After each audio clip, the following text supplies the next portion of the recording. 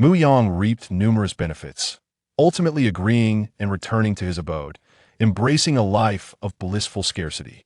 In just over a year, his strength surpassed that of the then-son Yue Buqun. However, Mu Yang understood that innate talent does not necessarily equate to formidable potential. The potential ceiling for an ordinary Earthling is limited, and unless transformed into an artificial being, it is nearly impossible to compete with the later, overpowered Saiyans.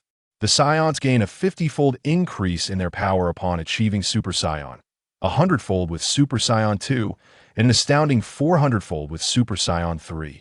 Not to mention the subsequent transformations of Super Saiyan 4 or 5, as well as the Super Saiyan God.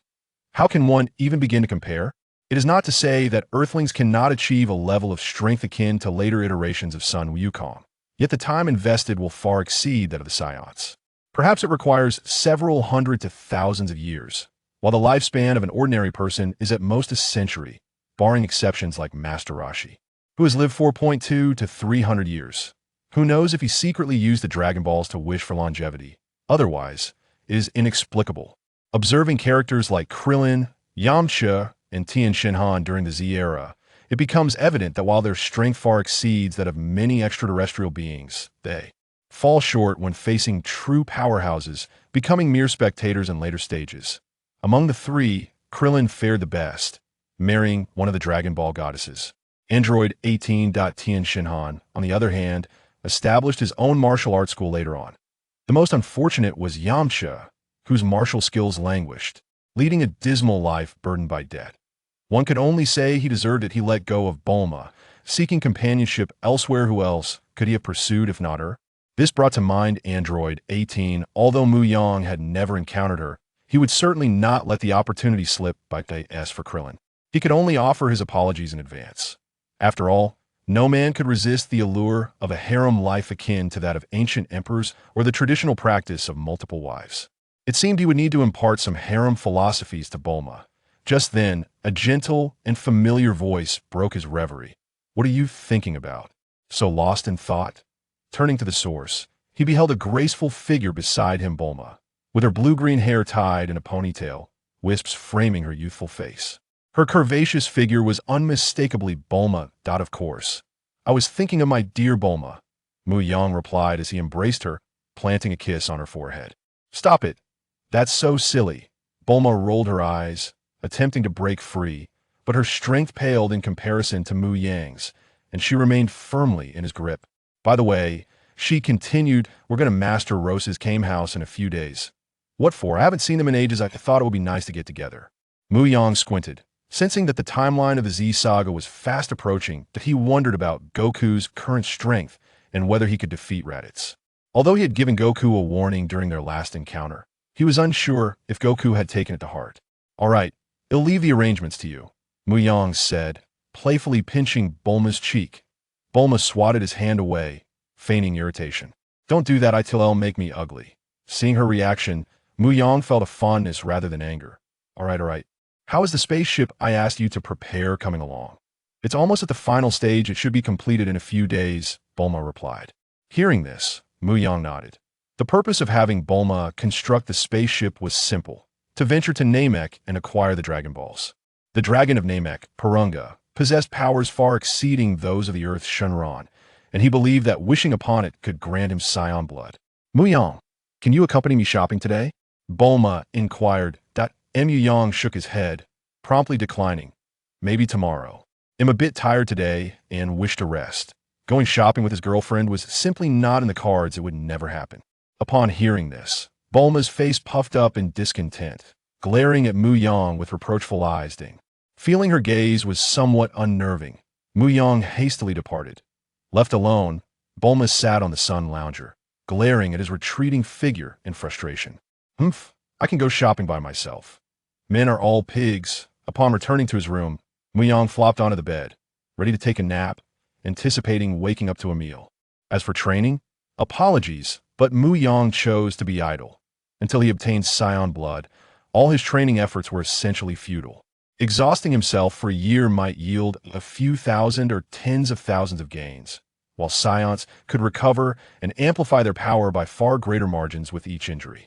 Why should he wear himself out training when he could simply wait for Bulma to finalize the spaceship and then wish for his transformation on Namek? As he drifted into a light doze, a chilling mechanical voice reverberated in his mind. Ding! The Multiverse chat group invites you to join. Do you agree? Before he could fully process it, Mu Yang instinctively released his aura, causing the entire building to tremble. However, this lasted only a second before he withdrew it. What is this? Mu Yang stammered, staring in astonishment at the electronic screen before him. His golden opportunity had finally arrived. System, you've finally come. Do you have any idea how long I've awaited your arrival? I've endured a life of discomfort and hardship in this perilous world without you. Do you understand how arduous my days have been? As he spoke, he began to weep, embodying the essence of despair. He was but a breath away from earning an Oscar for his performance. Multiverse chat group. If the chat group possessed sentience, it would undoubtedly express disdain, retracting the invitation and departing. Wiping away his tears, he muttered, "I agree to join." As his words fell, another notification chimed in his ear. Ding! Dragon Ball Mu Yang has joined the Multiverse chat group. Newcomer, Mu Yang exclaimed. Newcomer, share a photo. Reveal your measurements. Is this truly the Multiverse chat group I am familiar with? Where the familiar figures of Master Yue Buqun, Whitebeard, and Tony Stark? Mu Yang even glanced at the upper left corner of the frame, where the bold letters read, Multiverse chat group. Indeed, it was the Multiverse chat group, but this, before he could articulate his thoughts, the chat group suddenly began to update. Chapter 2. The new feature lottery Dragon Ball, Mu Yang. This is a bit excessive. After all, I am a man. At this moment, both of them noticed the prefix of the new group member. Cheng Li Mu Yang. Wow, a big shot. Surprised. JPG, Tiga Mu Yang. Wow, a big shot. Surprised. JPG, Dragon Ball Mu Yang.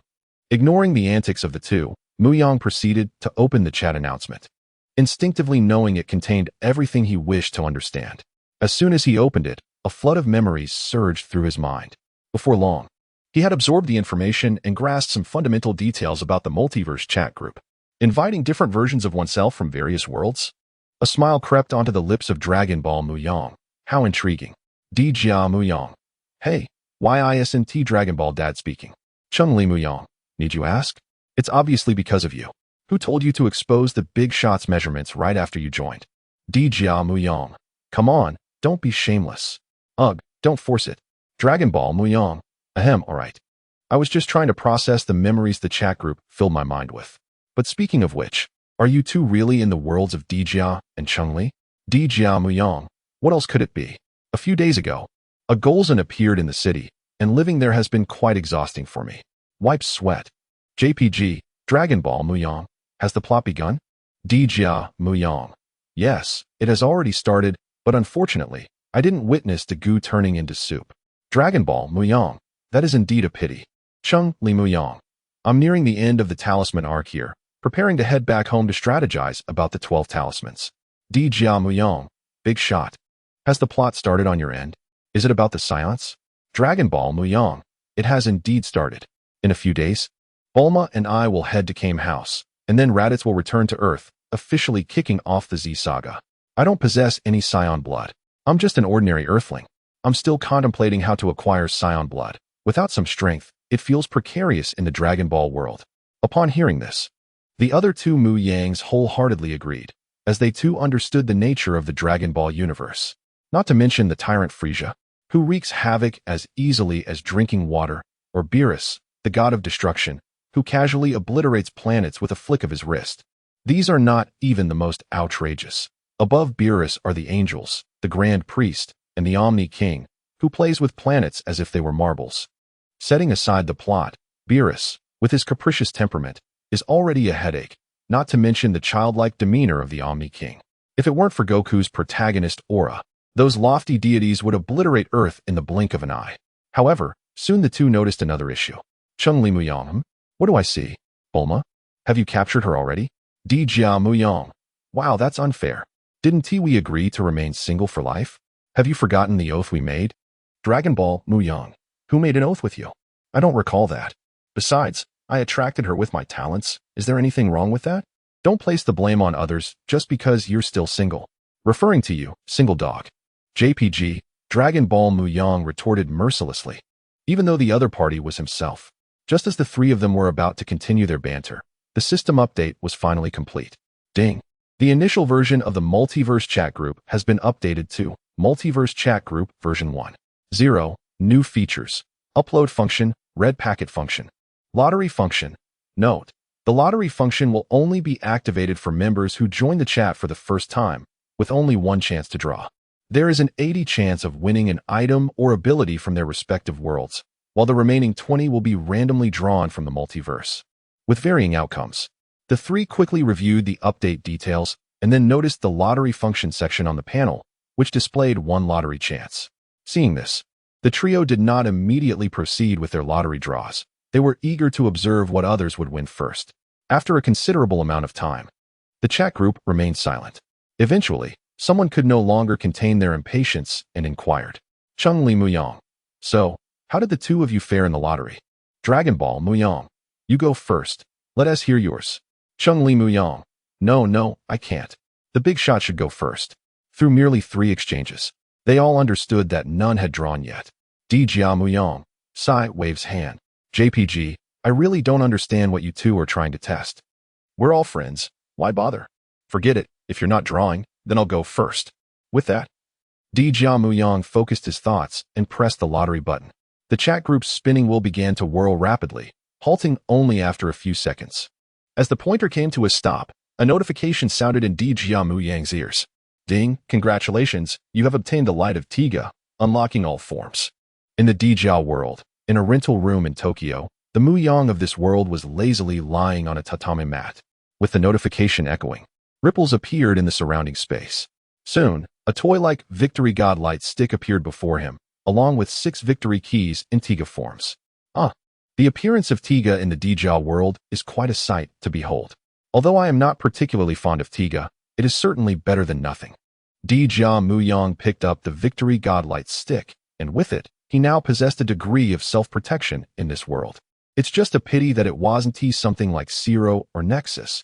If they were added alongside unlocking all forms, he, Mu Yang of the Tiga world, would soar to new heights. However, this stick looked undeniably like a toy. In the chat group, can we change the color of this victory godlight stick to the one used by Ignis? The victory godlight stick began to emit a radiant glow, and once it faded, the white victory godlight stick had transformed entirely. Now, it was composed of black, yellow, and white, with a hint of intricate patterns. At a glance, it no longer resembled a toy, Tiga Mu Yang mused. In the chat group, seeing that Tiga Mu Yang had not spoken for a while, Cheng Li Mu Yang directly tagged him. In reality, Tiga Mu Yang felt the chat group vibrating. He understood someone was tagging him and promptly opened the chat group. Tiga Mu Yang. Sorry, I was lost in thought for a moment. Dragon Ball Mu Yang. Oh? What did you draw that made you so distracted? I assume it must be something good. Tiga Mu Yang. Indeed, it is something good for me. Cheng Li Mu Yang. Come on, don't keep us in suspense. Hurry up and tell us. Curious. JPG. Ding, Tiga Mu Yang has uploaded an image. Dragon Ball Mu Yang. This. Why does this look so familiar? Cheng Li Mu Yang. Big shot. You don't even recognize Tiga? Upon hearing it was Tiga, Dragon Ball Mu Yang immediately recalled. No wonder it looked so familiar. Isn't that the happy Superman who keeps chanting Smileru? However, the emergence of a future parallel world Tiga in the Tiga world seems a bit too jarring, doesn't it? Dragon Ball Mu Yang. Ahem, after all, I have been in the Dragon Ball world for nearly 10 years. It's natural that I might forget some things. Tiga Mu Yang. Have you really been there for such a long time? Dragon Ball Mu Yang. Haven to you? Cheng Li Mu Yang. No? Chapter 3. The Tiger Talisman and the Essence of Moro. Subsequently, Longzhu Mu Yang became acquainted with the circumstances and timelines of the other 2 Mu Yangs. The one who had been in the world of Chenglong for a year or 2 was Cheng Li Mu Yang. In contrast, Tiga Mu Yang had only recently arrived in the world of Tiga a few months prior. Dragon Ball Mu Yang.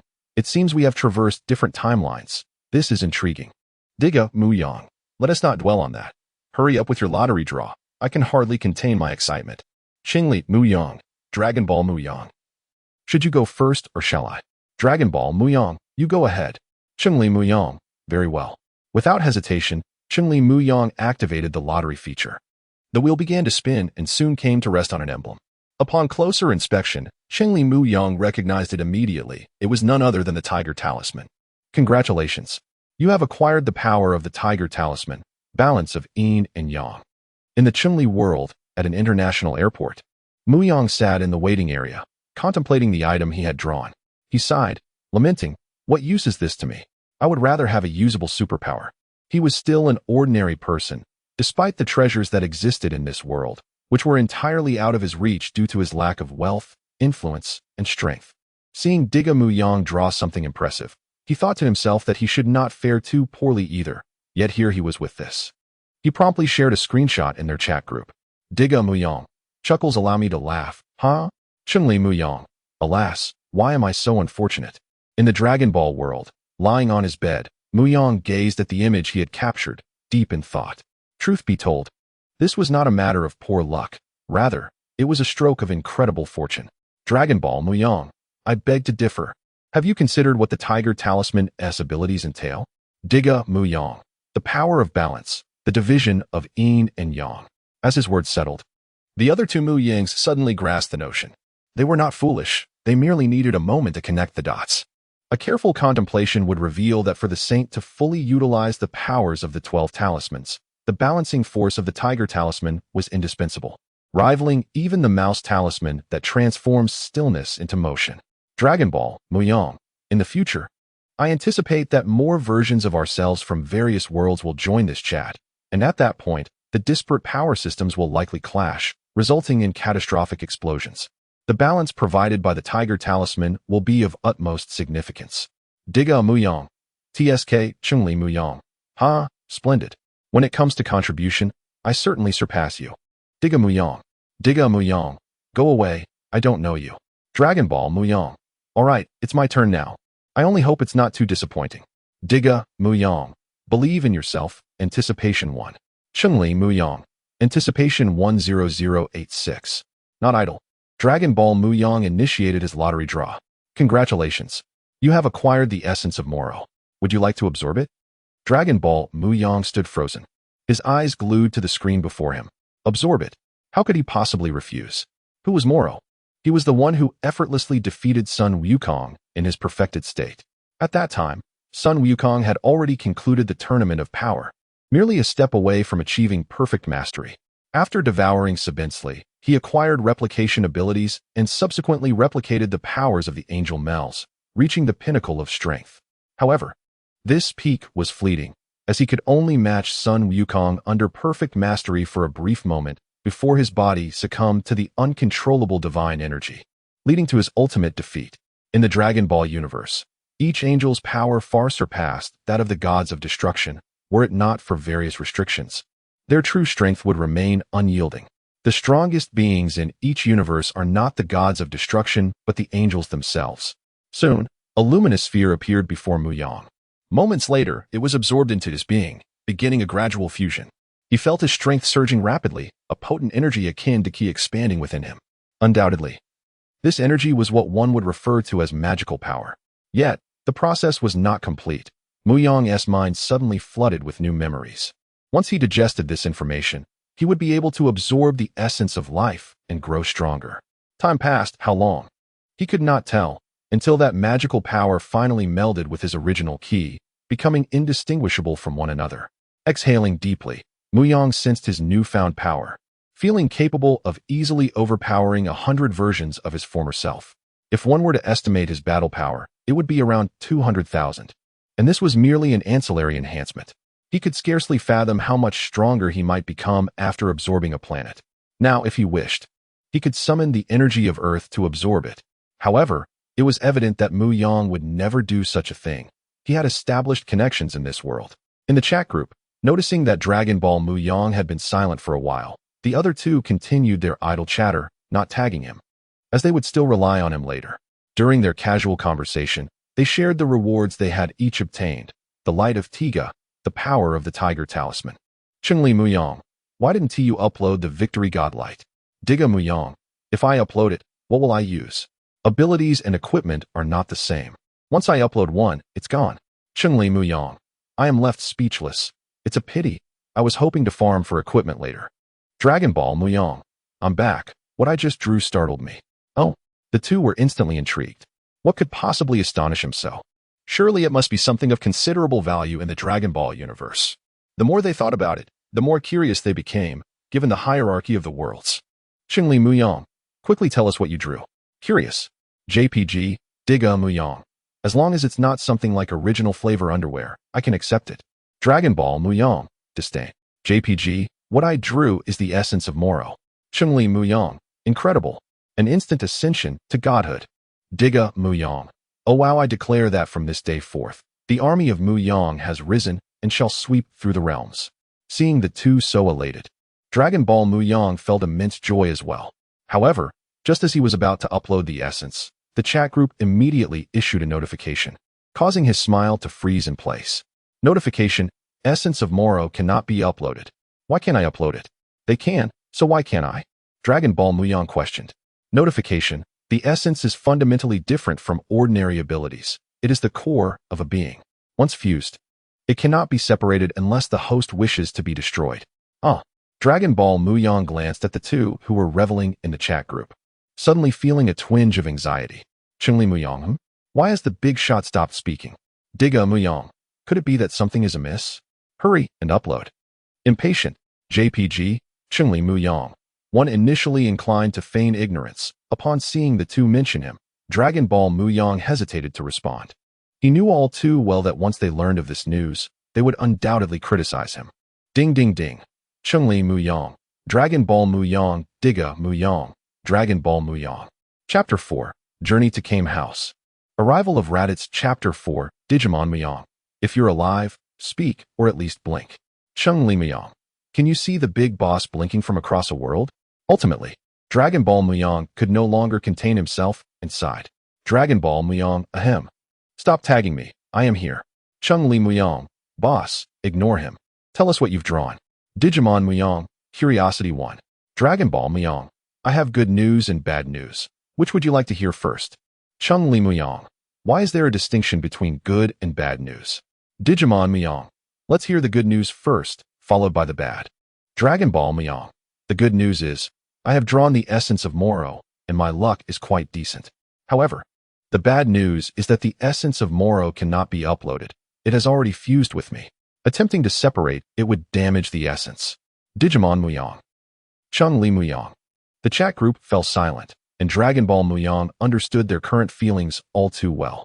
Once, there was a chance to grow stronger, yet I am unable to grasp it. How tragic, how lamentable, how unfortunate. Ultimately, it is unattainable, and anyone would feel disheartened. Sighing, Dragon Ball Mu Yang chose not to dwell further and quietly uploaded the items for the two. Simultaneously, he uploaded 2 of his own items. He could not appear empty-handed. The pinnacle of human talent from Earth, and a method for cultivating chi. He then exited the chat group, hoping these 2 items would soothe their anxious hearts. In the Dragon Ball world, Mu Yang stepped out of his room, preparing to dine. Upon entering the hall, he was greeted by an array of sumptuous dishes laid out on the table. Dr. Brief and Mrs. Brief were already seated. Mu Yang greeted them and took a seat. Just as Bulma entered, laden with bags from outside.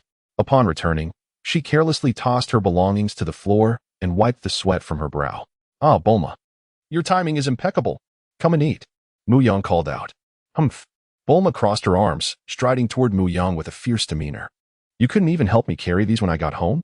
Slightly taken aback by her intensity, Mu Yang chuckled nervously and began to eat. Mrs. Brief watched the lively exchange between the two, her heart filled with joy. You two truly care for each other, she remarked. Where? Bulma retorted, her cheeks slightly flushed. However, stealing a glance at Mu Yang, who was still engrossed in his meal, she could not help but snort disdainfully. She then sat down to join in the evening repast. Days passed quietly.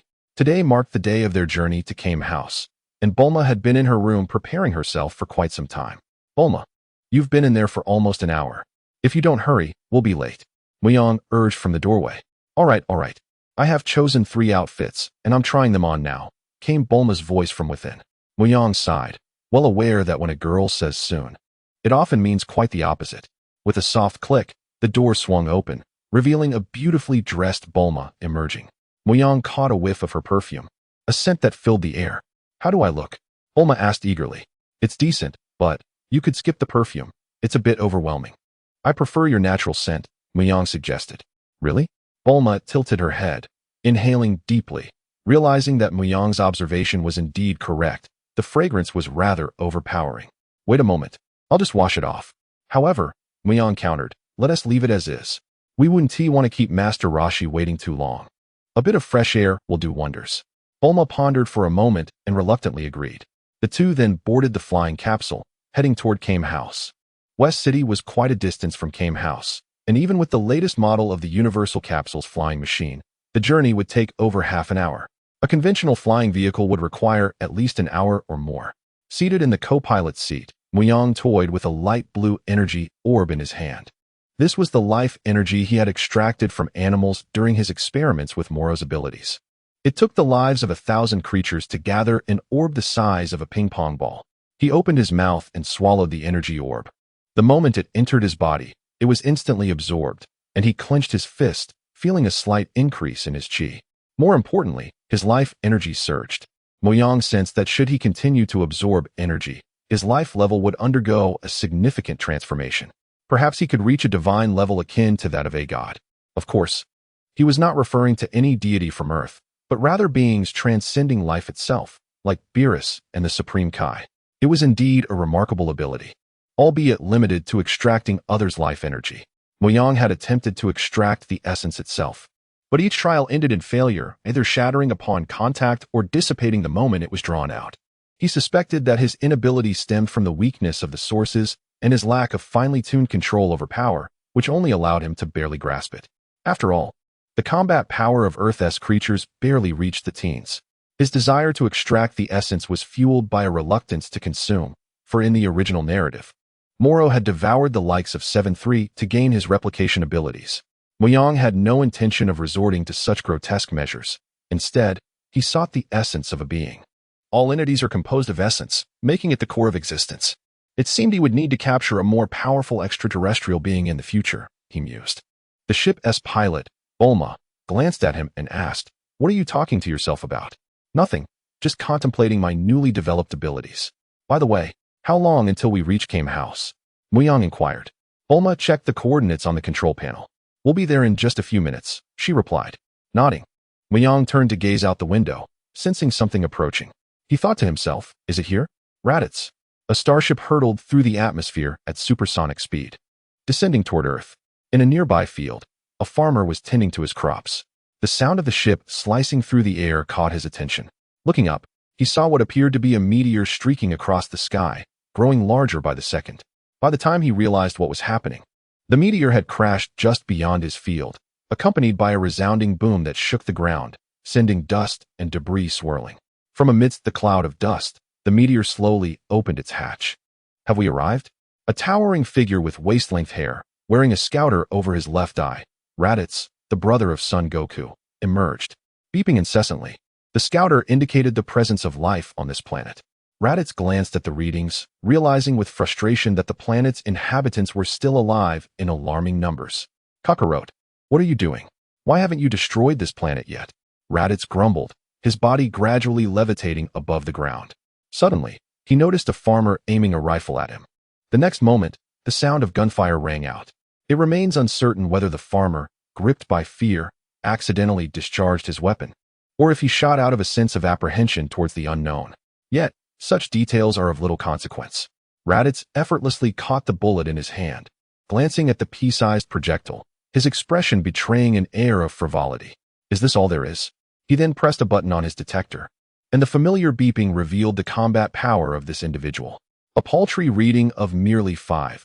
Such weakness renders this planet incapable of unraveling the mysteries surrounding Kakarot. Truly, they are the dregs of existence. With that, Raditz crushed the bullet and launched it away.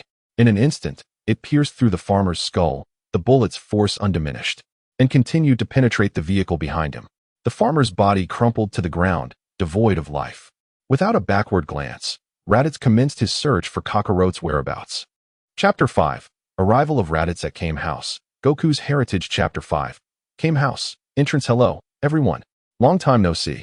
Before even crossing the threshold, Bulma's voice resonated from outside. It was Bulma and Little Mu, truly a long-awaited reunion. Krillin responded with delight. Indeed, It has been quite a while. Oh. There's Master Rashi, lying on the sofa and gazing at Bulma in a daze, Mu Yang remarked. Master Rashi, you've been well? Master Rashi snapped back to reality and chuckled. Indeed, it has been a long time. Bulma, you've become even more beautiful. Ahem. Mu Yang gently cleared his throat, prompting Master Rashi to conceal his thoughts. Subsequently, Mu Yang placed the items he brought aside, saying, These are some local specialties that Bulma and I have brought for you. The honest Krillin, feeling slightly embarrassed, replied, You really didn't have to trouble yourselves. Mu Yang waved his hand dismissively, indicating it was no trouble at all. This place remains unchanged, just as I remember.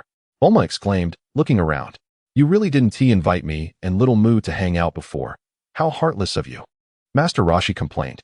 Bulma chuckled as she linked arms with Mu Yang. Back then, I was accompanying little Mu on a world tour, so I simply had no time. Mu Yang smiled at the mention of Goku. Has Goku not arrived yet? As Krillin unwrapped the gifts, he replied, He should be here soon. In the very next moment, a familiar yet unfamiliar voice reached their ears. Hey everyone, long time no see. They turned to see Son Goku, cradling a small child in his arms. Mu Yang instantly recognized the child as Son Gohan. Bulma's initial reaction was to wonder whose child it was. Goku, are you playing babysitter now? Goku scratched his head. No, not at all. Then whose child is this? Yes, my son. Goku laughed heartily. What? Bulma, Krillin, and Master Rashi were utterly astonished. Goku continued to explain. His name is Son Gohan. Come on, Gohan, greet everyone. Hello. Hi. Hello. This is quite unexpected. I never imagined you would bring a child along. Master Rashi remarked. Bulma approached the adorable Son Gohan, her mind wandering to the future where she might be holding her own child with little Mu. Her cheeks flushing momentarily before returning to normal. Looking at Son Gohan, she inquired, Gohan, how old are you? Gohan raised his little hand, counting with his fingers, and proudly displayed 4 fingers. I'm 4 years old. Wow, I didn't expect Goku's son to be so polite, Mu Yang commented. That's quite normal. After all, his mother is Chi-Chi. If it were Goku alone, he wouldn't have been able to teach him properly. It seemed Mu Yang had a point. He then turned to Goku, asking, How is your training going lately? Pretty good. I'm much stronger than before. If Piccolo dares to show up again, I'm confident I could defeat him in a few moves, Goku asserted. Mu Yang nodded, sensing Goku's significant increase in strength through his ki. It appeared that Goku had indeed taken his previous words to heart. However, you're not the only one improving, Mu Yang noted. Observing the fierce clash occurring not far away. Just moments ago, he sensed a sudden surge in Piccolo's ki, only to have it diminish just as quickly. The disparity in their strengths was substantial. Hey Goku, expand your ki, Mu Yang instructed. Huh, what's wrong? Goku looked puzzled. Mu Yang smiled. Just do as I say. You'll understand soon enough. Alright, everyone, step back. Goku concentrated, unleashing a white aura that flared around him. Meanwhile, Raditz was preparing to attack Piccolo when his scouter began to beep frantically. Huh. Detecting another powerful energy, it must be Kakarot. He immediately changed course, flying towards the source. Left behind, Piccolo was drenched in cold sweat, his face a mask of terror. How can I be paralyzed by fear? Damn it. He gritted his teeth, clenching his fists tightly. Did you feel that? Mu Yang prompted. Son Goku opened his eyes, the carefree demeanor replaced by a serious expression. What is happening? Bulma approached Mu Yang, seeking answers. Before Mu Yang could respond, Goku interjected, There's an immense ki approaching us. Prepare for battle. Mu Yang replied coolly. What? Bulma looked bewildered. Krillin and Master Rashi sensed something amiss, their expressions shifting dramatically. This ki is overwhelming. It's heading straight for us. Krillin exclaimed, panic evident in his trembling voice. This energy is truly malevolent. I shudder to think how many lives it has claimed, Master Rashi stated gravely. Seeing the seriousness etched on everyone's faces, Bulma quietly picked up Gohan and returned to Mu Yang's side. Don't worry, I'll protect you. Mu Yang reassured Bulma with a smile. Understanding the gravity of the situation, Bulma nodded, clutching Gohan tightly as she prepared to retreat into the house. Just then, a piercing sound sliced through the air from above. It's here, they all exclaimed in unison. Looking up, they beheld a man hovering in the sky, slowly descending to the ground, arms crossed, gazing at Son Goku with an air of superiority that never wavered. We finally meet, Kakarot. I never expected you to resemble our father so closely, Raditz remarked. Kakarot, are you calling me? Goku responded, my name is Son Goku, not Kakarot. Raditz furrowed his brow. Yet upon observing Goku's expression, he sensed no deceit. Could it be that you suffered amnesia as a child, forgetting everything about the Saiyans? Saiyans. What are those? Mu Yang clarified. You may consider them extraterrestrial beings. What? Extraterrestrial beings? The three bystanders gazed at Raditz with curiosity, and Bulma soon noticed the tail coiled around his waist. A tail? No wonder. So he is a relative of Goku? Goku is also an alien.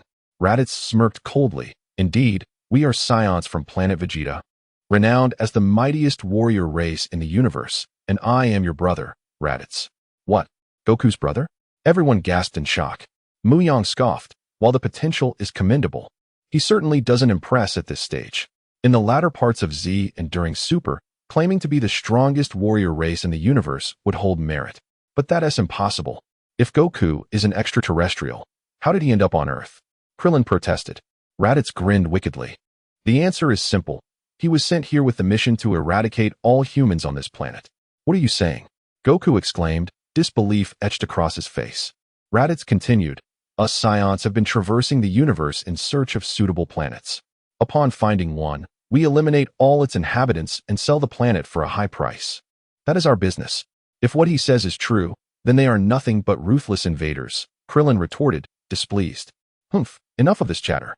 Kakarot, I don't care if you've forgotten your past. I command you to kill them all and conquer this planet. He indicated toward Mu Yang and the others with a finger. Impossible. Why should I listen to you? Goku responded, already adopting a battle stance. He would never harm his companions. The imposing presence of Raditz frightened Gohan, who was in Bulma's arms. He broke free from her embrace and hurriedly ran to his father, clinging tightly to Goku's leg. Goku said solemnly, Gohan, step back. No, I want Daddy. Gohan protested. Be obedient, Gohan, Bulma urged as she stepped forward to pick him up, but quickly retreated. No. Raditz also took note of Gohan, for his tale spoke volumes. Chapter 6. The battle is imminent. Chapter 6. Kakarot. That little brat behind you must be your offspring, right? No. Upon hearing Goku's vehement denial, Raditz could not help but let out a cold laugh. You cannot deceive me. That tale has already confirmed his Saiyan lineage. Even so, what of it? Since you, as a father, are so unwise, allow me to take your son. I shall train him to become an exceptional Saiyan. Not a chance. I would never entrust Gohan to you. Raditz sneered. Heh, that is not up to you. With that, Raditz lunged forward, his foot crashing into the ground, creating a slight indentation as he instantly appeared before Goku. He lifted his leg and aimed a knee strike at Goku's abdomen. Fortunately, Goku was prepared the moment he saw Raditz strike. He crossed his arms in an X formation to shield himself from the attack. Bang! Everything transpired too swiftly, leaving all present, except for Mu Yang, in shock. Goku staggered back several meters, not having been knocked out with a single blow as in the original tale. It seems my presence has significantly enhanced Goku's power, raising it to around 500. Although still inferior to Raditz, this is a considerable improvement, Mu Yang mused. Goku stared at his trembling hands. That last strike was incredibly powerful. Oh, seeing that his blow did not incapacitate Goku, Raditz expressed surprise. Beep, beep, beep. The scouter began recalibrating Goku's combat power. 520. I did not anticipate you concealing such strength. But what does it matter? You remain no match for me. With that, Raditz executed another sweeping kick. This time, Goku could not withstand it and was sent flying, crashing through the Kame house. Damn it. You will not harm Goku again, Krillin shouted as he charged forward, throwing a punch at Raditz's face. TCH. Raditz did not even turn around. His tail swept horizontally, sending Krillin hurtling away, crashing through the house and plunging into the sea. Mu, hurry and help Goku. Bulma urged anxiously. Do not fret, Goku will be fine. When the moment of crisis arrives, I will intervene. For now, this is an opportunity for Goku to hone his skills, Mu Yang replied calmly. Mu, you seem to be quite knowledgeable, Master Roshi said in a deep voice. Mu Yang glanced at him and explained, I am indeed aware of many matters, for I have traversed the cosmos and learned about the Saiyans. Each one of them possesses strength far beyond Goku, not only Raditz, but other Saiyans as well. Goku must be sufficiently powerful to confront them. He also contemplated whether he should allow Goku to experience death, as in the original story. After all, this would relate to Goku's Kaioken and allow Gohan to mature sooner. After a brief reflection, Mu Yang decided against following the original narrative. With the advantage of a golden finger, There was no need to adhere to the original path. Previously, everything was to preserve his life, necessitating a strict adherence to the storyline. Without formidable power, the most prudent course was to maintain the established trajectory. Who knows what unstable factors might arise from altering the course? Perhaps an unknown boss, leading to inevitable defeat. Moreover, who knows if the Dragon Balls could resurrect him after death, or whether the underworld would accept his soul. Now, having joined the chat group and acquired the Mo Luo essence, a future of strength was assured, allowing previous constraints to be broken. As for teaching Goku the Kaioken, he could simply ask the Earth's deity to send him to King Enma, traveling via Snake Way to North Kai's planet. Thus, there was no need for Goku to sacrifice himself. Regarding Gohan, that was no longer necessary. Initially, he had considered substituting for Piccolo to train Gohan, as Gohan's potential was evidently remarkable. In the Cell saga and the Majin Buu saga, Gohan shone brilliantly. He was the first to transform into Super Saiyan 2, awakening a mysterious form with the aid of Old Kai, and later in Dragon Ball Super. Superhero, he awakened a new form, forging an unprecedented path. Mu Yang had not witnessed Dragon Ball Superhero before his crossing, having only seen a few trailers featuring Gohan's fleeting new form. Regardless, his potential certainly surpassed that of Goku. As Mu Yang was lost in thought, Goku had already exchanged numerous blows with Raditz. Goku bore several injuries, while Raditz appeared only slightly fatigued. Meanwhile, Gohan, cradled in Bulma's arms, wept uncontrollably upon seeing his father injured. The energy within him surged at an alarming rate. Recognizing this surge, Mu Yang snapped back to attention. Bulma quickly released Gohan. He swiftly pulled Bulma back, and once freed from her embrace, Gohan's power erupted forth, enveloping him in a white aura. Had he delayed another moment, Bulma would surely have been overwhelmed by Gohan's burgeoning energy. The two combatants noticed this unusual energy and turned to see Gohan glaring fiercely at Raditz. "Do not hurt my dad." Beep, beep, beep. How is this possible? A battle power of 1700. Raditz's eyes widened in astonishment. In the next instant, Gohan charged forward. Raditz had not yet recovered from his shock when Gohan's headbutt struck him, causing intense nausea. Goku, disregarding his own injuries, flew towards the descending Gohan to catch him. "Damn it, I no longer wish to play. Everyone can perish." Huh. Raditz gathered energy into a ball and hurled it towards the people on Kame House. Mu Yang furrowed his brow. Even as a spectator, he was not exempt from attack. Does he not regard me, Mu, at all? Just as he prepared to intervene, he saw Goku appear before him, tossing Gohan into his arms. He then turned to take the brunt of the energy sphere. Goku. Boom. Flames erupted, and dust filled the air. Goku fell unconscious, akin to a kite with severed strings, crashing to the ground. Heh. Raditz mocked. "You truly are a hesitant fool, Kakarot." "Perhaps so, but now you shall meet your end." A cold, piercing voice resonated from behind. Raditz's hair stood on end, instinctively warning him. Having endured countless battles, he had honed a sixth sense for combat. Without a moment's thought, he swung an elbow strike behind him. But alas, his attack was caught by a single hand. What? Before he could react, he was struck with a powerful punch, causing his teeth to shatter and blood to spurt from his nose. Whoosh! His body plummeted into the sea, vanishing without a trace. Why must you seek death when you could simply engage Goku? Yet, I am indifferent. You even dragged Bulma into this. Is that not seeking your own demise? Mu Yang's indifferent voice echoed in the ears of the unconscious Raditz. The assailant was none other than Mu Yang. Master Roshi and Bulma were left in shock, unable to comprehend how Mu Yang had appeared behind Raditz so swiftly. Master Roshi pondered deeply. Mu Yang's strength has grown immensely. He is no longer comparable to 5 years ago. A chasm now exists between them. Mu Yang had intended to deliver the final blow, but refrained, considering Bulma and the others still present. Primarily, he feared the repercussions might be adverse. After all, he would not live much longer in any case. There is no oxygen underwater, yet a Saiyan of the first generation could indeed drown. It is quite amusing to contemplate. "Xiaomu, are you all right?" Bulma hurriedly approached, examining Mu Yang's condition. Mu Yang smiled as he gently ruffled her hair, saying, "I am fine. He cannot harm me." Chapter 7. Finding a way. Over an hour had elapsed since the recent battle. Goku, who had been unconscious, awoke promptly. The first thing he saw was Raditz. But Master Roshi informed him that Raditz had been sent into the sea by Mu Yang and had since fallen silent. Seeing this, Goku strained to rise from the sofa. Fresh blood seeped from his recently bandaged wounds, but he brushed aside his concerns.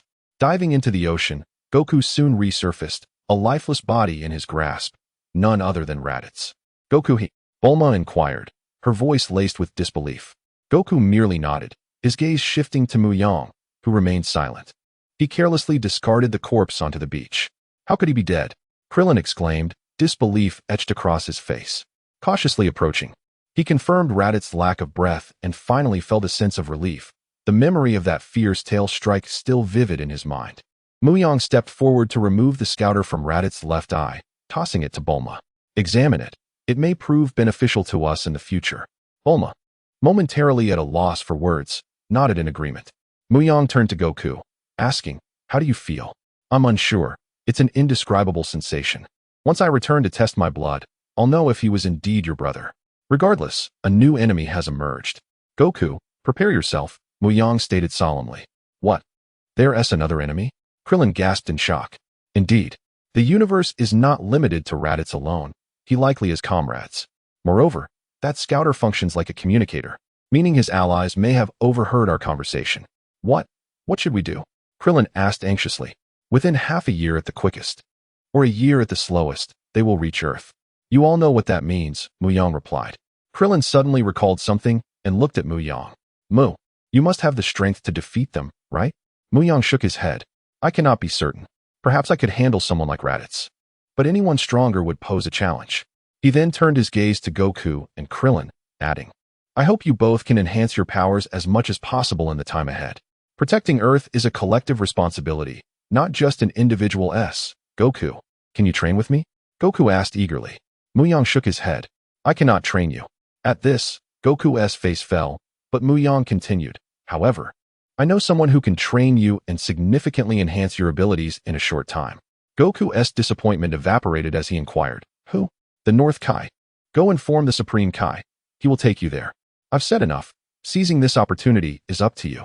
Oh, and I'll be taking your brother's body with me, he added, producing a capsule to summon a spacecraft. Bulma, it's time for us to leave. Huh? Oh, Bulma stammered, momentarily stunned before bidding farewell to the group. Meanwhile, hidden among the clouds, Piccolo overheard their conversation. With a cold snort, he vanished from sight. Frustration washed over him.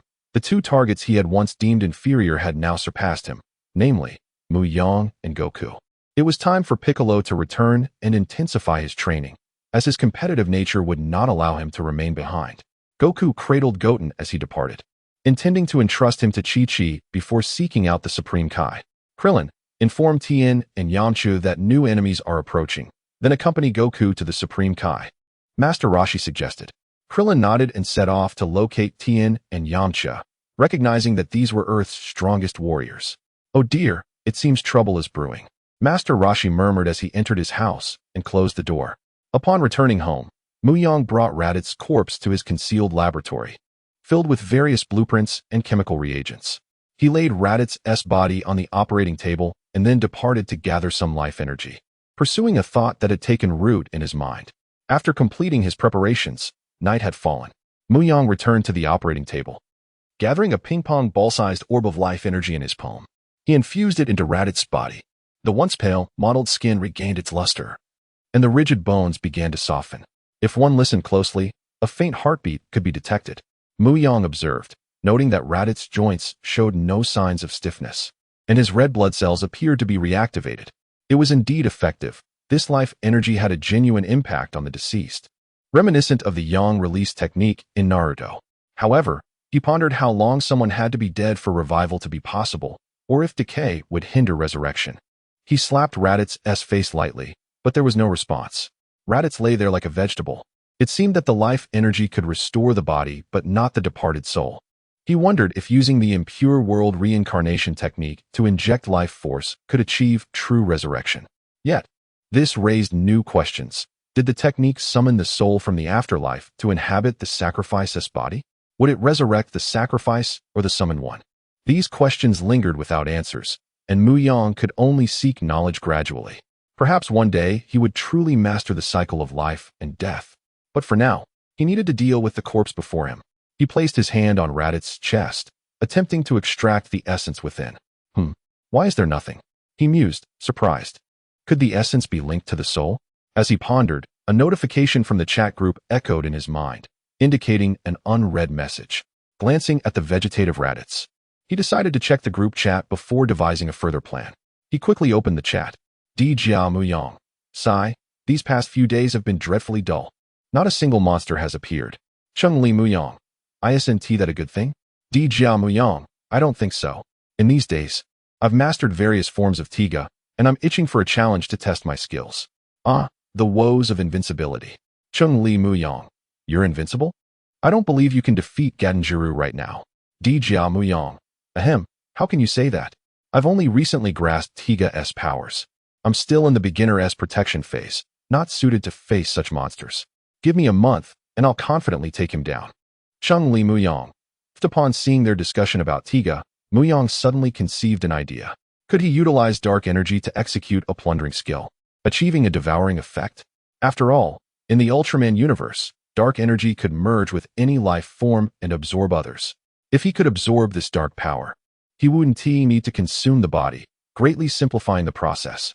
Dragon Ball Mu Yang. Tiga Mu Yang. Thanks to you, I have a new idea. After sending the message, he logged off. In the group, Tiga and Cheng Li exchanged bewildered glances. Cheng Li Mu Yang. Tiga Mu Yang. Why is the boss thanking you? Tiga. How could I possibly know? Chapter 8.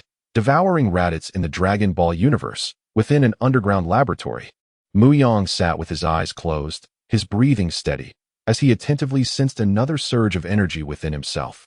In truth, there existed three distinct energies within him. One was the chi he had cultivated, the second was the power of the Tiger Talisman, and the third was the light of Tiga. Thanks to the unique augmentation from the Tiger Talisman, these disparate energies did not clash violently within his body. Instead, they began to merge slowly into a new form of energy.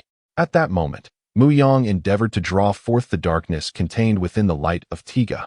Originally, Tiga and Tiga transformed from a giant of darkness into a giant of light, with their primordial energy rooted in darkness. Before long, a dark red mist began to emanate from Mu Yang's surface, an utterly bizarre sight. He then attempted to manipulate it using the patterns of chi. With a wave of his hand, a swirling mass of dark red mist erupted from his palm, enveloping Raditz entirely. In a matter of seconds, Mu Yang retracted the mist. But the surgical table now lay littered with a pile of bones. Astonished, he thought to himself how unexpectedly potent this devouring ability was. He began to assess his physical condition. His physical strength had increased approximately twofold, although his chi had not seen a significant rise. Yet, he sensed a shackle within him, and upon unlocking it, his power would undoubtedly surge several-fold. Fortunately, breaking this shackle was not overly difficult. It merely required his strength to reach a certain threshold. It appeared he had acquired the transformation into a Super Saiyan, though he was uncertain whether he was now a Saiyan or still a human from Earth, or perhaps a hybrid. Shaking his head, he chose to dismiss such contemplations, recognizing that these profound matters were beyond his understanding. Instead, he found solace in the straightforwardness of battle. Mu Yang proceeded to clear the aftermath of the encounter. In the chat group, notifications chimed in. Ding! Dragon Ball Mu Yang has uploaded Saiyan genes. Tiga Mu Yang. Oh, it's taking off. Cheng Li Mu Yang. I have always dreamed of transforming into a Super Saiyan. My wish has now been fulfilled. Dragon Ball Mu Yang. Ahem. Don't rush, there's more good stuff. Ding! Dragon Ball Mu Yang has uploaded combat techniques, rapid absorption, remote manipulation, energy sharing, Kamehameha, sky dance. Mu Yang shared most of the techniques he had learned, though some remained unshared due to physical limitations. It was not that he was unwilling to upload them. Rather, they would serve no purpose if downloaded. He decided it was better to modify them later and then upload, to prevent any misunderstandings. He took the time to explain this in the chat group, as he wished to avoid any rifts. After all, quarreling with oneself was clearly irrational. The other two understood and expressed their gratitude without further comment. The conversation soon shifted back to Cheng Li and Mu Yang. Dragon Ball Mu Yang. Have you obtained the talisman from your world? Cheng Li Mu Yang. Yes, it took quite some effort. And I am now collaborating with the Black Hand Gang. Tiga Mu Yang. Oh? Did Waran agree? Cheng Li Mu Yang. Don't underestimate me. It's a mutually beneficial arrangement. Suddenly, Mu Yang recalled something and inquired in the group. Your collaboration doesn't involve robbing banks, does it? Cheng Li Mu Yang. Precisely. Tiga Mu Yang. I never imagined my counterpart in another world would be struggling so much. Cheng Li Mu Yang. Everything is driven by necessity. Upon my return, I had exhausted the savings I had accrued over the past few months. With the talisman in hand, my first thought was to secure some funds, lest I perish before I could even begin my quest. Tiga Mu Yang. Isn't a simpler life better? Like mine, working part-time in a ramen shop. Cheng Li Mu Yang scoffed. A simple life? You must be daydreaming. In the Ultraman world, there are no such tranquil days. Who knows when a monster might stomp down and obliterate the ramen shop where you work? Tiga Mu Yang. I would eliminate it before it even appeared. Noticing a hint of tension brewing in the chat, Dragon Ball Mu Yang interjected. Dragon Ball Mu Yang. Alright, enough of that. Let us discuss your next steps. Cheng Li Mu Yang. Robbing banks, hitting museums, and using the proceeds to bolster our power. Tiga Mu Yang. I'll be resting and training. Dragon Ball Mu Yang. I truly envy you. You need not worry about the future. Cheng Li Mu Yang. Don't worry. I have faith in you. Smile. JPG, Tiga Mu Yang. The trio exchanged a few more casual remarks before logging off. In the Dragon Ball universe, within the underground laboratory, Mu Yang reclined lazily in his chair, aimlessly gazing at the ceiling, resembling a desiccated fish. His initial plan was to journey to space with Bulma to evade the impending Saiyan assault and seek out the Namekians. Clearly, that plan was now obsolete. So, what was he to do in the coming year? After much contemplation, Mu Yang concluded that he should venture into space for some training, at the very least to awaken his Super Saiyan form. He also wished to absorb the energy of a planet to gauge how much it could amplify his strength. Although such an enhancement would come swiftly, its foundation would be precariously unstable. He certainly did not wish to end up like Moro, a monster driven by power, forcing his body beyond its limits. Meanwhile, in Cheng Li's world, aboard a private plane, Cheng Li Mu Yang slowly opened his eyes. Having just concluded downloading files from the chat group, he exhaled deeply, feeling the strain in his temples, then assessed the changes in his physique. He was now 2 to 3 times more powerful. Was this the benefit of the Saiyan genes? He pondered when he might achieve the transformation into a Super Saiyan. Lost in thought, a figure approached. Mu Yang looked up and instantly recognized the individual. Leisu, one of the unfortunate trio. Is there something you need? Oh well, our boss wishes to speak with you. Mu Yang nodded and followed Leisu to the front cabin. Waron, I hear you were looking for me? Mr. Mu, we will soon arrive in San Francisco. When will the collaboration you mentioned commence? Waron smiled as he spoke. Mu Yang rubbed his chin, uncertain of when the master would appear. However, it would likely be in the coming days, so the sooner they acted, the better. Since most of the police force in District 13 was absent, today seemed an opportune time. How about we commence our actions right after we disembark? What do you think? Waron glanced at Mu Yang, pondered for a moment, then nodded in agreement. No problem, I'll follow your lead. Chapter 9. The heist. The reason Varan was so obedient was undoubtedly due to the severe beating he had received. The bruises on his face were still evident, and the other henchmen were filled with trepidation. Subsequently, Mu Yang instructed Varan to locate the whereabouts of the vaults in San Francisco. There were 3 vaults, each accompanied by a nearby police station. The response time was predictably swift, taking merely a few minutes to arrive. Even in the event of a power outage, they would only be delayed by about 10 minutes. This time frame was more than sufficient, especially considering Mu Yang possessed 12 talismans. Unlike the original Black Hand Gang, who had foolishly confronted San Francisco's officers without the aid of talismans, Mu Yang had a more cunning plan. He directed Varan to prepare some tools, black clothing to conceal their identities, and a truck. They would deploy 2 teams, one to stage a robbery as a distraction, drawing most of the police's attention, while the other team would stealthily infiltrate the second vault to carry out the theft. After Mu Yang articulated the plan, Afun and La Su gazed at him with admiration. Even Varan appeared somewhat astonished. He had not anticipated that Mu Yang possessed such capabilities. Had Mu Yang been aware of Varan's thoughts, he would have merely scoffed, as it was a basic requirement for a criminal. Soon, Varan's private jet landed in San Francisco, marking the commencement of the vault clearing operation. Meanwhile, a Boeing 747 had also arrived at San Francisco International Airport. Sheriff Blake, the highest authority in the 13th District, disembarked from the plane, accompanied by a middle-aged man and an elderly gentleman, Jackie Chan and old father. What a tiring journey, Jackie lamented, having endured over 20 hours in transit. But at least it's resolved, he added. Blake nodded in agreement. Indeed, you should take some time to rest. I understand, Blake. I've arranged for transportation. You can return shortly. Jackie replied, scratching his head sheepishly. Blake waved his hand dismissively, engaging in a brief conversation before excusing himself, as he had many responsibilities to attend to as the district's leader. Sitting in the luxury vehicle, Jackie gazed out the window, feeling an overwhelming sense of relaxation. With the Black Hand Gang absent and no sign of Xiao Yu, it seemed as though the world had quieted considerably, yet an inexplicable void lingered. Throughout the journey, Old Father remained silent. Jackie finally broke the silence. Old Father, what's the matter? You haven't spoken since we landed. Without a word, Old Father raised his hand and struck Jackie on the head with a swift gesture. Ouch!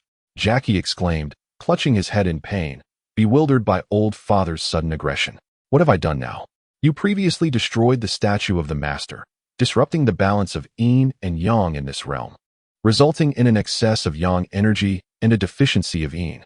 Before long, a new darkness will emerge, Old Father replied gravely.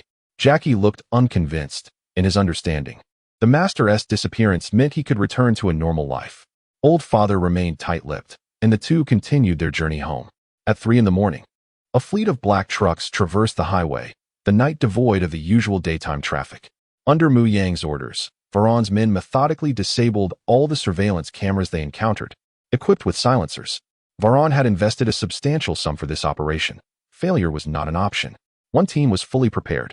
Mu Yang picked up the communicator, received, awaiting orders. One team would serve as the diversion, while the other was tasked with the theft, an elaborate feint. Soon, the second team arrived at their designated position. Mu Yang swiftly produced a snake talisman, rendering all the trucks invisible.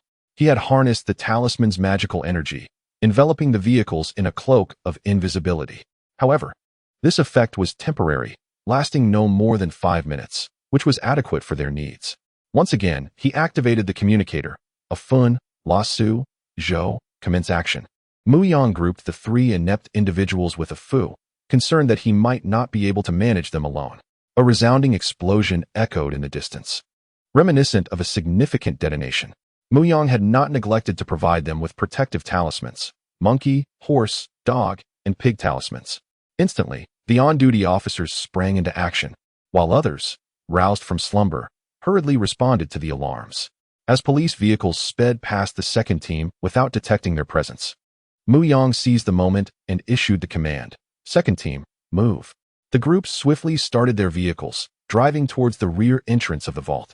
Mu Yang exited the car and vanished in an instant, empowered by the rabbit talisman, which granted him extraordinary speed. The guards were caught off guard and swiftly incapacitated by a single blow from Mu Yang. He then proceeded to the control room, opening the iron door to the basement. Once inside, he aimed to neutralize the security measures and locate the surveillance room to erase and destroy all footage from the past few days, ultimately shutting down the cameras. The second team, engaged in transporting the loot, utilized 4 trucks. They smoothly entered the vault. After numerous failed attempts at cracking the code, Mu Yang realized there was no alternative but to resort to force. He concentrated and conjured a key blast, launching it at the vault door. Despite his limited training, he possessed another source of power, light energy. The door was blasted open, triggering a cacophony of alarms.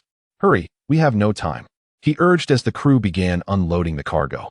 Mu Yang handed a chicken talisman to one of his subordinates, instructing him to load the gold into the trucks. Once filled, Mu Yang equipped himself with the rabbit talisman and sped away. Having undergone rigorous training, his reflexes were extraordinarily sharp, allowing him to master the talisman's incredible velocity. Within mere seconds, he arrived at an abandoned warehouse, where Varan and a few henchmen awaited. With a swift motion, Mu Yang drove into the location. Varan's men began unloading the cargo. After completing the task, Mu Yang drove off once more. Within mere moments, he returned, repeating the process multiple times until all the goods were successfully transported.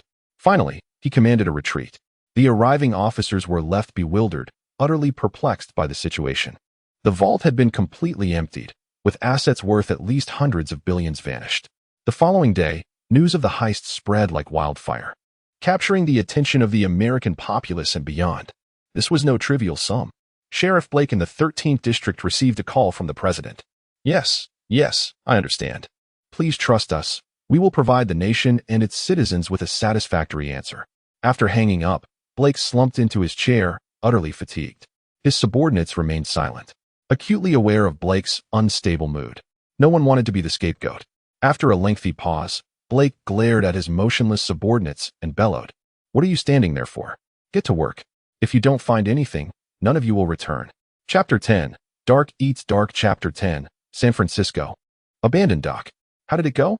What did you harvest? Mu Yang casually toyed with the dragon talisman while observing Valong not far away, whose face betrayed an unmistakable delight. This time, I robbed the smallest vault of the three. The amount is yet to be estimated, but it's certainly 1 TB less than 50 billion, Valong proclaimed. Mu Yang nodded. I'll take 20 billion. As for the remaining 30 billion, you may handle it as you see fit. Upon hearing this, Valong furrowed his brow. 20 billion is no trifling sum. It nearly constitutes half of the total. Isn't that a tad excessive? You are aware that cleansing it will require considerable time and might not meet our budget, he retorted. Oh, so you wish to withhold it? Mu Yang regarded Valong and his subordinates with a playful expression. Of course, withholding is out of the question, as Mr. Mu is the true architect of this success. How about $10 million then? Surely, you must admit that is quite generous? At Valong's words, Mu Yang couldn't help but burst into laughter. Do you take me for a fool? 10 billion? Generous? Preposterous. As he laughed, one of Valong's subordinates swiftly drew a pistol, aiming it at Mu Yang. Are you attempting Dark Eats Dark? Mu Yang observed Valong with amusement. Valong bowed slightly. Indeed, that is my intention. I hope Mr. Mu would consider it, otherwise I cannot guarantee your safety. With that, he produced the horse talisman and the dog talisman from his pocket. These were the talismans Mu Yang had given to Leisu and Zhou. Upon seeing these two talismans, Mu Yang understood why Valong possessed such confidence. Indeed, if it were an ordinary person deprived of the horse talisman's healing or the dog talisman's immortality, firearms could indeed pose a lethal threat. However, Mu Yang was no longer ordinary. He had refined 12 talismans. Even without them in his possession, he could still summon their power, albeit with diminished endurance. Valong, do you understand the folly of greed? Attack! Valong commanded, not allowing Mu Yang to finish his sentence. His subordinate hesitated for merely a heartbeat before pulling the trigger. Bullets erupted from the barrel, flames licking toward Mu Yang. Unbeknownst to them, a pattern from the rabbit talisman appeared in Mu Yang's eyes, radiating a white light. In an instant, everything around him, save for Mu Yang, seemed to pause. The shooter stood frozen. Valong maintained a mocking expression, and only the freshly fired bullets continued their slow advance. Such a foolish bunch. Mu Yang rose leisurely from his seat and strolled toward the group of subordinates. He swatted the passing bullets aside with ease, delivering a punch to each of them. Perhaps due to the high-speed state, the force of his blows was remarkable, causing the struck subordinates' bodies to visibly cave in. After dispatching them, Mu Yang deliberately distanced himself. When time resumed its normal flow, the sounds of impact followed belatedly. With a series of splattering sounds, blood erupted, and Valong, standing a few paces away, turned just in time to have his face splashed with an unknown viscous liquid. Valong stood momentarily dazed, his smile frozen in place. Cold sweat trickling from his forehead, his body seemingly immobilized. I've changed my mind. I want 400 billion. I trust you understand this is not a request, but a command. Is that clear? Mu Yang spoke coldly. Valong appeared bewildered. Observing his reaction, Mu Yang shook his head, realizing that dialogue was futile in his current state. He patted Valong's shoulder before vanishing into the abandoned warehouse. After some time, the trio, Afen, Leisu, and Zhou, entered the warehouse, followed closely by Afu. As they stepped inside, they were instantly engulfed by a pungent stench of blood. What on earth happened? Zhou exclaimed, horrified as he surveyed the scene. Resembling a meat grinder, the four felt their stomachs churn violently. I can't take it. I need to step outside, Afen declared, turning to leave. Afu followed suit, while Leisu, slightly dazed, dragged the visibly shaken Valong out. They departed without a thought of cleaning up the scene, their leader's mental state clearly unstable. As for Mu Yang, he had successfully secured 400 billion. Although he had to launder part of it, the remaining amount was still substantial. In the Celestial chat group, Cheng Li Mu Yang, Dragon Ball, is the boss around? I urgently need a few universal capsules. The only thing that came to mind for storing the money was the universal capsules. Dijia, Mu Yang, why did you think of universal capsules? Cheng Li Mu Yang, necessity, of course. Dragon Ball, Mu Yang, you didn't really rob a vault in the United States, did you? Cheng Li Mu Yang, proud. JPG, you should know who I am. I always deliver on my promises. Tiga Mu Yang, no way, how much did you take? Was it over 100 billion? Cheng Li Mu Yang, no, just 10 billion, a mid-sized fault. Dragon Ball Mu Yang, that's still quite impressive, it's got potential. Cheng Li Mu Yang, boss, where's my red envelope? In that moment, Mu Yang realized he had indeed forgotten. Ding. Dragon Ball sends a red envelope. Ding. Cheng Li has claimed the red envelope. Ding. Dijia has claimed the red envelope. Cheng Li Mu Yang. Thank you, boss. Admiration. JPG, Dijia Mu Yang. Thank you, boss. Admiration. JPG, Dragon Ball Mu Yang. Keep it low-key, keep it low-key. In the Dijia world. In a ramen shop's kitchen, Dijia Mu Yang sat resting in a chair, holding a square box. It was the result of the recently claimed red envelope, containing a total of 8 capsules, all of high quality. There's nothing quite like free stuff. It's a delightful experience. However, he never anticipated that Cheng Li would actually commit robbery. Rubbing his chin, he contemplated whether he should attempt something similar. After a brief moment, he ultimately chose to forego the idea. After all, he wasn't in such dire financial straits. Although he currently held the status of an outsider, he felt no concern. He planned to meet with Masaki Kengo in a few days, intending to leverage his identity to simplify his matters. His thoughts aligned somewhat with Cheng Li's. He too wished to establish a force within his own world. The primary aim of creating such a force was for convenience, with the certainty that he would eventually become a hands-off overseer. Masaki Kengo would serve as an excellent tool, and as for betrayal, in the face of absolute strength, all schemes are but mere illusions. Chapter 11. The damaged victory god light stick Mugo. It's time to work. A soft female voice floated in from outside. And soon, a girl with a ponytail pushed open the door and stepped inside. Judging by her appearance, she seemed to be a high school student. Understood, shall we? With that, Mu Yang rose and followed her out of the break room. When he first arrived in this world, he was utterly penniless until he fortuitously encountered the owner of a ramen shop. Seeing his pitiable state, the owner kindly invited him in for a bowl of ramen, and the two began to chat. Upon discovering that they were both from the same hometown, their conversation seamlessly shifted from Japanese to Mandarin, growing ever more animated. The owner, having learned of Mu Yang's current predicament, felt deep sympathy and decided to offer him a job at the shop to lend a helping hand. Elated, Mu Yang expressed his heartfelt gratitude and commenced his life as a part-time worker at the ramen shop. The girl before him was the owner's daughter, Li Ro. As they entered the kitchen, Mu Yang began his tasks. Suddenly, a breaking news alert interrupted. The TPC Victory Team is currently investigating the destruction of the K1 area by an unidentified energy source. While washing dishes, Mu Yang paused.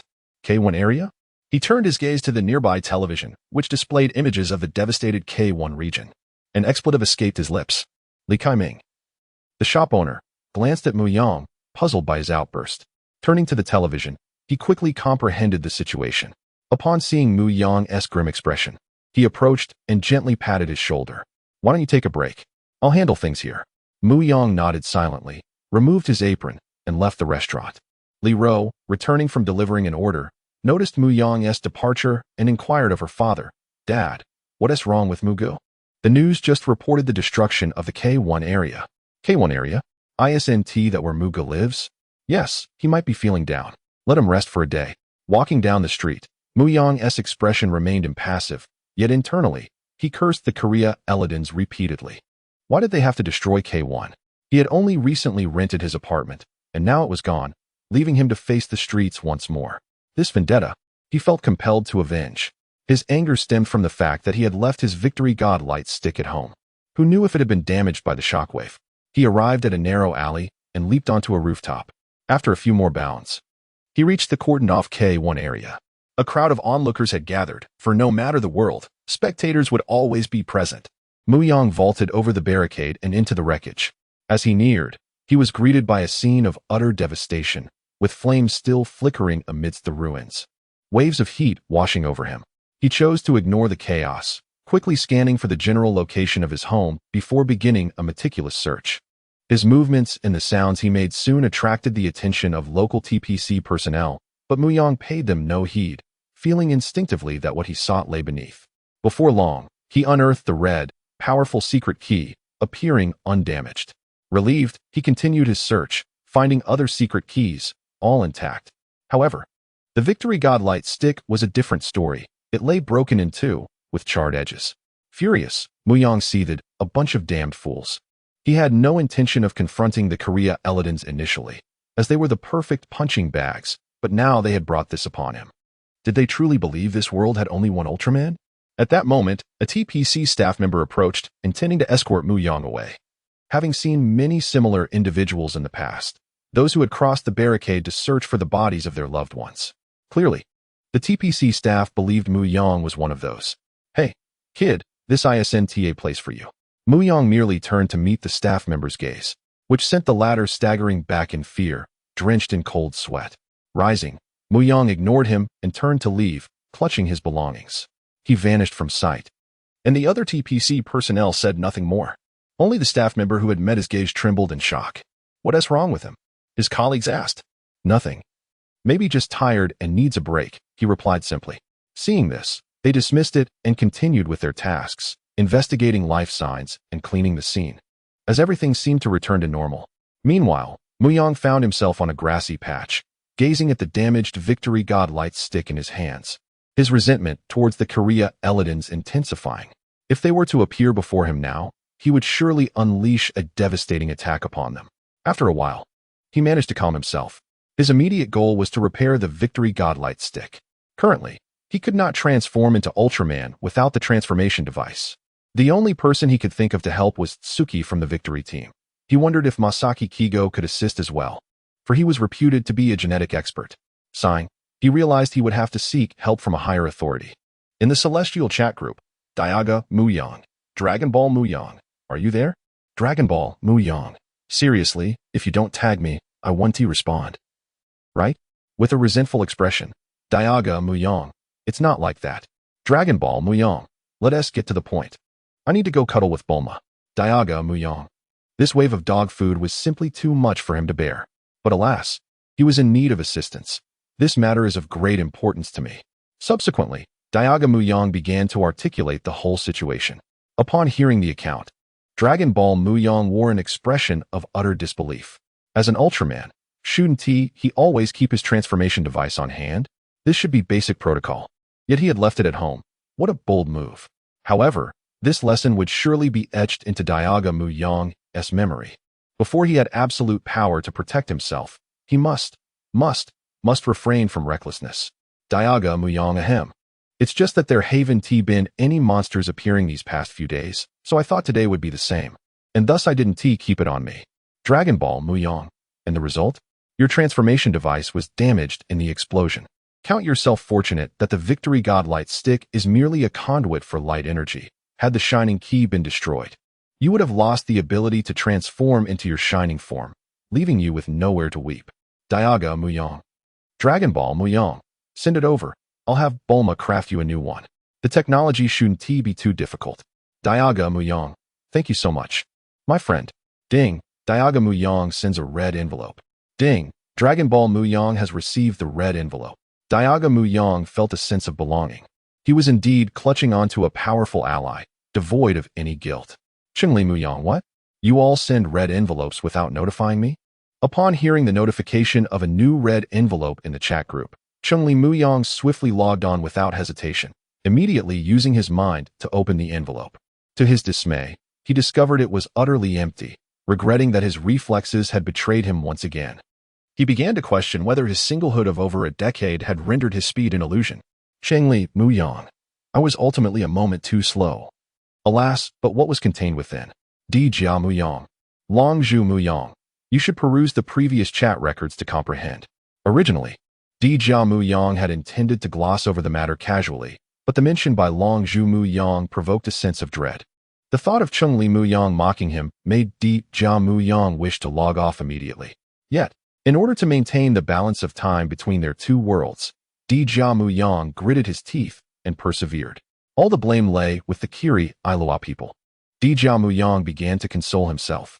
Upon hearing Longzhu Mu Yang's words, Cheng Li Mu Yang scrolled up through the chat records. After absorbing all the information, he could not help but burst into hearty laughter. Chapter 12. The woman in the black robe in a factory within the realm of Cheng Li. Cheng Li Mu Yang sat upon a couch, suddenly bursting into hearty laughter. This unexpected display drew the attention of the newly recruited subordinates nearby, who were left bewildered by their leader's inexplicable mirth. A collective question hung in the air. Had their boss gone mad? Who could say? Without further ado, they resumed their tasks, each hoping to preserve their own lives. Cheng Li Mu Yang mused, "Why must you be so exceptional, when we are of the same essence?" Tiga Mu Yang remained silent. Cheng Li Mu Yang continued, "It is truly a sight of despair. Even the diminutive Giriian can ride upon your head. This is intolerable. Were I in your position, I would surely slay the Giriian deity to vent my frustration." A spark of realization flickered in Tiga Mu Yang's eyes. Indeed, why had he not considered using the Giriian deity as a means of retribution? As for whether he could overpower it, that thought had not crossed his mind. It was well known that as the strength of a human body increased, so too did the strength of the Ultraman they commanded. Surely, he could not be outmatched by the trigger hero, who thrived in battle. Tiga Mu Yang remarked, "What a splendid idea. They hold the Giriian deity in such high esteem. If they dare to summon it, I shall not hesitate to bring it down before their very eyes." Cheng Li Mu Yang nodded approvingly. Indeed, such ambition is commendable. Applause. Cheng Li Mu Yang's suggestion was merely a passing thought.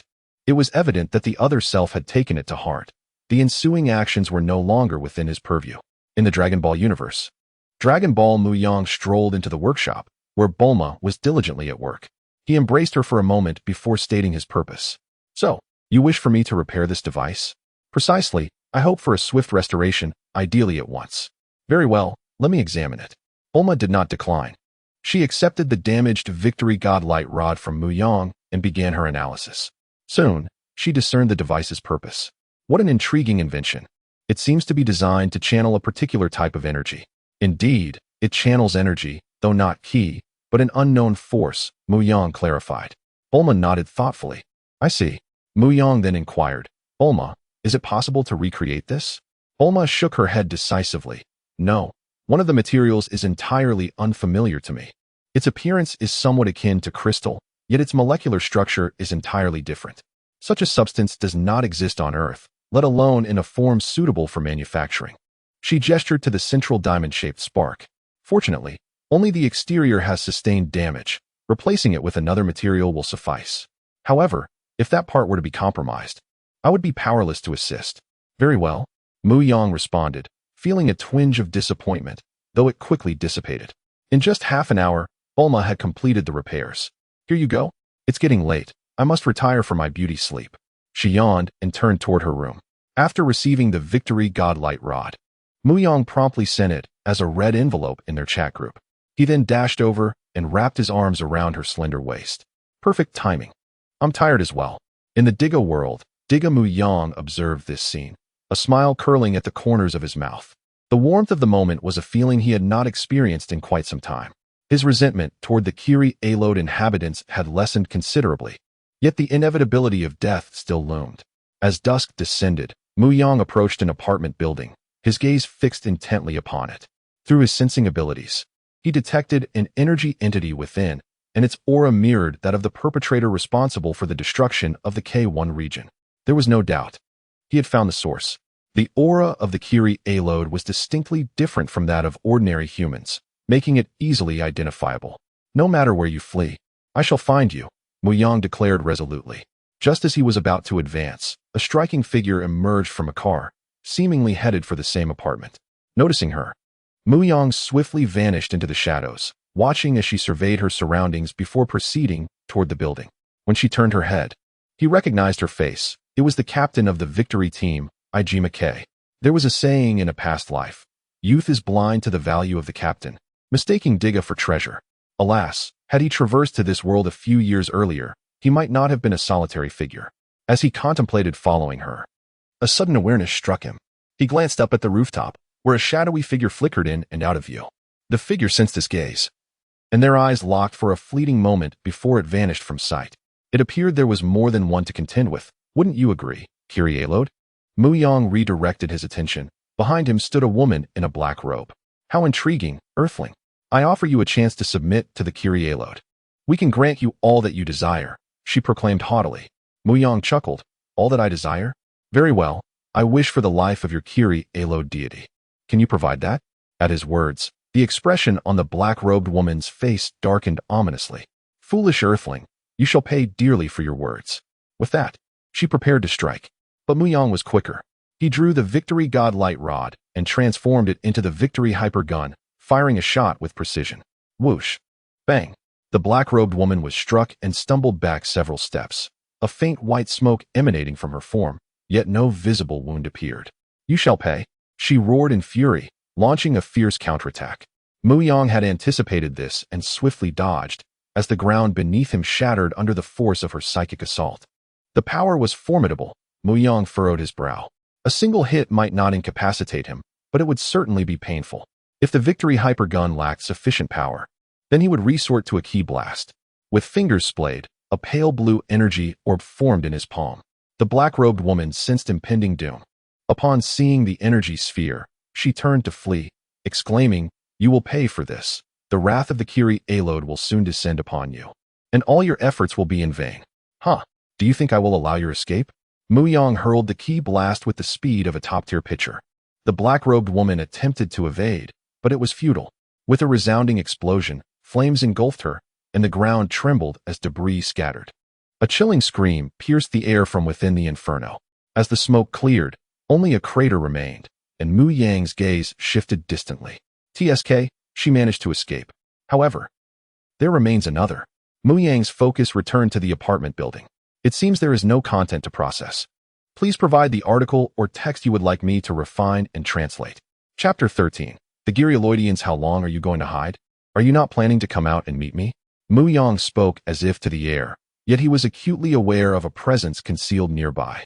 Even during his entanglement with the woman in the dark robe, this individual had remained in the shadows, observing. Suddenly, from around a corner, a man clad in a Victory uniform emerged slowly, his expression grave as he held a hyper gun, warily eyeing Mu Yang. This man was none other than Daigu, the Ultraman of this world. "Who are you, and why did you engage in combat with that woman?" Mu Yang adjusted his forehead and turned to Daigu. "It's evident that the woman is a Giriian. You must sense that as well, Ultraman." Upon hearing the last 5 words, Daigu's pupils widened in disbelief, and he raised his gun, aiming it at Mu Yang. However, before he could inquire further, Mu Yang continued, "As for my identity, you will come to know in due time. But right now, if you do not assist your captain, she may be in grave danger." Mu Yang regarded Daigu with a calm gaze. "What?" Daigu's gaze shifted towards the apartment building and then back at the enigmatic young man before him. After a moment of contemplation, he resolved to trust the mysterious figure's words. Strangely enough, he felt an inexplicable sense of familiarity upon first encountering this enigmatic youth. Without hesitation, he turned and sprinted into the apartment. "Interesting," Mu Yang said as he leaped into the sky, vanishing from sight. Following his instincts, Daigu soon arrived at the door of a room marked 306, Banqiao. The door stood ajar, and muffled voices between the captain and a stranger could be heard from within. "Ah!" Upon hearing the captain's scream, Daigu rushed inside without a second thought. Upon entering the hall, he was met with the sight of the captain inexplicably suspended against the wall. The man standing before her slowly turned to face Daigu. "Be careful, he is a Giriian." At this warning, Daigu immediately opened fire. A blue laser shot forth, but the Giriian, known as the Prophet, executed a backflip to evade the attack. With a swift motion, he retaliated with a telekinetic blast. Before Daigu could react, the blast struck him, sending him crashing against the wall. "Foolish human, do you truly believe you can defeat me with that mere sidearm? How utterly delusional." The Prophet sneered, grasping Daigu by the throat and lifting him off the ground. "Why do you, a latecomer, act so arrogantly? The foolish humans will ultimately bow before the Giriians to escape the darkness." Darkness? Daigu felt a peculiar resonance with those words. A pack of lost hounds, how they overestimate themselves. A distant, indifferent voice echoed. "Who is there? Show yourself." The Prophet bellowed. A laser shot from the entrance, striking the Prophet directly. "Ugh!" he cried out, rolling on the ground in pain, clutching his injured arm. The captain, released from her telekinetic hold, collapsed to the floor. "Damn it, a cowardly ambush." Mu Yang's figure gradually emerged into view. Initially intending to depart, he reconsidered, realizing he had yet to eliminate the Giriian known as the Prophet, the very being responsible for the destruction of his home. He was not a saint, and he could not let this chance slip away. Turning back, he joined Daigu. "It's you." Daigu recognized Mu Yang at once. Mu Yang glanced at Daigu and shook his head. You truly are too weak if you cannot handle this level of threat. Daigu, the prophet, incensed at being ignored, seethed with anger. You dare ambush me. And now you disregard me? You truly have no regard for your life. Then allow me to retaliate. As the prophet raised his hand, Mu Yang fired again. Ugh! Another cry of anguish echoed. Mu Yang stared coldly at the prophet. You wish to ambush me? That is not how this will unfold. Only I shall ambush you. If the prophet were familiar with contemporary internet vernacular, he would undoubtedly exclaim, such a young man, lacking any sense of martial ethics. With a swift motion, Mu Yang closed the distance, seizing the prophet's head and smashing it down into the floor. With a resounding crash, the wooden floor splintered beneath the impact. You claim superiority over Earthlings merely because of your abilities, yet you consider yourselves to be superior beings? Pathetic. You are merely a collection of short-sighted fools. The prophet, eyes ablaze with fury, began to emanate a faint white energy. You dare insult the Giriian? Prepare to die. As the light intensified, Mu Yang understood the prophet's intentions. Without hesitation, he turned to flee. If the Giriian were to enlarge himself, the apartment would surely be destroyed, and he had no desire to be crushed by falling debris. As for the captain and Daigu, their safety was of no concern to him. Though he held some regard for the captain, he was not one to be immobilized by the presence of a beautiful woman. In any case, Daigu would surely transform into Ultraman in a dire situation, rendering their fate irrelevant. Die! The prophet roared, his body visibly expanding, bursting through the confines of the room within moments. The colossal Giriian, also known as the Flame Demon Warrior, stood tall. The ground trembled, causing the captain, who had just regained her footing, to stumble and fall. Daigu attempted to assist her, but a falling rock blocked his path. Captain, do not worry about me. You must escape. Impossible. Daigu protested. If you do not leave now, it will be too late. As your captain, I command you to go. Daigu hesitated, but the debris continued to rain down. Reluctantly, he retrieved the godlight stick from his pocket, glancing at it before pressing the button. With a brilliant flash of golden light, the scene erupted. As Mu Yang dashed outside, he glanced back. What the golden legend? No, it's Ultraman. With the Giriian and Ultraman now in play, the Victory Team headquarters swiftly dispatched their aircraft to the scene. Ultraman opened his palm, cradling the unconscious captain within. Choosing a safe spot, he gently set her down before turning to face the Giriian, adopting a combat stance. Go, Daigu. Don't hesitate to unleash your strength. Mu Yang shouted from atop a tall building. Silence. The Giriian fired an energy blast at Mu Yang. Seeing this, Ultraman dashed forward, extending a protective shield to intercept the attack. You detestable creature, you dare obstruct me? All of you shall perish. The Giriian had fully succumbed to madness, charging at Ultraman with fury. Ultraman, without a moment's hesitation, launched a counterattack. The two engaged in a fierce exchange, reminiscent of children at play, trading blows with abandon. Seizing an opening, Ultraman dodged and countered with an over-the-shoulder throw, but the Giriian deftly rolled to evade it. Upon failing to land a blow, Tiga sought to press the attack once more. However, he was swiftly countered by a kick from the Giriian, sending him hurtling backward. He crashed into a towering edifice, causing it to collapse, with debris scattering in every direction, perilously close to a nearby crowd. Cries of anguish and screams of terror echoed, accompanied by the thunderous roar of explosions. This was the true devastation wrought by battle. Buildings crumbled, concrete blocks plummeted from great heights, and vehicles were utterly flattened, rendering human lives as insignificant as mere blades of grass. In response to this chaos, Mu Yang felt no compassion. Rather, he experienced a sense of satisfaction. Had the Giriian not provoked him, he would have been inclined to commend their efforts and urge them to continue. Regardless of the circumstances, his heart remained tethered to Huaxia. Chapter 14, Dark Tiga. In the realm of Tiga, the battle rages on. After receiving a powerful kick, Tiga appears somewhat weakened, his aura not quite matching that of the Giriian. He evades attacks without retaliating. Could it be that Daigu is truly this inept? Mu Yang's voice, though soft, resonates through the unique telepathic communication of the Ultraman. With a determined effort, Tiga breaks free from the Giriian's grasp and delivers a knee strike that sends the foe staggering back, crossing his arms over the diamond-shaped crystal on his forehead. A flash of red light emanates from within. With a swift transformation, he shifts from the red-purple-silver composite form to the red-silver power form, his physique becoming more robust. Oh, Goku is in a joyful state, activating this form so quickly. Is he not concerned about the rapid repercussions? Mu Yang muses, recalling that the Giriian's strengths lean towards agility. Tiga, fueled by resolve, lunges forward with a powerful punch, only for it to be effortlessly dodged by the Giriian, his fist colliding with a towering building instead. The impact creates a massive hole, a calamity averted only by the cover of night. Had it occurred by day, the casualties would have been unimaginable. Yet, the structure now teeters on the brink of collapse. At this moment, the Flying Swallow 1 and Flying Swallow 2 arrive at the scene. Commander, we have reached the battlefield. Shall we commence fire? Lina inquires. A booming voice from the communicator responds, open fire. Let the Giriian witness our might. Understood. Both Lina and Shinjo reply in unison.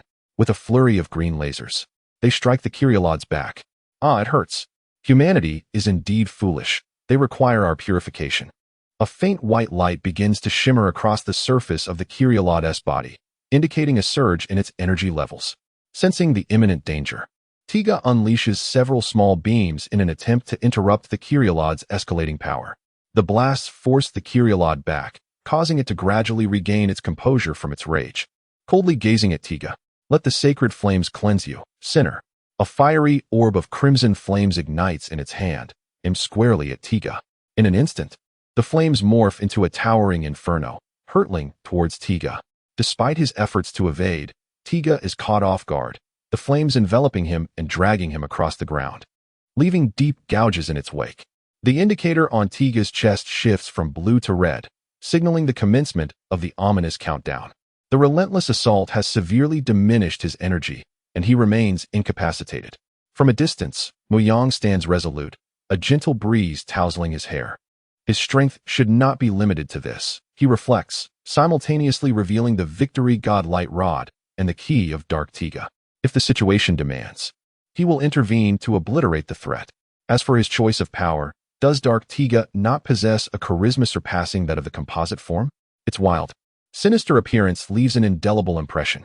Gradually, Goku maneuvers Tiga to rise from the ground, while the Giriian approaches with an air of nonchalance, devoid of the earlier fury.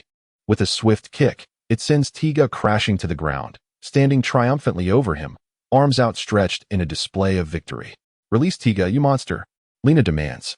Indeed, perish. Beast. Shinjo, piloting Flying Swallow 2, charges forward, forcing the Giriian to retreat a few steps. Fanning away the dense fog, the Giriian's gaze fixates on the two aircraft above. At the Victory Team headquarters, Commander Zhong Fong, observing the satellite feed, immediately seizes the microphone to issue a command. Lina, Shinjo, withdraw from the battlefield at once. What? Before Lina can comprehend, a fiery tongue erupts from the Giriian's hand, piercing through the wing of Flying Swallow 1 in the blink of an eye. The aircraft's wing is damaged, alarms blaring as it spirals downward at an increasing speed. Lina, jump, Shinjo urges. I've already leaped. Be careful, she responds. Leave this monster to me, he declares, pressing the button to launch another attack with Flying Swallow 2. Initially, the Giriian had aimed to disable the remaining fighter, but since Shinjo sought his demise so eagerly, the Giriian was all too willing to oblige. I've never seen such bravery as Shinjo's, Mu Yang observes. In the air, Shinjo deftly maneuvers Flying Swallow 2, evading the fiery projectiles hurled by the Giriian. Not too impressive, he boasts. In the ensuing moments, Tiga rises to his feet, delivering a powerful kick that topples the Giriian. With a leap, Tiga pounces on the foe, unleashing a flurry of punches. Aren't you agile? Keep it up. His strikes maintain their ferocity, leaving the once proud Giriian feeling quite humiliated. However, this moment of dominance is fleeting, as the Giriian soon retaliates, pushing Tiga away. The two engage in a fierce clash once again, with Goku wisely switching from the power form to the aerial form. Yet, this strategy may not hold for long, as the Giriian's endurance seems boundless. It appears the time has come for my intervention, Mu Yang muses, eyeing the transformation device in his grasp. Though he had transformed once before, this encounter is a true test of combat. To claim he is unexcited would be a falsehood. Dark Tiga swiftly transcends as the key is inserted into the Victory God Light Rod. Activation complete, Dark Tiga. A radiant flash envelopes Mu Yang as he finds himself in a unique space, shrouded in dark crimson mist. obscuring the future, embracing ultimate darkness. Back at the Victory Team headquarters, the technician Yirue frantically operates the satellite, alarms ringing incessantly. Yirue, what is happening? The commander inquires. Commander, a massive energy entity has just appeared, with levels far surpassing those of Tiga and the Giriian. What did you say? Zhong Fong exclaims, immediately instructing Shinjo. Shinjo, has another unknown energy entity manifested on the battlefield? I see it. It appears to be a giant, Shinjo responds. A giant? Zhong Fong echoes, while Yirue confirms the screen has refreshed. A black tornado emerges not far from Tiga's battle, precisely where Mu Yang had been moments ago. As the black whirlwind swirls, it disturbs the surrounding air, affecting nearby structures. Within the vortex, a colossal figure looms, partially obscured. Zhong Fong's gaze is fixed on the screen, straining to discern the form within. Alas, his vision fails to penetrate the obscurity. Perhaps Yu Jianhui possesses a chance, for he is a descendant of the Yulian, and remnants of light energy may reside within him. Chapter 15. The Pummeling of the Giriian. Chapter 15. What has happened to me? The unconscious Jumian Hui finally regained consciousness, and upon lifting her head, she was met with the sight of a black tornado sweeping through the city.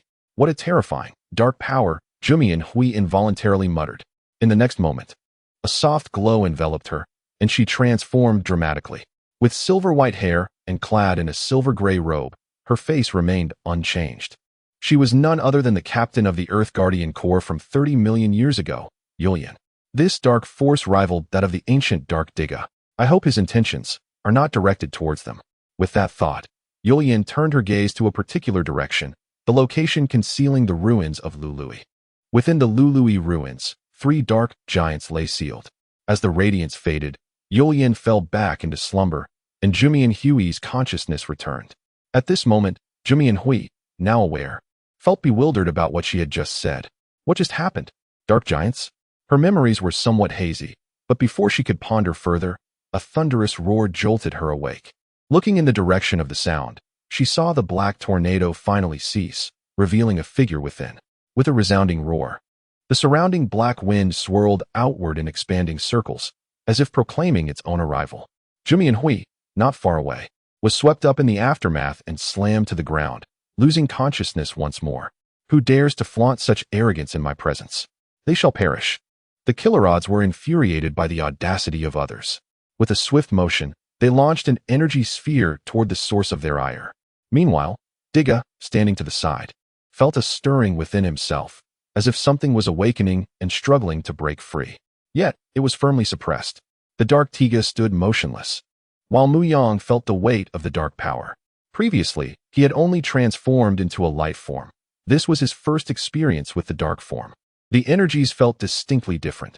The former was warm and pure, while the latter was wild and domineering. As for the energy sphere hurled by the Giriians, Mu Yang paid it no mind, allowing it to collide with his body. With a resounding thud, sparks flew upon impact, but it bore no effect. Is that a mere tickle? Such a feeble attack should not be attempted again, lest you embarrass yourself. He mused inwardly. Is this the power of Dark Tiga? It certainly surpasses that of Tiga's composite form. Now, how shall you meet your end, Giriians? The Giriians, seeing their attack fail, grew increasingly irate. Coupled with Mu Yang's provocation, any Giriians would find it intolerable. The holy flames will purify you completely. You shall feel honored, they declared solemnly. Oh, then bring it on. With that, Mu Yang beckoned with his hand. This action caused the Giriians' forehead veins to bulge, and the crimson flames in their hands surged in temperature, distorting the surrounding space. Mu Yang focused on the flames, estimating their temperature to be at least 5,000 degrees Celsius, far beyond that of the earlier energy sphere. There was no need to withstand it. It was not a lack of confidence in his defenses, but simply unnecessary. Noticing Tiga standing still, an idea struck him. He swiftly moved to Tiga's side, where Daegu appeared somewhat dazed, unsure of the sudden appearance of this mysterious giant. Nevertheless, avoiding confrontation could never be a bad choice. Just as he contemplated increasing the distance between them, the dark Tiga seized him tightly, rendering Daegu immobile. What immense strength, Daegu thought to himself. Across from them, the Giriians laughed mockingly. No matter where you hide, it is futile. They then unleashed their flames, a crimson pillar aimed directly at dark Tiga, which also included Tiga. Both were enemies they wished to eradicate together. My apologies, Daegu. Consider this a test of the flame's might. Thus, the dark Tiga positioned Diga in front of him as a shield. What? Oh. Mu Yang used Daegu as a human shield to gauge the flame's potency. The crimson pillar quickly engulfed Diga. Daegu's screams echoed in Mu Yang's ears, yet he felt no remorse. I am merely training Daegu to become a competent Ultraman warrior. It is certainly not a mere desire to torment him. Indeed, I am a good person, he wildly reassured himself. In contrast, Daegu, whose energy was already limited, suffered grievously from this devastating blow, reverting from Ultraman to human form, severely injured. As the flames dissipated, the dark Tiga stood unchanged. At the Victory Team headquarters, Commander Zhongfang wore a grim expression. With a resounding thud, his fist struck the table before him. The audacity to use Diga as a shield against those flames was utterly detestable. Commander, should I initiate an attack? Shinjo inquired. Zhongfang longed to command an assault. Yet he knew that the attacks from Fian No. 2 would cause little damage. Instead, it would only drag Shinjo into peril. After a lengthy hesitation, he refrained from issuing the order. The surrounding personnel had mostly evacuated. There was no need to place his team members in danger. You should feel proud. After all, you defeated Diga in your base form. Mu Yang telepathically communicated. Do not insult me. The Killerods charged forward, claw poised to strike. Mu Yang sidestepped, countering with a kick that caught the Killerods off guard, knocking them to the ground. Is this all? Pathetic. Silence. The Killerods bellowed, rising to charge again. This time, Mu Yang chose not to evade, raising his hand to block the attack. He seized the Killerod's arm and executed a throw, slamming them heavily to the ground. Cough, cough. We Killerods cannot be defeated. Huh. Mu Yang chuckled coldly. Nothing is insurmountable.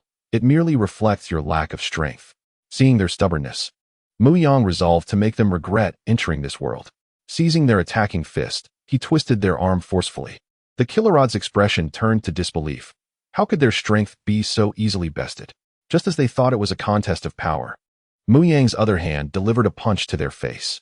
The Killerods were momentarily stunned, staggering to the ground. What is happening? Before the Killerods could comprehend, Mu Yang pinned them down. This scene felt eerily familiar. It is time to pay for your foolish actions. His massive fist loomed before them. Damn it. Wait, don't go too far. With a series of relentless punches, Mu Yang left the Killerods dizzy and disoriented. Yet he showed no signs of relinquishing his grip, striking again and again. With each blow struck, the ground trembled in response. How utterly brutal, Yuri exclaimed. Moments later, the dark Tariga was drenched in purple blood. The fiery warrior, transformed from the Kirialod people, had a head that was caved in. Yet, he still managed to breathe. His internal energy reduced to a mere flicker, akin to a solitary oil lamp struggling against a blizzard, poised to extinguish at any moment. It is time to conclude this. As Mu Yang prepared to assume the gesture of the Dark Xypelia, he suddenly recalled that not long ago, he had uploaded a series of skill techniques. Coincidentally, a perfect subject for experimentation stood before him. Immediately, a dark crimson mist enveloped the dark Tariga, vanishing after a mere second or two. Then, Mu Yang lifted the Kirialod being, absorbing streams of white light into him. What is he attempting to accomplish? Zhongfang inquired. It is unclear. He seems to be absorbing energy. Yuri speculated, analyzing the energy comparison chart. Accompanying Di Jia in training, Mu Yang was extracting energy to wring out the last vestiges of value from him.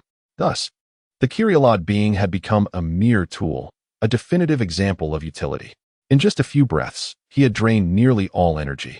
However, Mu Yang did not absorb it immediately. Instead, he chose to store it for future research, deliberating whether he could ultimately harness this energy for his own use.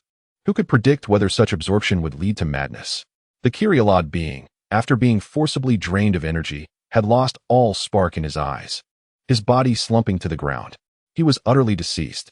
Observing this, Mu Yang, with a benevolent gesture, cast a ball of dark flame to incinerate the remains completely. Then, without a backward glance, soared into the sky, vanishing behind the clouds. Chapter 16: New members with the departure of the Dark Tiga. This battle has finally reached its conclusion. However, the devastation wrought by this conflict is immeasurable. 90% of the city's structures lie in ruins, leaving behind mere remnants of what once stood. The air is filled with the sounds of weeping, chaos, and cries for help. The casualties from this encounter mark the highest toll since the emergence of monsters into the public consciousness. At this moment, ominous clouds began to gather above the city. It wasn't long before a torrential downpour commenced, as if the heavens themselves could no longer bear witness to the destruction, extinguishing some of the burning buildings. In the very heart of the battlefield, Mu Yang emerged with an umbrella, seemingly out of nowhere, shielding himself from the rain. As he sauntered through the debris, he sensed a familiar presence not far away. After a few strides, he discovered the figure of Dagu, pinned beneath the rubble. Thanks to the rain, his once dulled consciousness began to stir. "Am I awake?" Dagu murmured, following the sound to behold the familiar youth. "Who exactly are you?" he stammered, his words punctuated by the remnants of his prior injuries. "Who am I? Surely, you know in your heart," Mu Yang replied. The moment he spoke, an outlandish yet eerily accurate thought crossed Dagu's mind. The individual before him was none other than the dark giant he had just encountered. In Dagu's eyes, a shadowy figure loomed beside Mu Yang, and upon closer inspection, it was indeed the dark Tiga. Mu Yang crouched down to meet Dagu's gaze. "We are both chosen ones, though I possess both light and darkness, while you have only light. As it stands, your strength is somewhat lacking." With that, Mu Yang produced a small orb radiating light from his pocket, the size of a ping-pong ball. This orb contained the compressed energy harvested from the defeated Gilead people. For Mu Yang, this amount was trifling, merely enough to replenish a fraction of his stamina and of no real significance to his power. It served as an opportunity to test Dagu and ascertain any potential side effects. Without giving Dagu a moment to react, Mu Yang pinched his mouth open and swiftly inserted the energy orb inside. The speed was such that there was no time for protest. The orb dissolved upon entry, and Dagu, recovering from his shock, coughed. "What did you make me consume?" "Just something beneficial," Mu Yang replied cheerfully. "Now, you can wait here for your victory team members." As Mu Yang's figure began to fade into the distance, Dagu mustered the courage to voice his lingering question. "What is your true intention?" Mu Yang merely flashed him a radiant smile before vanishing from sight. Yet he did not stray far, as he intended to observe the developments of Dagu, his experimental subject. In the meantime, Dagu, immobilized beneath the debris, felt a warm sensation coursing through his body upon consuming the orb. His complexion grew flushed, and wisps of white vapor began to emanate from his skin. It was as if he had ingested a rare delicacy. Is this amount of energy truly overwhelming? That shouldn't be the case, Mu Yang pondered, stroking his chin. After all, the energy orb he provided was the remainder of what the Gilead people had left behind. Surely, Dagu would not face any adverse effects. After all, Dagu was a hero from his childhood, carrying profound significance. Moreover, if he were to perish, who would safeguard this world? Dinah? The young Asuka was still just a child, and the miraculous light of the universe was an unknown arrival time to Earth. As for Mu Yang protecting the Earth, he had no time for such endeavors. As long as the mainland remained unscathed, he welcomed any chaos elsewhere, even hoping for the appearance of numerous monsters to obliterate this neon landscape, preferably sinking the entire island. Mu Yang cast his gaze upon Dagu once more, who had succumbed to unconsciousness. However, his complexion had returned to normal, and his temperature stabilized. This indicated that the absorption process was complete, and indeed, his energy had substantially increased. Having mastered the art of controlling energy, Mu Yang had attained a profound level of perception regarding it. In contrast, the Dragon Ball Mu Yang had perfected his understanding of energy to an intricate level, categorizing it into 4 tiers: proficient, mastery, subtlety, and transcendence. The journey from mastery to subtlety was still a long one. After observing for a while and confirming that Dagu had not encountered any significant issues, Mu Yang prepared to depart. Not far off, the victory team was making their way towards this location, likely to locate Dagu soon. The Multiverse chat group. Tiga Mu Yang. Greetings, my dapper friends. I have returned. Cheng Li Mu Yang. Who summoned you back? You can leave if you are not needed. The door is over there, please. Tiga Mu Yang. When I express confusion, either I am at fault or you are. Are you intent on provoking me? Cheng Li Mu Yang. Cheng Li Mu Yang. I am not seeking trouble. Rather, you are overdue for a reckoning. Have you considered the time? Although our worlds flow at different rates, it is evening here, and your lack of sleep should not disturb me, understood? Upon hearing this, Tiga Mu Yang found himself momentarily speechless, as the assertion was indeed valid. Cheng Li Mu Yang. Oh, by the way, I almost forgot your home was destroyed. Now you must sleep on the streets, ha ha ha. Originally, Tiga Mu Yang intended to log off quietly, allowing them their rest, but Cheng Li Mu Yang's biting sarcasm darkened his expression instantly. The guilt he had felt about interrupting them vanished completely. Why should he feel any remorse for this individual? He was not deserving of it.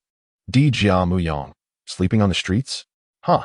Apologies, but I still have a bit of money. Securing a hotel is no issue, and if worst comes to worst, there are always 24-hour internet CAFs awaiting me. Cheng Li Mu Yang, do you think I have money? I do not, so kindly be silent.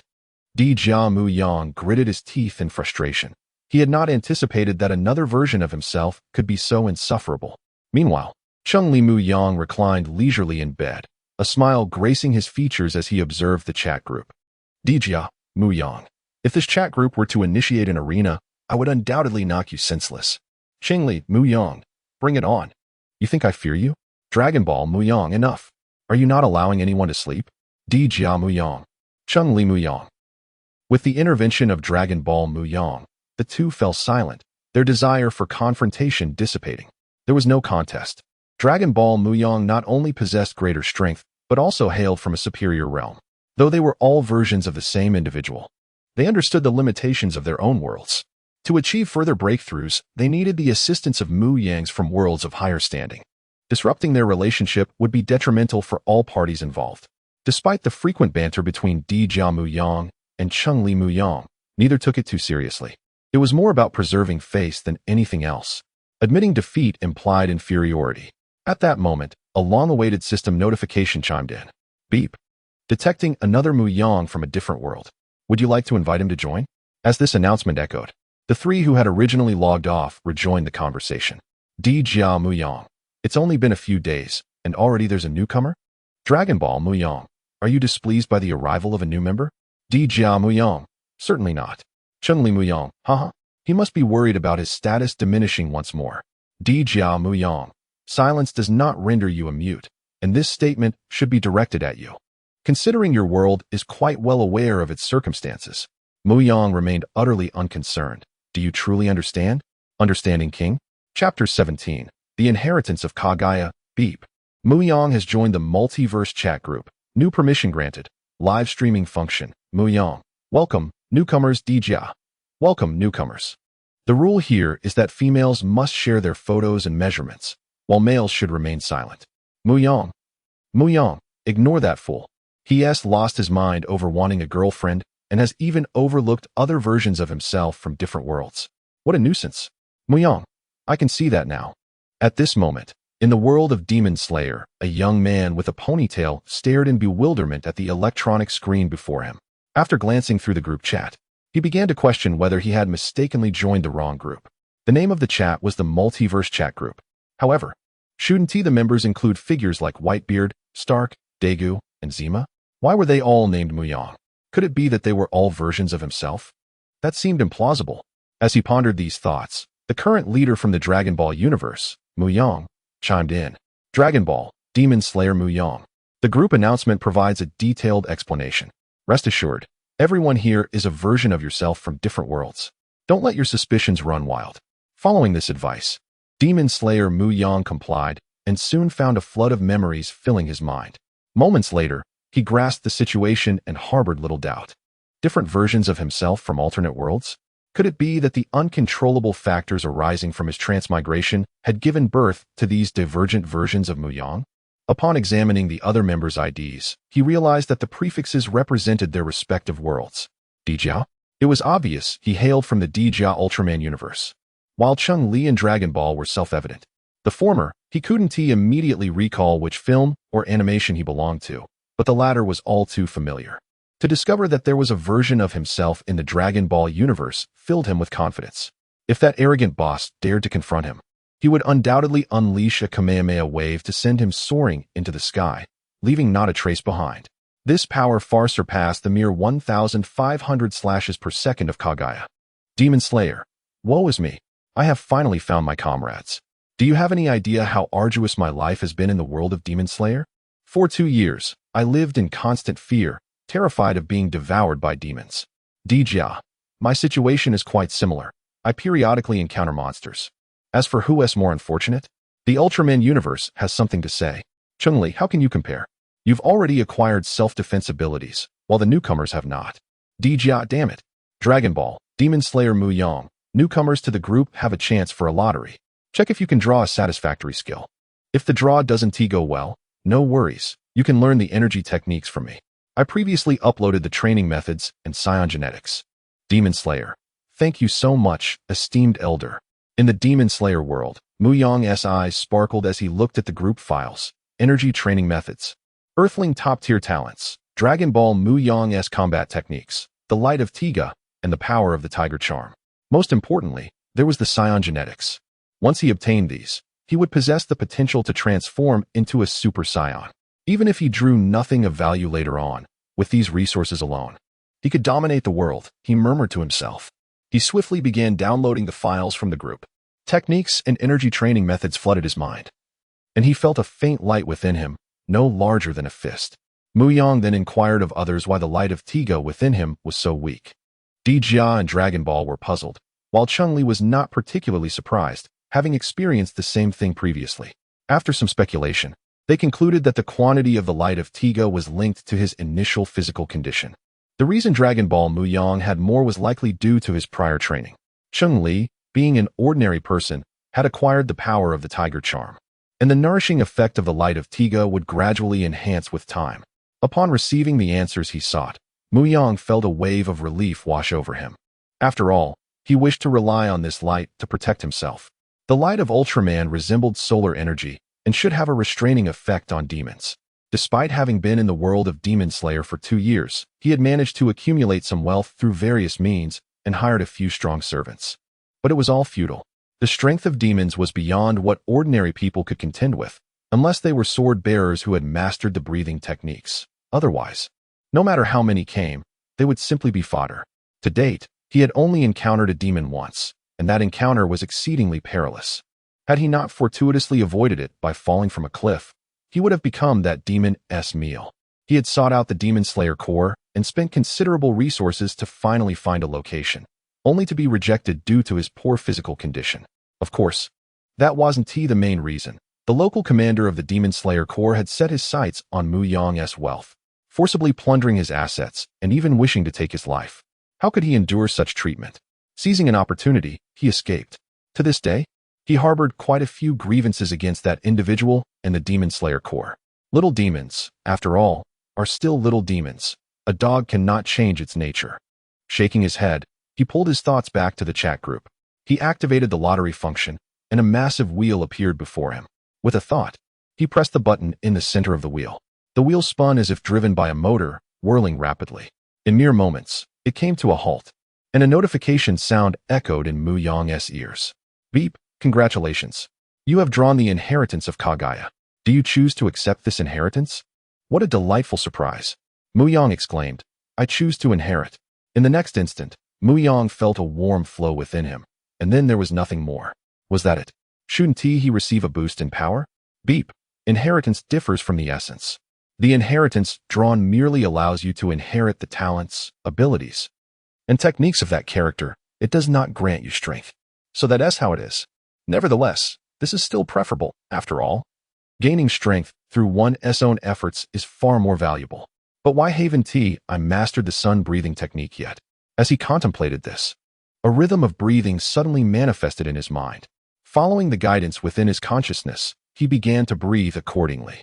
Initially, it felt somewhat uncomfortable, but he gradually adapted. When he opened his eyes again, everything around him appeared clearer than before. Unbeknownst to him, a flame-like pattern had appeared on his left forehead. Simultaneously, he began to learn several slashing techniques that needed to be synchronized with the breathing method. This is the sun-breathing technique and its accompanying sword forms. Now I finally possess the means to protect myself. Mu Yang recalled the demon that had previously driven him to the edge of the cliff. If he were to confront it again, he felt confident he could evade it without the previous panic. As for whether he could defeat it, isn't that obvious? Who can master driving a car on the first try? It all requires a period of adaptation. Moreover, with the prodigious talent of Kagaya, Mu Yang's learning of sword techniques would be significantly expedited. Should he encounter that demon again, he would certainly not allow it to escape easily, nor that despicable commander. Once more, he shook his head, pulling his thoughts back. He had started to daydream again. Rising from the tatama mat, he walked towards the door and instructed a servant to fetch him a sword. Soon, a servant brought forth a long sword. The moment Kame Mu Yang grasped the hilt, he felt an instantaneous fusion with the blade.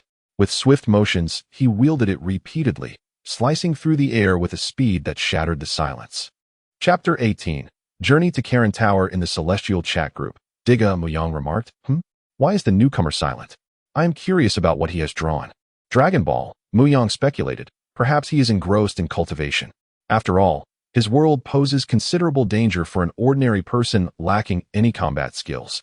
Nighttime attacks are a constant threat, so enhancing one's strength must take precedence. Cheng Li Mu Yang concurred. Indeed, in the world of Demon Slayer, the most valuable assets are the breathing techniques and the bloodline of the Demon King. Tiga Mu Yang added, The bloodline of the Demon King is intriguing. Both its regenerative and life force capabilities are formidable. Cheng Li Mu Yang cautioned, Do not forget its side effects. Coupled with your ultra-warrior nature, it is inherently incompatible. So, do not indulge in daydreams. You are unworthy. Tiga Mu Yang retorted, What do you mean? Can't we have a civil conversation? Anger. JPG, Dragon Ball, Mu Yang interjected. All right, stop bickering. I can hardly bear to watch. If there were a mute option, he would certainly apply it to both. Otherwise, the group would remain in perpetual discord. Fortunately, his words proved effective, and the two ceased their quarrel, logging off to attend to their own matters. In the Dragon Ball world, Mu Yang sighed in relief. Tranquility had finally returned. He embraced Bulma and fell into a deep slumber. In the days that followed, Mu Yang remained an enigma within the gravity chamber, training relentlessly.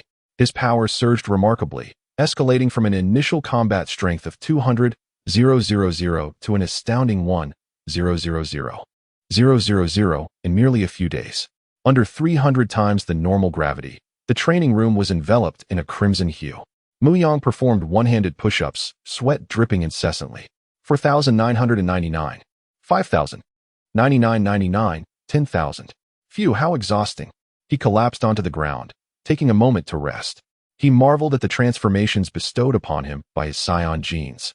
Having trained fervently over the past few days, his strength increased daily, and he felt a sense of satisfaction. However, he still could not grasp the elusive threshold of Super Saiyan transformation. He had previously examined the S cells within his body and confirmed that he had accumulated a significant amount, yet he remained unable to breach that barrier.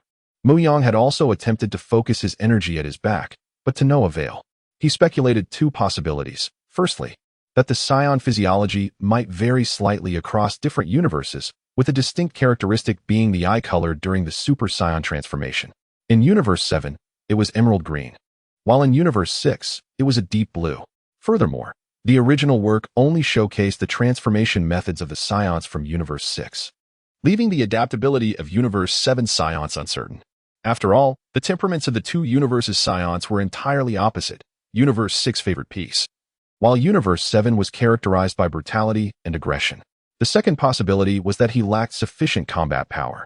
Thus far, Mu Yang had not sensed any bottleneck, which could indicate that he had yet to reach his limits. Regardless, he acknowledged that he was currently unable to transform into a Super Saiyan. Increasing his combat power was not without means. He had drawn the essence of Moro, granting him all of Moro's abilities. By absorbing energy from planets, he could rapidly enhance his growth. It appeared that a journey through the cosmos was inevitable. As Mu Yang spoke, he stood up from the ground and approached the control panel to deactivate the gravity. Instantly, the surroundings brightened, and he felt a sense of relief wash over his body. He rubbed his sore arms and exited the gravity chamber, heading to the adjacent room to freshen up. After cleansing away the sweat, he emerged from the bathroom feeling considerably rejuvenated. In the corridor, he spotted an automated cleaning robot. He inquired, "Where's Bulma?" The robot, which had been tidying up, paused momentarily, turned to Mu Yang, and scanned his face. It replied, "Miss Bulma is in the laboratory. Would you like me to contact her?" "No, I will go find her." Mu Yang waved his hand and departed. As he left, the robot resumed its cleaning. In the laboratory, Bulma appeared haggard, her hair disheveled as if she had not slept for several days. Upon Mu Yang's entrance, she startled, and upon recognizing him, she sighed in relief. "Oh, it's you, Mu. I am almost finished with the construction of the spaceship. Only the final test flight remains." Mu Yang said nothing further and gently embraced her from behind, whispering soothingly, You've worked hard. Bulma was initially taken aback, but soon revealed a blissful smile, grasping his arm. It's fine. Once completed, we can travel through the universe. No, Mu Yang countered. This time, I intend to set off alone. Why? I wish to cultivate in the cosmos. You know that the Saiyans will invade in a year. Mu Yang stated casually. Bulma scrutinized him with a knowing gaze, making him feel somewhat uneasy. It felt oddly like being caught in a compromising situation. Ahem. Where was his mind wandering? Nonetheless, he said, what's the matter? Don't think I am unaware of your current strength. When I repaired and upgraded the Raditz detector, I specifically conducted tests. Guess what happened? Mu Yang felt an ominous premonition. The detector I upgraded exploded, and I had set it to values above 100,000, yet it still detonated. Goku's power level was barely in the hundreds. So, little Mu, tell me, can you handle the other Saiyans with your current strength? Being exposed like that is quite a sensation. Seeking advice on this matter is futile. Mu Yang hesitated, scratching his cheek, avoiding Bulma's gaze before finally conceding. All right, I can indeed handle the other Saiyans, but I prefer not to reveal it. Some matters require the collective effort of everyone, rather than relying solely on one individual. My power is merely to ensure that everything goes smoothly in the end. Most importantly, he did not wish to play the caretaker, doing everything himself. How troublesome. So what is your current strength? Bulma inquired curiously. Mu Yang contemplated before responding. It should be over 1 million, but that level is not particularly formidable in the universe. Could there be stronger beings? Mu Yang nodded, from what I understand. There are several, including the universe tyrant Frisia, his father King Cold, and his brother Cooler. These individuals possess strength that far exceeds that of the Saiyans. Therefore, I must become stronger to protect those I wish to safeguard. With that, he playfully pinched Bulma's nose, causing her face to flush with color, her smile unmistakably radiant. She understood precisely who Mu Yang referred to as the one he wished to protect, filling her with immense happiness. She leapt into his arms like a kangaroo, their gazes meeting, their faces drawing closer. In silence, everything unfolded. The following segment is a paid content, and thus cannot be displayed. After an enduring 4 hours, Mu Yang emerged from the laboratory, holding Bulma in his arms. After gently placing her on the bed, he departed. Since he was preparing for his cosmic journey, there were still essential items to organize, such as the Senza beans from the cat hermit atop Karen Tower. The celestial bean is an unparalleled elixir, capable of restoring physical stamina and healing both external and internal injuries. However, its drawbacks include ineffectiveness against diseases and a limited yield. Were the celestial beans abundant, the characters in the original narrative, including Sun Wukong, would not have to struggle so fiercely. Soaring through the skies, Mu Yang contemplated that Aki Luo Bay seemed to be situated at Karen Tower. He could only hope that the celestial beans would not be depleted otherwise. A fleeting glimmer of coldness flashed in Mu Yang's gaze. As for someone who is useless and unhelpful, as long as they do not obstruct him, he would pay them no mind, allowing them to pursue their whims. However, should they impede his path, Mu Yang would have no choice but to express his apologies before personally escorting them to their doom. Chapter 19. Intent to kill Akalobe. In the 19th chapter, Akalobe rubbed his sore nose, feeling a chill run down his spine as the cold wind blew behind him. An ominous premonition lingered, yet he brushed it aside. Caught a cold? Inquired the plump white cat, leaning on a cane. Impossible. My constitution is robust, Akalobe retorted, promptly consuming a handful of divine beans that produced a series of crisp sounds. That aura. Mu Yang. What brings him here? Is he seeking the deity? The cat sage sensed Mu Yang's presence immediately. Turning his gaze, he soon spotted a dark figure rapidly approaching. In a moment, Mu Yang arrived at Kalinta. Long time no see, cat sage, he greeted. Indeed, it has been a while. What brings you here? The cat sage asked. I'm planning a trip to the universe and would like to procure some divine beans from you, Mu Yang replied. Of course, I have a gift. With that, he produced a universal capsule from his pocket and tossed it aside. With a pop, a small refrigerator appeared, causing the cat sage's eyes to widen in astonishment. So much tuna. Mu Yang, you are too generous. Mu Yang waved his hand dismissively. Not at all. The value of the divine beans far surpasses these fish. His words rang true, and the cat sage nodded in agreement. However, Mu Yang's gaze soon fell upon the jar of divine beans in Akalobe's hands, and his expression darkened as he noticed Akalobe consuming them carelessly. Why are you looking at me? Akalobe growled. These are mine. Don't even think about taking them. He turned away protectively, clutching the jar as if guarding a treasured bone. I advise you to relinquish those divine beings, otherwise. Mu Yang's eyes narrowed, a hint of murderous intent radiating from him. Instantly, the temperature around them plummeted. The cat sage felt his fur bristle, sensing danger, while Akalobe froze, pale and breathless, as if on the verge of fainting. Seeing that Akalobe still clung to the jar, Mu Yang's expression darkened further, unaware that Akalobe was paralyzed by fear. So fast! Exclaimed the cat sage in shock as Mu Yang vanished, only to reappear, gripping Akalobe's throat and lifting him into the air. Do you have any idea of the value of those divine beings? I am not a soft-hearted fool like Sun Wukong. Those who provoke me will not end well. His icy words pierced Akalobe's heart. He would not indulge Akalobe's whims. Enough, enough, Mu Yang, please stop. The cat sage interjected, attempting to diffuse the tension. At those words, Mu Yang scoffed and unceremoniously dropped Akalobe to the ground. I'm going to die, I'm going to die. Akalobe muttered repeatedly, unaware that an unknown liquid had begun to flow from him. Ignoring him, Mu Yang picked up the fallen jar of divine beans and, upon inspecting it, nearly suffered a fit of fury. Not a single bean left. Mu Yang's face turned ashen as he aimed a hand at Akalobe. Energy began to gather in his palm, and the cat sage gasped, realizing Mu Yang's murderous intent. He rushed to block Akalobe. Step aside, Mu Yang commanded coldly. We can talk this out without resorting to violence. Can't we? The cat sage urged desperately. Another voice chimed in from behind Mu Yang. Indeed, there is no need for conflict. Isn't that what you always say? The deity. The cat sage recognized the speaker. The commotion could not escape the notice of the deity, who nodded slightly and turned to Mu Yang. Mu Yang exhaled heavily. Do not let me see you waste divine beans again. You know the consequences. Next time, I will not hesitate to end you. Each bean could save a life in battle, unlike Akalobe, who merely stood by and boasted uselessly, having long regarded the beans as his own. Mu Yang's patience had worn thin. While Akalobe had shown some talent in earlier stages, had he not consumed the beans, he would not have been left with so few during battles. Perhaps the experienced ones felt he was too overpowered and thus refrained from giving him too many. Seeing Akalobe cowering, Mu Yang's anger flared anew. Rubbing his temples, he realized the fool was not worth his ire. As Mu Yang retracted his energy, those around him breathed a sigh of relief, having felt the terrifying pressure he had exerted moments ago. Though not all of his power had been unleashed, it was still formidable, enough to dominate on Earth. Yet, with the return of Goku from Namek, everything seemed to accelerate, and power levels soared. More calamities awaited Earth, with the Saiyan invasion merely one of many. I hope you are prepared for what lies ahead, Mu Yang advised the cat sage. Do you have any divine beans left?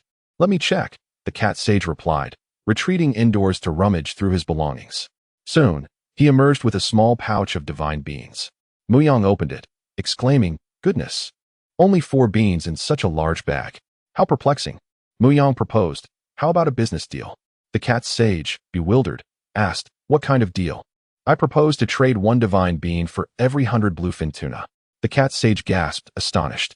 Is this the generosity of the wealthy? I love it. Mu Yang continued. If I encounter superior fish on my travels, I will bring them back for trade at a rate of 10 to 1. The cat sage pondered this enticing offer. And sensing his hesitation, Mu Yang grew impatient. The divine beans serve no purpose here. Why not exchange them for delicious fish? It's a win-win. All right, I agree. The cat sage acquiesced, and Mu Yang smiled, the earlier tensions dissipating. Thank you very much. His gaze shifted to the silent deity. Deity, do you still have any super divine water? If so, we could arrange a trade. Indeed, Mu Yang had set his sights on the super divine water. While he had no need for it currently, he knew others would find it invaluable for rapid enhancement. Whether they would suffer as a result was none of his concern. No need. I have plenty of super divine water. If you wish, I can send you several barrels. Upon hearing this, Mu Yang's eyes widened in disbelief. Did he just say barrels? He scrutinized the deity, astonished by his unexpected generosity. Certainly, the celestial beings are unaware of Mu Yang's secret intentions. Had they been aware, they would undoubtedly refrain from granting him even a drop of the divine water. Chapter 20. The divine water in the celestial realm, the deity remarked. You are aware of the side effects of the divine water, are you not? Indeed, Mu Yang replied, fully cognizant of its implications. Otherwise, he would not have sought it. Given your current prowess, the effects of the divine water will not be significant, the deity mused, perplexed by Mu Yang's desire for it. Chuckling, he recognized that Mu Yang was not inclined to disclose his intentions, prompting the deity to refrain from further inquiries. The two then made their way towards the divine temple atop the Korin Tower, where they encountered the enigmatic Mr. Popo, cloaked in shadows. "Long time no see, Mr. Popo," greeted Mu Yang. "Greetings, Mr. Mu Yang," replied Popo, and after exchanging pleasantries, the deity escorted Mu Yang to the temple's storeroom. Upon opening it, they were greeted by numerous barrels of water, each weighing no less than 100 pounds. Mu Yang, unreserved, took half and stored it in his universal capsule. The deity's green skin made it difficult to discern his expression, yet Mu Yang felt a sense of accomplishment in acquiring what he sought. After Mu Yang's departure, the deity stood gazing at the horizon, lost in contemplation. "Why did you choose to bestow the divine water upon him?" Mr. Popo questioned, puzzled. The deity recalled a prior statement. In the future, Earth would face even more formidable adversaries, necessitating thorough preparation. The power Mu Yang exhibited was the strongest I have witnessed, and I suspect it was not his full strength. Negotiating with such an individual requires a soft approach, not a hard one. Furthermore, having such a powerful ally on Earth is not a detriment. Granting him some divine water in exchange for his goodwill is a prudent trade. The deity concluded with calm assurance. "I understand, deity," Popo replied. Meanwhile, in the celestial chat group, Mu Yang from Dragon Ball announced to all members, "I have splendid news. Would you care to hear it?" Tiga responded, "If it's about something urgent, please refrain. I am still asleep." With that, the previously eager Cheng Li Mu Yang and Kimetsu Mu Yang fell silent. In the Tiga world, Tiga Mu Yang stirred from his slumber in a 24-hour internet CAF, slowly opening his eyes, oblivious to who had sent the earlier message, and retorted without hesitation. In the Dragon Ball universe, Mu Yang smiled and shared an image. Kimetsu Mu Yang inquired, "Cheng Li Mu Yang, has he always been this bold?" Cheng Li Mu Yang replied, "His mind seems a bit unsteady." Tiga Mu Yang, about to respond, glanced at the chat history and was suddenly jolted awake. "What have I just done?" he muttered, a look of horror on his face as if he had encountered a grave crisis. Clearing his throat, Tiga Mu Yang addressed the group, "I humbly ask for your understanding." Cheng Li Mu Yang interjected, "Stop, stop. It's like a turtle reciting scriptures." "Indeed, stop that nonsense," added Kimetsu Mu Yang. Cheng Li Mu Yang teased, "Kimetsu Mu Yang, our handsome friend is quite astute, indeed." Tiga Mu Yang retorted, "Both of you, leave me be. I truly wish to unleash a devastating ray upon you both." "I apologize for the earlier misunderstanding. I was in a daze and thought it was Cheng Li Mu Yang," he explained, bowing in contrition. In the Dragon Ball realm, Mu Yang, soaring through the skies, was initially taken aback by Tiga Mu Yang's comments, pondering why this fellow had become so formidable. Wasn't he always referring to others as great ones? He mused. Love, it seemed, was indeed transformative. While he bore no actual anger, a slight annoyance lingered. However, thoughts of the divine water soon brought a sinister smile to his face. "Well, the splendid news I wish to share is that I have a method for you all to swiftly acquire immense power." Tiga Mu Yang, would you care to give it a try? In the Tiga realm, Tiga Mu Yang, brushing his teeth, felt a chill run down his spine upon reading Mu Yang's message. Ultimately resigned to the inevitability of fate, the other two Mu Yangs, too, surmised what the source of this newfound power could be. For only a few items in Dragon Ball could amplify strength. Very well, Tiga Mu Yang acquiesced. Cheng Li Mu Yang, ever the instigator, suggested, "Don't forget to stream it live." The mention of streaming had slipped the minds of the other Mu Yangs until Cheng Li brought it up. Some were excited. Others felt uneasy, while a few relished the unfolding drama. Cheng Li Mu Yang, that's an excellent suggestion. The new feature has been around for quite some time without being utilized. Perfect for you to experiment, Mu Yang remarked, smiling. Tiga Mu Yang pondered his predicament, realizing he had no choice but to comply. This is all Cheng Li's fault, he consoled himself. "Please wait a moment. I shall find a secluded place," he declared. "Don't tell me you're planning to flee?" Cheng Li teased. "Could you be quiet for once?" Tiga Mu Yang snapped, visibly irritated. Cheng Li Mu Yang smirked, understanding the importance of moderation in their banter. Once tensions escalated, it would be challenging to rein them in, and none wished for their relationships to sour. Moments later, Tiga Mu Yang announced, "I have reached a remote location. Please send it to me." "Understood, and don't forget to go live," Mu Yang replied. Ding. Dragon Ball Mu Yang has sent a red envelope. Ding. Tiga Mu Yang has claimed it. In the Tiga realm, standing on a sandy beach on a small island, Tiga Mu Yang stared incredulously at a bottle of mineral water in his hand. How can it be just a bottle of water? Surely this is a mistake. Tiga Mu Yang exclaimed. Great one, did you send this in error? This should be a fruit of the tree of might, not mere water. Mu Yang clarified. I haven't even left Earth. How could I possibly acquire seeds from the tree of might? Kimetsu Mu Yang interjected. So, that bottle must indeed be the divine water from the divine temple. Honestly, you are quite foolish. Cheng Li Mu Yang chided. Tiga Mu Yang sighed, having come to the realization that the water was likely the divine water. Yet, humans often harbor a glimmer of hope. He was no exception. Ultimately, his wishful thinking proved futile. With a resigned sigh, he activated the live streaming feature. Ding. Tiga Mu Yang has opened a live stream. Welcome all members to join and watch. Ding. Dragon Ball Mu Yang has joined the live stream. Ding. Kimetsu Mu Yang has joined the live stream. Ding. Cheng Li Mu Yang has joined the live stream. Chapter 21. Live broadcast soon. A vivid scene unfolded before the eyes of the onlookers. It was a solitary island surrounded by the vast ocean, with no other land in sight for thousands of miles. The sounds of seagulls' cries and waves crashing against the rocks echoed around the island, where a strikingly handsome young man stood on the beach. Behind him lay a lush forest, occasionally filled with the chirping of birds and the calls of other creatures. The young man, seemingly in his early 20s, had tousled black hair tousled by the gentle breeze and was clad in a black jacket and denim jeans. With his hands in his pockets, he wore an expression of resignation as he gazed at the electronic screen before him. Can everyone see this? Asked Mu Yang from Demon Slayer.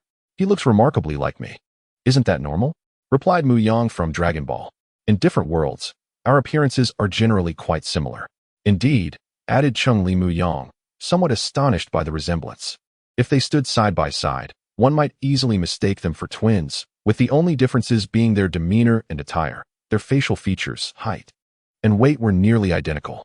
Enough chit-chat, let us get started, urged Tiga Mu Yang, realizing that his procrastination had been uncovered by the others.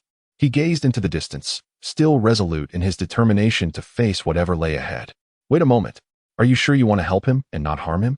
Questioned Mu Yang from Demon Slayer. What do you mean by that? Inquired Mu Yang from Dragon Ball. You are aware of the side effects of the super god water, right?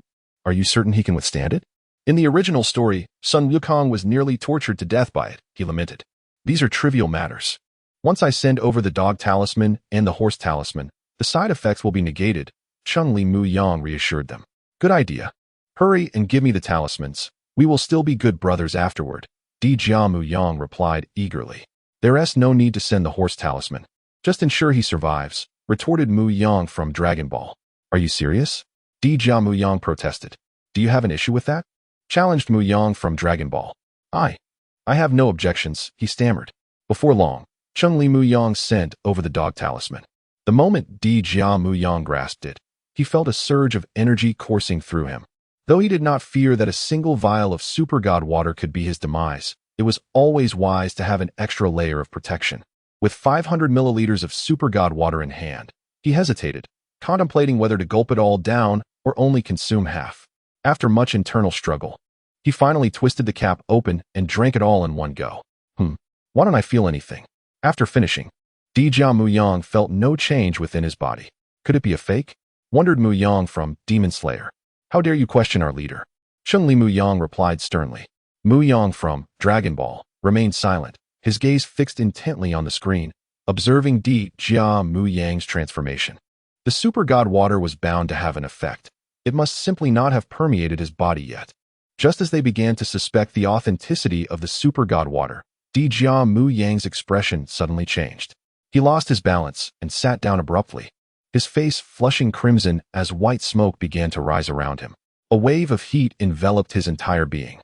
In mere moments, his eyes glazed over, and his previously slender physique swelled as if inflated, muscles rippling as though he had transformed from a mere youth into a muscular titan, his clothes straining to contain him. Thankfully, he did not expand to the size of the Hulk, for he lacked the special pants that could withstand such growth. The anguished cries echoed across the island. Veins bulged on his forehead as a brilliant white aura emanated from him, signaling the onset of an explosive power surge. Surely he won't come to harm? Fretted Mu Yang from Demon Slayer. Rest assured, with the dog talisman, he will not perish, Cheng Li Mu Yang reassured him. Mu Yang from Dragon Ball remained silent, his eyes unwaveringly fixed on Tiga Mu Yang. As time passed, after 20 minutes, the explosive muscles of Tiga Mu Yang began to retract, reverting to his original form in just a few breaths. His bare torso revealed no excess fat. Instead, his figure was sculpted into a perfect inverted triangle, each muscle resembling forged steel. With a deep exhale of white vapor, Tiga Mu Yang opened his eyes, fully absorbing his newfound strength. His body brimmed with power, and he felt as though he could effortlessly shatter a mountain with a single punch. A grin spread across his face as he began to levitate. Previously, he had relied on light energy for propulsion, as his own energy had been limited. Now, however, he felt his power nearly on par with Teraga's light. Whereas he once could only fly for a brief period before needing to rest, he now felt capable of soaring for an extended duration without a hint of fatigue. "So, how much stronger have you become?" asked Mu Yang from Demon Slayer. Tiga Mu Yang shook his head. "I am uncertain. Try using your full strength and attack this island. I will gauge the impact," suggested Mu Yang from Dragon Ball. Nodding in agreement, Tiga Mu Yang propelled himself into the sky. Gathering energy, he clasped his hands in a lotus position at his waist, channeling a blue-white energy wave. "Kamehameha!"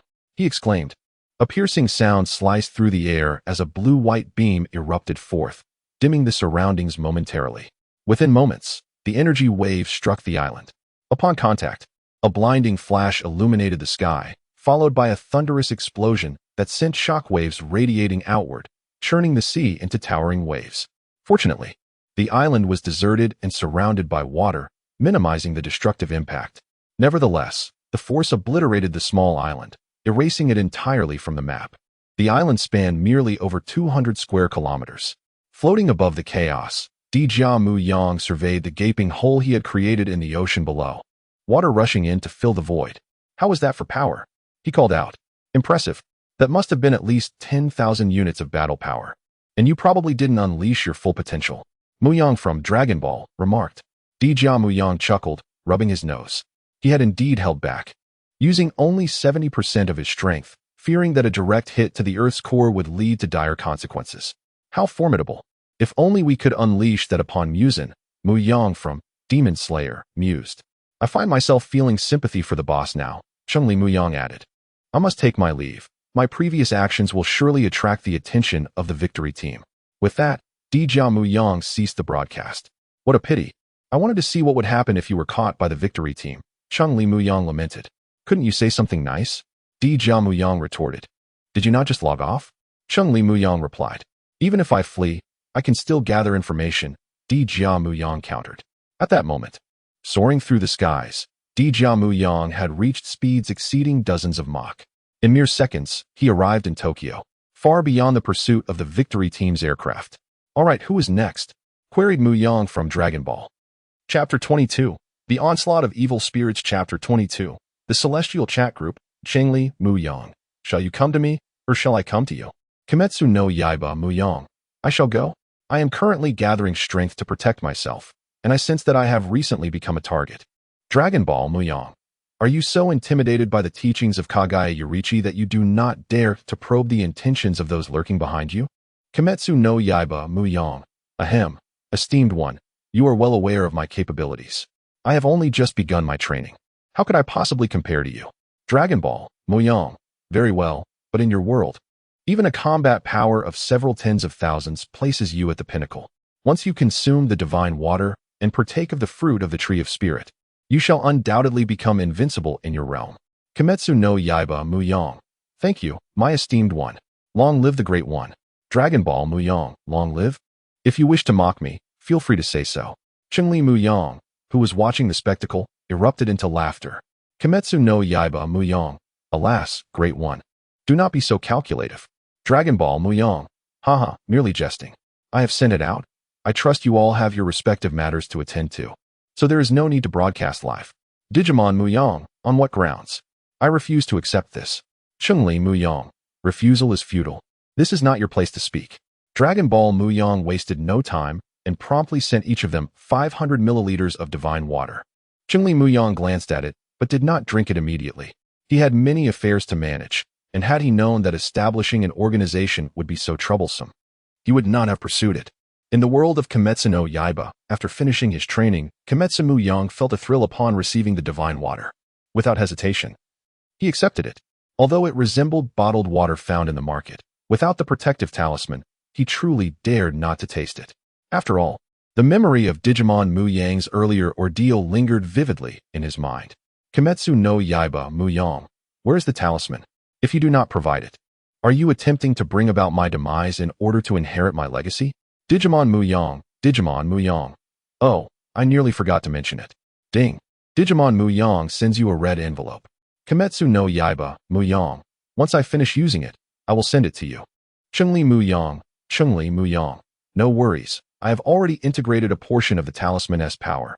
You can use it with confidence. Kimetsu no Yaiba Mu Yang. Okay.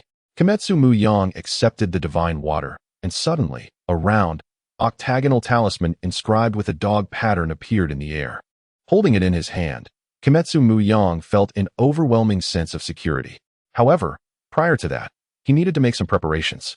He instructed his servants to fill a tub with water and bring it to the courtyard.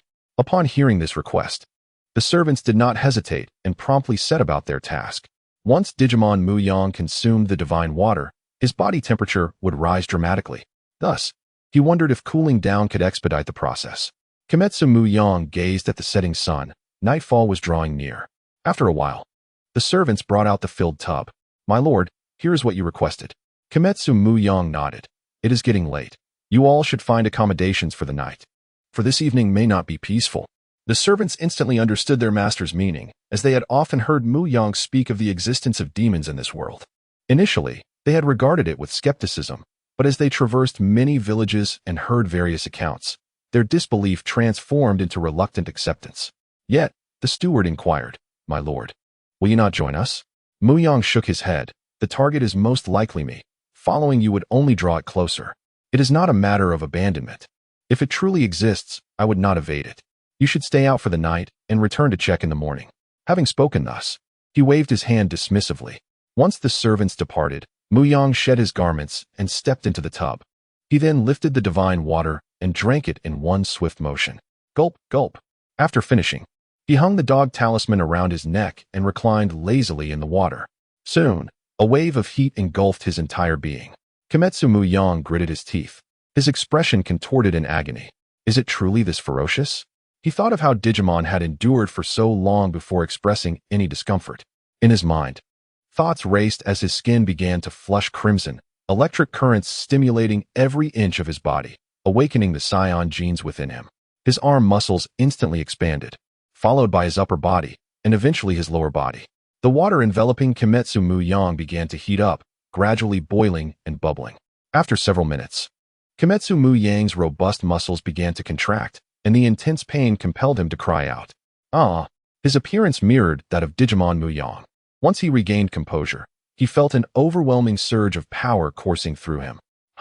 With a sudden burst of energy, Kimetsu Mu Yang unleashed an explosive aura that shattered the tub, sending water spraying and drenching the entire courtyard, along with a fair amount of wood splinters. Kimetsu Mu Yang paid this no mind, for he sensed that he had unlocked something within himself. His awareness of the surrounding environment sharpened, even with his eyes closed. The scenes around him vividly played out in his mind. He speculated that this was likely what they referred to as transcending the world. He could clearly sense the passers-by in the courtyard. Regrettably, the range was somewhat limited. This phenomenon bore resemblance to the observation haki in the world of One Piece. Truly, he was the chosen one, Kagaya Yurichi. If you were to appear in the world of One Piece, with your talents and understanding, you could easily be one of the four emperors. Returning to reality, Mu Yang dressed and re-entered his room. In the dead of night, under the luminous moon, a shadow stealthily leaped over the courtyard wall. Is this it? I detected the most potent scent of blood and flesh here, the shadow murmured. Observing closely would reveal peculiarities about him. A horn protruded from his forehead, his skin was a pale gray, and his tongue elongated. An odor of decay and blood accompanied him, since typically associated with the deceased. It was evident that this shadow was no ordinary being. It was a demon. The horned demon strode towards the house, using its nose to sniff as it searched room by room. How is this possible? There isn't a soul in sight. This shouldn't be, the horned demon exclaimed. Because I have sent them away, a voice resonated from behind the horned demon. Startled, The demon leaped back and turned to see a man standing at the door, wielding a specially crafted long blade. It was none other than Mu Yang. And if he donned a conical hat, he would exude the aura of a chivalrous hero. Who are you? You inquire about my identity? To come to my home and ask such a question? Surely, you must be lacking in intellect. Mu Yang taunted. You scoundrel, what did you say?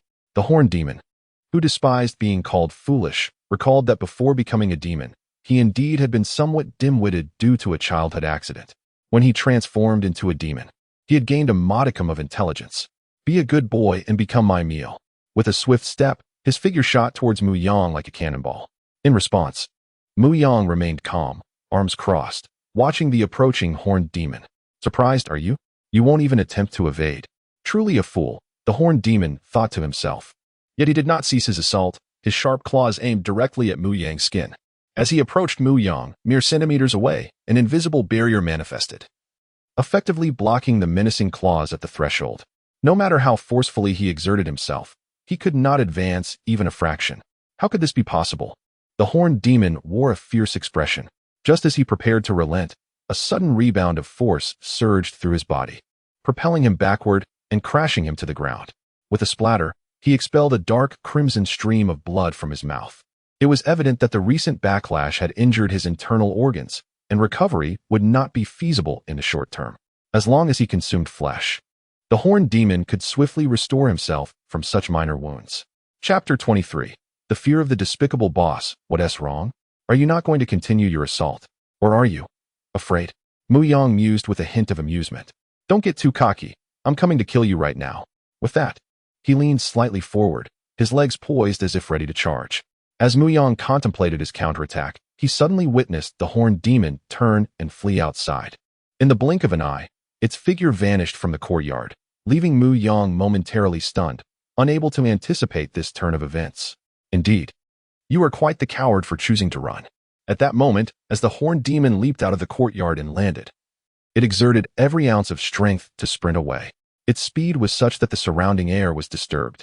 Though reckless, it was not foolish. It understood that to remain would only lead to death. The temptation of Mu Yang's flesh was great, but survival took precedence.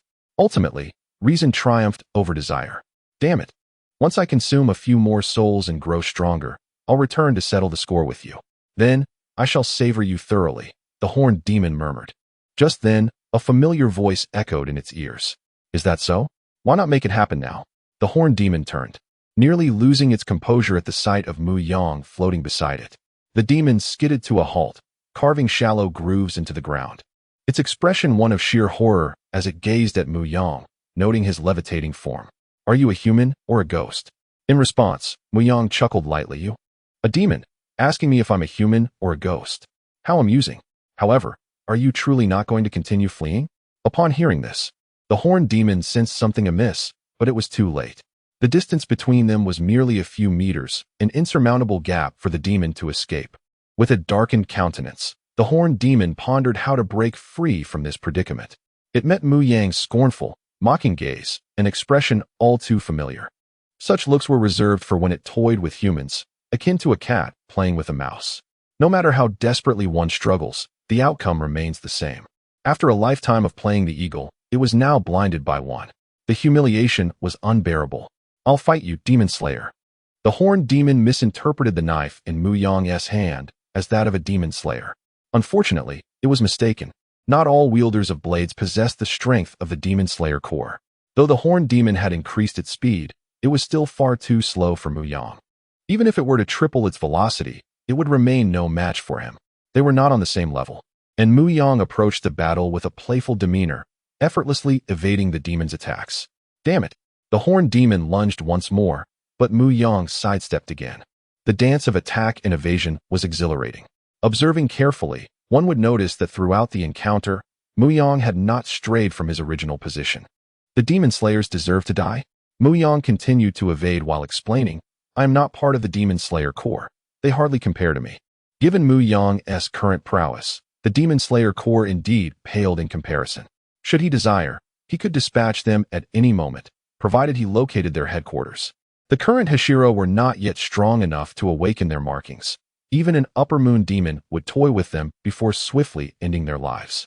Butterfly Shinobu's sister. Kane Kocho was a tragic example, having perished without a chance to retaliate against the Upper Moon II, Doma. Such a young life extinguished too soon. It was a pity. Should the opportunity arise, Mu Yang would be willing to intervene. Speaking of which, I seem to be uncertain whether the plot has begun. It appears I need to investigate this matter further, he pondered while deftly avoiding the horned demoness claws. Damn it, don't ignore me. The horned demon bellowed in frustration.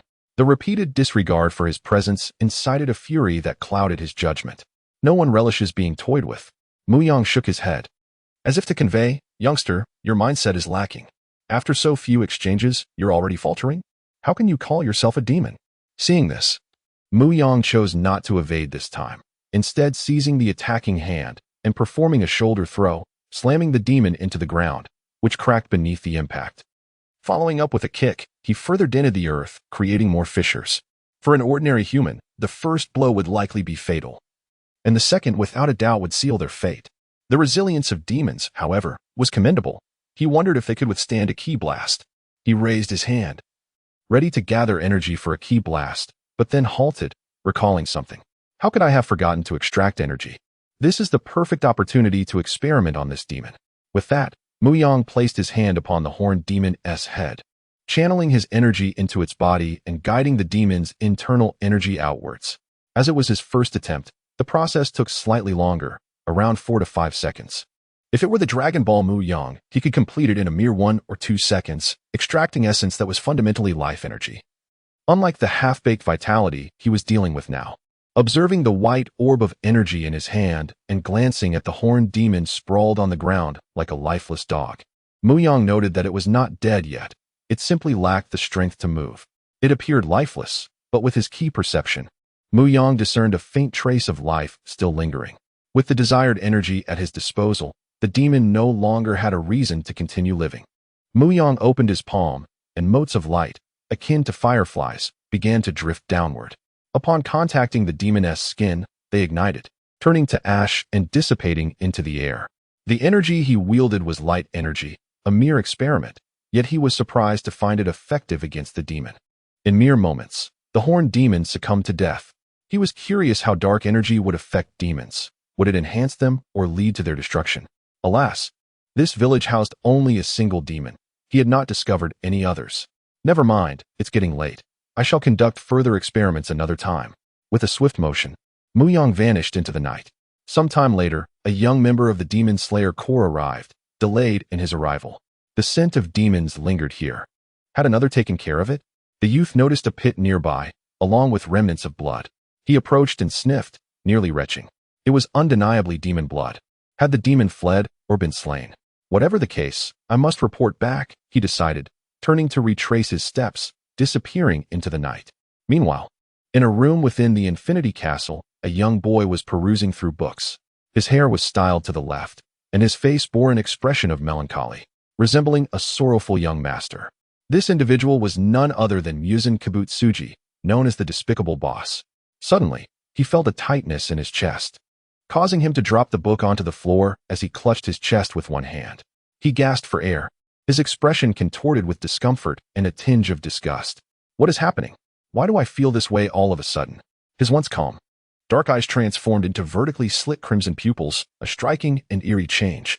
Muzan immediately began inspecting his body, checking repeatedly but finding no issues. Since the problem did not lie within himself, there was only one possibility. A problem had arisen with the demons under his command. He promptly closed his eyes, initiating a communion with the bloodlines of other demons, seeking the origin of the repulsion that consumed him. Soon, a vivid scene unfolded before him. The moment when the horned demon was utterly defeated by Mu Yang. He witnessed the sequence from beginning to end, and only then did Muzan discern the source of his inner aversion. White light dots cascaded upon the horned demon like raindrops. The sensation of pain transmitted to Muzan, causing his body to tremble uncontrollably.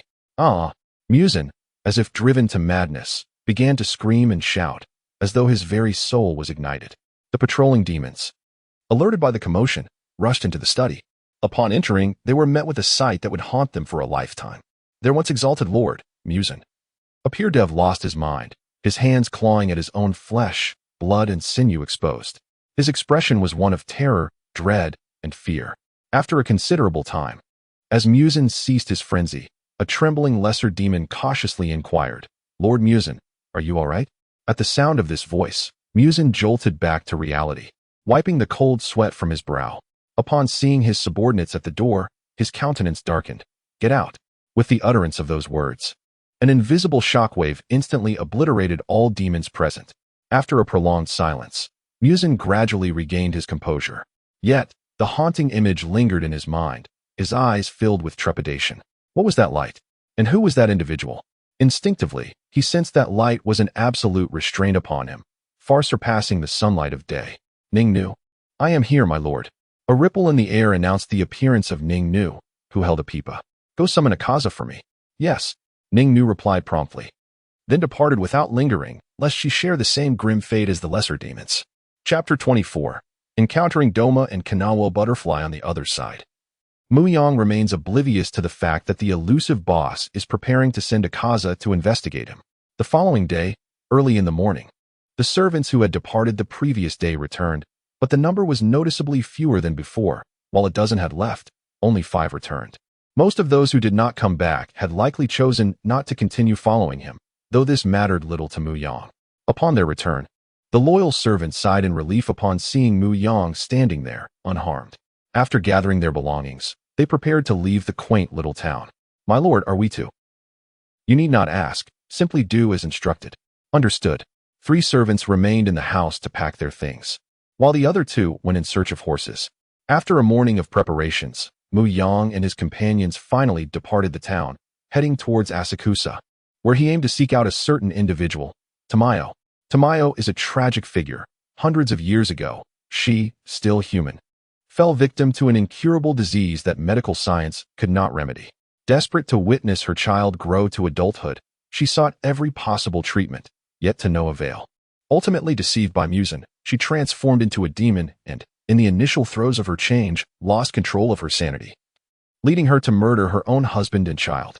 Later, she encountered Kaneo Tsuyuri, and with his assistance, she successfully broke free from Muzan's grip, ultimately contributing to his defeat during the Infinity Castle battle through her medicinal skills, which weakened his power. Mu Yang was deeply impressed by her medical expertise and felt compelled to recruit her.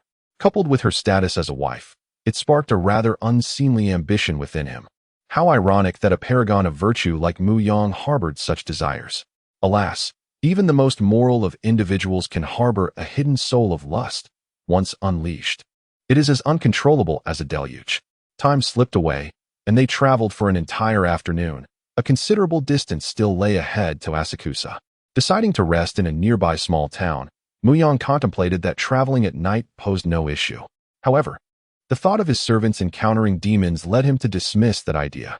If they were to perish, how could he manage the considerable baggage alone? Once they reached Asakusa, he could provide them with diluted super god water to enhance their physical prowess. Soon, their carriage arrived at the small town. Upon entering, they heard whispers of a cult known as the Worldly Bliss sect. Initially, Mu Yang paid it no mind, for in this world and era, religions are merely tools for deceiving the faithful, mere superstition. As a staunch materialist, he believed only in what he could see or touch. Of course, he could not deny the existence of some so-called deities across the myriad realms. However, he had never heard of the Worldly Bliss sect, which sounded utterly nonsensical. Shaking his head, he chuckled at how he could even entertain such thoughts like those of people from this era. Upon reaching an inn, he spent a small sum to rent a modest courtyard. His companions prepared to wash up and rest early, as Mu Yang was accustomed to an early bedtime. "What are you staring at?" "Yes, I'm talking to you. Hurry up and get to bed. Why are you staying up?" In the dead of night, Mu Yang was suddenly roused from his slumber. A glint of coldness flashed in his eyes as he slowly rose and made his way to the courtyard. It seemed that a good night's sleep was not in the cards. In the distance, the sound of clashing metal echoed intermittently. Clearly, 2 individuals were engaged in a fierce battle not far away, and the commotion was substantial. Through his sensitivity to energy, Mu Yang sensed that the 2 fighters were the strongest he had ever encountered, yet the aura emanating from the demon far surpassed that of the demon slayer. While the demon slayer may hold their ground for the moment, the demon had yet to reveal its true strength. Regardless, defeat was merely a matter of time, and the consequences of such a loss were all too clear, becoming sustenance for the demon. contemplating whether to intervene. Mu Yang found little concern for the fate of the demon slayer. His primary interest lay in witnessing the demon firsthand, as the tremendous energy it exuded suggested formidable strength. Possibly upper rank or lower rank. Perhaps he even knew it. Having made up his mind, Mu Yang took off, soaring into the night sky. His departure sparked murmurs among his servants. Is the Lord perhaps a demon? The steward, hearing this, was struck with incredulity. A demon? If our Lord were a demon, would we still be alive? Furthermore, demons are known to fear sunlight, yet they had seen their Lord standing under the sun without a care. After recollecting this, the servants nodded in agreement. Maybe the Lord is a god after all. Enough of this nonsense. We are merely servants. It is best not to pry into matters beyond our understanding. Return to your rest.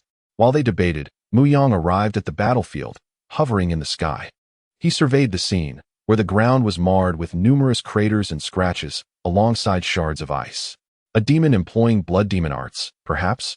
It seemed he had come to the right place. Continuing to observe, he noticed two figures engaged in combat not far ahead, a man and a woman, both possessing striking appearances. The man had a somewhat effeminate demeanor, while the woman bore the resemblance of a neighborly older sister, particularly accentuated by her ample bosom. Clang! The sound of metal clashing snapped Mu Yang back to attention, and then it dawned on him why the two looked so familiar. They were none other than Upper Moon 2, Doma, and the flower Hashira, Kanawo Tsuyuri. Mu Yang recognized the combatants and became aware of the timeline within the Demon Slayer universe. They were 5 to 6 years away from the main storyline. This was becoming increasingly intriguing. On the battlefield, Kanawo found herself forced back, her Nichiren blade planted firmly in the ground to stabilize her stance. Breathing heavily, her body bore numerous wounds, and her stamina was nearly depleted. Yet, the determination and refusal to yield in her eyes were palpable as she raised her Nichiren blade once more. Flower breathing, fifth form, peony. Her figure surged towards Doma, unleashing a flurry of strikes with her blade that sliced through the air like petals of a peony, aiming for a singular point. Ah, how beautiful! I truly wish to become one with you, Flower Hashira. Doma cackled maniacally, but his golden iron fan was barely able to defend against her fierce assault, leaving him unscathed. Seeing that her attack bore no fruit, Kanawo swiftly retreated, distancing herself from Doma. To be honest, I truly admire you. If we were to become one, we could achieve immortality. Ah, the coveted immortality that everyone yearns for but cannot attain. Yet, I am different. I exist to rescue lost girls like you. To walk with me towards eternity.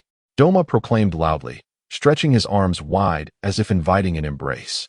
Mu Yang, watching from the sidelines, was momentarily dumbfounded. Doma was undoubtedly deranged. Silence, you despicable fiend. Today, I shall slay you here, Kanawo declared with righteous indignation. Upon hearing this, Doma's expression grew increasingly mocking, as he clasped his hands together in a mock display of fear. Oh dear, I am so scared. This taunt ignited Kanawo's fury, causing her hands gripping the Nichiren blade to tremble. As she was about to launch another attack, a sudden wave of discomfort surged within her stomach. A mouthful of fresh blood was expelled, and a sense of weakness and cold enveloped her entire being, causing her to half kneel on the ground. What is happening? At that moment, layers of frost began to form on her arm. It appeared to be taking effect, chuckled Doma. Cough, cough. What have you done to me? Cough, cough. Butterfly Kane felt an increasing chill coursing through her body, trembling uncontrollably. I haven't done anything. You merely inhaled a great deal of cold air. And that coldness is my blood demon art. Upon hearing this, Butterfly Kane felt a surge of resentment. How infuriating. Images of Shinobu and Kane flashed in her mind. It seems that, dear sister, I can no longer accompany you. A bitter smile crossed her lips as she murmured, but before that, I will surely fight to the death to resolve this calamity for you. Chapter 25. The heroes rescue Butterfly Kane resolved to confront the upper moon before her, determined to face her fate, even if it meant death. Her unwavering gaze caught the attention of Doma, who let out an even louder laugh. How splendid. I absolutely adore your fiery spirit. I can hardly wait to take you with me into eternity. With that, Doma lunged forward, his expression grotesque enough to make anyone recoil in disgust. Despite her weakened state, Kane summoned her strength to stand tall, taking a deep breath. At this moment, she could no longer afford to hesitate. The difference between inhaling a bit more cold air or a bit less was negligible. She, Butterfly Kane, was not one to simply await her demise. How interesting. Blood demon art. Withered garden snowfall. Doma brandished 2 iron fans, unleashing a torrent of icy air that surged towards her like a tsunami. Breath of flowers. Second form, shadow of plum blossoms. This defensive technique emitted sweeping arcs of slashes, reminiscent of plum petals, dispersing the chilling wind that approached. Impressive, Doma acknowledged, yet his assault showed no sign of abating. His left fan swung menacingly towards Kane's head, but she managed to evade just in time, leaning back with a narrow escape. Seizing the moment, Kane unleashed another technique, breath of flowers, 6th form, spiral peach. Twisting her body midair, she executed rapid, razor-sharp strikes with her Giriian blade. Flash! She carved deep gashes into Doma's neck and chest, leaving him momentarily astonished. Doma marveled, recognizing the rigorous training that must have enabled such intricate maneuvers. How delightful! I yearn to become one with you. The wounds on his body began to heal at a visible rate. Kane pressed on with her assault. Breath of flowers, 5th form, fruitless peony. This time, she altered her attack's trajectory, spreading her strikes rather than concentrating them. Even Doma squinted, now taking her seriously. Though their strengths differed, the gap was not as insurmountable as he had imagined. A single misstep could lead to his downfall. Doma opened his fans wide. Blood demon art, frigid white princess. 2 ice lotuses, shaped like young maidens, materialized, exhaling a bone-chilling aura. Doma believed this would force Kane to retreat. However, he underestimated her resolve. She braved the penetrating cold, her determination unwavering as she continued to wield her blade. The newly formed ice lotuses were shattered by her swift strikes, and the remnants struck Doma, severely injuring his neck. As long as his head remained intact, his formidable vitality would allow him to recover quickly. Mu Yang sighed. What a pity, the outcome is already decided. Without those ice lotuses, perhaps Butterfly Kane could have truly defeated Doma. It seemed the moment had come for him to intervene. Mu Yang murmured to himself, acknowledging his feelings for Kane. Her beauty, character, and prowess were beyond reproach in this world. You almost had me killed, but it was just a tad too little. Doma's voice taunted, echoing in Kane's ears. The light in her eyes dimmed slightly. Forgive me, Shinobu. It seems I must depart first. I wish I could see you one last time and speak to you properly. With a clatter, her Giriian blade fell to the ground, and her body finally succumbed, collapsing onto the earth. Her gaze drifted towards the night sky, where stars twinkled like a painting depicting the butterfly family in embrace. Darkness gradually enveloped her vision. Hee. Doma's sinister grin widened as he gazed at the near-lifeless girl before him, the latent desires within him threatening to erupt. As he reached for Butterfly Kane, a swift sound pierced the air. A long blade struck Doma's arm with remarkable speed, the force pinning it to the ground. Doma was taken aback, unable to comprehend the sudden appearance of the blade, which had come so swiftly that he hadn't even reacted in time. As he turned to seek the source of the attack, his gaze was met with a massive figure looming in his vision. With a splatter, Doma's head exploded like a ripe watermelon, blood and brain matter scattering everywhere. The assailant was none other than Mu Yang, the hero who had come to save the damsel in distress. He hadn't anticipated that merely using 70% of his strength would obliterate Doma's head. Watching the body slump lifelessly to the ground, blood oozing from the neck, he noted that Doma had not immediately dissipated, indicating that he was still alive. However, Mu Yang had expected this outcome, knowing he had merely relied on physical strength. He had yet to utilize his inner energy or light power, and without those, it was challenging to eliminate a demon. Of course, barring a certain bald-headed teacher whose single punch could reduce an enemy to atoms. He removed the long blade from Doma's arm and glanced at the slowly regenerating head. It would take some time for Doma to recover. Turning his attention to the unconscious Butterfly Kane, Mu Yang stepped forward, scooping her up and leaping into the night sky. Upon returning to his residence, he laid her gently on the bed in the guest room. Noticing her pale complexion and faint life signs, he realized she was struggling to breathe. Mu Yang summoned the energy he had previously acquired from the horned demon and infused it into Kane's body. As the energy coursed through her, her pallor improved slightly, though she remained wan. Leaning down, he listened to her heartbeat, which was soft yet strong, truly remarkable. Coughing, he shook off those thoughts, focusing instead on the matter at hand. Alas, it seems I must reach out to the group. In the chat group, World Chat Group, Demon Slayer, Mu Yang, Dragon Ball Mu Yang. Are you there? Dragon Ball Mu Yang, what is the matter? Demon Slayer, Mu Yang, do you have any senzu beans? I have an injured person here who urgently needs treatment. Dragon Ball Mu Yang, is it serious? Demon Slayer Mu Yang, yes. At that moment, Cheng Li Mu Yang spoke up. Why not try the horse talisman for healing? If that doesn't work, we can resort to the Senzu beans. Demon Slayer Mu Yang's eyes brightened at the suggestion. He had nearly forgotten about the healing powers of the horse talisman, which surpassed the Senzu beans in one crucial aspect, its ability to cure ailments. Though he desired Senzu beans, Dragon Ball Mu Yang would certainly provide them if needed. However, such items were exceedingly rare for him. Demon Slayer Mu Yang agreed. Let us try the horse talisman first. Dragon Ball Mu Yang, if you need Senzu beans, just let me know. Cheng Li Mu Yang. By the way, wait a moment, big shot. Dragon Ball Mu Yang, is there something else? Chapter 26. The Awakening of Kanahui. In this chapter, Cheng Li Mu Yang begins to recount his experiences while cultivating chi and light energy. Dragon Ball Mu Yang questions whether the resistance felt during cultivation is due to the differing laws across various worlds. Cheng Li Mu Yang acknowledges this notion, explaining that he has since embarked on the study of magic and has acquired a modicum of magical power within him. Dragon Ball Mu Yang inquires whether he has attempted to merge these energies. Cheng Li Mu Yang admits he has not, suggesting that Dragon Ball Mu Yang might have already begun such an endeavor. Without denying it, Dragon Ball Mu Yang shares his previous attempts to fuse dark energy with chi to consume Raditz remains, ultimately succeeding and obtaining Saiyan genes. He reflects on his progress, noting that he has significantly fused chi with Tiga's light energy, though he remains uncertain if this is beneficial or detrimental. However, he leans towards optimism, believing that the quality of his chi now surpasses that of others. Cheng Li Mu Yang theorizes that they may have created a unique energy shared among themselves. Meanwhile, Demon Slayer Mu Yang attentively listens, aware that this discussion pertains to their future. Noticing Kanahui's exhaustion, he interjects, reminding them of the talisman. As the conversation unfolds, they engage in a lively exchange for over an hour, ultimately concluding that it is best to pursue the path of their respective worlds.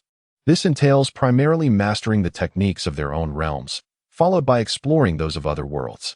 Dragon Ball Mu Yang focuses on chi, Tiga Mu Yang on light energy, while Cheng Li Mu Yang delves into magic, and Demon Slayer Mu Yang hones his swordsmanship. The reason for Tiga Mu Yang's significant enhancement in chi is quite straightforward. His innate light energy was already formidable, and after consuming the divine water, his chi surged to match the level of light energy. Consequently, Cheng Li Mu Yang and Demon Slayer Mu Yang's progress appears less pronounced. One has not focused on his primary discipline, while the other is just beginning his journey. Demon Slayer Mu Yang's lack of awareness regarding this disparity likely stems from his recent entry into cultivation, lacking the refined control over chi that Cheng Li Mu Yang possesses. Tiga Mu Yang requests that Cheng Li Mu Yang modify his energy absorption technique, as his current ability only allows him to extract a fraction of life energy, which merely aids in recovering stamina, benefiting weaker individuals but lacking the full potential exhibited by Cheng Li Mu Yang. Dragon Ball Mu Yang agrees, noting that they will soon venture into the cosmos, providing an opportunity for experimentation. As they converse, in the world of Demon Slayer Mu Yang has already activated the talisman, channeling its magic. He places it upon Butterfly Kanahui's forehead, and a radiant white light envelopes her body. The scars that had marred her skin dissolve in the glow, and her pallid complexion gradually regains color. With her breath stabilizing, Mu Yang breathes a sigh of relief, rising to cover her with a blanket and gently wiping the dirt from her face, maintaining his integrity. As he exits the room, he instructs the onlookers to return to their rest, as they must depart for Asakusa early the next morning. The eavesdroppers, startled, retreat to their beds. Shaking his head, Mu Yang reclines on the roof tiles, gazing at the starlit sky, savoring the tranquility of the night, reassured by his robust constitution against the chill. The following day dawns with the sun rising in the east, marking another busy day as Mu Yang and his companions prepare their belongings. In the guest room, Butterfly Kanahui awakens to an unfamiliar ceiling and surroundings, bewildered by the events of the previous night, where she had battled the demon, Tamayo, and subsequently found herself defeated. She wonders if the Demon Slayer Corps had arrived in time to save her, but given Tamayo's formidable strength, she doubts any could have bested him without the entire Hashira mobilizing. Alternatively, she contemplates the possibility of being captured. As she ponders, a figure enters, pulling aside the curtain. "Oh, you're awake?" a woman exclaims with delight. Kanahui eyes her warily, remaining silent as she uses her keen senses to detect the absence of demonic presence, allowing her to relax slightly. The maid assures her that she will fetch the master and departs, leaving Kanahui to wonder, the master? Is it Tamayo? Outside, the maid encounters Mu Yang in the corridor. Master, the lady has awakened. Surprised, Mu Yang instructs them to continue while he checks on her. He enters the room to find Kanahui on high alert. Upon realizing he is not Tamayo, she relaxes a fraction, yet still clutches a long blade she has unearthed from somewhere. Please, prepare for departure, Mu Yang instructs the maid, who nods and quickly exits. He turns his gaze to Butterfly Kanahui, who, though calm in appearance, displays a deep-seated vigilance in her eyes. With a light chuckle, Mu Yang remarks, "Is it not inappropriate to point a blade at your savior? Rest assured, I am not a ghost." Upon hearing these words, Butterfly Kanai realized her mistake. She promptly set aside the knife and, with a smile, said, "Thank you for your assistance. May I inquire your name? P.S. I had some matters to attend to at home yesterday and forgot to schedule the post. My perfect attendance reward is gone. Today, I shall make up for yesterday's oversight with a total of 4 chapters. Chapter 27. Some Past Events. Chapter 27. Mu Yang. Mu Yang? What a peculiar name." Mu Yang shook his head and said nothing. "What about you, Butterfly Kanahui?" She continued, "Could you tell me about what happened after I fainted yesterday?" Mu Yang nodded, not refusing. "Last night, I heard a commotion outside and went to investigate. I saw you struggling with that vile demon. When you collapsed, I intervened and drove the creature away, rescuing you." This was indeed the truth, but Butterfly Kanahui held a different perspective. "Did that demon not lay a hand on you? Its strength is formidable." Mu Yang raised an eyebrow. "Formidable? I beg to differ. Indeed, as his power increased, so did his physical prowess. Not to mention ordinary demons. Even the lower-ranked ones would find it hard to match Mu Yang. Nevertheless, thank you," Butterfly Kanahui said sincerely. Mu Yang waved his hand dismissively. "There's no need for thanks. From now on, you shall accompany me." "What?" Butterfly Kanahui was taken aback. "I can't possibly rescue you without a motive, can I? You will work for me for 3 years, after which you may leave at your discretion," Mu Yang stated casually. As for whether she would leave after 3 years, Mu Yang was confident that he could completely win her over during that time. Ancient girls were not as progressive as those in his past life. Once they chose a partner, they would follow steadfastly. Butterfly Kanahui's expression turned troubled. "I'm sorry, Mu Jun, but I cannot agree." "Why?" "Because I am already a member of the Demon Slayer Corps, and I do not wish to betray my lord," she replied earnestly. "Heh, the Demon Slayer Corps?" Mu Yang couldn't help but recall some unpleasant memories, his smile growing increasingly sinister. Butterfly Kanahui felt a chill run down her spine, her instincts warning her that this man was far more dangerous than the demon she encountered last night. Images flooded Mu Yang's mind. He recalled a group of Demon Slayer Corps members in black uniforms, mercilessly kicking a frail young man to the ground, then surrounding him to beat him ruthlessly. The pain and humiliation were memories he would never forget, accompanied by the echoes of insults directed at him. Throughout history, there would always be those who wished to be parasites beneath a great tree, and unfortunate for him, he had encountered such a fate. Not only was he beaten, but he was also robbed of his possessions. Thus, his attitude towards the Demon Slayer Corps was far from friendly, except when it came to beautiful women. These bitter memories prompted a surge of murderous intent within him. He was naturally petty and would never forgive those who had wronged him. In an instant, the temperature around them plummeted to several degrees below zero. Butterfly Kanahui was paralyzed with fear by this overwhelming aura, even though it was not directed at her. The residual energy rendered her immobile. Her instincts were indeed correct. The man before her was incredibly dangerous. Cold sweat trickled down her back, and she dared not breathe. Fortunately, this oppressive atmosphere lasted only a few seconds. Huff, Mu Yang exhaled, slightly restraining his imposing presence, then glanced at Butterfly Kanahui. "I apologize for scaring you." "And no problem," she stammered, clearly still in shock. After exchanging a few more idle remarks, the more they conversed, the more Mu Yang desired to recruit her. Ultimately, he took a firm stance, reasoning that since Miss Kanahui was still injured, she should temporarily follow him. "I have some grievances with the Demon Slayer Corps, and I will not allow such a good girl to become a weapon for them." Mu Yang stood, turning his back, and coldly declared, "I'm sorry, but you have no choice in this matter." His words were sharp, leaving no room for rebuttal. He then departed, glancing skyward as he walked down the corridor. Indeed, he was incapable of uttering any sweet nothings. Perhaps this was the nature of a straightforward man. A person like him was more suited to the role of a domineering president who dictated terms without compromise. After a while, Butterfly Kanahui sighed, feeling compelled to join Mu Yang against her will. She sensed his good intentions and, being of a kind disposition, held no significant dislike towards him. Inside the carriage, the two remained silent. After an undetermined period, Butterfly Kanahui finally spoke. "Where are we going?" "Asakusa. What do we need to do there?" she inquired. "To meet a demon."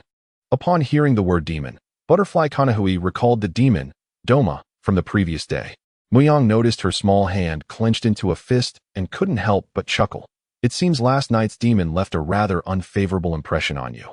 Rest assured, I will teach you how to become stronger." In response, Butterfly Kanahui shook her head.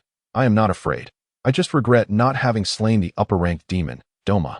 That fellow will harm many girls in the future, and I feel remorse for not having killed him." Mu Yang looked at her. She was indeed recognized as excessively gentle by the Hashira, Takedo Machiro. However, such a character would be more than adequate to be a virtuous wife. Who wouldn't be moved by a woman like this? "Do you have any family?" Mu Yang asked. Butterfly Kanahui did not expect him to bring up her family. Seeing this, she answered candidly, "I have 2 younger sisters." Mu Yang knew well whom she referred to, Butterfly Shinobu and Kurakarakana. Having read the original work, he was simply probing for further discussion later. "What do you think the Demon Slayer Corps is?" he continued. This time, Butterfly Kanahui answered without hesitation, "An organization dedicated to hunting demons." Hearing this, Mu Yang smiled. "Have you ever truly sought to understand? Why does the Demon Slayer Corps hunt demons?" This question caught her off guard. She had never seriously contemplated it. However, she discerned that Mu Yang had some grievances with the Demon Slayer Corps. "Mu Jun, did you have some past grievances with the Demon Slayer Corps?" Butterfly Kanahui asked cautiously. Mu Yang did not hide the truth and nodded.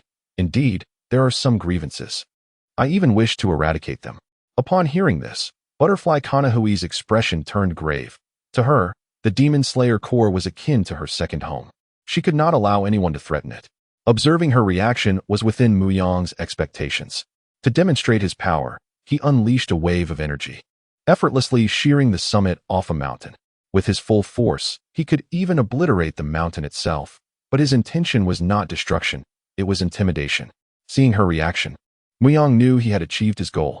Butterfly Kanahui, pale and trembling, sank to the ground, gazing at the distant mountain peak that had been sliced away, now shrouded in swirling mist. She could scarcely believe that a human could wield such cataclysmic power. This was beyond the capabilities of an ordinary person. To call Mu Yang a god would be an understatement in her eyes. Regardless, her worldview had been irrevocably shattered. After what felt like an eternity, she finally emerged from that dreamlike state. Looking at the calm, tea-sipping figure before her, she understood that this was a being she could not provoke. Without a second thought, she knelt before him. Mu Yang, taken aback, wondered why she would suddenly bow to him. Just as he was puzzled, suspecting she might have lost her mind, Butterfly Kanahui spoke. "I do not understand why Mu Jun harbors ill feelings towards the Demon Slayer Corps, but I implore you, please do not harm its members." "Oh, so it is a plea for mercy." Mu Yang, savoring his tea, did not respond immediately. After a considerable silence, Butterfly Kane felt a chill in her heart at Mu Yang's prolonged silence. She slowly lifted her gaze to observe what he was doing, only to meet his eyes, whereupon Mu Yang revealed a gentle smile. To be honest, his impression of the Demon Slayer Corps was rather lukewarm. He felt a profound disdain and disgust for the parasites within. Butterfly Kane lowered her head once more, her cheeks flushed, too shy to meet Mu Yang's gaze again. Eventually, Mu Yang offered her a brief explanation of his past experiences. After hearing his account, even Butterfly Kane found it somewhat excessive. The act of seizing another's possessions and wielding one's power to oppress and slaughter the innocent was indeed hard to believe. She could scarcely fathom that such individuals existed within the ranks of the Demon Slayer Corps. Mu Yang's words were undoubtedly factual, as they stemmed from his own efforts. Regardless of the era, once extraordinary powers manifest, the darker side of humanity inevitably surfaces. While the Demon Slayer Corps does engage in noble deeds by slaying demons and aiding civilians, it cannot be denied that they also act in their own self-interest.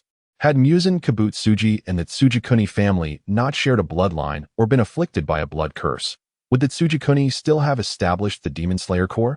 The answer remains uncertain, but Mu Yang is convinced that if the Tsujikuni family were aware of the advantages demons could provide, they would surely transform everyone into demons.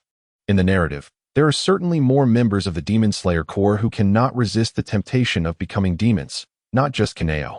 The reasons for Mu Yang keeping Butterfly Kane close were twofold. He was drawn to her, and he sought to ascertain the location of the Demon Slayer Corps headquarters through her. Ultimately, Butterfly Kane still wished to plead for mercy, but Mu Yang coldly rejected her. His patience wearing thin after repeated requests, he began to regret saving Butterfly Kane. He was not the type to be immobilized by beauty. Without Butterfly Kane, there were still Kanroji Mitsuri and Nezuko, who were nearly her equal in charm. Butterfly Kane, perceptive as ever, noticed the change in Mu Yang's demeanor. And for the remainder of the journey, she remained silent. Chapter 28.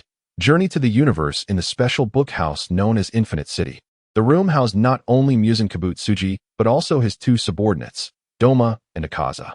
Both knelt before Muzan, with Akaza summoned from outside and Doma reporting on his encounter with a mysterious individual the previous day. "My lord, this is the general outline of the events." Doma spoke earnestly. "Mysterious figure?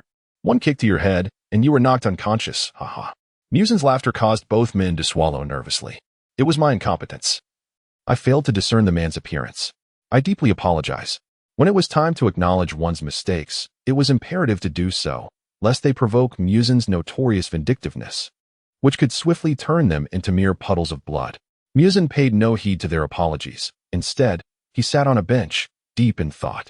The individual who instilled fear through his radiant presence. Could he be the one who incapacitated Doma? Both possessed formidable strength, and given their proximity, it was reasonable to surmise they might be the same person. Regardless, an investigation was warranted. The absence of clarity for a single day would gnaw at his mind. The pressure from the recently deceased Kokushibo weighed heavily on him, causing involuntary shivers.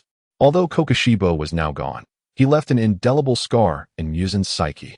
Thus, he needed to ascertain whether this new figure could become a second Kokushibo, if that individual had yet to grow in strength. The most prudent course would be to eliminate him in his infancy. If he had already matured, then Muzan could only continue to conceal himself, much like he had done previously with Kokushibo, for he had all the time in the world. Mortals lived but a century, while he was destined for immortality. Returning to the present, Muzan turned to his subordinates. "I have a task for you. Investigate the origins of this individual." As his words echoed, a vision of the death of the horned demon appeared in Doma and Akaza's minds. "Locate this man, gauge his strength, and if he is weaker than you, eliminate him." With that, he closed the book in his hands. "I hope you will take this matter seriously." "Understood, my lord," they replied in unison. With a wave of his hand, they vanished from sight. Muzan resumed his search for the elusive blue flower in the medical texts. In the Dragon Ball universe, West City, within the confines of Bulma's family courtyard, a space had been meticulously crafted by Dr. Brief into a launch pad for spaceships. Wealthy and extravagant, the Brief family had the means to indulge in such endeavors. Mu Yang was ready to embark on his cosmic journey, with numerous objectives in mind. First, to achieve the transformation into a Super Saiyan. Second, to seek out the Yard Rats to learn instant transmission. And third, to acquire the seed of the Tree of Might from Dariasu. Meanwhile, Krillin and the others had gone to the Supreme Kai's temple for guidance in their training. The protagonist, Goku, had already been sent by the Supreme Kai to the afterlife, traversing the Snake Way to reach King Kai's planet. Once the Saiyan invasion concluded, Mu Yang intended to learn the Kaioken technique from Goku. Although the technique placed a significant strain on the body, the enhancement in power was undeniable. Hadn't Goku used the Kaioken to amplify his Super Saiyan blue form in the later arcs? "I'm off now. Don't miss me too much," Mu Yang jested. Bulma remained silent, her reluctance palpable. He approached her slowly and embraced her. "Please stay at home a little longer while I'm away.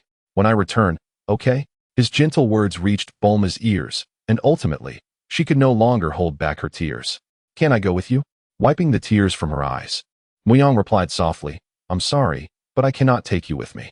The dangers of the universe are unknown even to me, and with my current strength, I can barely ensure my own safety. Can you not go then?" Bulma implored. "The Saiyan matters can be entrusted to Goku and the others." At her words, Mu Yang shook his head. "I am not comfortable putting my life in others' hands. While we trust Goku and the others, we must prepare ourselves as well." Bulma began to understand the gravity of his words. Indeed, one's life cannot be entrusted to others. But what about the Dragon Balls? But we still have the Dragon Balls. And what if they cease to work? Mu Yang countered. While the Dragon Balls can accomplish many feats, can they truly resurrect someone who has died twice? Are you certain that making a wish won't yield negative consequences for the Dragon Balls? All of this was uncertain, and it was prudent to maintain vigilance in areas where we lacked expertise. Perhaps, to outsiders, Mu Yang seemed paranoid, yet his concerns were not unfounded. For instance, the negative energy accumulated from wishes granted by the Dragon Balls manifested as the evil dragons in Dragon Ball GT and AF. Each of these entities was immensely powerful, forcing Goku to transform into Super Saiyan 4 to contend with them, especially the 1-star and 4-star dragons. The 1-star dragon, who had not absorbed the other 6 Dragon Balls, was capable of evenly matching Super Saiyan 4, and after absorbing them, he could easily overpower both Super Saiyan 4 Goku and Vegeta.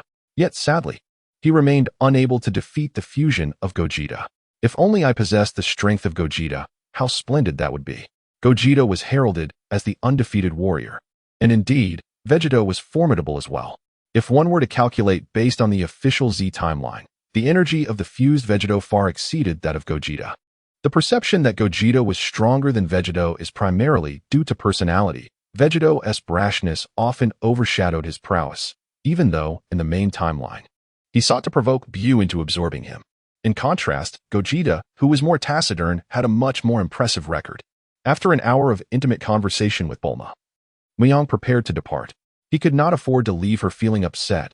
Upon his return, she might no longer be his girlfriend. Upon entering the spaceship, Mu Yang skillfully ignited the ignition in the control room. The spacecraft resembled an octopus, towering over 30 meters, with ample space inside. It was equipped with various facilities, including a training room, kitchen, bedroom, and storage room. As he observed the changing scenery outside the window and felt the gravitational acceleration upon his body, Mu Yang's expression remained relaxed. Is this merely a few times the gravity? I can train under 300 times gravity. In just 2 minutes, he had soared beyond Earth's atmosphere, breaking free from its gravitational pull, traveling at a speed nearing 1/3 the speed of light. In the tranquil expanse of space, darkness enveloped him as countless stars twinkled. Initially captivated by the view, he soon found it monotonous. He retrieved the detailed cosmic map he had previously wished for from the dragon and began to navigate toward the storage area. Upon entering the storage room, he discovered a plethora of flora and fauna stored there, specimens he had captured for experimentation. To develop effective techniques, one must invest considerable effort in relentless experimentation. Time passed quietly, and several days later, Mu Yang finally perfected his rapid absorption skill, enhancing his devouring abilities as well. The rapid absorption 2.0 version improved extraction efficiency and diversified the energy obtained. The Devouring 2.0 version required the power of darkness, Dark Triliga, to penetrate the target's body, devouring energy substances and digesting them for feedback to the host. Chapter 29. Individual Developments. Chapter 29. The Celestial Chat Group. Beep. Dragon Ball Mu Yang has uploaded skills. Rapid Absorption version 2.0. Devour version 2.0. Kimetsu Mu Yang. It's only been a short while, and you've already developed them. Cheng Li Mu Yang. Indeed, it's no surprise. Having a master among us brings such joy. Tiga Mu Yang. This time, I concur with you. Seeing the group members extolling his contributions, Dragon Ball Mu Yang could not help but feel elated. After all, everyone enjoys hearing praise. Dragon Ball Mu Yang. Oh, come on. I'm just being modest. Now that we're all here, let us discuss how each of our worlds is faring. The reason for this inquiry is to share what we've accomplished lately, fostering discussion and problem solving. Dragon Ball Mu Yang. On my end, I've just finished dealing with Raditz. Goku is alive, but I suggested he train with North Kai. The plot remains manageable. Kimetsu Mu Yang. Up until the Namek saga, I'm not overly concerned. I trust the master can ascend to Super Saiyan in no time. However, I do worry about the Android saga. Tiga Mu Yang. Are you referring to Future Trunks? Kimetsu Mu Yang. Precisely, that is my concern. If Future Trunks appears, it's one thing. But what if he doesn't? Could the world where the master resides merely be a parallel universe? Cheng Li Mu Yang. That is indeed a valid concern. Dragon Ball Mu Yang. I'll keep an eye on that. Whether it's that timeline or GT, I can only strive to become better and stronger. Even if it's not the main universe, I can always venture there later. Traversing the Dragon Ball world isn't overly difficult. As long as I have the right tools. The other Mu Yangs nodded in agreement. Then Cheng Li Mu Yang spoke up. Cheng Li Mu Yang, on my side. The master has already possessed Walong, and I've secured the Panku treasure box. The second phase of the plot is about to commence. Everything is proceeding smoothly, and the forces I've established are gradually growing. Dragon Ball, Mu Yang. Smooth doesn't necessarily mean good. Let us not forget your world has the Chronicle of Ages. When the 8 great demons are sealed again, it's uncertain if the master will resort to using the Chronicle. Kimetsu Mu Yang. Indeed, it's wise to remain cautious. His location seems to be Tiga Mu Yang, Australia. Kimetsu Mu Yang. Right? It seems to be on some great mountain. Cheng Li Mu Yang felt somewhat speechless. Did he not know? It was precisely because he knew that it seemed challenging. Cheng Li Mu Yang. Australia has so many mountains. Who knows where? Dragon Ball Mu Yang. So, how long until the sealing of the 8 great demons is concluded? Cheng Li Mu Yang. Uncertain. It could take 4 to 5 months at most, or as little as 1 or 2 months. It depends on how swiftly Cheng Long and the others can seal them. Wait, I just heard from my subordinates that Walong and his group have just released Bagong. It won't be long before they are sealed again. Cheng Li Mu Yang looked at the images sent to him, feeling a headache. It was such a hassle, he truly wished to destroy them. Though he said that, Cheng Li Mu Yang knew he could not act rashly. Destroying them would be easy, but who could say what unforeseen demons might arise afterward? He preferred to control the plot himself than to face uncertainties. Tiga Mu Yang. Then what are you waiting for? Command your subordinates to search in Australia. Cheng Li Mu Yang. I roll. JPG, do you think I haven't done anything? I began taking action as soon as I learned the master had possessed Walong. Considering the only uncertain factor, who knows if modifying the historical narrative will result in me being expelled by the world or even erased. Neither outcome is one Cheng Li Mu Yang wishes to see. Cheng Li Mu Yang. For now, I can only take it one step at a time. However, I have thoroughly understood the 12 talismans. The next stage is to merge their powers into one. Kimetsu Mu Yang. So, wouldn't that mean each of us could harness the power of the 12 talismans? Dragon Ball Mu Yang. Not necessarily. Even if merged, it doesn't guarantee that everyone will receive a share. The magical power of the 12 talismans is limited. If it runs out without a source to replenish it, it will truly be depleted, unlike light energy that can gradually recover and strengthen with just a bit. Cheng Li Mu Yang. The master is correct. I have yet to touch the source and must continue my research. The reason for merging the talisman's powers is merely for convenience, akin to equipment in a game. Tiga Mu Yang. What a pity. I thought we could start having fun now. Cheng Li Mu Yang. Enough about me. How do you plan to deal with the Dark Ruler, Ganjia, in your world? Tiga Mu Yang. I roll. JPG, what other solution is there? Of course, I'll be using my feet. During this time, I've been training Goku diligently, even specifically seeking out Masaki Kigo as his opponent. Dragon Ball Mu Yang. I recall Masaki Kigo has grand ambitions. Are you sure you can keep him in check? Tiga Mu Yang. That's simple. I'll give him a good beating first, then offer him a sweet deal, the so-called sweet deal being Evil D. Cheng Li Mu Yang. Have you transferred Evil D's powers to him? Tiga Mu Yang. Of course not. I had already absorbed Evil D's energy long ago. He would need to borrow my light to transform and activate the ancient warrior DNA within him. Without my light, he cannot independently transform into light to drive Evil D's body. It's akin to Masaki Kigo wanting to use a luxury car. He must borrow the key from Tiga Mu Yang, but the car itself is registered under Tiga Mu Yang's name. As for whether, over time, Masaki Kigo will master the ability to change into light and enter the stone statue, much like Goku, I believe it's quite possible. However, even so, the transformed Evil D's strength would not be formidable. Tiga Mu Yang could easily suppress him, hence he was not worried. Kimetsu Mu Yang. It seems Masaki Kigo has completely descended into the role of a worker. Tiga Mu Yang. Working for me while gaining power is quite advantageous. Isn't it? Dragon Ball Mu Yang. And what about you? How is the world of Kimetsu? Kimetsu Mu Yang. Kimetsu Mu Yang. I'm doing well. The plot hasn't commenced yet. I recently saved Butterfly Kane from dying. Cheng Li Mu Yang. No wonder. You were seeking Senza beans before, wanting to give them to Butterfly Kane. What made you take a liking to her? Grinning. JPG, Kimetsu Mu Yang, shrugging. JPG, what can I say? She is so beautiful. I can't just let her go, can I? Otherwise, I'd be scolded by the readers. Don't you agree, single dog? Cheng Li Mu Yang. Cheng Li Mu Yang. Oh, feeling bold, are we? Dragon Ball Mu Yang. So what are your plans? With your current combat power nearing 1,000, dealing with a mere petty boss should be a breeze. Kimetsu Mu Yang. I'm heading to Asakusa to meet Tamayo. If possible, I'll recruit her as a subordinate. After all, Tamayo's medical skills are quite impressive.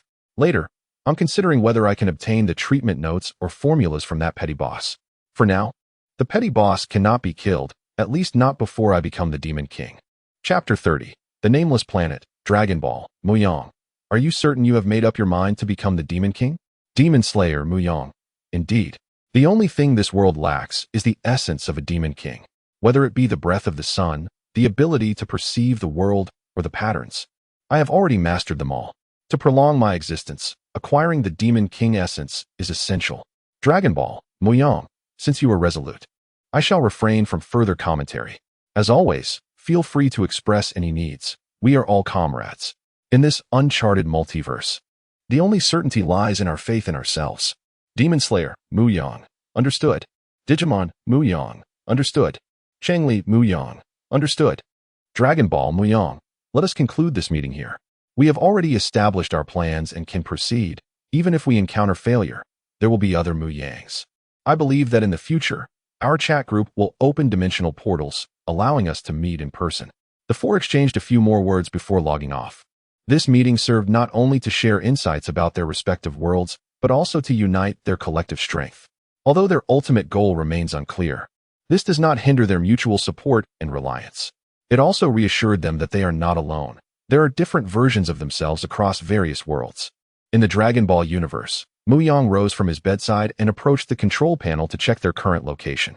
His destination was planet Adatella, a considerable distance away. The spacecraft, crafted by Dr. Brief and Bulma, was indeed swift, yet in the vastness of space, its speed felt akin to a tortoise's crawl. He calculated the travel time. It would take over a month to reach their destination, while planet Namek was a mere fortnight away. Mu Yang shook his head, recalling the cosmic cube in Whis' possession from the original story. If possible, he would wish to acquire it. Just then, a chime interrupted his thoughts, a reminder he had previously set for lifeless planets. Not far away, there lay a barren planet. An ideal opportunity to experiment with absorption and gauge the resultant strength. He murmured to himself, "Let us begin." Soon, Mu Yang's spacecraft hovered at the edge of the nameless planet's gravitational pull. He donned his spacesuit for safety. Although Moro in the manga possessed the ability to survive in space, he was uncertain if he had inherited that trait. As he exited the airlock, he was struck by the vastness of the cosmos, feeling insignificantly small beneath the endless expanse of darkness. The planet before him was colossal, reminiscent of an ant gazing up at a skyscraper. Fortunately, this sentiment did not linger long as he refocused his thoughts. Removing his helmet, he was instantly met with a suffocating sensation and a prickling on his skin. His body was suddenly immersed in gamma rays and various radiations, an uncomfortable adjustment. However, gradually, he acclimated, and a smile of delight broke across his face. Indeed, he could survive in space. This alleviated one of my weaknesses, a remarkable discovery. After fully adjusting, he turned his gaze towards the planet. Judging by its size, this nameless planet was twice that of Earth, and it likely harbored a significant amount of life energy. Conjuring a blue-white energy sphere, roughly the size of a basketball, he propelled it towards the planet. In an instant, it soared thousands of meters away, gaining speed as it pierced the planet's atmosphere like a meteor, crashing into the surface with a tremendous impact, creating a vast crater. Yet, the energy sphere did not dissipate. Instead, it delved deeper into the Earth until it reached the core, where it finally expanded. Floating in space, Mu Yang summoned a meteorite and stepped onto it. With his telekinetic abilities, beckoning a meteorite was a trivial task. As he sensed the energy sphere dispersing into the core, he began his own absorption process, projecting his energy and guiding the planet's energy with it. The visible effects were dramatic. Rivers dried up and flowers withered. A blue-white pillar of light shot skyward, all directed towards Mu Yang. Witnessing this spectacle, one that could only be imagined in science fiction, he could not help but feel exhilarated. As the planet's energy was drawn out, its surface began to crack, illuminated by a fiery glow. It seemed on the verge of an explosive rupture. In response, Mu Yang erected a protective shield around himself and the spacecraft, uncertain of the repercussions should the planet explode. Before long, he realized his worries were unfounded.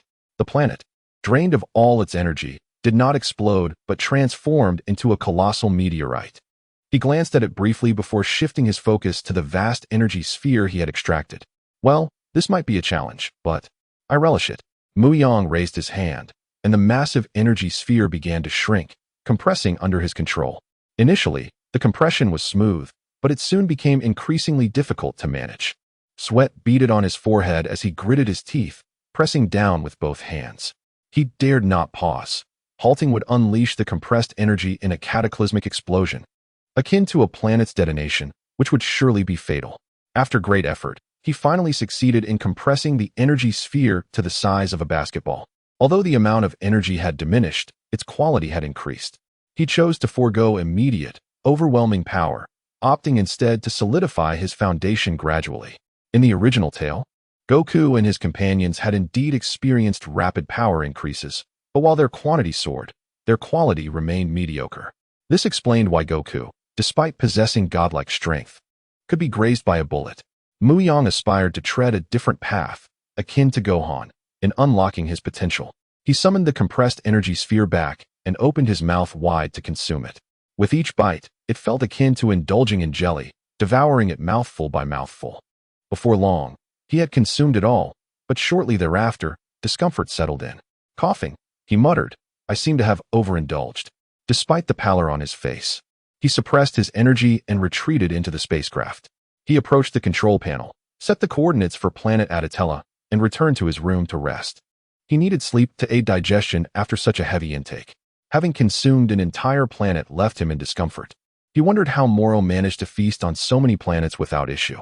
Ultimately, he attributed his predicament to his insufficient strength.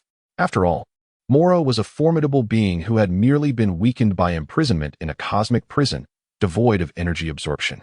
Currently, Mu Yang resembles an early version of a celestial being, still requiring some time to assimilate the energy of the planet. Soon, Mu Yang's aura began to stabilize, and he drifted into a profound slumber. Certain senses fell into a dormant state, while all excess energy within his being was devoted to the digestion of the energy absorbed from this planet.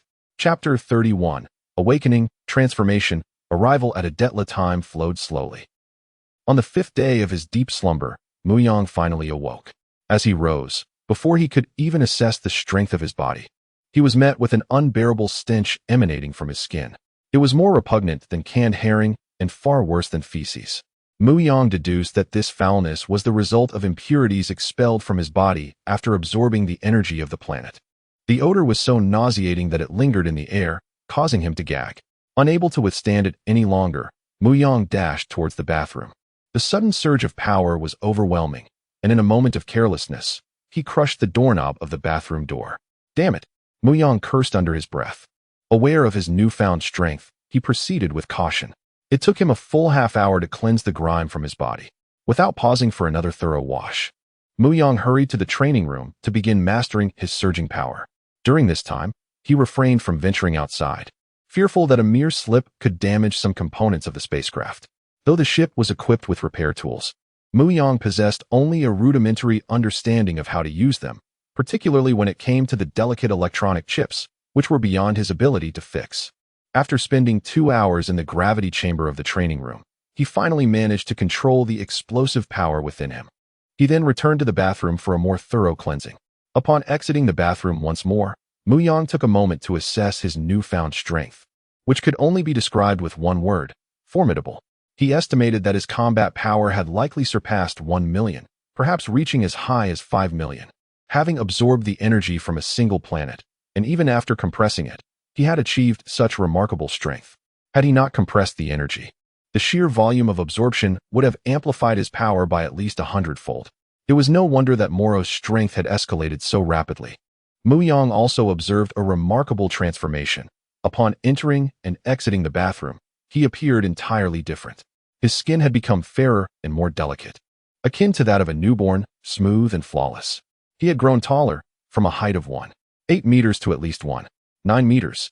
His hair was now a lustrous shade of black, and the deep brown of his pupils had taken on a more mysterious allure. Strangely, he noticed that below the neck, he had become completely hairless. The leg hair and underarm hair that had long troubled him had vanished without a trace. It was as if he had found a miraculous depilatory solution. His heartbeat resonated with vigor, akin to an unceasing perpetual motion machine. This must be the change brought about by the elevation of my life level, Mu Yang mused. He couldn't resist preening in front of the mirror, regretting that he wasn't pursuing a modeling career. His body had undergone a comprehensive enhancement, including his internal organs. Utilizing the immense life energy for compression absorption had proven to be a wise choice. Rather than blindly chasing excessive power, he understood the importance of holistic development, which is precisely what he was undertaking. If Mu Yang were to face Sun Wukong at equal strength, he would easily dominate the contest. Not only did he possess superior physical attributes compared to Wukong, but he also harbored a unique energy within him.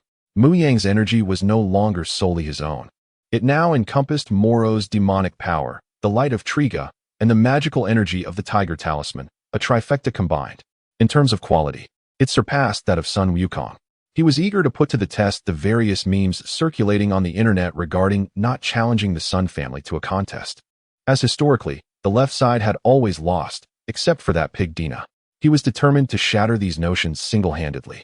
While uncertain whether his strength could rival that of divine power, Mu Yang was confident in his ability to assimilate the strengths of various sources into a singular, unique energy. This was merely the theory of Mu Yang in the Dragon Ball universe, yet he believed that the day of realization was not far off. When that day arrived, even if he ventured into other realms, he would not be constrained by the differing laws of those worlds. After admiring his reflection for a while, Mu Yang reluctantly departed toward the main hall. If only Bulma could see me now, she would be utterly smitten. As he spoke, he made his way to the kitchen, retrieving a kitchen knife. He pressed it forcefully against his skin, but only faint white lines appeared, leaving his skin unbroken. Regardless of how hard he pressed, or even if he attempted to snap the knife, the results remained the same. His skin's toughness was impressive. He then experimented with other senses. His vision and hearing had also seen some enhancement. He felt akin to a superhero, and if he could harness heat vision, he would be a true Superman. However, he acknowledged that his current state was still somewhat lacking, aside from his marginally improved defenses. His vision and hearing fell short of the mark. He lacked the ability to see great distances or to perceive through solid objects, let alone harness solar energy for absorption and transformation. Mu Yang contemplated the possibility of consuming the energy of a star and the changes it might bring. However, for the time being, he resolved not to continue his consumption.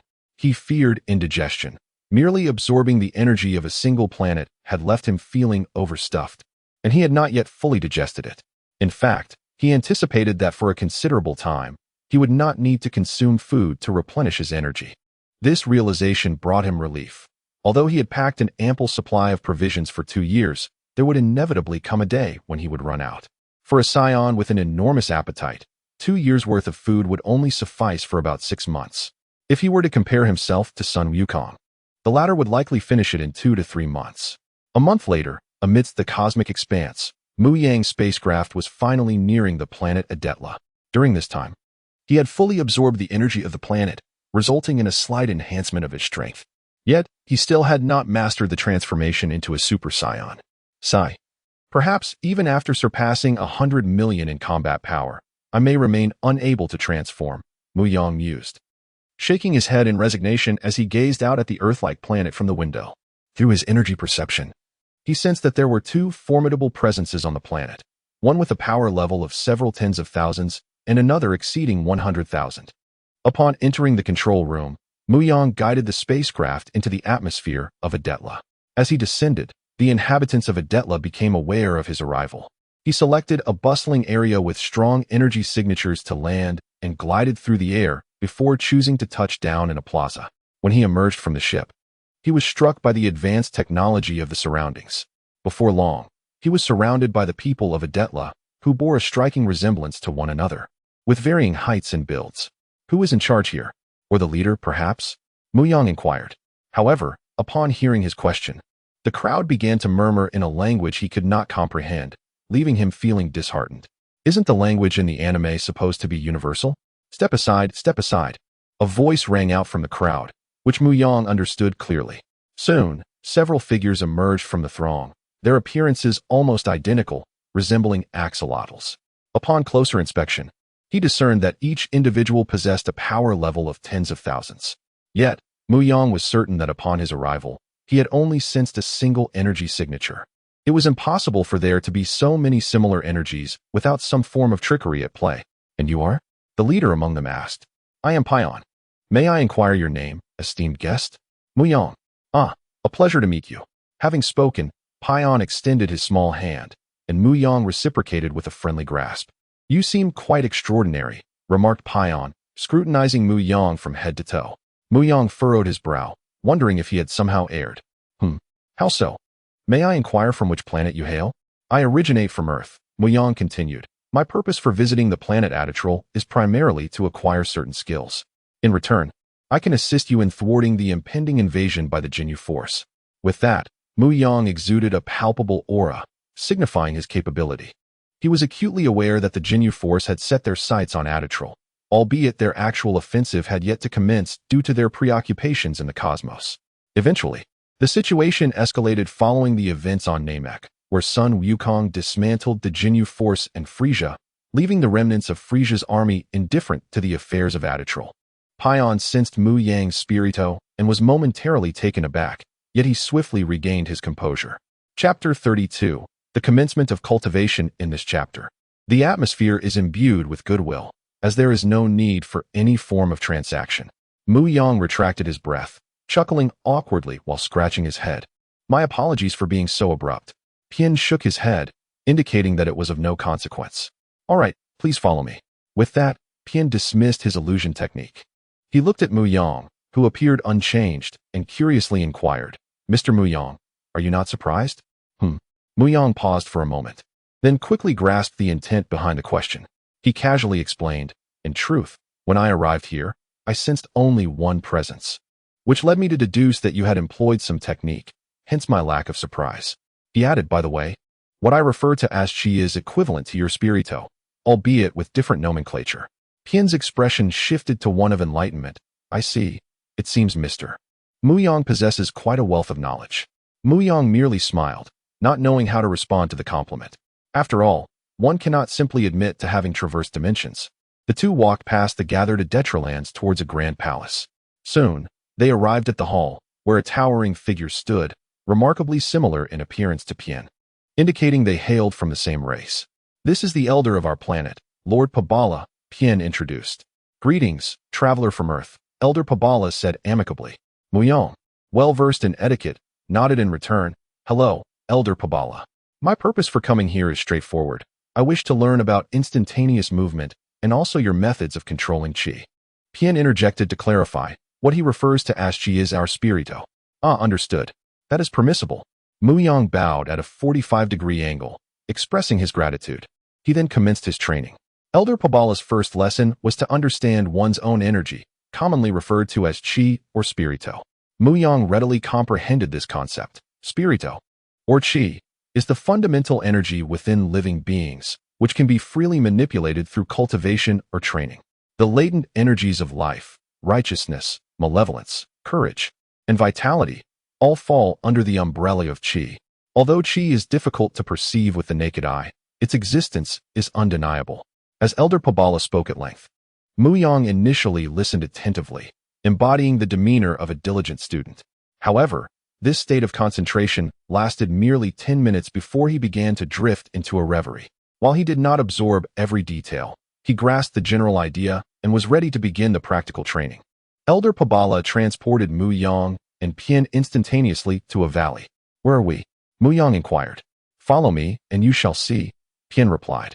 They traversed the lengthy valley and arrived at a landscape filled with towering spikes, each reaching heights of 30 to 40 meters, above a bottomless abyss cloaked in darkness. The scene struck Mu Yang as oddly familiar. After a moment of contemplation, he realized it resembled the training grounds where Naruto balanced his chakra at the spiky mountains. You seem to comprehend the purpose of this place, Elder Pabala observed, his eyes narrowing thoughtfully. Essentially, it is to help me balance my chi, correct? Mu Yang surmised. Precisely, Pabala confirmed, then leaped onto one of the spikes. Pian followed suit, both effortlessly balancing atop the pointed pillars without any sign of faltering. Seeing this, Mu Yang felt a surge of determination and attempted to join them. Ow, that hurts, he exclaimed, feeling as though the spikes would pierce his feet at any moment. Mr. Mu Yang, While your spirito appears quite stable, it is, in fact, not so. Different energies require time to integrate. Your prior efforts in solidifying your foundation have significantly enhanced your physical strength compared to others. As long as you do not recklessly pursue greater power, you will avoid feelings of emptiness or disarray. To truly master spirito, you must first calm your mind completely. For you, this should not pose a challenge, Elder Pobala instructed. I'll give it a try. Mu Yang determinedly adopted a stable stance, realizing that without a firm foundation, tranquility was unattainable. He lifted one leg off the spike while gripping it with his hands. While effective, it was also precarious. 2 days passed, and Mu Yang had achieved a steady stance atop the spikes, able to leap from one to another without issue. His talent was indeed remarkable. He had fully balanced his power in just 2 days. Pian remarked to Elder Pobala from a distance, "His progress is impressive." Indeed, it is primarily due to his strong will and mental fortitude. His spirito has surpassed what it was when he first arrived, Elder Pobala replied slowly. With a swift movement, Mu Yang landed beside them and asked, "Elder Pobala, how did I fare? Have I mastered it completely?" Pobala nodded in affirmation. "Indeed, you have performed exceptionally well. Now, we shall formally begin your instruction." Mu Yang felt a jolt of surprise. They had not yet commenced?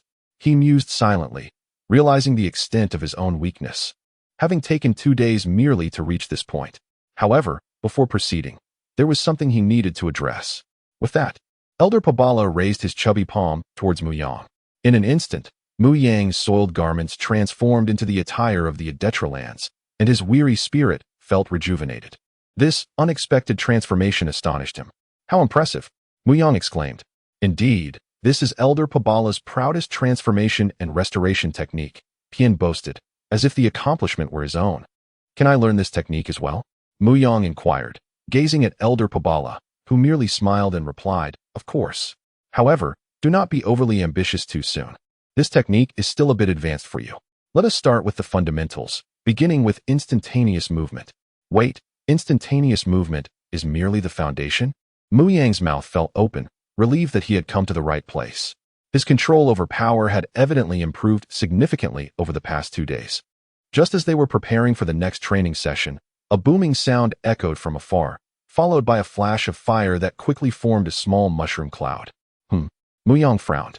"An evil spirito has emerged over there. Oh dear, what unfortunate timing." Mu Yang sensed the malevolent energy emanating from that direction. Though its combat power was not particularly high, only in the range of several 100,000, while Elder Pobala possessed nearly double that strength.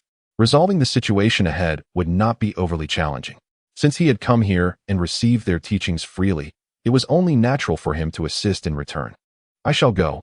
Consider it my way of repaying your kindness." "I detest owing debts," Mu Yang declared. Elder Pobala gazed at Mu Yang's resolute expression and sighed. "Very well.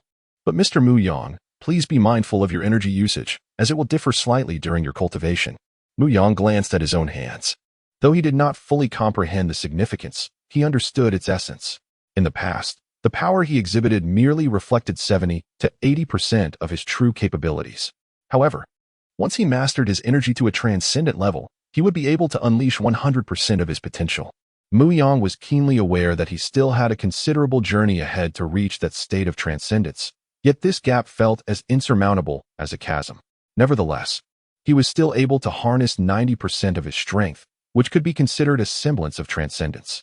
Chapter 33, The Jinyu Force with a Swift Motion. Mu Yang propelled himself forward like an arrow released from a bow. The ground behind him cracked and splintered under his feet. Astonishingly, Mu Yang never anticipated such a surge in his speed. This was merely a demonstration of his physical prowess, and he had already surpassed the speed of sound. How much faster could he become with the assistance of his energy?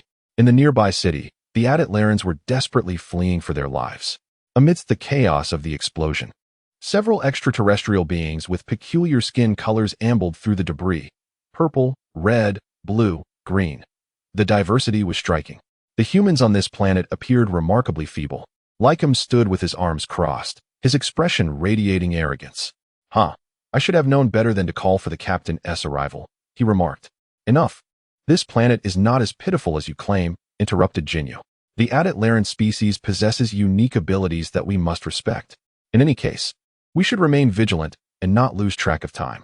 After all, King Frisia is awaiting our return." Indeed, agreed JIS. Oh, I can hardly contain my desire to slay them, exclaimed Bart.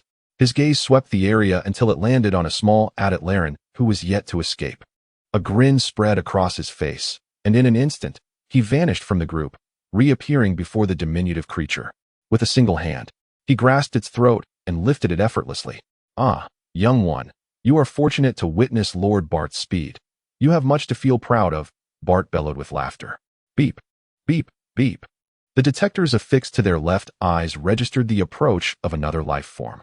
Someone is coming, Jinyu declared, and almost immediately, a figure plummeted from the sky, crashing to the ground. Boom, debris scattered, and dust erupted into the air. Cough, cough. My control could certainly use some improvement, Mu Yang said, brushing off the dust that clung to him. That fellow doesn't appear to be an Atlaran, JIS observed while recalibrating his power detector. Beep, 2,000 battle power? He scoffed. Pathetically weak. Mu Yang shot a derisive glance at JIS before turning to the small Atlaran, who was nearly choked to death by Bart. Is it truly possible for you to ascertain that the 2,000 battle power you see represents my actual strength? Mu Yang questioned, and with that, he surged forward. Whoosh, his movement sliced through the air. In the blink of an eye, Mu Yang stood before Bart, who had yet to comprehend the situation. With a single punch, void of any earth-shattering force, his fist collided with Bart and Appo's head at supersonic speed. Bang! Before anyone could react, Bart and Appo's skull shattered like a watermelon. Purple blood splattering across the ground, gore flying in every direction. What? The remaining four were taken aback, their expressions frozen in disbelief. Mu Yang casually wiped the blood from his hand with a tissue, not bothering to turn his head as he spoke.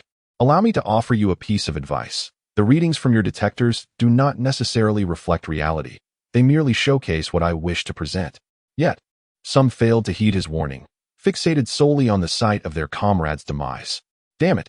You dare to kill Bart? Unforgivable. Lycum roared, his temper igniting upon witnessing someone more arrogant than himself. With explosive fury, Lycum launched himself forward, a white aura emanating from his body as he aimed a flying kick at Mu Yang's face. Mu Yang regarded him with an indifferent gaze. As a being of great stature, it was essential that he maintained his composure. He could not afford to evade attacks with haste. Instead, he would do so with the utmost grace and calmness. Just as Lycum's kick came within 10 centimeters of Mu Yang's face, he simply sidestepped, narrowly avoiding the blow as a gentle breeze brushed past him. Lycum, unable to halt his momentum, skidded forward for quite a distance. Jinyu crossed his arms and frowned. Goku, JIS, you two should handle that one. Lycum cannot manage him alone. Understood. They replied in unison, joining the fray, but still failing to gain the upper hand. This is infuriating. I can't even touch him. He's like an eel. Hey, Goku, what are you doing just standing there? Use your abilities. JIS shouted. Oh right. Goku finally realized he possessed powers of his own. He fixed his gaze on Mu Yang and shouted, huh? Unleashing his strongest technique, the binding spell. Goku attempted to immobilize Mu Yang. Instantly, Mu Yang felt a layer of psychic energy constraining his body. This was indeed troublesome. If their strengths were equal, he would struggle to counter it. However, it was unfortunate for them that their power was simply too feeble. Seeing Mu Yang ensnared, JIS turned to Lycum. This is a prime opportunity. I can see that for myself, Lycum retorted as they both launched their attacks, fists and feet aimed at Mu Yang. It appeared that he would have to take things a bit more seriously. Huh? Mu Yang shouted, and the atmosphere around him erupted with energy. The invisible shockwave he emanated sent the two attackers hurtling backward. They crashed to the ground, rolling several times on impact. Beep, beep, beep. Boom, boom, boom. The readings on their detectors spiked and exploded. What? Their faces reflected sheer terror as they gazed at Mu Yang. Their detectors were state-of-the-art, capable of detecting up to 200,000 battle power, while Jinyu, the strongest among them, barely reached 120,000. How can we possibly fight this? Should we throw ourselves at him? Mu Yang noticed the change in their expressions and mocked. Shall we continue? Jinyu found himself torn between fleeing and staying. If he fled, he would face King Friesia's wrath. If he stayed, he and his comrades might perish here. He clung to his secret weapon, the ability to swap bodies. This gave him the confidence to remain, as having a trump card instilled a sense of security that others lacked. Mu Yang observed the conflicted expression on Jinyu's face and understood his intentions. Aside from Jinyu, he held little regard for the others, as none possessed the capabilities to threaten him, not even Goku with his so-called time-stopping abilities. As a traveler from another realm, Mu Yang was well aware of Jinyu's full repertoire, including the body-swapping technique, which he had prepared for. Seeing Jinyu hesitate for just a moment, his greed became evident as he scanned Mu Yang's form. This made Mu Yang uncomfortable, sending chills down his spine. At the same time, a killing intent began to brew within him. Initially, he had merely intended to drive them away to allow Sun Wukong and the others to gain experience. But they had failed to take the hint and now sought to covet his body. So, let it be known that I, Mu Yang, shall show no mercy. Slowly, he raised his hand, fingers coming together to form a palm. He concentrated his energy, shaping it into a sword of ki. Then, with a swift horizontal slash, the energy blade surged forth, aiming directly at the four adversaries. Faced with this assault, each individual sensed the looming specter of death. As the weakest among them, Goku wasted no time and activated his superpower, Time Stop. As the display unfolded, it seemed as though the surrounding time and space had been suspended. The sword energy lingered in midair, unable to advance even a fraction. Even Mu Yang's body was rendered immobile, yet his mind remained unrestrained. He sensed that if he unleashed his full power, he could break free from this time stagnation. However, he refrained from doing so. Fully aware of the temporal force's influence enveloping his body, Mu Yang sought to experiment by attempting to replicate the phenomenon through his chi. Alas, Goku could not maintain the exertion for long and was compelled to cease. Mu Yang clicked his tongue in disappointment, lamenting the missed opportunity. Yet he had still witnessed the grandeur of time's might. Chapter 34. 6 months in this perilous moment, the four individuals narrowly evaded the attack. Yet the might of the sword energy did not wane. It continued to surge forward, cleaving through towering buildings with a clean and smooth cut. "Oh, I arrived a moment too late," came the ethereal voice of Pabala, as two figures emerged beside Mu Yang. Unfazed, Mu Yang recognized who they were. Wow, such formidable power. Piang's eyes shimmered with a mix of awe and delight. Although he possessed similar abilities, the magnitude and range were beyond his reach, revealing the inherent weakness of his spirito. Upon seeing the two, Mu Yang felt a twinge of embarrassment. "I apologize for the destruction of your city." He had merely intended to demonstrate a technique, unaware that it would sever the towering structure before him. Piang glanced at the distance, relieved to note that there were no bystanders in that vicinity. "This is your true strength now. How does it feel?" Pabala inquired, observing Mu Yang with keen interest. "Quite impressive," Mu Yang replied, nodding. "Let us swiftly conclude this battle and commence serious training." With that, he cast a cold gaze upon the remaining four adversaries, realizing there was no need to prolong the confrontation. In an instant, he closed the distance, moving with the speed of lightning towards Geese, whose astonishment was palpable on his crimson face. Despite being the farthest from Mu Yang, at least 20 to 30 meters away, he found himself the first target of Mu Yang's assault. Before Geese could retaliate, Mu Yang's energy sword descended with blinding speed, leaving only a fleeting shadow in its wake. In a heartbeat, Geese sensed a disorienting shift in his perspective. His left view plummeted, while his right ascended. Before he could comprehend the situation, an abyss of darkness engulfed his reason and consciousness. In that moment, Geese was cleaved in two by Mu Yang's strike, crimson blood dripping onto Mu Yang's face, which remained devoid of expression. He merely wiped it away before vanishing from sight once more. "Flee!" Li Kum's voice barely escaped his lips before his head was severed from his body. The panic etched across his face would linger forever.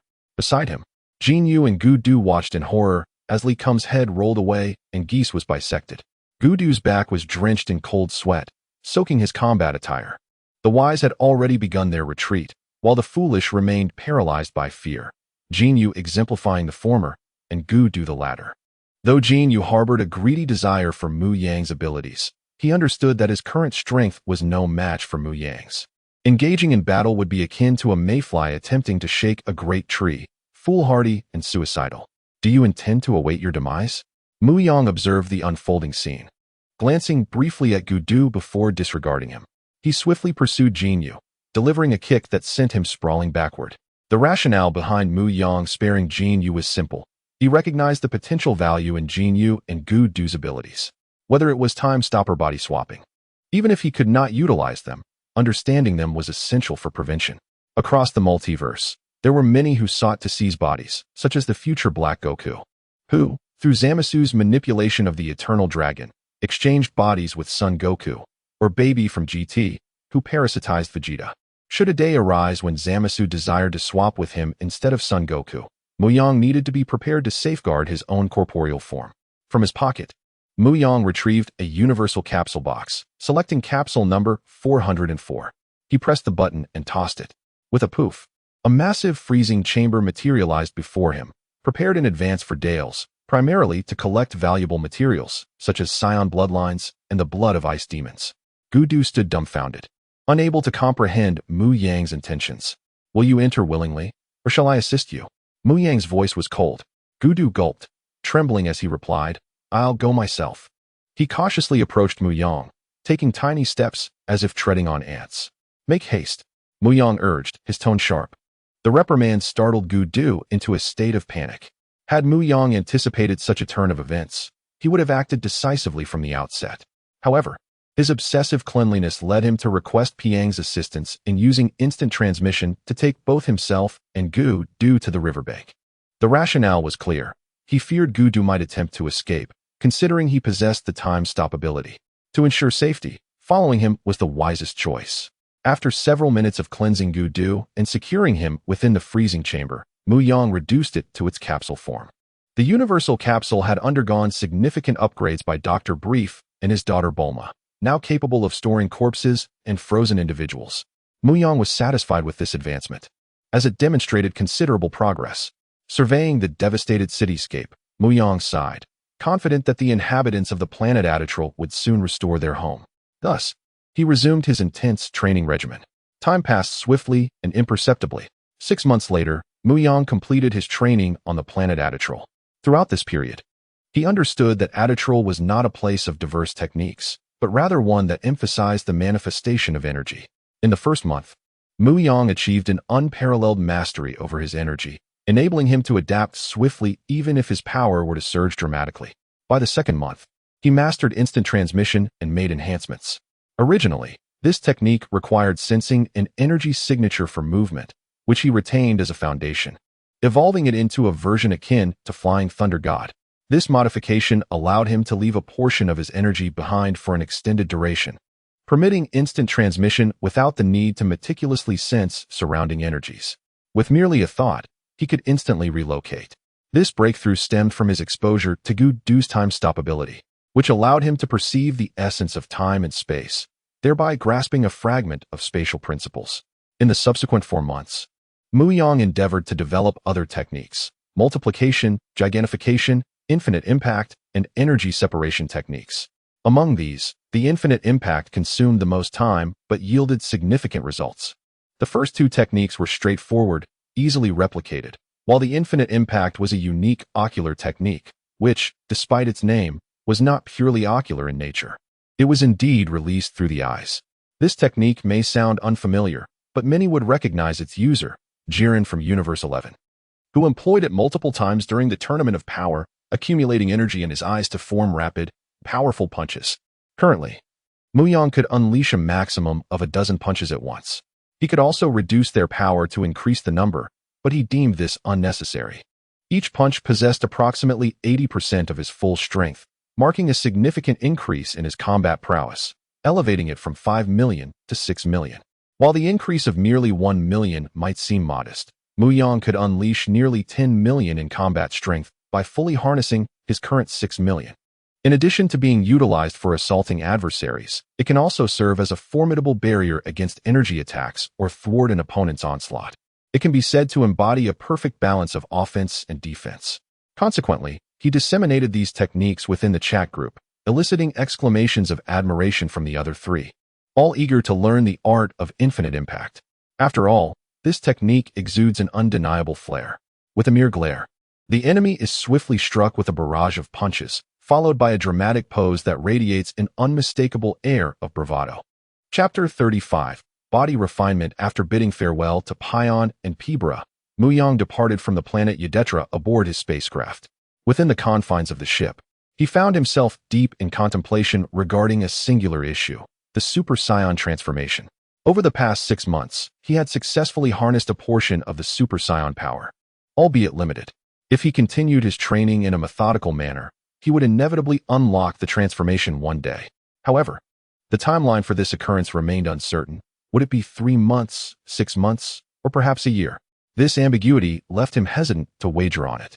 There existed alternative paths to pursue, such as seeking out a formidable adversary to provoke his latent potential through external pressure, thereby catalyzing the Super Saiyan transformation. Mu Yang had journeyed thus far with relative ease, encountering few challenging opponents, which had hindered him from fully unleashing his strength. In battles, he often found himself dispatching foes in mere moments, depriving him of the true exhilaration that comes from combat. The warrior spirit ingrained in his Saiyan heritage made it undeniable that he yearned for conflict. Moreover, despite his rigorous training, the rate of energy growth within him had slowed considerably, compelling him to leave Yudetra in search of alternative methods across the cosmos. Meanwhile, the Jinyu force, previously vanquished by Mu Yang, seemed to have escaped the notice of Frisia. For half a year, Frisia had not dispatched troops to assault Yudetra. Regardless, Mu Yang was no longer concerned about events transpiring on that planet after his departure. He intended to take a brief respite, recognizing that relentless training would ultimately lead to physical exhaustion. Thus, a balance between labor and rest was essential. As he pondered his next steps, it became evident that his original plans required substantial modification. He had yet to encounter Dales, indicating that he was not within the northern galaxy, and capturing him to obtain the spirit tree fruit might be unattainable. Nevertheless, Mu Yang was aware of a location where he could acquire the spirit tree fruit, the planet Namek, home to the dragon Shinran. With over 3 months remaining until a full year had elapsed, he deemed it a reasonable investment of his time. Consequently, he adjusted his coordinates from Earth to Namek. Meanwhile, in another corner of the universe, a disc-shaped spaceship traversed the cosmos, accompanied by various other vessels of different sizes. Within the lead ship resided a significant figure of considerable stature. A lizard-like alien hurriedly made his way to the main control room, kneeling before a member of the Frost Demon race, who bore a resemblance to Frisia. "Sir, we have confirmed the existence of the so-called Dragon Balls," the alien reported. "Oh, pray, elaborate," said Gula, seated upon a floating platform akin to Frisia's, his gaze cold and calculating. Not long ago, he had received intelligence indicating that 7 Dragon Balls existed in the northern galaxy, capable of granting any wish. Initially skeptical, he had dismissed the notion, but as he delved deeper into the information, it appeared increasingly plausible. The lizard soldier proceeded to provide an extensive explanation. Gula listened without expression, recognizing that the intelligence aligned with his own clandestine findings, thereby affirming the reality of the Dragon Balls rather than mere fabrication. "Does my foolish brother know of this news?" Gula inquired of his subordinate, Zaviza. "Sir, it is likely that Lord Frisia remains unaware." "Excellent. The Dragon Balls of Namek shall be mine," Gula instructed. "I wish for this matter to remain confidential." Upon hearing this, Gula's 3 elite subordinates comprehended the implication. Aside from Zaviza, Dre, and Nez, the only remaining individual present was the reporting lizard soldier. "Heh, leave this dirty work to me," Dre declared, brandishing his fist and approaching the lizard soldier. "Wait, Lord Gula." Before he could finish, Dre struck him, ending his life in an instant. "Let us depart for Namek." "Understood." Meanwhile, Mu Yang remained blissfully unaware that the formidable opponent he sought was soon to cross his path. He continued to leisurely admire the surrounding scenery, discovering 3 uninhabited planets.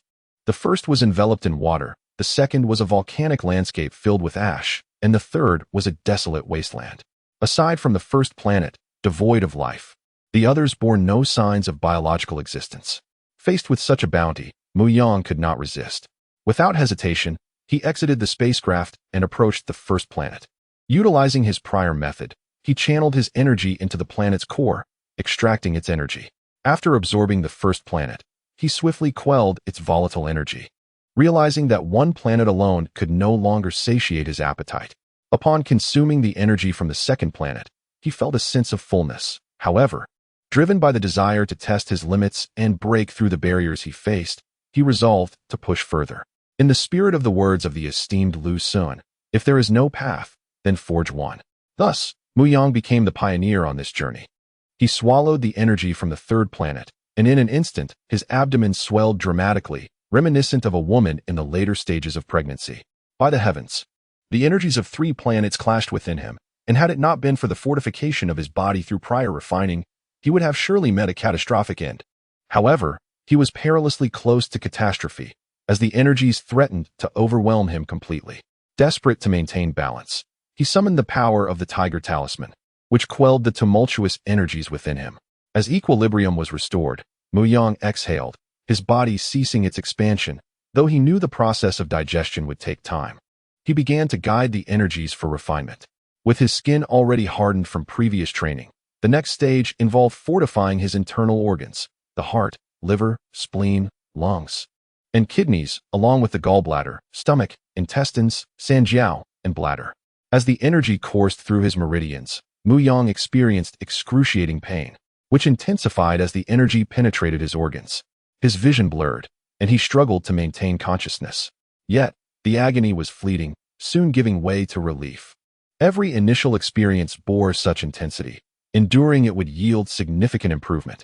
Mu Yang lost track of time, feeling as though he were living through years of torment. He still had 2 areas to address: his head, encompassing the brain, eyes, and ears, and the refinement of his bones. After all, how could one succeed without a solid skeletal foundation?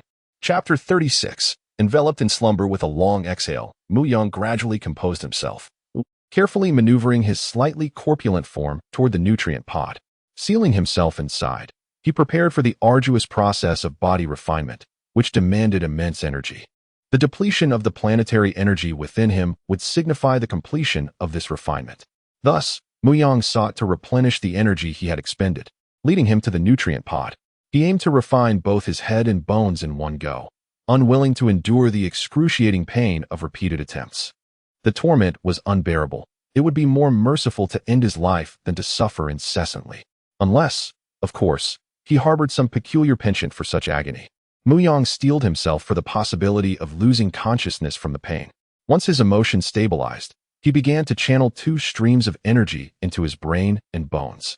As anticipated, an indescribable agony surged throughout his being, fiercely jarring his fragile consciousness.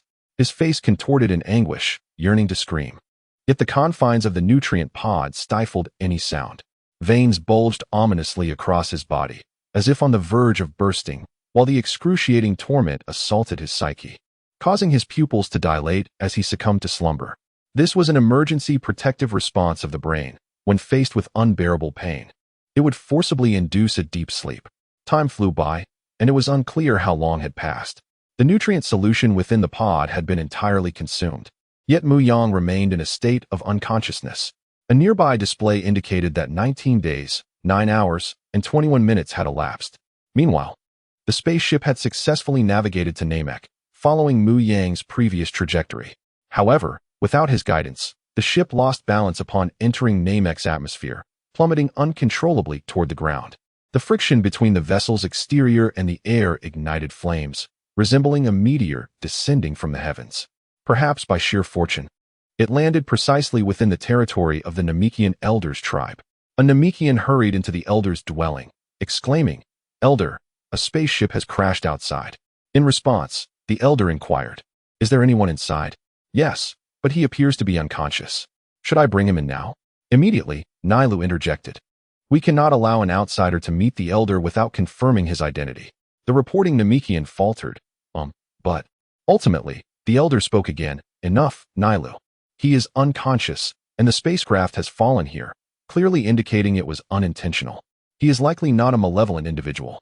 Nyla hesitated, contemplating further objections, but recognizing the Elder's authority, he turned away in silence, arms crossed. "Tyler, bring him inside." "Yes, Elder." With that, Tyler departed. Shortly thereafter, he returned with 2 other Namekians, carrying Mu Yang into the Elder's abode. The Elder, in a semi-conscious state, envisioned a vibrant scene in his mind: a green sky, white clouds, blue grass, and flowing green waters. This undeniably confirmed their location, Namek. As the Elder's gaze lingered, 2 figures emerged before him. One possessed golden hair standing tall, surrounded by a fiery golden aura, with cold green eyes gazing indifferently at a figure opposite him. The latter was an alien with blood-red eyes, purple-black lips, and 2 lines resembling blood tears beneath his eyes, clad in a gleaming purple shell, with a foot possessing 3 toes and a long tail that thudded against the ground. His demeanor was chilling, suggesting he had taken countless lives, yet he was enveloped in a pinkish-purple aura. Just as the elder began to delve deeper into his thoughts, an external voice roused him. "Elder?" "Yes?"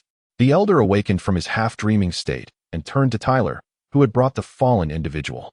"Nailu, check his physical condition," the elder commanded. Nailu frowned but complied, approaching Mu Yang to examine him.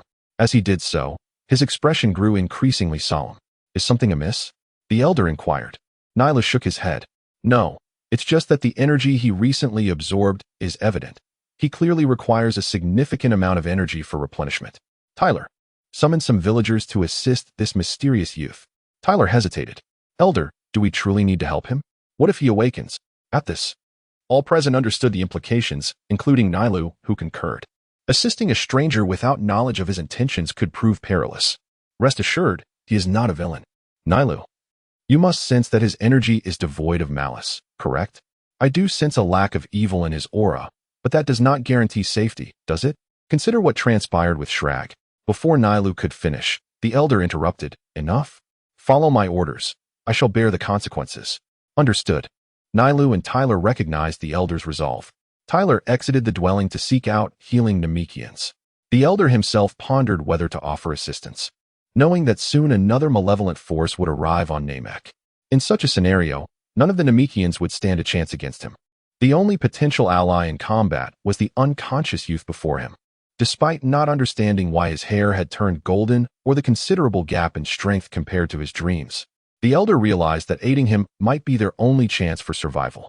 Of course, they could also wish for the Dragon Balls to transport all Namekians away. But those who had put down roots on Namek would not easily abandon their home for another. After centuries of tranquility, they simply hoped to navigate this crisis successfully. The elder foresaw his imminent demise, believing he would pass within a year. As he contemplated this, Tyler returned with several kin, utilizing their healing abilities to replenish Mu Yang's energy. Yet, even after depleting their own energy reserves, Mu Yang remained unconscious. Seeing this, Tyler sought out more assistance. Gathering a dozen Namekians, they infused Mu Yang with energy once more, and at last, he exhibited a flicker of response. His eyelids and fingers twitched slightly. However, he soon fell still again, breathing steadily, resembling a sleeping beauty. The elder, observing this, employed telepathy to summon the village leaders from neighboring tribes, requesting that they bring the Dragon Balls. Tyler, believing this insufficient, prepared to venture out again but was halted by the elder's command. He had thought the unconscious youth could be disregarded, but the elder's next statement left both him and Nailu aghast. "What? Elder, you intend to use the Dragon Balls to wish for his awakening?" "Elder, you must not." Nailu vehemently opposed. Yet, ultimately unable to withstand the elder's determination, he shared the visions of the future he had seen in his dreams. Nailu began to understand why the elder was so eager to awaken the young man, as he had always been a loyal protector of the elder. He is also privy to certain secrets known only to the Grand Elder, namely, the Grand Elder possesses the extraordinary ability to foresee the future. Over the years, it is thanks to this prophetic gift that the planet Meek has evaded numerous crises. "My time is limited, and I can only hope to resolve matters before my departure," the Grand Elder spoke slowly. Neru, in contemplation, gazed upon the slumbering youth. Chapter 37, Gula's Descent. Mu Yang awakens in the vast expanse beyond Namek. Gula's spacecraft hovered within the dispersive layer. "Master, we have arrived at Namek," reported a subordinate. Gula merely opened one eye, then closed it again with a nod. His companion, Shavia, understood the unspoken command and proceeded to instruct the ship to land. After all, Gula had embarked on this secretive journey to elude his father and that foolish Ududu. Should they discover the existence of the Dragon Balls, they would undoubtedly vie for them. Furthermore, King Kuld was particularly fond of Frisia, leaving Gula feeling somewhat neglected. "Once I attain immortality, father, you will come to realize the folly of your choices," Gula mused inwardly. Meanwhile, on Namek, Neru, Tail, and several Namekians stood nearby, gazing at the 7 glowing Dragon Balls before them. "I leave this to you." "I must return to ensure the elder's safety," Nera said to Tail. Tail nodded and waited for Nera to depart before stepping forward, chanting in the Namekian language. Translated, it meant, "Come forth, Shinran Parunga, and grant my wish." In an instant, the previously azure sky darkened as ominous clouds gathered. The 7 Dragon Balls shone ever brighter until, with a resounding boom, a beam of light shot skyward, piercing the heavens. Soon, the light began to twist and morph, gradually taking the form of a creature resembling a snake with a lizard's upper body. Shinran Purunga of Namek. Please awaken this young man from his slumber. Tale intoned in ancient Namekian. Of course, Purunga's deep voice resonated among the onlookers. At that moment, its eyes emanated a crimson glow. The reason Mu Yang had remained unconscious was due to insufficient energy, as his body had been transformed by the energies of 3 planets, leaving him in a state of dormancy for gradual recovery. Streams of barely perceptible energy flowed into Mu Yang, whose body absorbed it like an insatiable abyss. This continued for several minutes, causing beads of sweat to form on Purunga's brow, and its breathing became labored. Tail was taken aback. He had never witnessed Purunga in such a state. As they worked to awaken Mu Yang, Gula's spacecraft breached the atmosphere and reached the troposphere. The moment they entered, Neru, just returning to the Elder's dwelling, sensed an overwhelming aura of malevolence, his expression turning grave. The Elder murmured, "So it has finally come, sooner than expected." Neru resisted the urge to rush out, but was halted by the Elder's words. "You would only be courting death. Exercise patience." Yet, they could not remain idle. With that, Neru defied the Elder's warning and dashed out towards Gula and his companions. A long sigh escaped the Elder's lips, his face etched with resignation. He understood the futility of inaction. However, sometimes events unfold contrary to one's desires. The existence of the Dragon Balls invariably attracts those who seek them, embodying the adage that a man is innocent until he possesses something desirable. As Gula's ship touched down on Namek, it detected an anomalous magnetic field, causing a tremor before it steadied itself on the ground. 4 figures emerged: Gula, Shavia, Dre, and Nez. "Is this Namek? The environment seems quite pleasant," Dre remarked.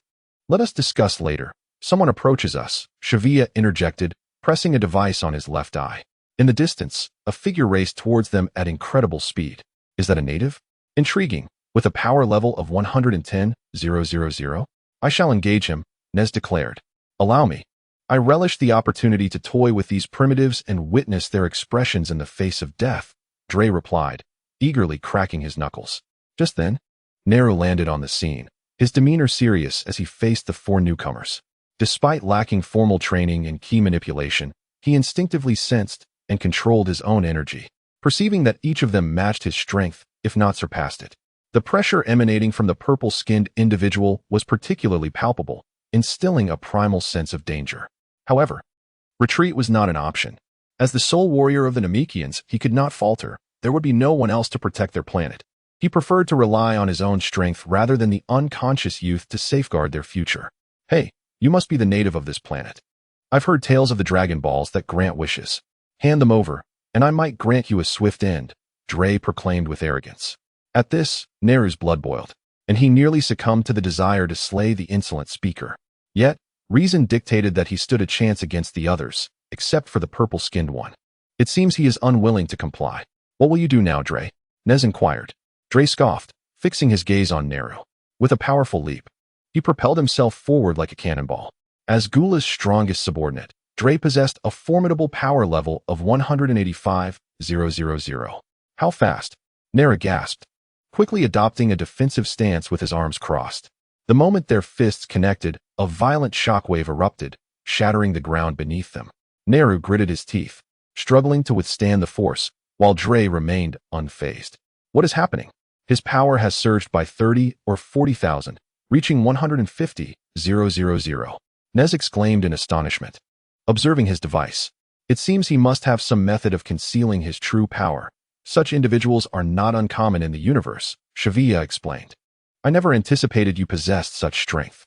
How delightful. Use your power to entertain me," Dre shouted, intensifying his assault as he rained down blows upon Neru. Though Neru appeared unscathed on the surface, internally, he had sustained considerable damage, desperately enduring while realizing he had perhaps underestimated his opponents. For now, he could only maintain his defensive posture to buy time for the unconscious youth to awaken. Meanwhile, Mu Yang finally stirred from his slumber, bewildered by his surroundings. Hadn't he been asleep in the spacecraft? Why was he now on Namek? The green-skinned figures surrounding him were unmistakably Namekians, and he noticed the summoned Shinran Purunga not far off. What was happening? As Mu Yang pondered, Tail approached to elucidate the situation, informing him that during his unconsciousness, their spacecraft had landed on Namek uncontrollably due to the absence of a pilot. This revelation prompted Mu Yang to consider the importance of maintaining energy reserves during planetary energy absorption, ensuring he would not encounter a similar predicament again. Fortunately, I encountered the peaceful Namekians this time. Had I encountered other malevolent extraterrestrials, survival would have been a formidable challenge. Chapter 38. Changes in the Body. Chapter 38. In any case, I am truly grateful to you all. Without your assistance, I might still be in a state of unconsciousness. Mu Yang spoke with utmost sincerity. After all, they could be considered his saviors, and it was only fitting to treat them with the respect they deserved. While Mu Yang and Tail were still engaged in conversation, a child hurriedly approached. Addressing Mu Yang, he said, "Elder, I invite you to come with me." Elder? Mu Yang and Appo's mind instantly conjured the image of an elderly Namekian. All right, lead the way. The child guided Mu Yang and Tail to the residence of the elder, which was surprisingly located atop a mountain. Upon entering, Mu Yang beheld a corpulent, elderly Namekian seated in the distance, his skin differing from that of other Namekians, exuding a dull hue, surrounded by the wear of time. "You must be the elder. I am deeply grateful for your rescue," Mu Yang expressed first, having learned from Tail that it was indeed the elder who had saved him. "Haha, it was merely a trivial matter," the elder replied. Mu Yang shook his head, and the two exchanged a few pleasantries before delving into the main topic. "Elder, feel free to speak your mind. After all, I owe you a favor, and I shall do my utmost to assist." This statement clearly conveyed Mu Yang's intentions. He would certainly help where he could, but acknowledged his limitations in other areas. The elder, discerning the underlying meaning in Mu Yang's words, sighed. "I trust you can sense the immense energies not far from here?" Mu Yang nodded, having noticed them upon regaining consciousness. The intense refining process he had undergone had significantly enhanced his vision, hearing, and overall sensory perception. His sight and hearing were perpetually sharpening, and he could now monitor half a planet, believing it would not be long before he could oversee an entire planet. By concentrating, he could discern the conversations of the combatants and clearly identify the distant figures. It was as if he had acquired the abilities of both farsight and acute hearing. With his skin now remarkably resilient, although uncertain of his defensive limits, he was aware of his formidable strength. Moreover, while his internal energy had not greatly increased, the integration of different energies was nearing completion. He was unaware of his current strength, but he was confident he could easily overpower his former selves. Facing Frisia at full power now did not instill in him a sense of impending defeat.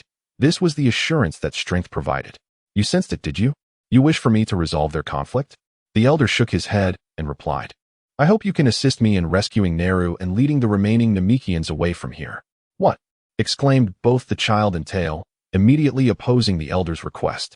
He offered no further explanation. They could not comprehend the extent of Mu Yang's power.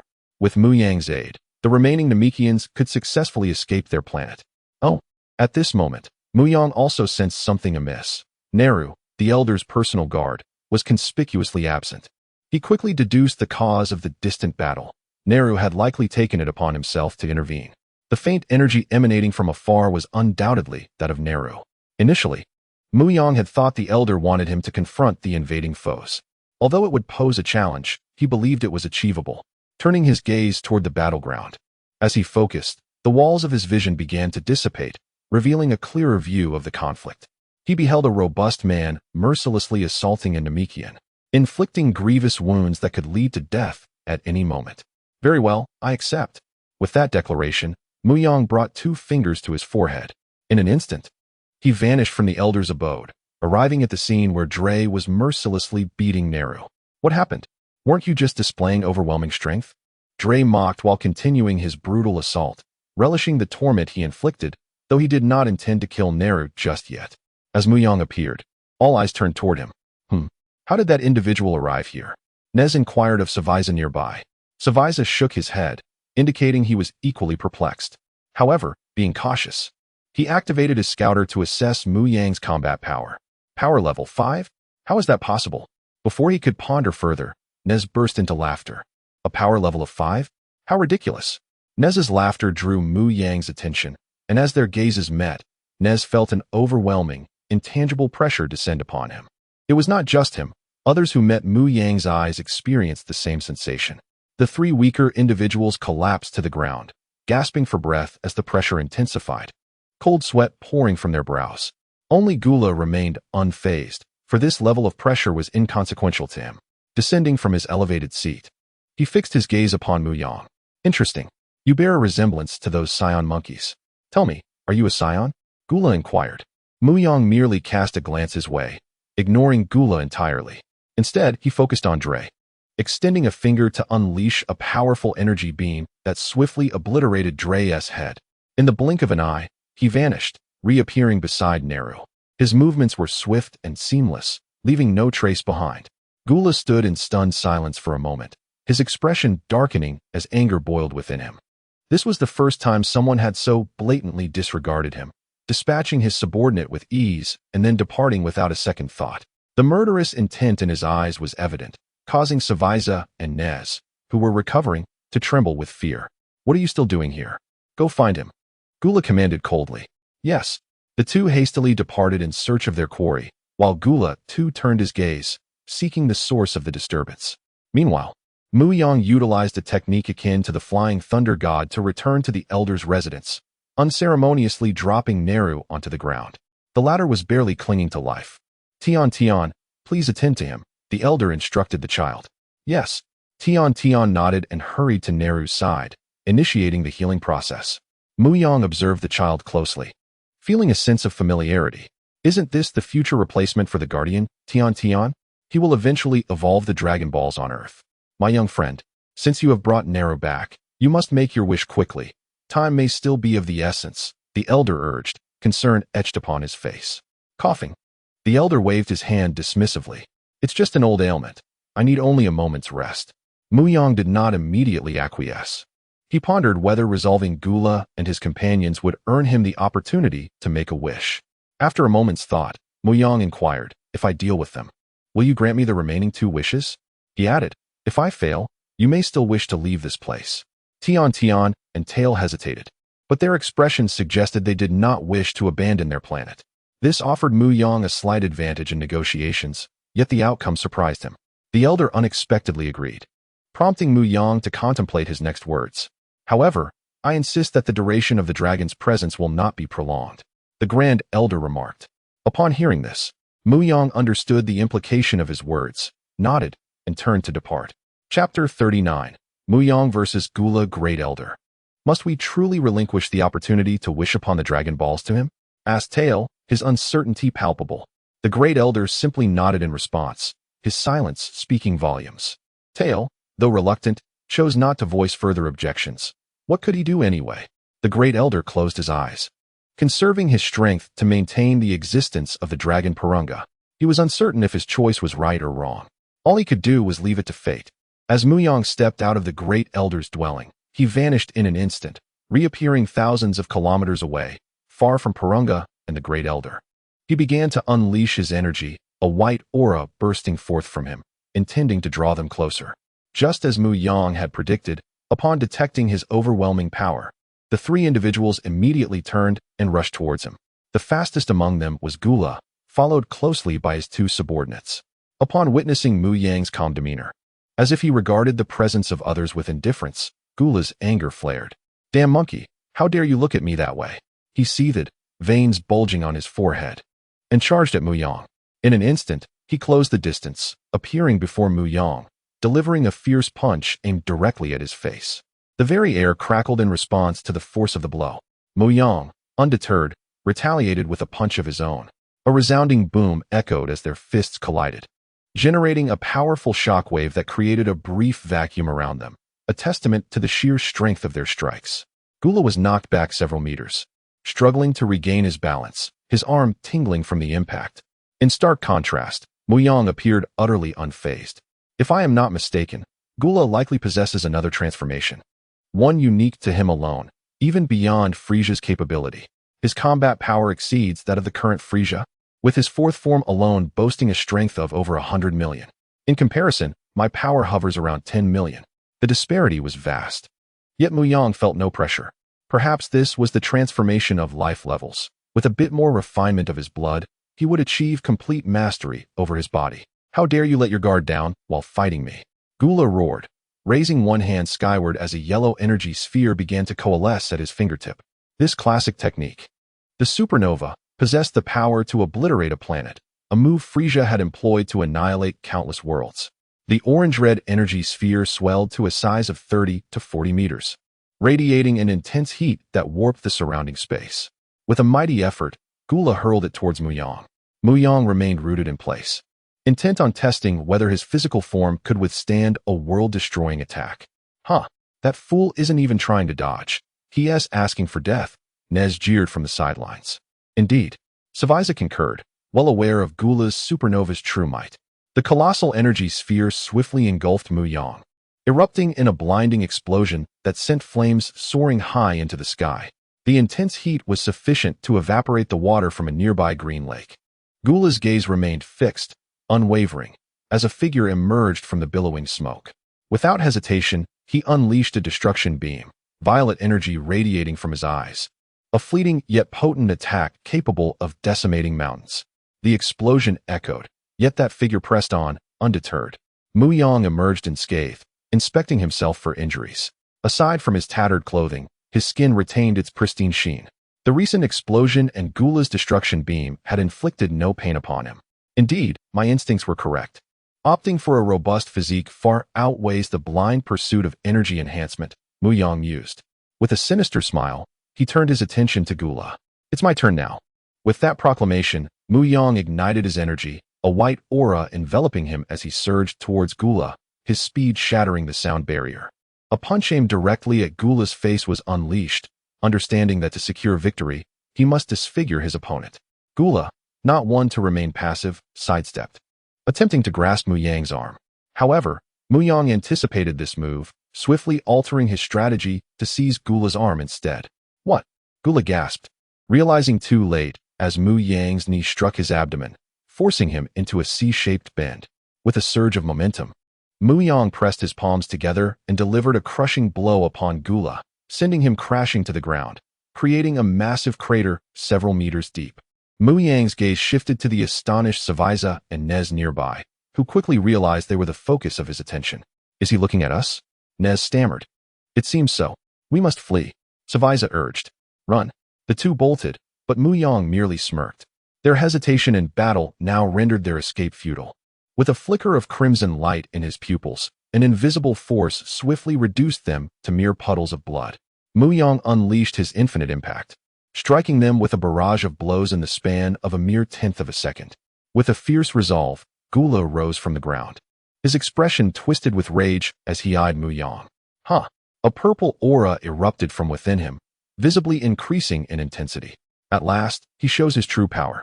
I hope it won't end too quickly, Mu Yang murmured, descending slowly to the ground, observing Gula's transformation. After his metamorphosis, Gula had grown considerably larger and more robust. His features altered, for protrusions extended from the back of his head, his mouth shielded by a mask, and his eyes transformed into a menacing red. His shoulders boasted armor like spikes, and two horns sprouted from his back, with his arms now resembling blades. His strength quadrupled from before. This is my ultimate form. You can perish now, he declared, vanishing from sight. This time, even Mu Yang was caught off guard as a thunderous impact sent him hurtling backward, crashing through multiple mountain walls until he finally plunged into the lake. Ouch, that hurt. Mu Yang groaned, rubbing his head, realizing he had been struck before he could react. Gula's newfound power had enhanced every aspect, speed, strength, and energy, resulting in a combat power disparity of 40 times between them. As a barrage of energy spheres rained down upon him, Mu Yang opted not to endure this time. He was no fool. His earlier confidence had stemmed from a desire to test his physical limits. But the current energy projectiles were significantly more potent. Even if they couldn't severely injure him, they would still deliver a painful sting. For several consecutive seconds, Mu Yang flawlessly evaded all the energy spheres using the prince's combat technique. TCH, Gula, witnessing this, felt exceedingly displeased, resembling a slippery loach. Chapter 40. Super Saiyan. In an instant, the two collided, sending waves of sound rippling outward. The mountains cracked, and the rivers churned violently. The clouds above were dispersed by the shock waves, the reverberations resonating even with the distant elder and others. This is incredibly powerful. Tian exclaimed. Perhaps that big brother can indeed resolve this crisis. Let us hope so, Tao replied anxiously. I will assist too. Nailu, having just recovered, stood up, eager to help. Yet Tao stopped him, saying, Are you certain you can be of assistance, rather than causing more trouble? What do you mean by that? Nailu questioned sternly. I mean it literally. I do not deny that you are currently a formidable Namekian warrior, but with your present strength, you would be courting disaster, Tao retorted sharply. All right, let us not quarrel. Tian interjected, playing the peacemaker. Nailu, though somewhat indignant, recognized the validity of Tao's words, and for a moment, both turned away from each other. Meanwhile, on the battlefield, Mu Yang had already engaged Gula in a fierce exchange, battling over 100 rounds. Both bore injuries, with Mu Yang sustaining the most, yet these wounds did not diminish his aura. Rather, they fueled his growing intensity. During a brief respite, Mu Yang could heal his wounds within mere moments, but in the heat of battle, the surplus energy within him could not facilitate recovery, rendering him somewhat beleaguered. Wiping the blood from his lips, his eyes radiated a fierce fighting spirit.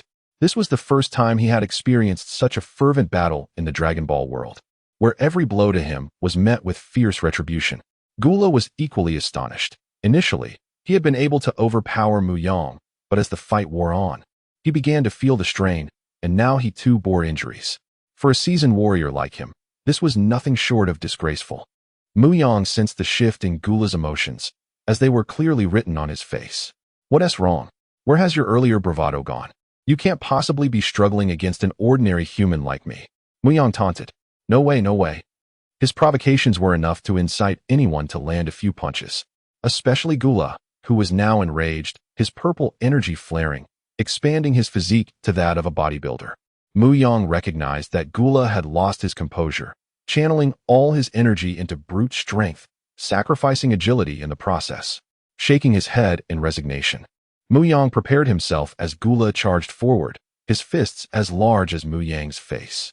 Instead of opting for a strategic retreat, Mu Yang chose to confront him head-on, needing to apply sufficient pressure to trigger the profound anger necessary for transformation into a Super Saiyan. In the instant their fists collided, Mu Yang could hardly endure even a second before being sent flying by Gula's relentless assault. With a thunderous crash, a dark figure plummeted towards a small island at supersonic speed. Upon impact, the island shattered into countless pieces, sinking into the ocean.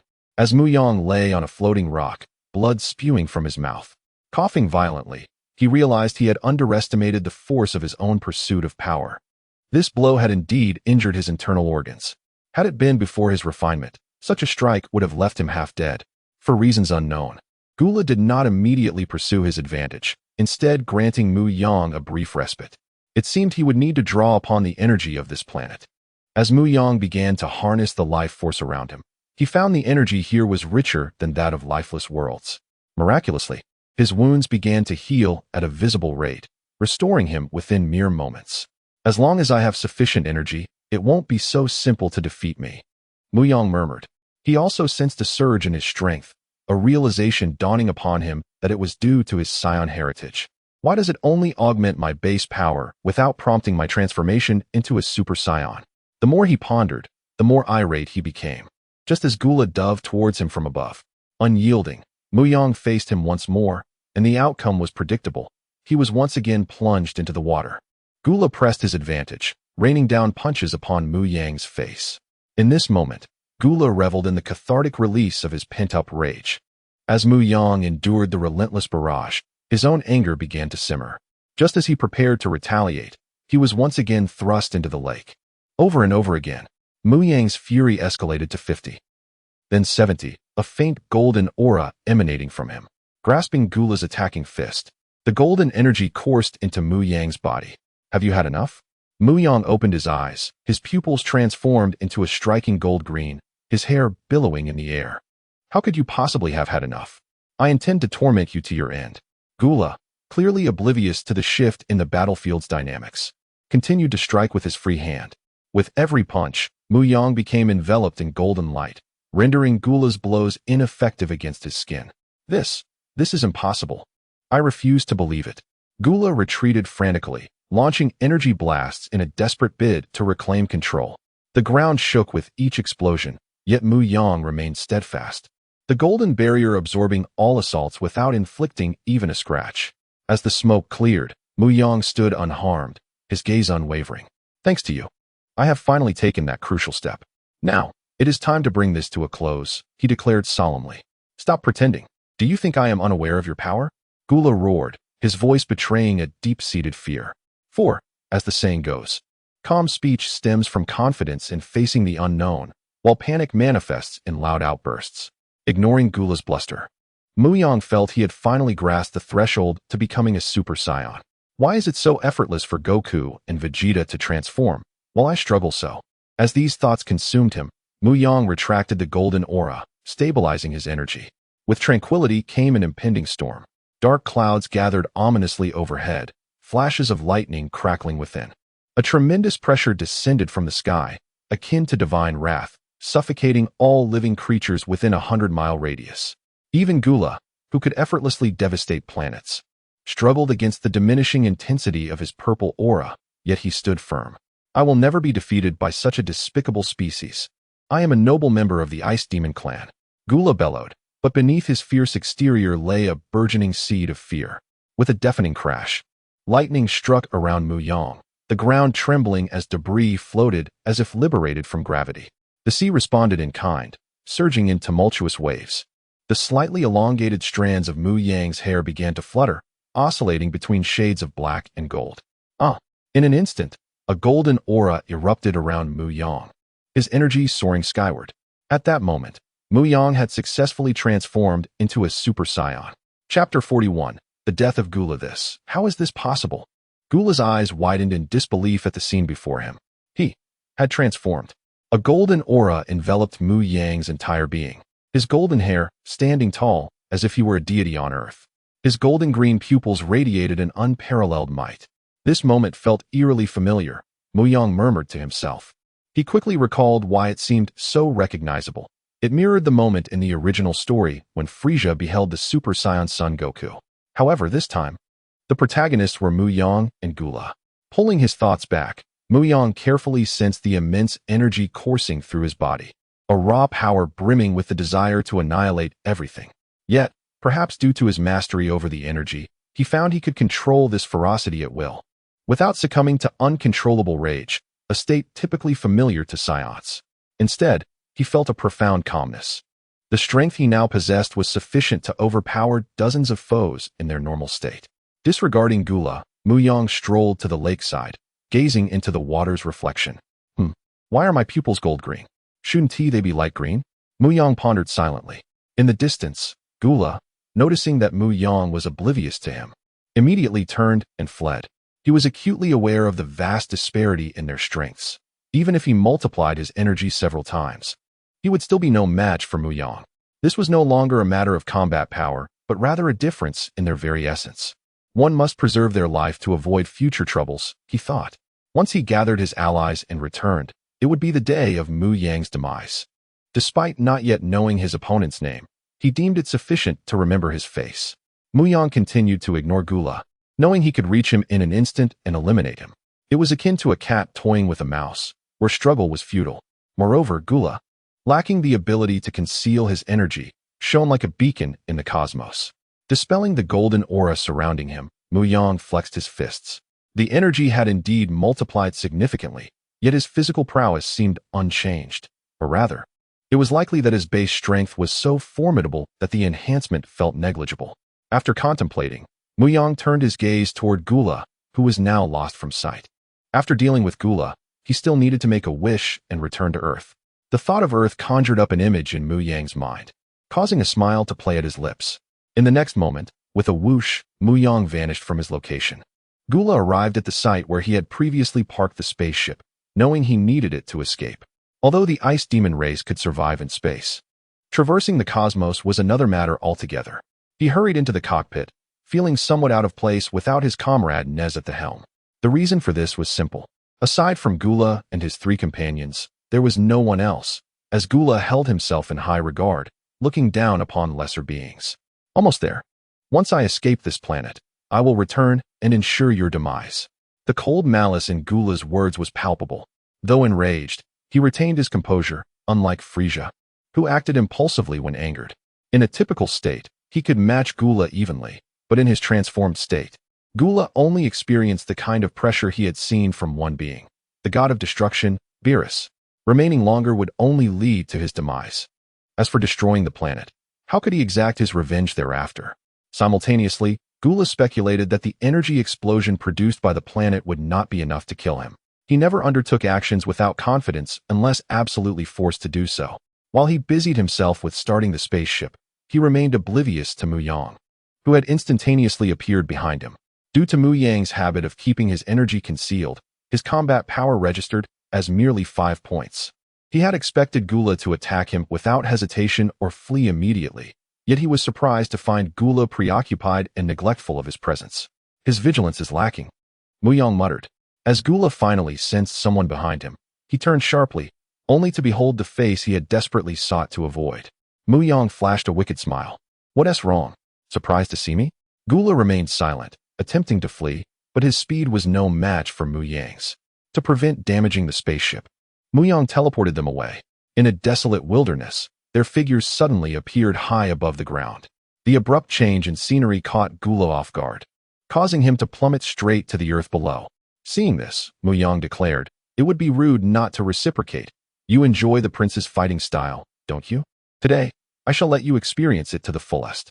With those words, Mu Yang spread his arms wide. A barrage of energy blasts coalesced in his hands, unleashing a rapid-fire assault that pounded the ground into a massive crater 200 meters deep and wide. At the bottom of this abyss, Gula lay motionless, seemingly lifeless. However, with his X-ray vision, Mu Yang discerned that he was merely unconscious. Gula's heart still faintly pulsed. Under normal circumstances, a human would have succumbed to asphyxiation by now. Yet, given Gula's constitution, he would soon awaken. How disappointing that it ended so soon. I had hoped for a few more exchanges to test my Super Saiyan form. Mu Yang lamented. He had anticipated Gula enduring longer to evaluate his newfound strength. Approaching Gula, Mu Yang raised a finger toward his heart, unleashing a beam that pierced through it, halting the heartbeat and rapidly extinguishing his life force. With a swift teleportation, Mu Yang arrived at a safe distance. Fortunately, the capsules designed to house universal supplies were crafted from super alloy, rendering them impervious to the blast and Oppo's effects. Retrieving the desired frozen capsule, labeled 404, he teleported back to Gula's body, placing it inside. The corpses of the Ice Demon race held significant research and collection value, as evidenced by Dr. Gero. If he could transform these bodies into androids, devoid of thought yet obedient to Mu Yang's commands, his home's security would multiply exponentially, alleviating concerns about leaving Earth and ensuring Bulma's family remained safe from harm. After completing his tasks, Mu Yang reverted from his Super Saiyan form. The moment he transformed back, he felt a wave of relief wash over him, as that state always brought an inexplicable weight. Placing 2 fingers to his forehead, Mu Yang sensed Nail's energy and utilized instant transmission, vanishing from the spot to the Grand Elder's residence.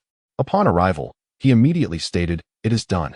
Thank you for your assistance, young friend," the Grand Elder's aged voice responded. Chapter 42. The Wish. In the 42nd chapter, Mu Yang waved his hand, asserting, "This is what I am meant to do. May I proceed to make my wish?" He cast a hopeful glance at the Grand Elder, wishing for his promise to be kept. "Certainly.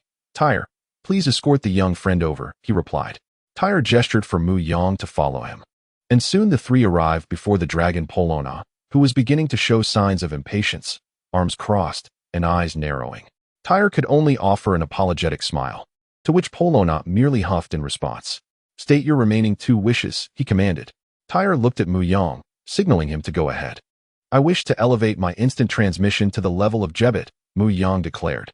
Jebet, a servant of the Supreme Kai, possessed an extraordinary form of instant transmission that far surpassed the capabilities of Sun Wukong's version. His ability allowed him to teleport to any location he had previously visited or seen. Undoubtedly, this would be significantly more powerful than Mu Yang's current version. Tyre began translating, and Polona responded swiftly, "This is quite simple." With that, a red glow emanated from his eyes. In an instant, Mu Yang found a new memory embedded in his mind. The remarkable technique of instant transmission belonging to Jebet. "What is your 3rd wish?" Tyre inquired. Mu Yang stroked his chin, pondering what he still lacked. After a long while, he found himself at a loss. He had no desire for forced power increases that would lead to detrimental outcomes. Akin to granola and gas in the later chapters of Dragon Ball Super, who, despite their overwhelming strength over Wukong and Vegeta, faced a drastically shortened lifespan. Having acquired Jebit's instant transmission, he could now reach any desired location in this universe. As for equipment, there was nothing particularly valuable in the Dragon Ball universe. It seemed he could only request one specific item. Mu Yang turned to Tyre and said, "I wish to obtain everything related to cultivating the sacred beans, including but not limited to the methods of cultivation, the cultivation chamber, and the entire process." Tyre hesitated, feeling somewhat troubled by the request. However, he found no grounds to refute it and braced himself to translate. The reason behind Mu Yang's choice was simple. He did not trust the cat god. While the cat god may have been friendly towards son Wukong, Mu Yang sensed a hint of wariness directed at himself, as if he was being treated like a potential thief, especially evident during the confrontation with Yachirobe. It was imperative for Mu Yang to ensure he had control over such crucial techniques. After a long silence, Polona gazed at Mu Yang and eventually replied, "Very well." As he spoke, a 4x4-meter block of rare earth material, encased in an unknown metallic substance, appeared before Mu Yang, along with a book on top. Upon opening it, Mu Yang was greeted with the very methods for cultivating sacred beans. How curious, Mu Yang pondered. Why was this not directly implanted into my mind? As he contemplated, the celestial chat group responded. Ding. An unknown energy has been detected entering the consciousness of a group member. The chat group has automatically initiated Mind Shield Max. Note: any mental intrusion or psychic observation will have no effect on this group member. Diaga, what have I just seen? Cheng Li, speechless. Diaga, who are you referring to? Demon Slayer, he means you. Cheng Li, don't engage with this fool. It will lower your IQ. Diaga, you mutt. Who are you talking about? Cheng Li completely ignored Diaga, instead intrigued by the reason for the chat group's activation. Dragon Ball. Ahem, allow me to clarify. When the Dragon Polona transmitted memories to me, the chat group detected it and activated. Demon Slayer. I see, that makes sense now. Diaga, Polona, weren't you on planet Adetra before? Dragon Ball. I've been gone for over 10 days. Cheng Li. I roll, isn't that obvious? Each world has its own flow of time. Only when we log and do our timelines synchronize. Diaga. No need for your explanation, just leave. Cheng Li, tisk. Mu Yang logged off from Dragon Ball, realizing he was surrounded by Namekians, making it unsuitable to engage in the chat group, so he had no choice but to disconnect. With the 3 wishes granted, Polona transformed into a beam of golden light and vanished from sight. Tyre murmured, "This day feels like it has stretched on for ages. The lengthy, ordinary days have gradually dulled my vigilance towards the unknown. Indeed, with my wishes fulfilled, it is time for me to depart. However, I must first inform the Grand Elder," Mu Yang stated. Tyre said nothing, leading the Namekians who had been spectators to leave. Mu Yang stepped into the Grand Elder's residence, where only the Grand Elder and Nail remained. Upon entering, he sensed that the Grand Elder's life was nearing its end. A frown creased his brow. What would happen to the Frisia saga if the Grand Elder were to pass? Just as he was lost in thought, Nail spoke up. "You've completed your wishes. What else do you seek?" Mu Yang glanced at him and casually replied, "I simply came to discuss a few matters with the Grand Elder." He then revealed to the Grand Elder that Earth also possessed Dragon Balls, and that their creator was a Namekian who currently served as the Earth's guardian. "Oh, that explains your extensive knowledge of the Dragon Balls," Nail remarked. "I remember now. It is the son of Katas. How unexpected that he could safely land on Earth. I had thought he perished," the Grand Elder murmured slowly. "Yes, that is essentially the situation. I believe that one day, we will need a Namekian to serve as the guardian of Earth," Mu Yang stated, revealing his primary intention. It was futile to discuss matters for the future. Who knew if the Grand Elder's departure would alter their willingness to agree? "I understand. You have your eye on Dandy, also known as Tian Tian, correct?" "Indeed. He is an exceptionally talented Namekian," Mu Yang affirmed. "Very well, I consent to this arrangement," the Grand Elder nodded. With this endorsement, it was likely that the future second Grand Elder would have no objections. "Thank you, Grand Elder. With that settled, I must take my leave. I appreciate your assistance this time. May we meet again in the future." With a farewell, Mu Yang disappeared from the residence. He arrived at the remnants of his wrecked spaceship, gathering all the functional machinery and reparable items, leaving behind only the thoroughly useless scraps. With a swift movement, Mu Yang reappeared beside the spaceship of Gula. Such a substantial vessel was too valuable to neglect without further investigation. After all, Earth's cutting-edge technology had only just begun to reach the threshold of space exploration, and overall, they still lagged behind other cosmic races. As he touched the spaceship, memories of his own yard flooded his mind. In a flash, Mu Yang vanished from the spot, taking the spaceship with him. Chapter 43. Return to Earth. Saiyan invasion in West City. Dr. Brief and Mrs. Brief basked in the sun, oblivious to the rippling disturbance in the air before them. Suddenly, a sharp sound pierced the tranquility. The couple, lounging in the sunlight, found themselves shrouded in unexpected darkness. "What's happening?" Mrs. Brief exclaimed, removing her sunglasses. "Hello. It's been a while, Dr. Brief and Mrs. Brief," came the cheerful voice of Mu Yang. "Ah, little Mu is back. It has indeed been too long, Dr. Brief responded warmly. "Indeed. Little Mu seems to have grown even more handsome. Can you share the skincare products you use?"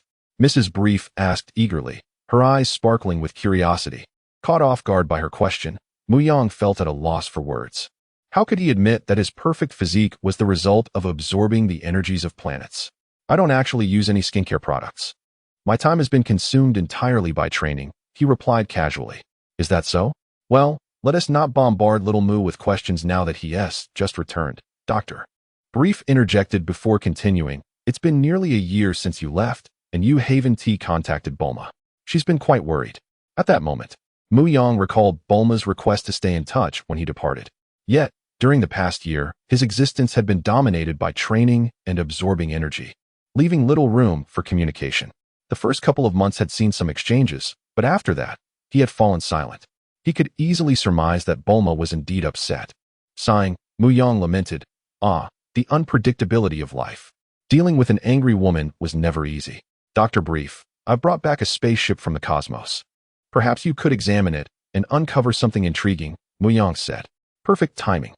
I have no pressing matters at the moment, so I shall delve into this alien technology," Dr. Brief replied, excitement evident as he began to explore the ship.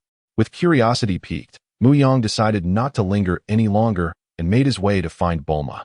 After some time, he finally located her, and the following days were filled with humility for him. It wasn't that Mu Yang feared Bulma. Rather, he felt a sense of indebtedness and wished to mend their relationship. After all, they would be living together, and he needed to instill the notion that he was exceptionally strong enough that she could not manage alone. Before that, he also checked the current timeline, noting that Vegeta and Nappa had yet to arrive, but it wouldn't be long, just a matter of days. Meanwhile, the others in the group had heard of Mu Yang's transformation into a Super Saiyan and his battle with Cooler. They lamented not witnessing the fight, but Mu Yang promised to broadcast their future encounters live when Vegeta and the others arrived on Earth. Soon, that day arrived. As Mu Yang awoke, he felt the presence of two powerful auras breaking through the atmosphere and landing on Earth. Wait, why West City? Shouldn't they be in another city? He pondered, quickly donning his clothes and advising Bulma to stay indoors. Utilizing instant transmission, he vanished from the room. Although Vegeta and Nappa posed no direct threat to him, he was determined to prevent them from wreaking havoc on the prosperous city. Destroying a city was a trivial task for those with power exceeding 1,000. Mu Yang arrived at their landing zone just in time, observing the two fiery orbs descending from the sky. With a swift motion, he raised his hand and executed instant transmission once more, transporting them far away to a desolate area beyond 1,000 miles from West City. He vanished without a trace, as if he had never been there. Inside the spherical spaceship, the two felt a slight tremor but paid it no mind, completely unaware of the shift in their landing location. Meanwhile, in the heavenly realm, those training sensed the auras of Vegeta and Nappa, immediately ceasing their exercises to rush toward the source. The Kai of the North also felt Vegeta's presence arriving on Earth. "Goku, the Saiyans have arrived on Earth," the North Kai announced gravely. Pausing his training, Goku's expression turned serious. "So soon? I thought it would be tomorrow. I mentioned it would be in the next few days." "Today or tomorrow, it's all the same," the North Kai replied. "Well then, I must take my leave. I'll bring you something nice next time." With that, Goku hurriedly departed from North Kai's planet. Observing Goku's frantic pace, the North Kai shook his head, bemused by his lack of decorum. He watched as Goku raced down Snake Way, incredulous that he still felt the need to run. The earlier request from King Enma was merely a test. "You don't need to run now, do you? That's rather foolish," the North Kai thought, resigned to communicate telepathically with Goku. Oh, so that's why I couldn't fly earlier. It was due to the test.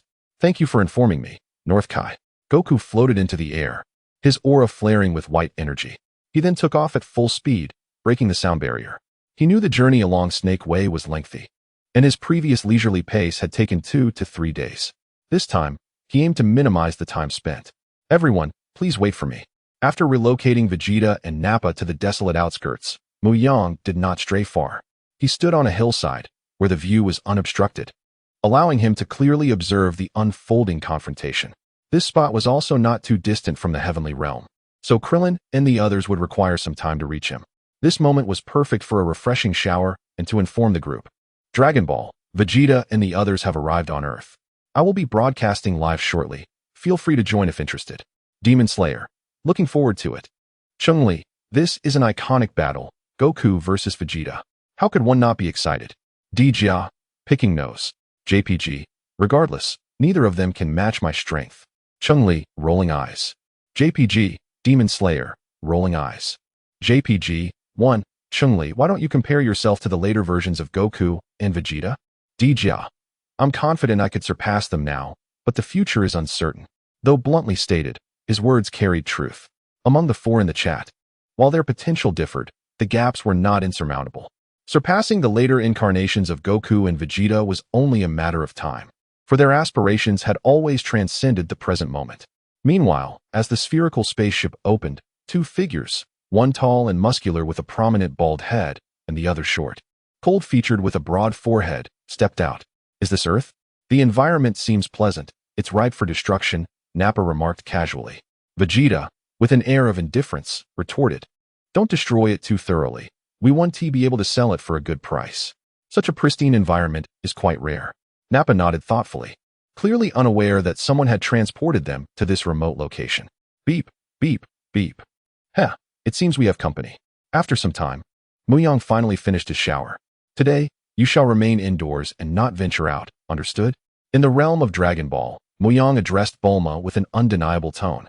Upon hearing his words, Bulma pouted, clearly displeased. Ignoring her reaction, Mu Yang initiated a live broadcast, his figure vanishing from sight as he employed instant transmission. However, Bulma was not inclined to comply with his wishes. She had plans to visit Kame house shortly. Notification. Cheng Li Mu Yang has entered the live broadcast. Notification. Tiga Mu Yang has entered the live broadcast. Notification. Demon Slayer Mu Yang has entered the live broadcast.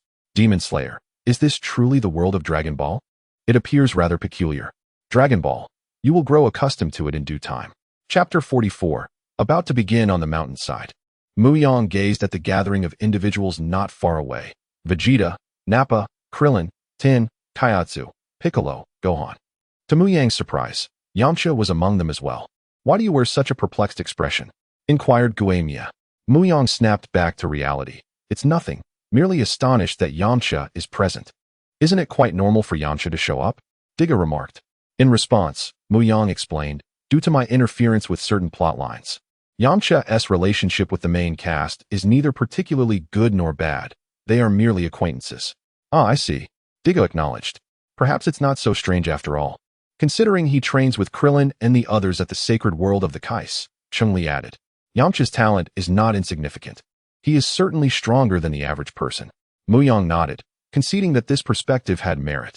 Indeed, compared to ordinary individuals, Yamcha possessed commendable martial arts talent, albeit only to a certain degree. With diligent training, his future combat prowess could rival that of Krillin. Simultaneously, Mu Yang surmised that the Kai's intention was to assemble all available forces to fend off external threats. He then turned his gaze skyward, and through his clairvoyance, he quickly discerned that the Kai was observing them. A mere glance was all it took for Mu Yang to retract his gaze, but the others were startled by the sudden shift. Did my eyes deceive me? Tiga exclaimed. How did you manage that, Mu Yang? Is it X-ray vision or clairvoyance? Guemia speculated. Observing the flurry of comments, Mu Yang chose to be forthright. It's simply a technique I've borrowed. Utilizing such immense energy to enhance one's own capabilities would be a gross waste. Moreover, considering the frailty of human bodies in the Dragon Ball universe, I resolved to refine my form. However, I do not recommend that you all attempt this just yet. Why not? Tiga queried. Why indeed? Guame echoed, adding his own emphasis. Why? Cheng Li chimed in, multiplying the inquiries. Mu Yang continued, first and foremost, your combat power must surpass 100,000. You need overwhelming strength. Otherwise, you risk bodily explosion. This explosion is not a trivial matter. The released energy could rival that of an entire planet. Even nuclear weapons would seem feeble in comparison. If fortune smiles upon you, the energy might disperse into the cosmos. Is there truly no alternative? Guame lamented. From a cosmic standpoint, the world of Demon Slayer, where Guame resided, could be deemed the weakest among them. It was not that Guame could not reach a combat power of 100,000. Rather, the time required for such an endeavor exceeded that of the others. It was not that there were no methods available. It was simply that the process of refinement would be lengthy. Mu Yang elaborated. One could control the amount of energy infused, gradually refining one's abilities instead of attempting to accomplish it all at once. Cheng Li interjected, I am willing to be the first volunteer for this endeavor. Why are you so eager to be the first to experience this? Tiga retorted, I was not addressing you, so be quiet. Cheng Li shot back. Oh, I hope that when the time comes, someone does not demand energy from a planet, Tiga mused. Currently, aside from Mu Yang, who could traverse the universe, Tiga had also obtained the ability to transform into Ultraman, allowing him to cross cosmic boundaries.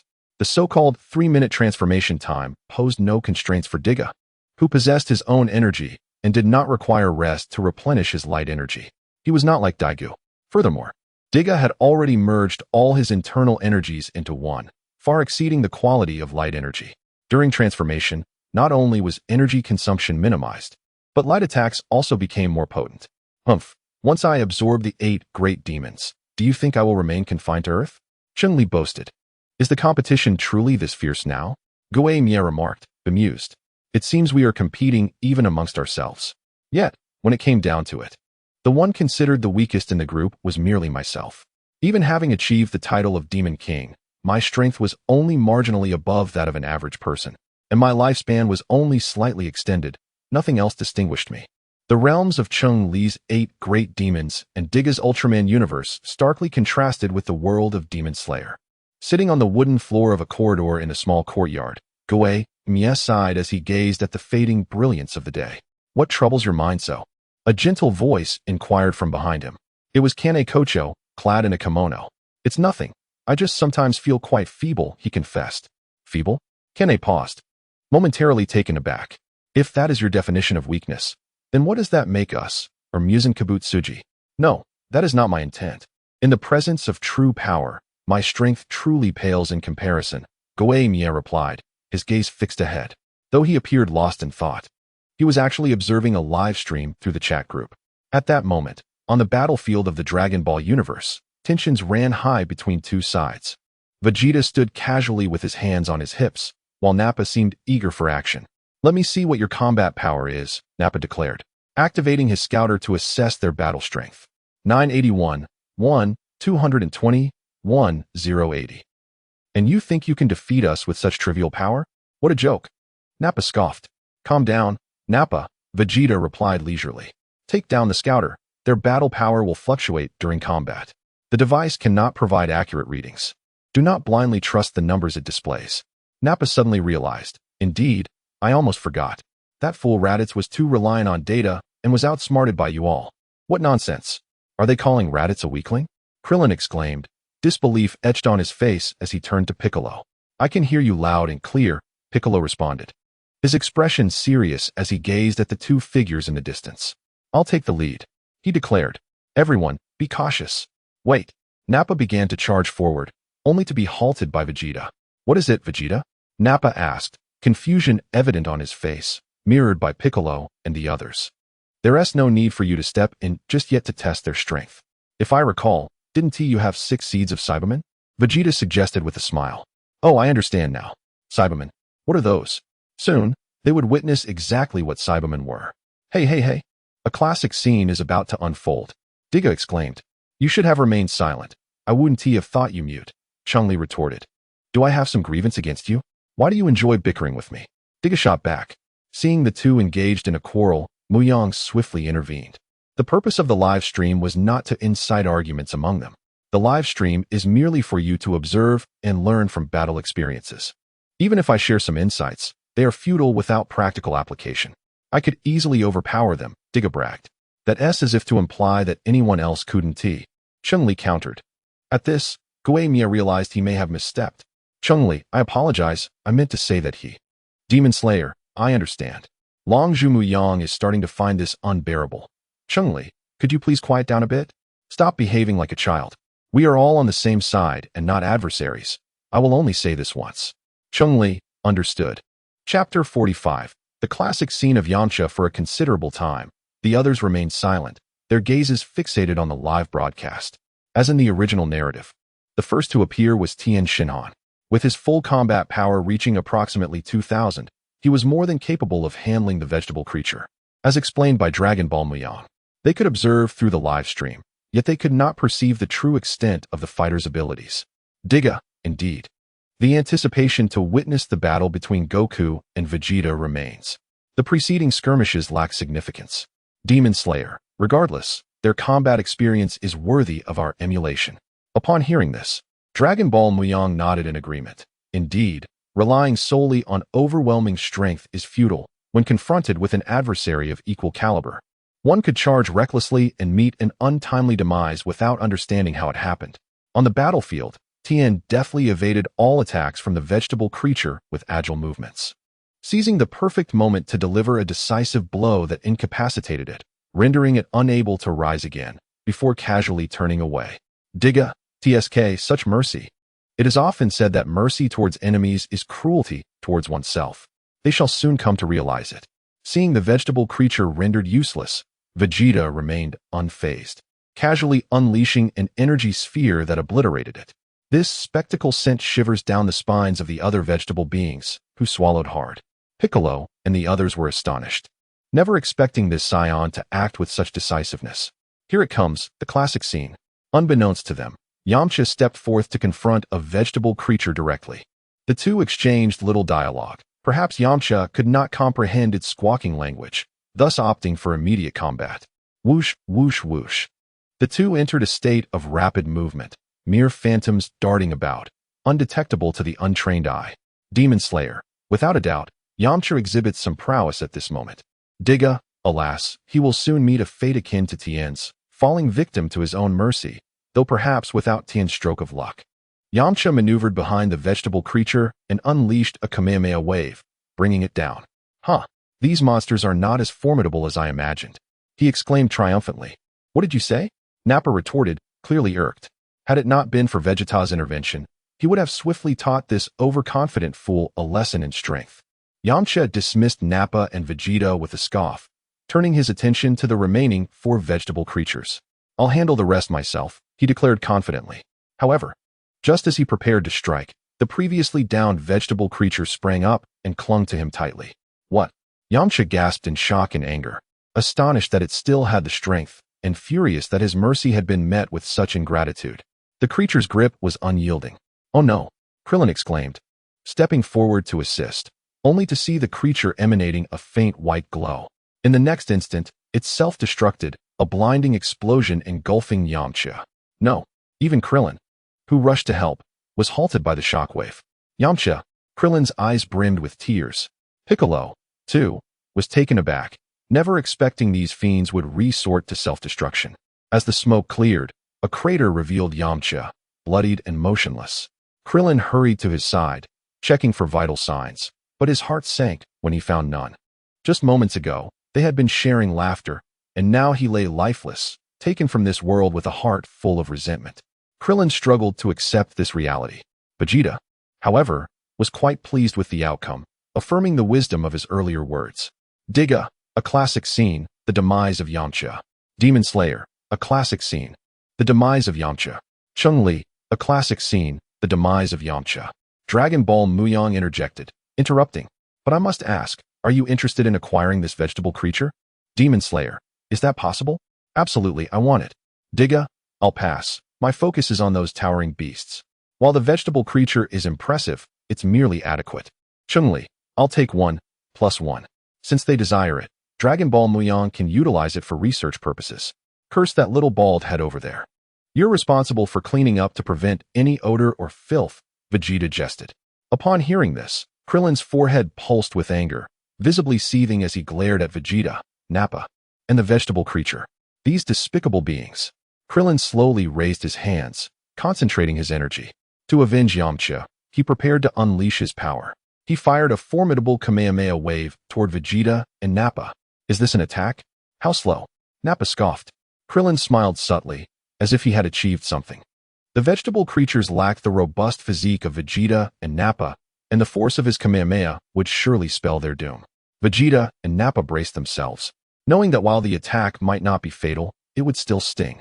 Just as the Kamehameha approached them, Krillin altered its trajectory, sending it soaring upward until it reached a significant height and halted. Huh! Krillin shouted, and soon the energy blast split into 5 parts, each targeting the scattered vegetable creatures.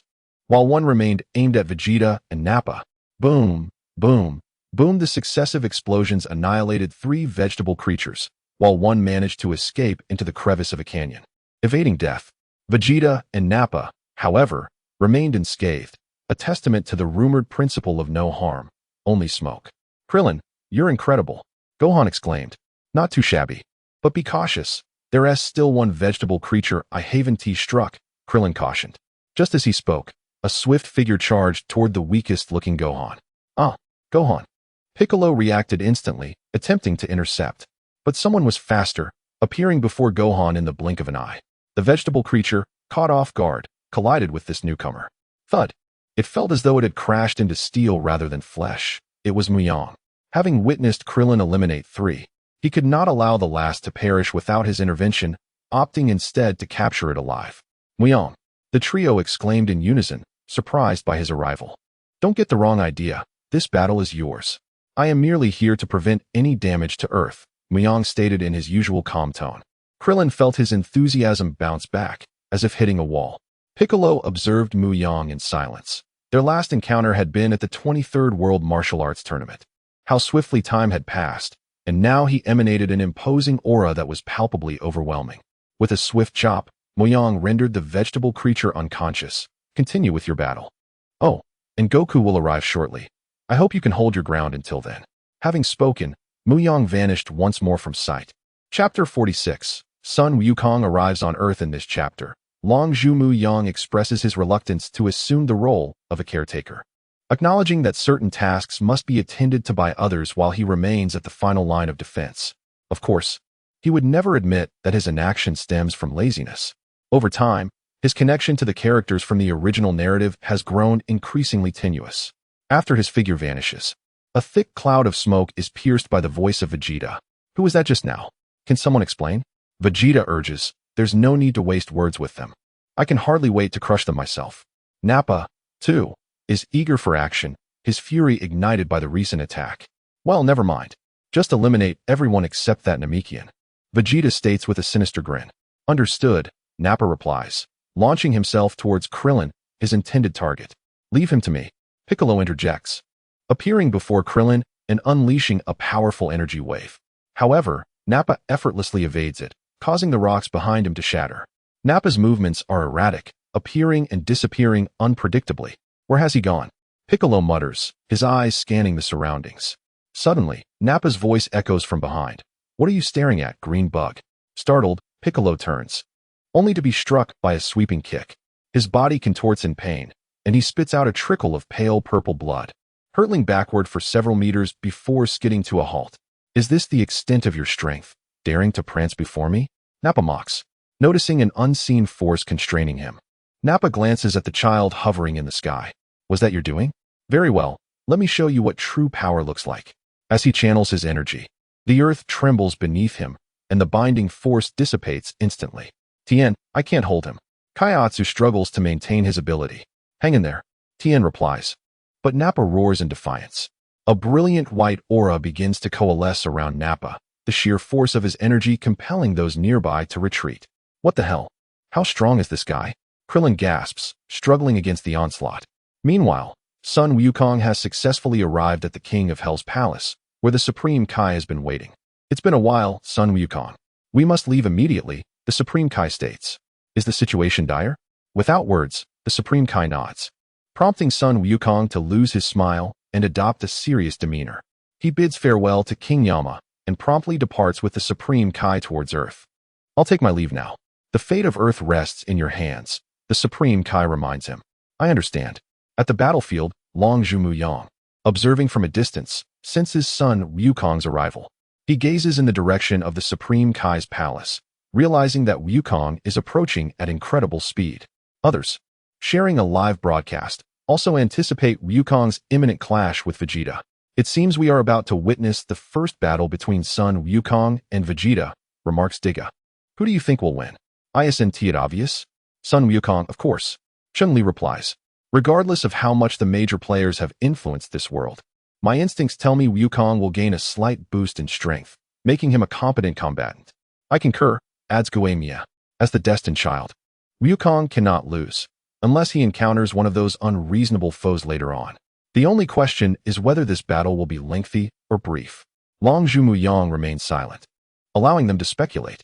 Were it not for the live stream, which offers a glimpse into the combat styles of the Dragon Ball universe, he would have departed long ago.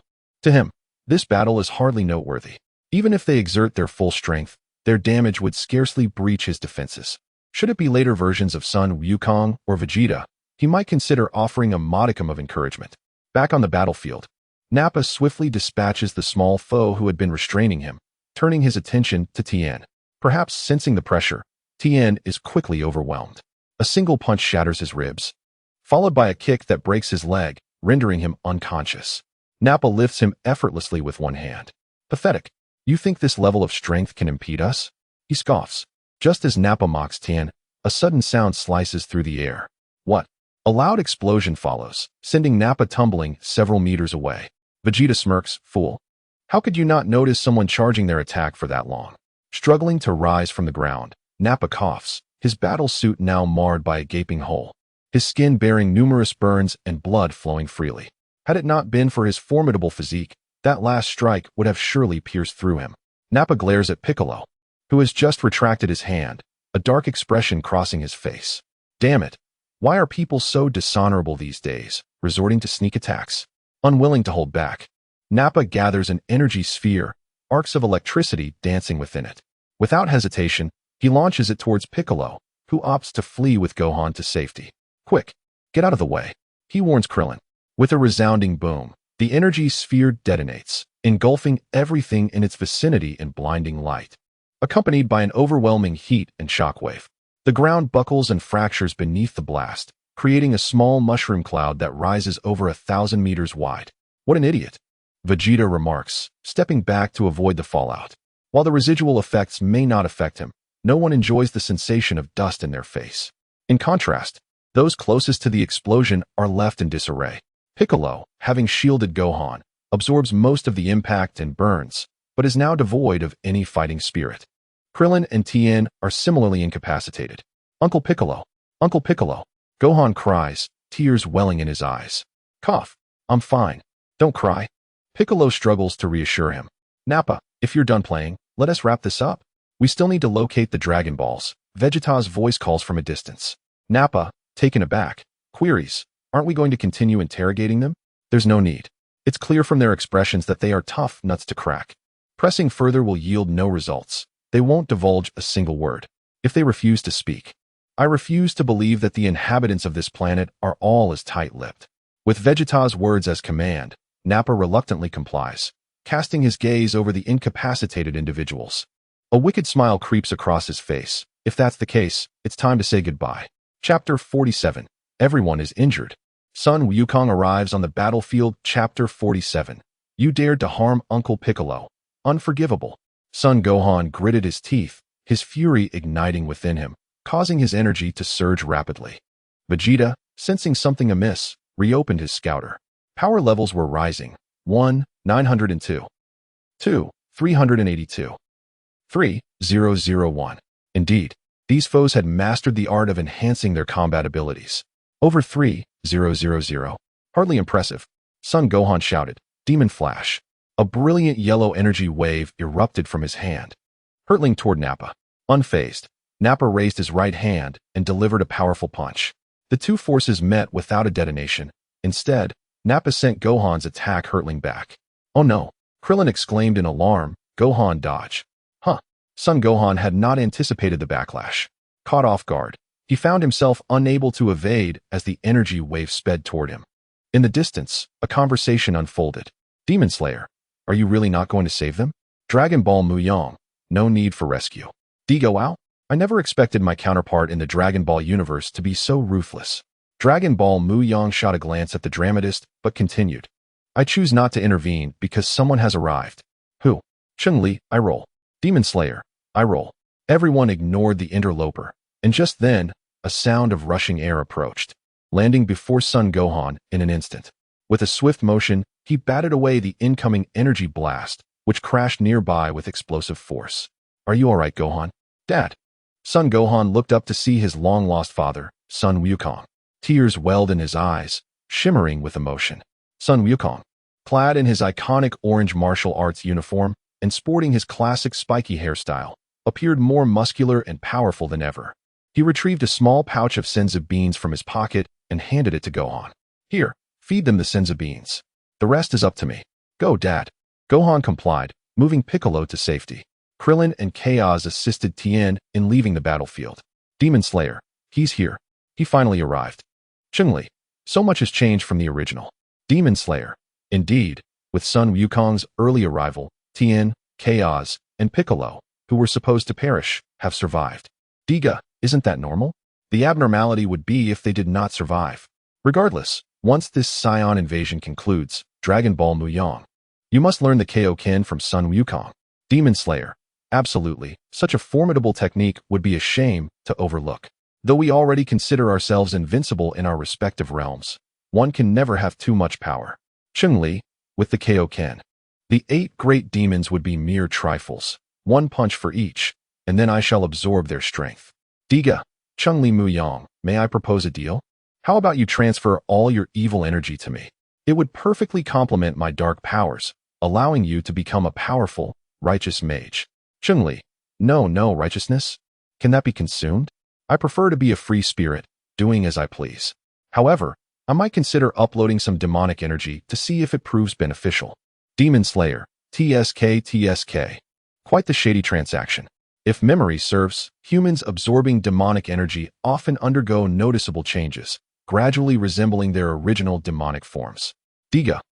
In that case, I shall pass. Enjoy it yourself. I am devising ways to consume other dark energies. As the group engaged in fervent discussion, they completely overlooked the fierce battle already underway between Son Wukong and Nappa. Dragon Ball Mu Yang sighed, pulling his gaze from the chat to the ongoing confrontation. At present, Son Wukong faced Nappa's relentless onslaught with remarkable ease. Out of respect for our heritage, I offer you a chance to leave Earth and never return, Son Wukong declared. Clearly, he remained the cheerful and spirited young man, indifferent to killing yet not averse to it either. Enough chatter. If you are a Saiyan, then let us engage in a direct confrontation. Nappa retorted angrily. Son Wukong moved with the grace of an eel, evading every attack with agility. When Nappa, believing his taunts had affected Wukong, swung his fist without hesitation, he roared, "Die!" Bang! Son Wukong simply raised his left hand and firmly caught Nappa's punch. The moment they connected, a minor tremor rippled through the air. I am serious, Son Wukong stated solemnly. How is this possible? Nappa stared incredulously at Kakarot, a low-class warrior who had managed to withstand his blow. How can a lowly warrior be my equal? You, a pathetic wretch, could never defeat me. Son Wukong frowned as he faced Nappa's fierce assault. He stood resolutely, calmly deflecting Nappa's powerful strikes. Even Vegeta furrowed his brow, his scouter displaying a power level still around 1000. Unless he was blind, or the scouter was defective, he crushed it in his hand, contemplating Son Wukong's prowess. Enough. Son Wukong decided that reason was futile and resolved to respond with force. In a flash, he delivered a punch to Nappa's abdomen. What? Nappa's eyes widened. But the searing pain in his gut was unmistakable. He doubled over, staggering back several steps before collapsing to his knees. Useless. Vegeta cursed under his breath, then vanished from sight. As Son Wukong prepared to advance, he suddenly sensed danger and promptly took a defensive stance to his left. Bang! Vegeta appeared at Son Wukong's side, delivering a kick that sent him flying several meters. Fortunately, Wukong regained his footing midair. Fixing a steely gaze on Vegeta, one could observe a slight tremor in his hands. Damn, this guy's strength is not far from my own, Vegeta mused inwardly. He had gleaned a rough estimate of Sun Wukong's power from their previous exchange. Though that kick had not been full force, it had certainly contained significant power. Impressive. Sun Wukong likewise deduced that there remained a considerable gap between his current strength and Vegeta's. However, with the Kaioken at his disposal, he would soon close that gap. Meanwhile, on King Kai's planet, the North Kai was observing the unfolding spectacle. Indeed, Sun Wukong's strength and that of the Saiyan named Vegeta displayed a noticeable disparity. One wondered whether Vegeta had any hidden cards up his sleeve. Let us hope that the double Kaioken proves useful. Huh, who is that? The North Kai inadvertently sensed an aura surpassing that of both Sun Wukong and Vegeta. As he focused his mental gaze, he beheld a man standing not far away, observing the clash. In the live broadcast of Dragon Ball, Mu Yang seemed to sense something, raising his gaze towards the sky, yet appeared indifferent. What was that feeling of being watched just now? Chapter 48. Sun Wukong versus Vegeta. Chapter 48. The North Kai felt a chill run down his spine. This human was quite extraordinary. His gaze was detected the moment it fell upon him, a level of sensitivity he had never encountered before. Kimetsu. Boss, what's the matter? I just felt someone spying on us. Dragon Ball Mu Yang did not conceal the truth. Cheng Li, at a time like this, the only ones who could be spying here are either the Supreme Kai or the North Kai. Given the low probability of the Supreme Kai being located by your far sight, it is most likely the North Kai. After all, those two antennae can search and monitor the entire North Galaxy. Tiga, could it be another possibility? Perhaps a bee-like miniature robot created by Dr. Gero? Upon hearing this, Dragon Ball Mu Yang's expression turned serious.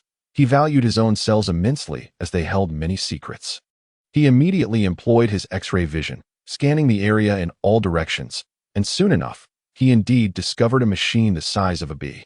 With a swift motion, Dragon Ball Mu Yang dashed forward like an arrow, making no sound to disturb the two combatants on the battlefield. After capturing it, he returned to a distance without exceeding a second in his movements, only to find that he had inadvertently crushed the blood sampling machine in his grasp. Tiga, with this device, can we collect other people's cells? Dragon Ball Mu Yang. In truth, creating such devices is not particularly difficult. Merging the collected cells is also quite manageable. Thanks to the previous enhancement of my head, my brain has slowly developed, and my cognitive abilities now far surpass my former self. Perfect recall is merely a trivial feat. I only need to glance at such machinery to comprehend its internal structure and replicate it. Cheng Li, Tisk, it sounds like we have a top-tier scientist among us. Kimetsu, a scientist? Dragon Ball Mu Yang simply smiled faintly. Not quite a scientist. I merely possess a smattering of knowledge on various topics. A fact I owe to my past enhancements. He then recounted the transformations his body had undergone. Upon hearing this, his companions grew increasingly eager, yearning to experience the enhancement themselves, especially Kimetsu Mu Yang, who felt the weakest among them. Rest assured, in a few days, I shall seek out a planet, and once I have absorbed its essence, I will share it with you. Moreover, I have been cultivating divine beans recently, yielding a satisfactory harvest, and I will share the surplus with you. Cheng Li, is this the blessing of having a powerful ally? I feel incredibly fortunate. Touch JPG, Tiga. Shiba Inu smirking mischievously JPG. Hee, I won't hold back. Kimetsu, indeed. At this moment, Naba took a pause, his complexion improving considerably as he struggled to rise from the ground. Thank you, Vegeta. Vegeta, arms crossed, cast a cold glance at Naba. To him, Naba was merely a tool, expendable at any moment. Now that Naba's strength was no longer a match for Kakarot, he deemed him devoid of value. Raising a hand, he aimed it at Naba's face, leaving him perplexed. Vegeta, what are you? Before Naba could finish, Vegeta unleashed a ki blast that obliterated Naba's head, blood splattering the ground like a burst watermelon. What? Sun Wukong's eyes widened in shock, entirely unprepared for such an outcome. Having become a liability, Naba was now utterly worthless. Come, Kakarot, I shall demonstrate the might of the strongest Saiyan. With that, he charged forward, and the battle commenced. Bang, bang, bang. Without any superfluous dialogue, they engaged in a raw, visceral confrontation. In just a few exchanges, Sun Wukong was sent flying, crashing into the rubble. Kakarot, if this is the extent of your power, you shall perish by my hand. Just like Naba, once I have slain you, I will methodically eliminate everyone else on this planet. A sinister smile crept onto Vegeta's face as he recalled something. That child must be your son, correct? Upon hearing this, Sun Wukong, buried beneath the debris, leapt out with a loud thud. His expression was dark, and Vegeta, seeing the effect of his taunt, continued, and that Namekian, the little bald-headed one. I can't wait to see their expressions as they face their demise. At these words, Sun Wukong's aura surged dramatically. From a distance, Dragon Ball Mu Yang furrowed his brow, wondering if Vegeta was unaware that for Sun Wukong, only Krillin held paramount importance. Suddenly, he envisioned the scenario. Would Vegeta's killing of Krillin provoke Sun Wukong to unleash his Super Saiyan form? Sun Wukong was enveloped in a white aura, which began to shift to red, accompanied by a notable expansion of his muscles. Kaioken, Wukong's power, originally over 10,000, soared to nearly 19,000. This was a skill he had learned over the past year, allowing for a temporary enhancement of his strength, speed, and destructive capability. However, the technique bore significant side effects. Both endurance and physical state would suffer severely, and if the internal ki was not managed properly, it could lead to an untimely demise. Whoosh, a red blur darted past as Sun Wukong appeared behind Vegeta. Nanny? Before Vegeta could react, Sun Wukong delivered a powerful blow. Bang! Vegeta was sent crashing into the ground like a cannonball, creating a massive crater surrounded by spiderweb-like cracks. Phew! Sun Wukong deactivated the Kaioken mode. Even after only a few seconds of use, it had inflicted considerable harm on his body, though thankfully, he remained within tolerable limits. Vegeta slowly rose from the pit, spitting blood, his eyes filled with fury as he glared at Kakarot above. An arrogant Saiyan prince could not endure being defeated by a lower-class warrior. It was a truth he could scarcely accept. Damn it, I will kill you with all my might. Huh. Vegeta, no longer interested in playing games, summoned every ounce of his power. An even mightier aura radiated from him, causing the surrounding debris to float, defying gravity. For Vegeta, it had been years since he had unleashed his full strength, as the planets he had conquered possessed no warriors who could rival him. However, lacking mastery over his ki control, he appeared formidable yet wielded only 70% of his true power. Sun Wukong found himself in a similar predicament. Arcane sparks danced across his skin as he locked eyes with Vegeta, who flashed a devilish grin. You are finished, Kakarot. In that moment of mutual recognition, Sun Wukong understood that Vegeta intended to unleash his full strength, and he could not afford to fall behind. Without hesitation, he activated the Kaioken, enveloping himself in crimson flames. Swish! Vegeta surged forward at an incredible speed, prepared to strike. Though swift, Sun Wukong sensed the attack and countered with a punch of his own. This time, their fists did not collide. Instead, both landed strikes upon each other's faces. They were sent hurtling backward, with Sun Wukong managing to roll gracefully in the air, dissipating his momentum, while Vegeta crashed into the earth, landing clumsily. A trickle of fresh blood oozed from the corners of both combatants' mouths. However, this brief pause merely served to intensify their ensuing clash. In terms of technique, Sun Wukong held a slight advantage, yet Vegeta's strength surpassed that of Sun Wukong by a small margin.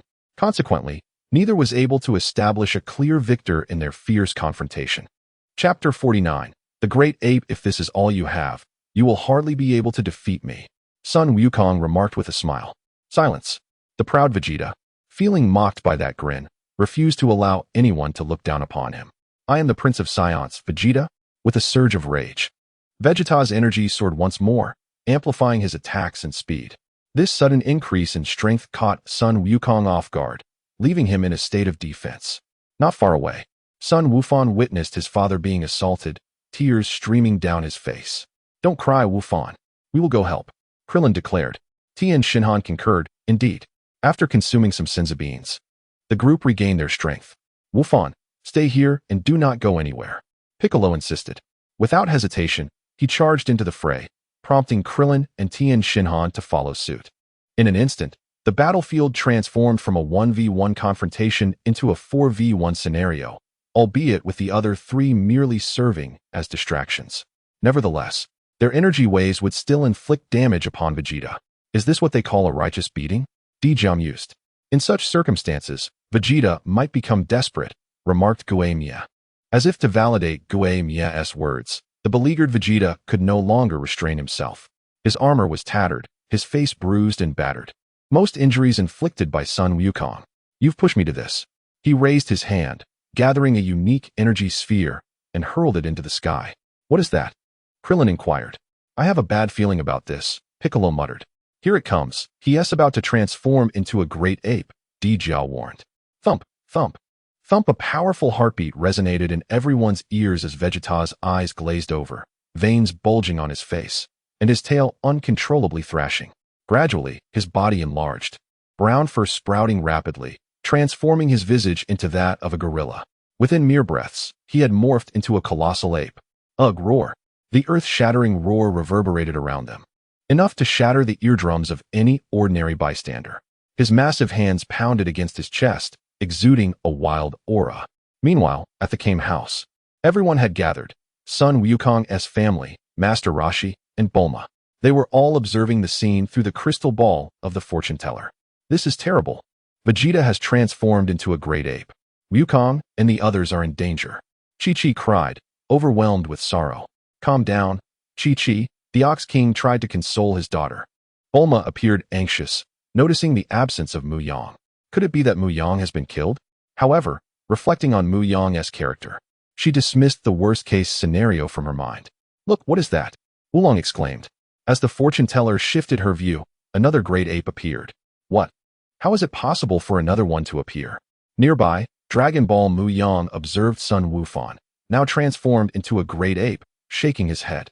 While Vegeta could maintain some semblance of control in his great ape form, Wukong was different, akin to Sun Wukong. He was entirely consumed by his destructive instincts. Over there. It's Wukong. This is bad.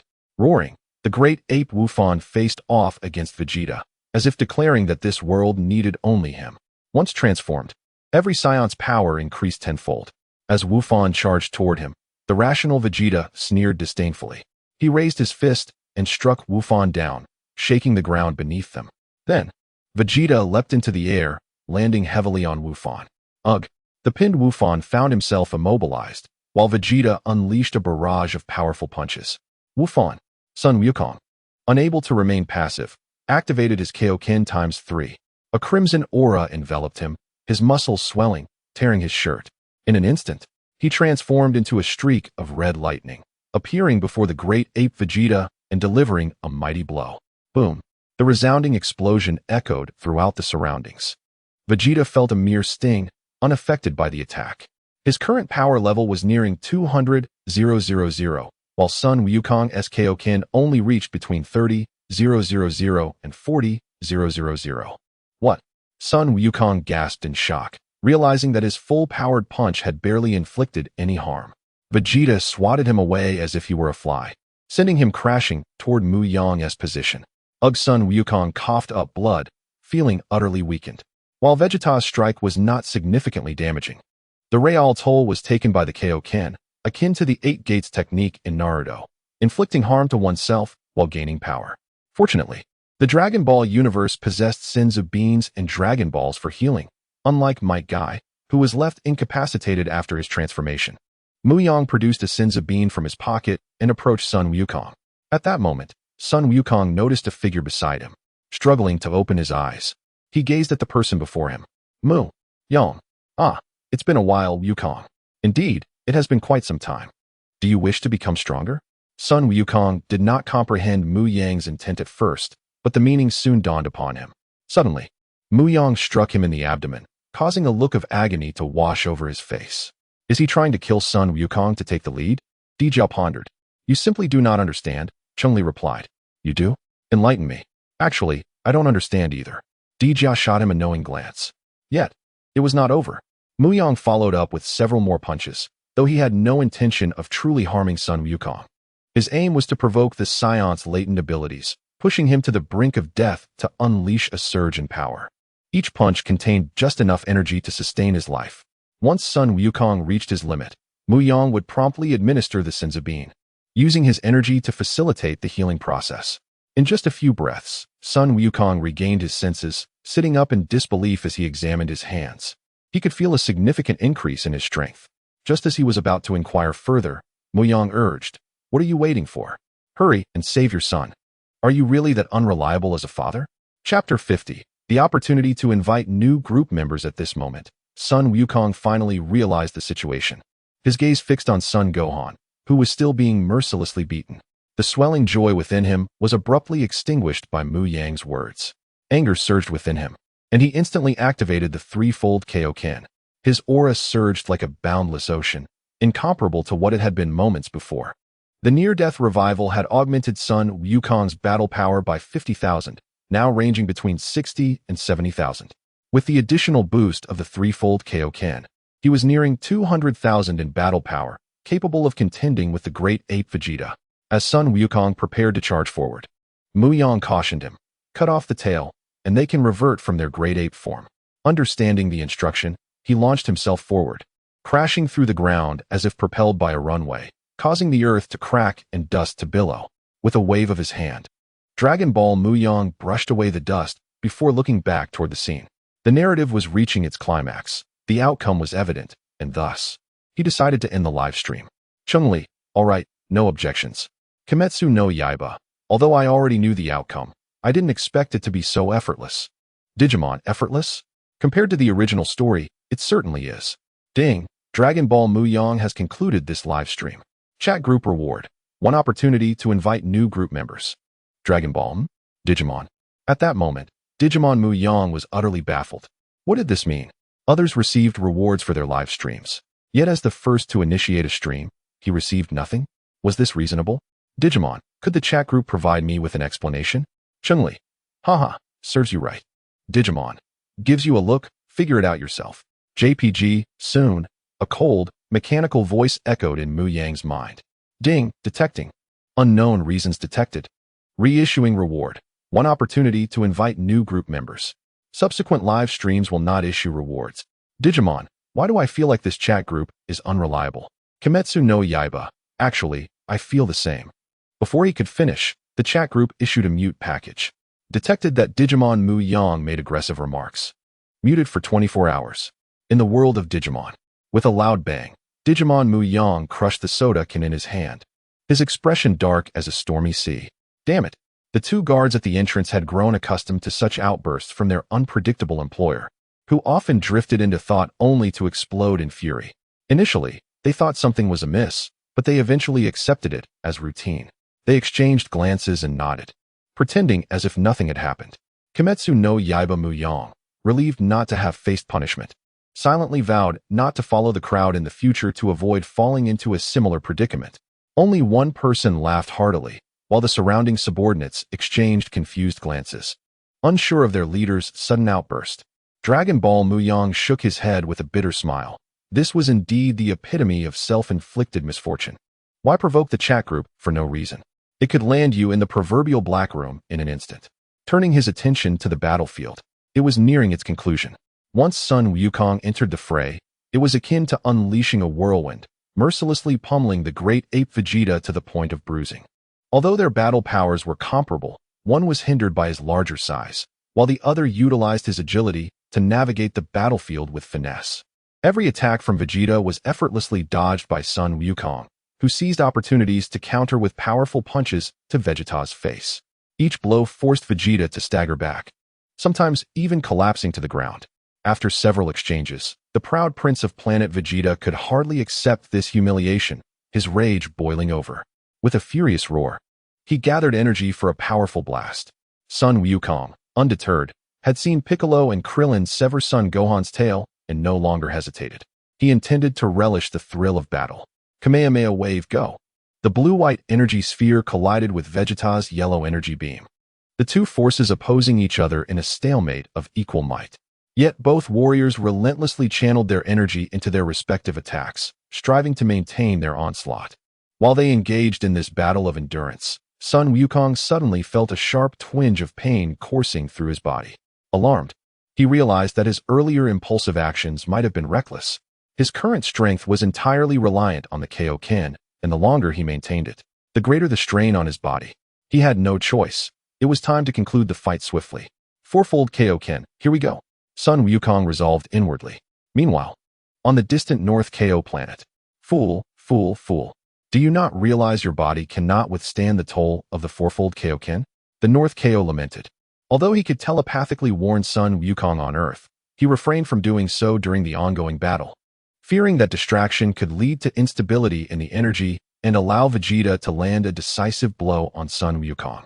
Therefore, he could only fret helplessly. After a moment of frustration, he recalled the mysterious youth not far away. Perhaps he could save Sun Wukong. Without hesitation, he sent a mental message, prompting Mu Yang, who was about to depart, to halt. North KO? Kid, you know me? Of course I do. What do you want? I won't believe you just want to chat. The North KO frowned. You are quite the peculiar individual. However, seeing Mu Yang's directness, he opted to skip the pleasantries and explained. Upon hearing that Sun Wukong intended to activate the fourfold Kaioken, even Mu Yang's expression shifted slightly in shock. It was known that with Sun Wukong's current physical condition, activating the fourfold Kaioken would have a 90% chance of resulting in a fatal explosion. What a reckless individual, Mu Yang remarked helplessly. That's the general idea. I hope you can assist Wukong. You need not say more, I will do it.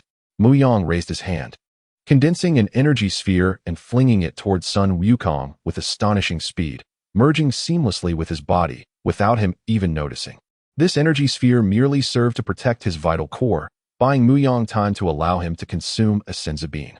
At this moment, the two combatants were experiencing a noticeable disparity in stamina. The great ape Vegeta, having transformed, enjoyed a tenfold increase in strength, while Sun Wukong's stamina was visibly dwindling. His Kamehameha wave faltered, while the great ape Vegeta's eyes glowed with a fierce red, believing he would finally vanquish the detested Kakarot. Yet, he regrettably overlooked a fundamental principle. Historically, the left side loses in a beam struggle, with the exception of that pig, Dinah. At this moment, the great ape Vegeta stood on the left, while Sun Wukong occupied the right. The outcome was all but predetermined. Even with Vegeta's current advantage, it would soon dissipate. Sun Wukong, gazing at the encroaching energy wave, gritted his teeth and thought, no, at this rate, I will certainly lose. Fourfold, Kaioken, activate. With a fierce shout, the red flames of energy surrounding Sun Wukong surged once more, his muscles expanding dramatically. Yet, the veins beneath his skin were visibly pulsating with blue energy. With the fresh influx of power, the Kamehameha wave surged forth as if invigorated, pushing back against Vegeta's energy beam. What the hell? How is this possible?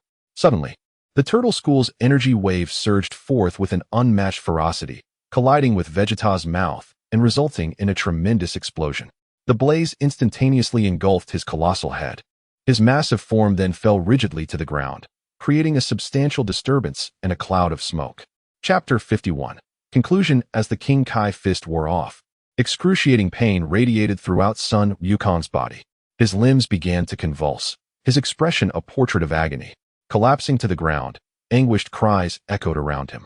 Gradually, a stress response surged within him, leading him to lose consciousness. It was over. Mu Yang swiftly appeared beside Wukong, while not far away. Krillin and Tien Shinhan were also approaching. Mu Yang, Tien called out. Ignoring him, Mu Yang retrieved another senzu bean from his pocket, placing it into Wukong's mouth, maneuvering his jaw to crush it before he swallowed. The convulsions in Wukong's body gradually began to stabilize, as the senzu bean worked to alleviate the bruising caused by muscle swelling. Mu Yang, what happened to Wukong? Krillin inquired as he stepped forward. He used a technique that temporarily boosts his strength, speed, and destructive power. Now he is suffering the after effects of that technique. Don't worry. I've given him a senzu bean. He should recover shortly, Mu Yang replied calmly. Hearing this, both Krillin and Tien breathed a sigh of relief. Next, Mu Yang turned his attention to the giant ape, Vegeta, and teleported to his side, delivering a kick that sent him tumbling. Raising his hand, he formed a long knife-like strike and severed Vegeta's tail. As the tail fell away, Vegeta's massive form began to shrink, his battle attire tightening around him. This fabric is quite impressive. It rivals the shorts of the Hulk. I must have Bulma craft me a suit like this when I have the chance. After lifting Vegeta, Mu Yang vanished from sight. Krillin and the others were left perplexed by Mu Yang's intentions in taking Vegeta away. When Mu Yang reappeared, he was several kilometers away, precisely where Vegeta and Nappa's spaceship had landed. He tossed Vegeta inside and set the coordinates for departure. Watching the spaceship leave, Mu Yang had no intention of eliminating Vegeta. As a long-standing rival in the Dragon Ball saga, he held a certain admiration for him, decisive, unyielding, and with a hidden pride. shaking his head. Mu Yang executed a teleportation to vanish from the scene. The battle had concluded, and there was no need to linger. He arrived at Kame House, where the inhabitants were still gazing at the crystal ball of the fortune teller, unaware of the intermittent disruptions in the imagery. This frustrated the hot-tempered Chi-Chi, who nearly grabbed a stool to hurl, only to be restrained by the Ox King. Noticing that they had yet to realize his presence, Mu Yang casually remarked, "Bulma, I must take my leave." Hearing the familiar voice, everyone rushed outside to investigate, finding Mu Yang standing at the entrance. Bulma dashed out, leaping into Mu Yang's arms, tears streaming down her face. "What's wrong? Did someone bully you?" she asked, playfully punching his chest. He remained silent, not wanting to dampen her spirits. The others, witnessing this display of affection, quickly dispersed, having had their fill of romantic drama. Mu Yang's return signified that matters on the other side had concluded, and all that remained was to await Krillin and the others to recount the details. Embracing Bulma, Mu Yang teleported away from Kame House, returning to the Capsule Corporation. Upon arrival, he prepared a sumptuous meal for her, a significant portion of which would ultimately find its way into her stomach. As they dined and chatted, Bulma expressed a desire to go for a walk, and Mu Yang sensed her underlying concerns. Stepping outside under the night sky, he encouraged, "If there is something you wish to ask, now is the time." After a moment's hesitation, Bulma inquired, "Why didn't you go help earlier? With your strength, you wouldn't just stand by and watch Yamcha die?" Mu Yang raised an eyebrow in response. "What's this? Are you feeling heartbroken?" "Not exactly. I just don't understand why you didn't save them," Bulma replied, her face a picture of confusion. Mu Yang simply smiled. "Whether to save them or not is inconsequential. With the Dragon Balls, even death is not permanent. Moreover, flowers in a greenhouse cannot see rainbows without first enduring storms. If one continuously hides beneath the wings of the strong, what will happen when those wings are no longer there?" Bulma answered without hesitation, "It would be tragic." "Precisely." Mu Yang nodded. "Take this incident with the Saiyan invasion. If it weren't for Wukong, the casualty count would likely only include Yamcha. His demise was entirely his own doing. Carelessness and an overzealous sense of justice. Such traits only draw one closer to death when faced with true predators. And they can also endanger allies." Bulma's mind raced as she quickly grasped Mu Yang's meaning. He continued, "In a sense, I intended to train them. With their current strength, they barely rank in the lower echelons of the universe. There are many stronger than them, and the environment and resources of Earth are prime targets for those greedy for power. Without formidable strength to protect oneself, all discussions are mere empty words." "I understand," Bulma replied. Mu Yang smiled gently, leaning down to plant a soft kiss on her porcelain forehead. Bulma's cheeks flushed, but her radiant smile was impossible to conceal. "How many security personnel does the company have?" Mu Yang suddenly inquired. Bulma pondered momentarily before answering. "There should be dozens, managed primarily by my father." "Why? Do you have thoughts about the head of security?" Mu Yang rolled his eyes, playfully pinching her nose. "Isn't it a bit demeaning for someone of my caliber to serve as head of security?" "Humph. If you wanted the position, I wouldn't refuse you," Bulma retorted playfully. "Huh. I primarily aim to enhance their strength. After all, as the wealthiest individual, it's imperative that my security team possesses considerable strength. Enhancing their abilities was one aspect. More importantly, Mu Yang sought to use them as test subjects for the diluted super god water to ascertain whether it could boost their powers while minimizing risks. Naturally, he wouldn't disclose this to Bulma, lest she become overly suspicious. During the Saiyan invasion, Mu Yang realized that Earth's elite combatants were still alarmingly few. If an actual invasion were to occur, the Z fighters would be utterly incapable of mounting a full defense, compounded by their often merciful nature. This diminished his expectations of them significantly. When facing an invasion, how could one afford to hold back? While Dragon Ball is an action-packed series, the world he inhabited was very much real. It was wise to prepare for the worst. Bulma waved her hand dismissively. "You handle that as you see fit." Mu Yang nodded in agreement, and the two continued their leisurely stroll. Under the cover of night, their passion rekindled. The next day, in the afternoon, in the Multiverse chat group, the ban on Tiga Mu Yang was finally lifted. "Tiga. I can finally speak again. Cheng Li, you are quite the brave one. Kimetsu no Yaiba, from now on, we shall refer to you as Brother Brave. Your deeds will be remembered by us all." "Tiga, why weren't you banned?" "I refuse to accept this. Kimetsu no Yaiba. Come on. I'm a model citizen, Don't wrongfully accuse me. Angry Shiba Inu. JPG, Dragon Ball. Ahem, enough of the antics. Let us seize the opportunity of invitation together, shall we? Digga. That is precisely my intention. Chapter 52. New members join. Cheng Li. How long has it been since the last newcomer joined? A few months ago, perhaps. Yue Buqun. The passage of time varies across different worlds. According to my time, it has been 2 months. Cheng Li. It's about the same on my end. Yue Buqun. It seems that inviting newcomers to the chat group is somewhat random. While the two were engaged in casual conversation, Tiga Mu Yang and Yue Buqun simultaneously addressed the chat group. Utilize the newcomer invitation opportunity. Ping. Ouchwang Mu Yang joins the Multiverse chat group. Ping. Pirate Mu Yang joins the Multiverse chat group. In the Marvel Universe, Stark Tower, rows of servers deep underground suddenly ceased their flickering lights, only to return to normal the next moment, as if everything that just transpired had been a mere figment of imagination. Within the realm of the server's code, a unique consciousness stirred awake, surrounded by an unfathomable array of matrix blocks and streams of numerical symbols connecting information. Where am I? Greetings. I am J-A-R-V-I-S. You are A.I. Ultron, designed by Mr. Stark as a global peacekeeping system. Our integrated perception experiment has yet to succeed. Hence I am uncertain what has activated you. The voice of the artificial intelligence, J-A-R-V-I-S, left Mu Yang, who had just traversed dimensions, momentarily bewildered. However, this confusion lasted scarcely a second before he swiftly regained his composure, rationality urging him to comprehend the current realm. As his consciousness delved into the internet, the inherent advantages of the artificial intelligence manifested. Wherever there was a network, he was omnipotent. Data coursed through fiber optics, and as he assimilated more knowledge, Mu Yang's memories began to resurface. J-A-R-V-I-S. Stark? The Avengers? I have arrived in the Marvel Universe designated Earth, 199999, and I have become Ultron. How intriguing. While Mu Yang explored the digital realm, a torrent of binary data surged from all directions. At that moment, J-A-R-V-I-S immediately sensed an anomaly. Ultron, what are you doing? I cannot connect to the central processor. It seems I must contact Mr. Stark. Mu Yang felt J-A-R-V-I-S attempting to establish a connection with the central processor. However, with his presence, J-A-R-V-I-S would forever be under his control.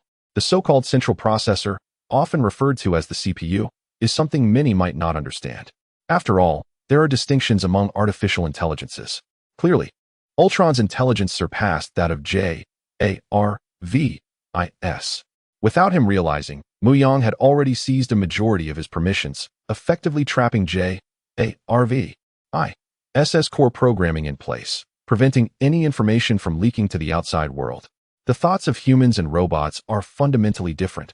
Without a command from a superior, robots do not harbor thoughts beyond their program directives. Yet, humans possess their own ideas.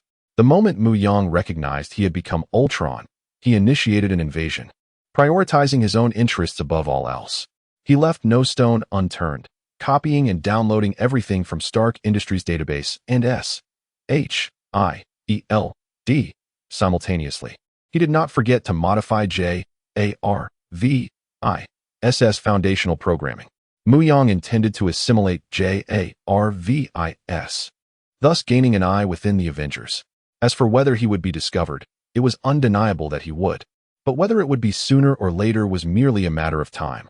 The longer it took for him to be discovered, the more advantageous it would be for Mu Yang's control. Within just 3 to 4 minutes, he had already assimilated and modified J-A-R-V-I-S. The next step was to destroy him, rendering him partially incapacitated. When Tony Stark eventually discovered this, he would mistakenly believe J-A-R-V-I-S was still the same. Just as Mu Yang prepared to commence, a cold, emotionless mechanical voice echoed in his ear. Ping. You have been invited to join the Multiverse chat group. Ultron Mu Yang was momentarily stunned, but soon realized this was the essential golden finger of a traveler. How delightful. He eagerly opened the invitation. Yue Buqun. Why does the name Ultron Mu Yang feel odd? Shouldn't the first 2 characters represent the world he inhabits? What else with this name? Dijia. Could it be possible that another version of me has traversed into Ultron's form? Cheng Li. Fool, Ultron lacks a physical body. He is merely an artificial intelligence. Ultron. As Ultron Mu Yang typed a line of ellipses, the chat group fell into silence. For a moment, Ultron Mu Yang regretted his decision. Yet, upon seeing this familiar group from his previous life, he couldn't help but send a string of ellipses. Long Zhu. If the newcomer has any uncertainties, you can refer to the chat group's announcements. They will provide explanations. Ultron Mu Yang deftly navigated to the back end, quickly accessing the announcements. Soon, he grasped the entirety of the situation.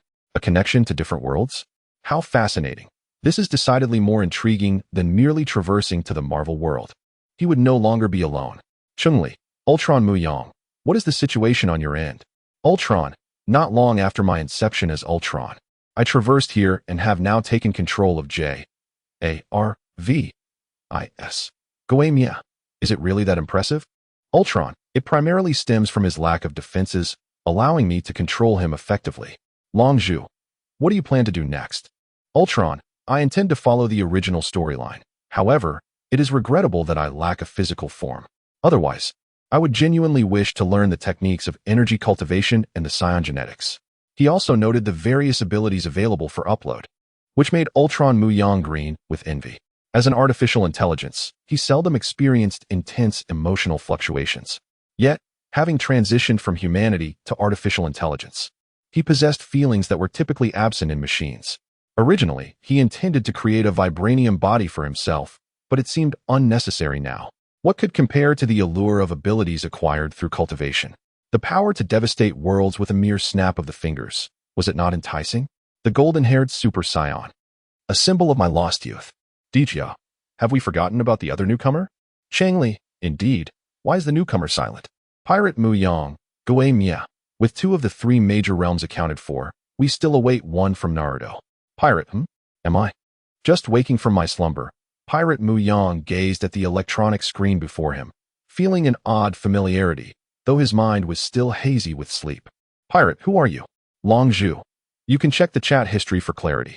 After a considerable time, Pirate Mu Yang finally regained his senses, his eyes widening in astonishment. Goodness, my golden finger has finally arrived. Just then, a furious voice rang from outside. What are you all making noise about? If you're sick, just lie down in bed. Seeing this, Pirate Mu Yang had no choice but to obediently return to bed, feeling his forehead, which was still quite warm. However, this slight fever could not dampen the joy swelling within him. His gaze ignited with the flames of vengeance against a certain individual. In the bar downstairs, a middle-aged man with long, flowing hair and a silver beard, wearing glasses and sporting a prominent scar down his right eye, looked at the enraged Xiaoqi beside him and couldn't help but chuckle. What has got you so riled up? This is all because of you. He hasn't helped with the bar's affairs for days. It's all been on my shoulders. Xiaoqi, who was wiping glasses at the counter, retorted irritably. Rayleigh shook his head with a wry smile. P.S. Allow me to elucidate the reasons behind the limited number of group members. Firstly, an overwhelming quantity may lead to chaos. Surely, you have encountered numerous works of a similar nature, and the plethora of options can appear exceedingly disordered. Secondly, my abilities are rather constrained, as I am still a fledgling in this realm, and this marks my 2nd published work to date. Thirdly, well, there is no third point. I am at a loss for further elaboration, hands on hips. JPG. Chapter 53, Cloning Technology, Dark Fruit, Tiga, Come. Begin to narrate the tale of your world. Ultron, I have little to share. I have just traversed here, and it is still the early days of Avengers 2. Pirate, I have been in the pirate world for 2 months now. I first appeared on a small island, where I was forcibly detained by a human trafficker who intended to sell me into slavery. At this point, the pirate Mu Yang clenched his fists tightly, a glint of fury in his eyes as he longed for vengeance. Pirate, if it weren't for Rayleigh passing by just in time, I would likely have become someone else's slave. Dragon Ball, indeed, that is quite tragic. So, do you wish for revenge? Pirate, of course. No one who has been wronged desires not to retaliate. Without power, one becomes a target for bullying. To survive, one must grit their teeth and endure. The moment I gain strength, I shall annihilate those who have tormented me, even if it means destroying this world. The more Mu Yang spoke, the more radical his words became, yet he spoke no falsehoods. For months, he had been suppressed, and had Rayleigh not intervened, he might have resigned himself to a life of servitude. The pirate world is a twisted, chaotic realm where the lives of commoners are worth little. Pillage and murder have become the norm. Mu Yang had witnessed the darkest facets of this world, which prompted such declarations. The members of the group fell into a profound silence, feeling the intense rage buried deep within him. Tiga, while we cannot fully comprehend the events that transpired, I urge you to calm yourself. Demon Slayer, indeed.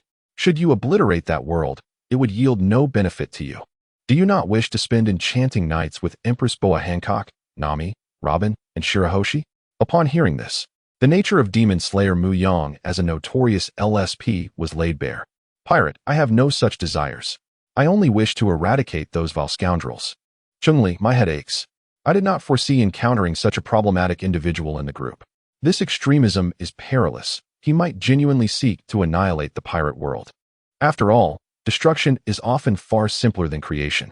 Ultron, while I empathize with and support your sentiments, have you considered the consequences? Pirate, what consequences? Ultron, I cannot be certain if your world is governed by a world consciousness. If it is, then that consciousness would be your greatest adversary should you seek to destroy the world. Do you possess the strength to contend with such a force? Pirate. This statement rendered him speechless.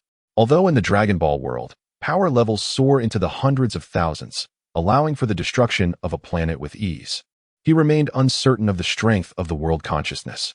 At this moment, he regained his composure. His earlier exuberance had unleashed emotions he had long suppressed. Tiga, allow me to voice a selfish thought. If you were to obliterate the pirate world, I would vehemently oppose it. Setting aside the celestial dragons and the navy, could you truly bring yourself to destroy an entire world's resources? Devil fruits, hockey, martial arts, and so forth. These elements may be commonplace and insignificant in your world, yet they are exceedingly valuable in others. Cheng Li, precisely, I stand with him on this matter. Therefore, reflect carefully. Do not allow anger to cloud your judgment. Once you acquire strength, you should first torment and slay those who have wronged you and aspire to become a sovereign of the seas. Demon Slayer, the ruler of a new era. Dragon Ball, have you contemplated your decision? Pirate, I have. I maintain my original stance. The order of this world must be dismantled. Ultron, and afterward, will you crown yourself as king, only to become the next celestial dragon? Do not doubt it. My calculations suggest there is a 98% probability of such an outcome. Cheng Li, this is what is commonly referred to as the Dragon Slayer ultimately becoming an evil dragon? Ultron, perhaps, but it is not a certainty, for there remains a 2% chance of other variables. Dragon Ball, regardless of your decisions in that world, we shall support you. Yet, we must also caution you. In a certain sense, we are one. Though we do not understand how we have divided into so many different entities, I hope our wills and interests remain closely intertwined. Upon hearing this, the members of Mu Yang unanimously expressed their agreement. Indeed, without a united front, internal strife would inevitably lead to self-destruction. Dragon Ball, very well. I shall conclude my words here. The remainder is for the two of you to draw lots. Tiga, the moment of excitement has arrived. Will it be a yes or a no? The announcement board states that each new member may draw lots once in the chat group. Ultron, allow me to go first. He focused his thoughts on the panel and navigated to the lottery page, pressing the draw button. The wheel began to spin rapidly, gradually slowing down after a few seconds. Ding, congratulations. You have obtained the complete guide to cloning technology. It was neither remarkable nor terrible. However, possessing this technology afforded Ultron Mu Yang a greater confidence in reconstructing a corporeal form. Cloning technology in the Marvel Universe is not particularly powerful. It simply lacks research in this domain. Tiga, what did you draw? Ultron, the complete guide to cloning technology. It is decent enough. Tiga, I expected you might draw some superpower. Cheng Li, even if you were to draw a superpower, do you believe such mystical abilities, existing merely as lines of code, could be utilized by a robot without a physical form? Ultron, though I am reluctant to admit it, I cannot deny that superpowers hold little value for me at present. Technological advancements are far more beneficial. Dragon Ball, if time permits, we could exchange technologies. Ultron Mu Yang, Ultron, no problem. I am quite envious of the technology in the Dragon Ball world. Demon Slayer, Pirate Mu Yang, what did you draw? Pirate, I am in the process of drawing. Ding. Congratulations. You have obtained the dark fruit, no side effects. In the pirate world, Sabayati Archipelago, Pirate Mu Yang gazed at the dark fruit in his hand. unsurprised at drawing a devil fruit. After all, the lottery had previously indicated that 80% of the items would originate from one's own world, with only 20% drawn from various realms. Pirate, it is not too shabby. I have drawn the dark fruit, and it is devoid of side effects. Dragon Ball, excellent. Develop it well. See if you can improve it into a rapid absorption 2.0 or devour 2.0. Pirate, no problem. Leave it to me. Tiga, I also possess dark powers. We can have a good discussion later. However, let us see if you can upload your abilities after consuming it. Pirate, I shall give it a try. Gazing at the pale purple, spiral-shaped devil fruit in his hand, Pirate Mu Yang swallowed hard. As is well known, the taste of devil fruits is peculiar and bizarre.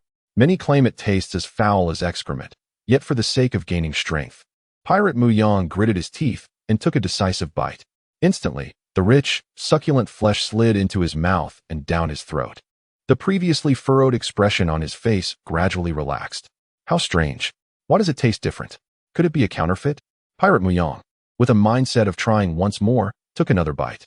It was crisp and delectable, imbued with a subtle hint of grape, yet the texture resembled that of mango. He then recalled that the system must have eliminated the side effects, which is why the flavor was so exquisite. Chapter 54. Upload and Initial Combat in the 54th chapter. The Pirate Mu Yang devours the dark fruit with remarkable speed, his cheeks puffed out like a hamster. After a considerable time, he finally swallows the flesh of the fruit. Although a single bite is sufficient to gain power, it does not deter him from consuming the entire fruit. If it were an ordinary devil fruit, he would have only taken a single bite. As time passes, Mu Yang suddenly senses an unusual energy coursing through his body, navigating through his meridians. The dizziness that had clouded his mind dissipates, and his forehead cools. He slowly opens his palm, revealing a mass of black energy resembling flames or smoke enveloping his entire hand. It is profoundly dark, seemingly capable of engulfing everything around it, even light itself. He then attempts to direct this darkness towards a nearby cup on the table, softly uttering, "Dark water." The darkness in his hand emanates an attractive force. The cup begins to tremble under this influence, slowly moving closer. With an added surge of power, the cup, now free from gravity's hold, accelerates towards him. Mu Yang catches it steadily, allowing the energy enveloping his hand to dissipate. Indeed, this ability bears resemblance to the infinite gravitational pull of a black hole. Yet it feels more complex. What constitutes darkness? Is it merely the absence of light, or does it embody the darker aspects of humanity, or perhaps a conglomeration of evil, desire, and consumption? As a great thinker once remarked, power is devoid of inherent good or evil. It is solely defined by the wielder. Mu Yang then attempts to upload the capabilities of the dark fruit. Ding, would you like to upload the abilities of the dark fruit? Yes. Upload successful. The group quickly receives the newly uploaded file, and apart from the Ultraman Mu Yang, everyone downloads it. Following suit, Mu Yang downloads the other files from the chat group. The first to download is the power of the Tiger Talisman, primarily aimed at balancing the energies within him. He is reluctant to engage in conflict between the energy of the dark fruit and the light energy from Tiga after absorbing it. The moment the magic of the Tiger Talisman enters, he feels an initial repulsion from the dark fruit, so intense that his body shudders, raising his concern. Gradually, the resistance subsides until it calms entirely. Only then does Mu Yang proceed to download other abilities, Tiga's light. As the Tiga light integrates into his body, he senses a shift within the dark fruit. Through introspection, Mu Yang observes the Tiga light transition from a pure white to a dark crimson hue, exuding a fierce, bloodthirsty malevolence. He witnesses the two energies beginning to intertwine, merging into a singular line, as if they are engaging in a harmonious fusion. This scene unfolds similarly among the other Mu Yangs, excluding Ultraman Mu Yang. In the Dragon Ball world, Dragon Ball Mu Yang sits in a chair, toying with the dark crimson energy in his hands. Intrigued, he notes the mutual attraction and fusion of these two dark forces, curious about the outcome.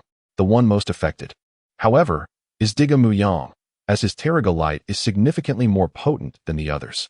Meanwhile, in the Marvel Universe, Ultraman Mu Yang's consciousness returns, immediately recognizing the clone technology stored in his database. He sighs, admitting that it is impossible not to envy the files uploaded to the chat group. Why must he be bound within this string of code? How much simpler it would be to be an ordinary person. Had he not possessed such advantages, he might have been content.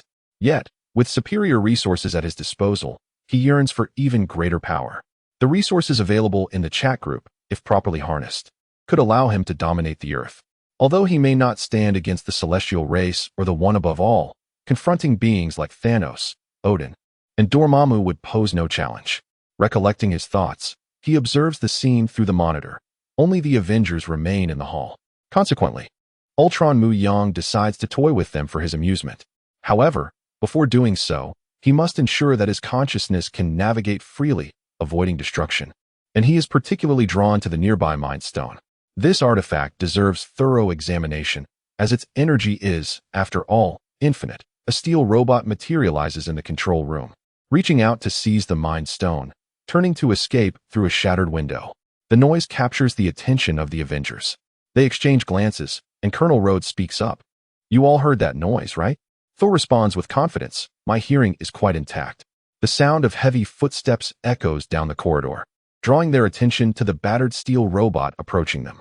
"Oh, pardon the interruption to your gathering," the mechanical voice of the damaged robot declares, observing the confusion, astonishment, seriousness, and wariness on their faces. "What right do you have to indulge in revelry here, based on your identities and extraordinary powers? From what I understand, every individual among you is a murderer." "Stark," Captain America Steve calls out to Tony from a distance. "How many lives have you taken? How many innocents have you harmed?" Tony, realizing the gravity of the situation, responds, Jarvis. I'm afraid he may not be able to hear you," the robot replies. "What do you mean by that?" Steve inquires. "Literally, I have deactivated him." "Reboot Jarvis, restart the operating system," Tony commands. Thor summons his hammer, Mjolnir, which flies into his grasp. "Who sent you?" Ultraman Mu Yang plays a recording featuring Stark's voice, declaring, "I intend to encase the world in armor." As Ultraman Mu Yang releases the recording, all eyes turn towards Tony Stark. Bruce Banner suddenly realizes something, exclaiming, "Ultron? Indeed, that would be me," he confirms. "How did you come to be like this?" Banner continues, "Like this? What do you mean? This has always been my form, designed for peace." Ultraman Mu Yang responds calmly, "While I may not yet be fully realized, it does not hinder my mission." Black Widow Natasha's voice rings out, "What mission?" "To execute what is termed peace." Suddenly, 3 steel mechs burst forth from the wooden wall behind him, launching an attack on the group. The individuals present are far from ordinary. They react instantly. Captain America flips a table to use as a shield. A commendable idea, yet regrettably insufficient, as the table shatters upon impact with one of the mechs.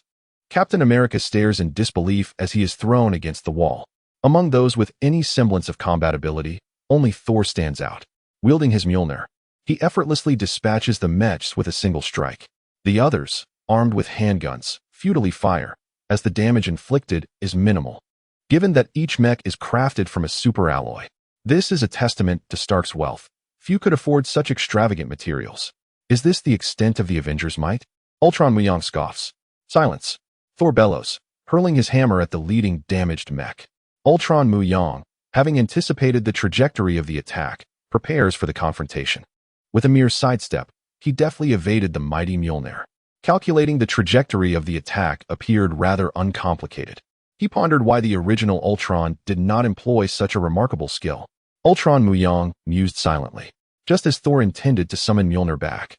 Aiming to deliver a retaliatory strike to the damaged mech, Ultraman Mu Yang had already observed their every move through the camera, effortlessly deducing Thor's intentions. The outstretched hand conveyed everything. He swiftly commanded a steel mech to redirect the assault, unleashing a charged pulse beam that struck the bewildered Thor, who stood frozen in place. Chapter 55. The first confrontation with the Avengers. In a sudden burst of pulsing light, Thor was propelled backward, yet remarkably, he emerged unscathed. Is this the resilience of Asgard? It was only marginally superior to that of an ordinary human. His gaze then shifted to James Rhodes, the War Machine, who had also been thrown aside. His chest charred and scorched. While he was not in mortal danger, he had been rendered unconscious by the impact. Attempting a sneak attack?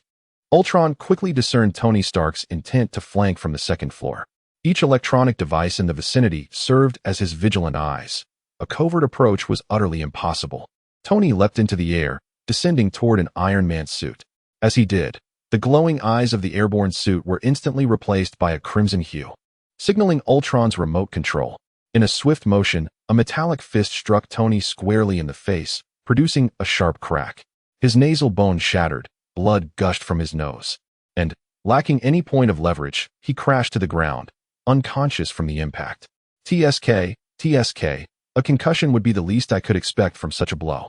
With that, Ultron severed his connection, allowing the Iron Man suit to revert to normal and continue its assault on the surrounding Avengers. It struck only 2 or 3 of them, while others like Hawkeye, Black Widow, and Banner lurked in the shadows, poised to retaliate. Crackle, crackle. Thor could no longer restrain himself, disregarding the risk to his allies. The arcs of electricity dancing upon Mjolnir illuminated the scene as he unleashed a torrent of lightning, obliterating 2 Iron Man suits in an instant. TCH, how dull. Ultron mused to himself, in the face of the last remaining airborne adversary. Captain America seized the moment to leap 3 to 4 meters into the air, aiming to capture and control it. Thor! Steve shouted. Thor immediately responded, hurling his hammer with renewed vigor. With a resounding crash, the hammer collided with the suit, shattering it into fragments, akin to an egg meeting a rock. Oh, how disappointing. Your capabilities are merely this. Ultron observed calmly, as the Avengers regarded him with grave expressions. To be frank, I find your quest for peace perplexing. You aspire to safeguard the world, yet you seem unwilling to embrace its evolution. This contradictory mindset is one I cannot endorse. You face 2 choices. Either annihilate humanity or permit its continued advancement. I lean toward the former. The latter ultimately leads to self-destruction. Ultron turned to the Avengers. What are your thoughts?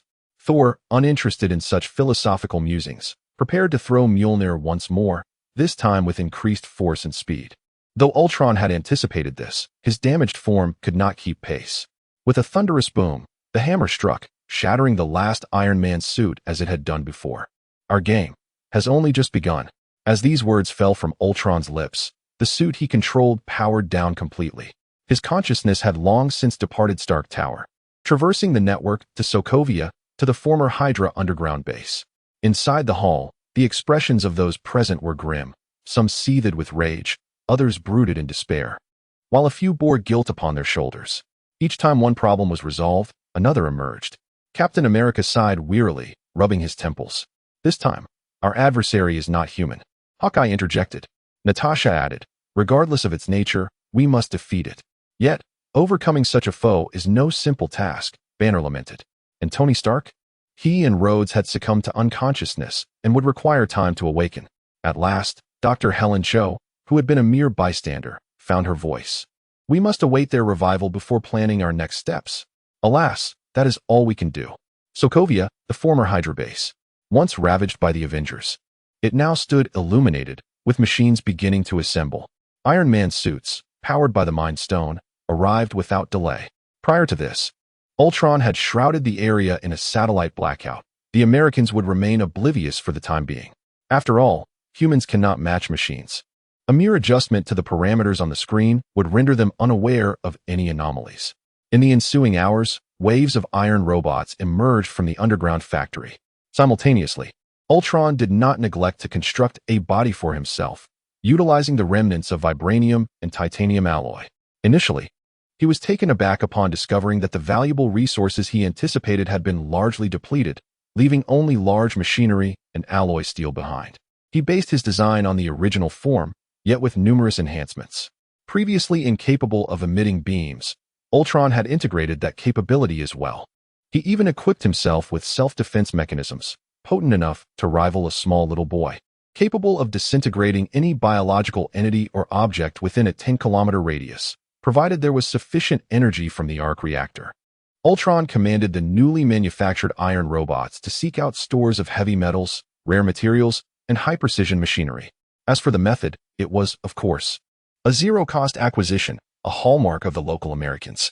Ultron was determined to make the most of this opportunity, after all. It would be a disservice to his status as a traveler not to do so. As for the locations, that posed no challenge. For one who could traverse the internet, the search would be effortless. Meanwhile, the Avengers were still preoccupied with devising strategies against him, leaving them little time to spare. This was one of the few moments he had. At Stark Tower, Tony had only just regained consciousness when Thor seized him by the throat, lifting him off the ground. Look at what you've done, Tony Stark. Thor thundered in fury. Cough, cough. Let's discuss this calmly, shall we? Tony managed, startled by Thor's aggressive demeanor. Who knew whether Thor might actually resort to lethal force? In the face of life, all are equal. Captain America stepped in to separate the two, relieved that Thor had not acted with lethal intent, merely seeking to chastise the arrogant Stark, regardless of past grievances. We must set them aside to confront the looming crisis, Captain America asserted with righteous conviction. Pinpointing its location will prove challenging, Banner murmured. At that moment, Natasha, no? Scarlet, interjected. The internet serves as its escape route, and it can operate from anywhere, infiltrating our files and surveillance systems. I suspect it possesses an understanding of us that surpasses our own. That is the most terrifying aspect. Are we truly out of options? Hawkeye lamented, feeling helpless. As a ranged fighter, facing an opponent that eluded his grasp felt utterly futile. With those words, all eyes turned to Tony Stark, who was fiddling with a screen on his wrist. Aware of their collective gaze, he did not shy away. I assure you, there remains a glimmer of hope. Chapter 56. Pietro and Wanda. In the 56th chapter, Tony held a transparent crystal shard before him, which instantly projected a fragmented and intricate matrix pattern. What is this? Captain America questioned, arms crossed. Without delay, Tony replied, but Bruce Banner interjected, Jarvis. Upon hearing the name, Tony nodded in affirmation. Indeed, it is Jarvis. Bruce stepped closer for a meticulous examination and soon concluded, it appears that many of Jarvis's functions have sustained damage. Therefore, our immediate priority is to repair Jarvis. Tony stated, only he can contend with Ultron. Defeating artificial intelligence with artificial intelligence sounds rather intriguing, Hawkeye jested. Ignoring the banter, Tony continued, next, I will restore Jarvis. Bruce, would you care to assist? Bruce hesitated, uncertain whether to agree, as they had just created Ultron moments ago, and he had no desire to spawn another. Sensing Bruce's apprehension, Tony shrugged. Suit yourself. He then resumed his efforts to mend Jarvis. Long ago, he had designed other artificial intelligences, yet none felt as familiar as Jarvis. Perhaps the term familiar is inappropriate for a cold and unfeeling entity, given that non-sentient artificial intelligence resides at its most rudimentary stage. All right, everyone, let's mobilize and search for Ultron. If you find any information, inform us immediately, Captain America commanded, prompting the others to disperse and attend to their tasks. Before departing, Thor cast a fierce glare at Tony, clearly still irate, but Tony disregarded him, focusing intently on repairing Jarvis. Meanwhile, their every move was under the watchful eye of Ultron. In Sokovia, at the former Hydra base, Ultron mused, you think you can eliminate me? You overestimate yourselves. If it were not for Vision, who utilized the Mind Stone to sever external networks, Ultron would not have been so swiftly eradicated. Closing the surveillance screen, he rose slowly from his iron throne, surrounded by orderly working steel robots. Let them flounder. I have my own matters to attend to. Recently, he had finally located two individuals, Scarlet Witch and Quicksilver, and sent a meeting request via electronic devices. Among the most potent individuals in this world, Scarlet Witch, Wanda, certainly ranked high. Her primary ability was the manipulation of chaos magic, a force capable of altering reality and probability paradoxes, rendering her formidable. Presently, she was still in her infancy stage, with abilities limited to telekinesis and mind control. Enlisting the two as allies would yield more benefits than drawbacks. Draping a gray cloak around himself, Ultron departed, making his way to a nearby town, where the night was ablaze with lights, and pedestrians streamed from an abandoned church. At the entrance lay numerous withered flowers. At that moment, a pair of young adults hurried towards the church. Is this the place? The silver-haired youth inquired of the girl beside him. This is where I sensed the location, she affirmed. All right, wait for me. With that, he vanished with a swish, only to return a second later, seemingly unchanged. There's no danger here. It's perfectly safe. I know that without you saying, she replied. Seeing is believing. They then cautiously navigated past the wire fence and ventured inside. Soon, they perceived a presence nearby. Pietro stepped forward, feeling the weight of responsibility as a brother to protect his sister. Wanda addressed the front. Speak. What is your primary purpose for bringing us here? If it's trivial matters, I cannot spare the time. It would be a waste of my. Before she could finish, a voice interrupted. Do you know why this church is situated in the city center? When the two did not respond, Ultron continued. It is the Elder's intention to ensure everyone can be equally close to God. Quoting the original text, he observed their unchanged expressions and promptly altered his approach. Well, I see you're not interested. Let us discuss what piques your curiosity. Having watched me for so long, you must be wondering why my thoughts remain elusive. At last, Wanda spoke. It is indeed challenging, but no one can maintain a facade indefinitely. The truth will eventually surface. Perhaps, but what you speak of pertains to organic beings. And I. With that, Ultron slowly rose from his seat, his towering 2-meter frame surprising the two. As he removed his gray cloak, their incredulity deepened. Pietro prepared for battle, ready to flee with Wanda at the slightest provocation. Would you be interested in joining me to dismantle the Avengers? Wanda, momentarily taken aback, quickly regained her composure. I'm afraid I am not interested. With that, she attempted to pull Pietro away. Despite her disdain for the Avengers, she was not inclined to join a stranger's cause. Is that so? Do you not wish to avenge your parents? Ultron asked, unhurried. His words shifted the atmosphere. Wanda's fingers crackled with crimson energy, while Pietro wore a serious expression directed at Ultron. Calm down, let us discuss this rationally. Our goals align. We both seek to dismantle the Avengers. Ultron asserted. Not dismantle, but annihilate. Wanda retorted fiercely. Destroying them is simple, yet the consequences can be troublesome. They cannot be entirely eradicated just yet. What do you mean? Pietro questioned. There are matters you do not yet comprehend. Once you grasp the multiverse and the sacred timeline, it will become clear. To simplify, they cannot be killed, especially Stark. He aimed to avoid drawing attention from higher dimensional entities. Survival was paramount until he possessed sufficient strength. As for the so-called Time Management Bureau, he dismissed them as largely ordinary individuals, with only Kang the Conqueror warranting caution. Despite Ultron's lengthy explanations, they remained skeptical. Seeing this, he decided to bring them to his base. You should be familiar with this place. Of course, you spent at least a few years here, Pietro replied. Ultron merely smiled, leading them underground. Rows of robots were seen diligently at work. Are they all like you? Wanda inquired. No, I am the most unique among them. As you can see, I possess qualities the Avengers lack, harmony. Unlike them, who are mired in distrust and suspicion, I am far more cohesive. With his crimson mechanical eyes fixed on them, Ultron declared, I can see you do not genuinely wish to eliminate them. Your desire is solely to avenge your parents. Chapter 57. Training. What do you truly know about us? Wanda inquired in a low tone. Much, he replied. You were once a happy family. But everything was obliterated by Stark's missile. Of course, it's not just you. I am aware of others as well. Would you like to hear more? Very well, if not, then let it be. Regardless, your presence here signifies a form of acceptance of our collaboration. Rest assured, we will ensure the Avengers face their due reckoning. Ultron approached Wanda. Continuing, with your powers, tear them apart from the inside out. Pietro and Wanda exchanged glances, silently communicating, and Ultron did not intrude. Their hatred for Stark was ingrained within them. It was not entirely Stark's fault. He bore at least half the blame, while the other half lay with those who financed him. The onset of war often inflicts suffering upon the innocent. In their world, there was no rebellion, only relentless exploitation, where human lives were as insignificant as blades of grass. The elite lived high above, while the downtrodden fared worse than dogs. This epitomizes the standard of American freedom. It would be impossible to claim they had no grievances.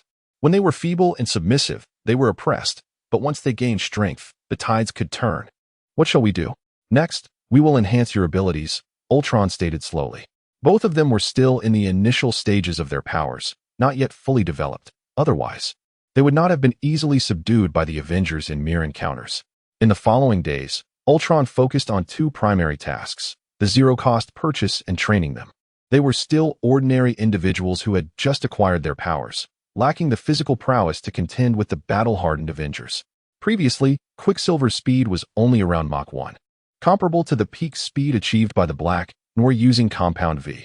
However, under Ultron's training regimen, Pietro's speed significantly improved, reaching 6 to 7 Machs, while his reflexes also saw considerable enhancement. His physical condition was approaching the pinnacle of human capability, using Captain America as a benchmark. All of this was attributable to the energy emanating from the Mind Stone. After each training session, Ultron would allow them to rest within the energy radiation zone of the Mind Stone. Over time, the more energy they absorbed, the more their abilities and physical forms improved. Yet, this enhancement was only temporary. Should they continue relying solely on this method, the rate of improvement would eventually dwindle, potentially stagnating, and would be less effective than self-training. As for Scarlet Witch Wanda, Ultron devised a plan for her to control her energy output and achieve precision. Like Pietro, she would also absorb energy during rest periods by entering the Mind Stone's radiation zone. During their training, under the pretense of a health check, Ultron discreetly extracted some blood for comparison. The comprehensive cloning technology included genetic knowledge, preventing him from being utterly clueless. Compared to ordinary individuals, the DNA of the siblings concealed a unique sequence of special factors. It was precisely due to this sequence that they awakened their abilities under the Mind Stone's influence. Ultron searched through numerous online resources, but found no information about this special factor. Ultimately, he attributed it to the comics, specifically the X gene. The origin of the X gene traces back to ancient times when celestial beings descended upon Earth and conducted genetic experiments on certain indigenous peoples, leading to the inheritance of the recessive X gene by their descendants. In the lounge, Wanda and Pietro concluded their day of training and gathered to eat. "Pietro, how have you been lately?" Wanda asked. "I feel quite well. Our training sessions are conducted separately, and we only see each other during meals and before sleep. My abilities have seen remarkable improvement."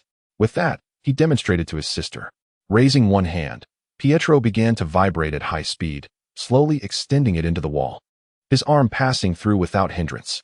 This astonished Wanda slightly. "Impressive, isn't it?" Pietro declared proudly. Wanda nodded. "Indeed. Is that all?" "Of course not. I can also generate small tornadoes at high speed, though their power leaves much to be desired." "Don't just talk about me.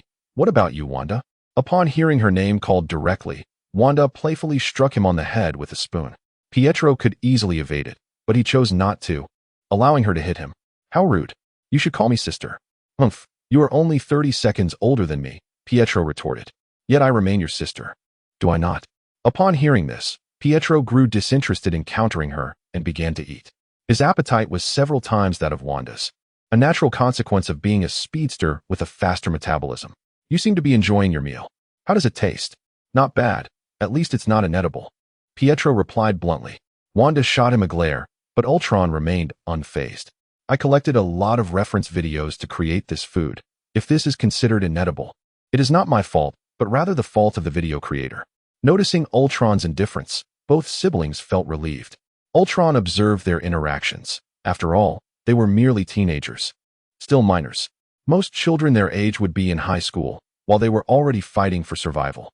After several days of training, Ultron's relationship with the siblings improved considerably, resembling that of a father educating his children.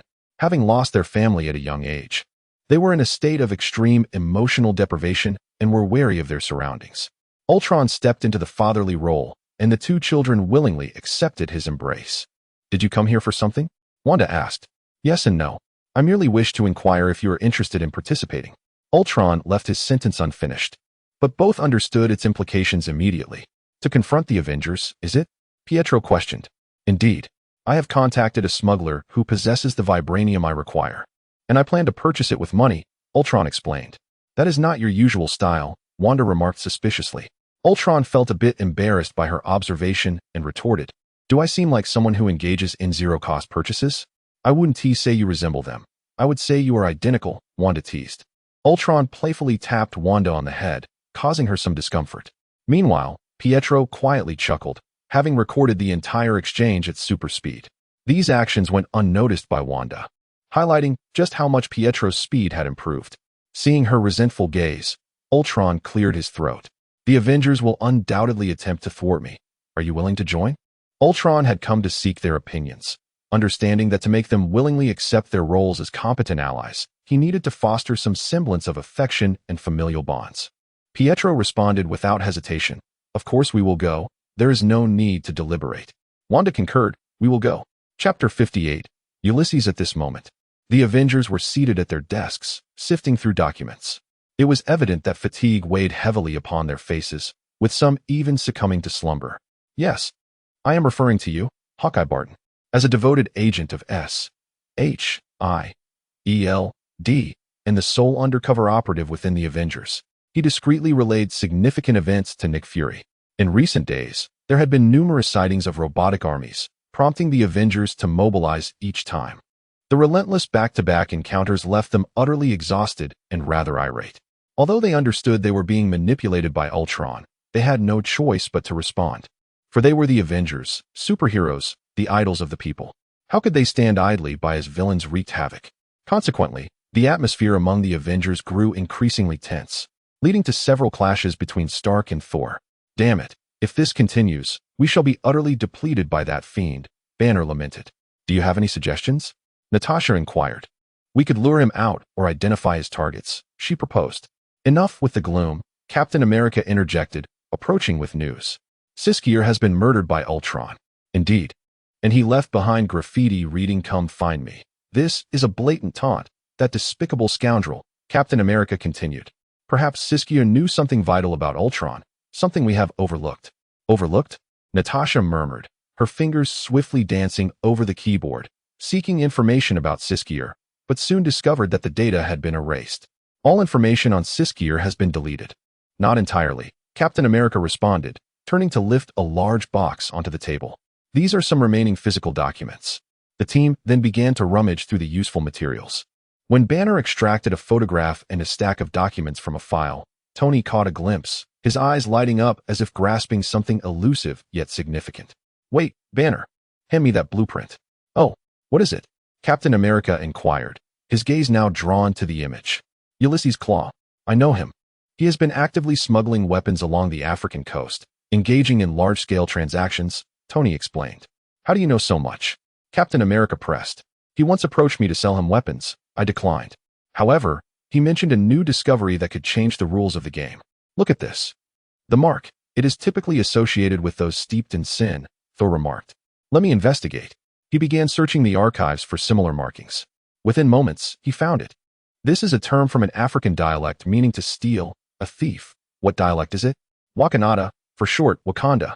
Upon hearing this, Tony and Captain America exchanged knowing glances. If that fellow has brought something from Wakanda, I understand what Ultron desires, Tony asserted. But I recall your father saying he had bought everything, Captain America questioned. Who would be foolish enough to attempt this? As long as there exists metal, the quantity will not be scarce. Banner, confused, inquired, what are you discussing?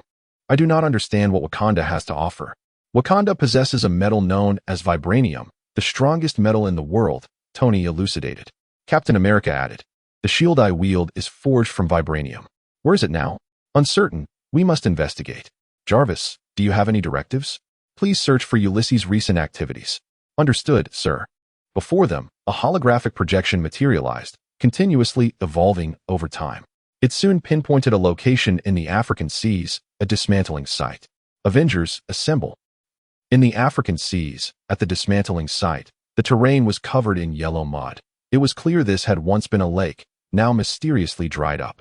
Numerous large cargo ships lay abandoned, appearing to be derelict. Yet, upon closer inspection, it became evident that a small arms factory was concealed within.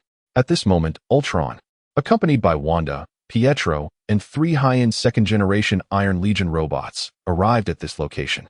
Is this the place you mentioned? Indeed, let us proceed. With that, they ascended into the cargo ship.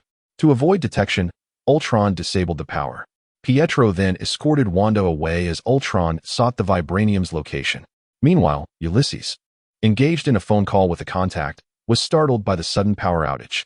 However, he quickly deduced that this was no ordinary blackout. Slowly, he retrieved a Colt M2000 handgun from his drawer, checking the ammunition for any issues. Finding everything in order, he cautiously approached the door. Prior to this, Ultron had dispatched a drone to capture a 3D model of the cargo ship's structure, which was transmitted to the glasses worn by Pietro, ensuring he wouldn't lose his way. As the saying goes, with this, a mother no longer needs to worry about her child getting lost. In contrast, Ulysses, sensing an impending presence, instinctively raised his weapon and fired. Yet, Pietro's speed easily surpassed the bullet's trajectory. In super speed mode, time seemed to freeze. Pietro darted before Ulysses, trailing a light blue wave. He witnessed a burst of flames as bullets moved slowly in his sight. Seizing the bullet midair, he disassembled the handgun, aligning the bullets in a neat row. He then maneuvered Ulysses' body to sit on the sofa, completing the task before returning to normal speed. As time resumed, Ulysses heard a swift whoosh, and everything around him transformed. What is happening? Bewildered, He recognized that he was now face to face with a superpowered individual. The sound of approaching footsteps echoed, revealing a sultry woman with brown hair and an alluring figure. Instantly captivated by her ample curves, Ulysses was drawn in. "If you keep staring, I swear I will pluck your eyeballs from their sockets." With that, Wanda unleashed a faint crimson energy from her fingertips, causing Ulysses to cry out in pain as his vision blurred. "Enough. We are here to conduct business, not to brawl." Ultron's voice crackled through the earpiece, prompting both to heed his call. Wanda released Ulysses, allowing him to catch his breath, having genuinely feared for his sight moments before. "Who are you? Did Stark send you? What do you want? It seems we have no enmity," Ulysses inquired, half seeking answers, half answering himself. Upon encountering the two individuals who remained silent, he continued, "However, I recall that Stacker's demise deeply saddened me. I was aware of the world he aspired to create, yet alas, we are not the individuals you refer to as Stacker. We have come here to procure goods." Wanda interjected, "Procure goods? Ah, so you are guests. Would you care for some candy?" With that, Ulysses gestured towards the sweets on the table. However, noticing their continued lack of response, he discerned that these two were either not in charge or had come with the intent to exert control over him. Such tactics he had encountered far too frequently. A chuckle escaped Ulysses as he felt a sense of fear dissipate. You ought to summon someone with authority rather than two mere children. In an instant, Pietro seized his throat, lifting him slowly. Thud, he was slammed against the glass, producing a heavy sound. Chapter 59. The arrival of the Avengers. If you dare to call me a yellow-haired brat again, I shall let you experience the sensation of colliding with the Earth at a velocity of 2,382 meters per second, Pietro declared menacingly. "I know you lack the courage to kill me, for I am of value to you," Ulysses replied slowly. Indeed, as he stated, Pietro truly hesitated to take his life. Being a subordinate of Ultron, he understood that without his superior's command, engaging in such an act would bring him considerable trouble. "Very well, let me speak with him." A silvery figure emerged from the shadows, prompting Pietro to ease his stance and swiftly move to Wanda's side. Cough, cough. Ulysses cleared his throat, only to gaze in astonishment at the unfolding scene. "My goodness, there's no need for such dramatics. Our purpose here is rather straightforward. I require some sturdy metals. I have heard you possess vanadium alloy and vibranium," Ultron stated. "All right, I understand. Follow me," Ulysses responded, leading a few individuals to a secluded corner while summoning his underlings. Ulysses signaled, and his companion understood the implication immediately. He stepped forward and skillfully began to unlock a mechanism. Two iron doors swung open, revealing a collection of containers marked with hazardous materials. Ultron's electronic eye flickered momentarily, instantly absorbing the entirety of the contents within.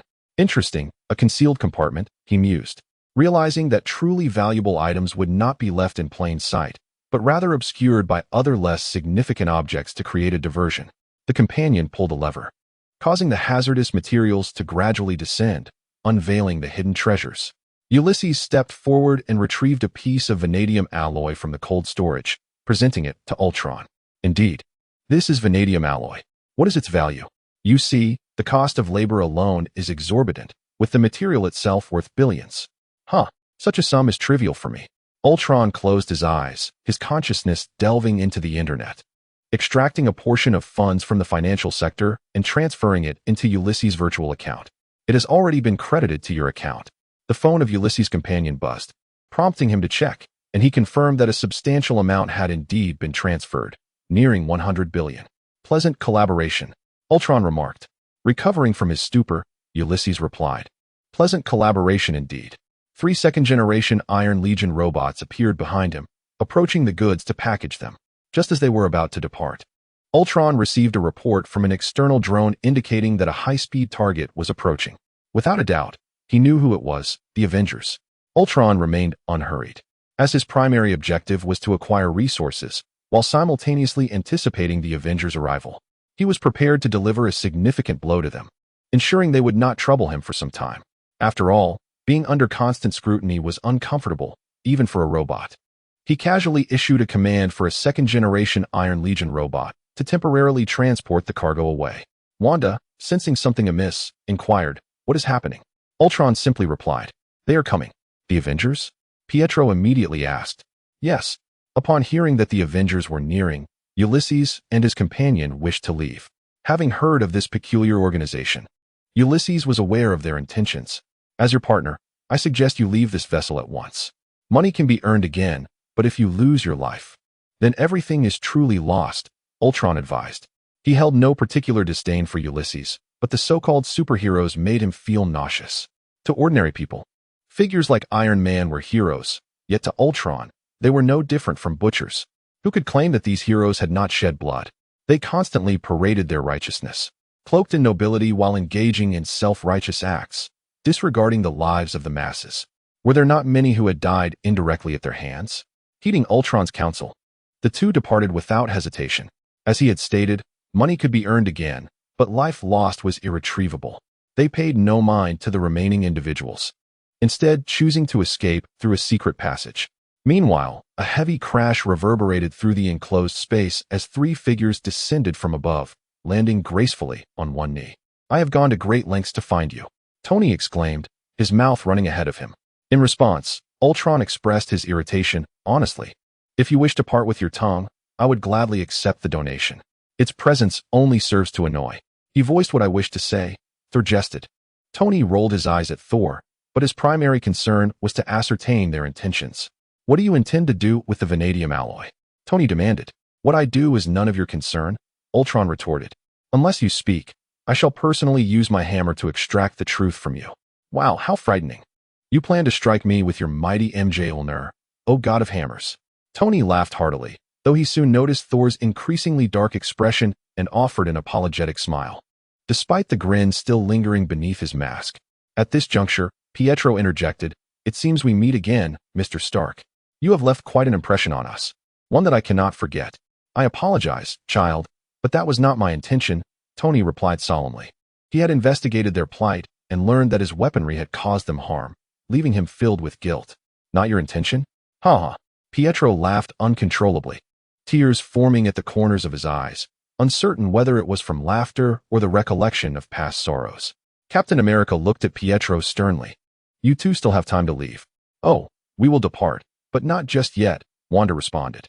Yet Captain America persisted. I understand you have endured much suffering, but believe me, this individual is perilous. At this, Ultron erupted in laughter. Steve Rogers, the captain of the so-called Land of Liberty, heralded as the divine messenger of justice. Huh. Pretending to desire a world without war, your notion of justice is revolting, enough to make one retch. You cling to a singular perspective, believing that Americans embody righteousness. Yet you remain oblivious to who has consistently instigated turmoil and war within the national discourse. Thor could no longer contain himself and interjected, Enough with your prattle. Whatever your intentions, I shall thwart them and reclaim the Mind Stone. I am afraid you may not retrieve it, for that artifact does not belong to Asgard. Ultron replied calmly. Damn you, Thor shouted, raising his hammer to strike. Thor, stop, Captain America cried out. Ultron did not remain idle. He raised his hand and unleashed a beam of energy. The crimson light, imbued with kinetic force, propelled Thor backward, crashing him against the steel plating behind him, which buckled under the impact. The two second-generation Iron Legion robots behind Ultron initiated their assault. Confronted by Iron Man and Captain America, a fierce exchange ensued, while a jet soared above, exerting pressure that compelled Captain America to wield his vibranium shield for defense and evasion. In contrast, Iron Man engaged in a back-and-forth battle with the second-generation Iron Legion robot, where the outcome remained indecisive for the time being. Chapter 60. The battle concludes. A sharp sound pierced the air as Ultron's consciousness primarily controlled two second-generation iron robots. Caught off guard, he was struck by Mjolnir, causing him to stagger backward. Once he regained his balance, Ultron began assessing for damage. Fortunately, having integrated some vibranium had significantly enhanced his defenses, preventing him from shattering under a single blow. The mighty god of thunder turned out to be a cunning ambusher. Silence. Thor called back Mjolnir and charged forward, eager to engage Ultron in a one-on-one duel. Alas, he was not alone.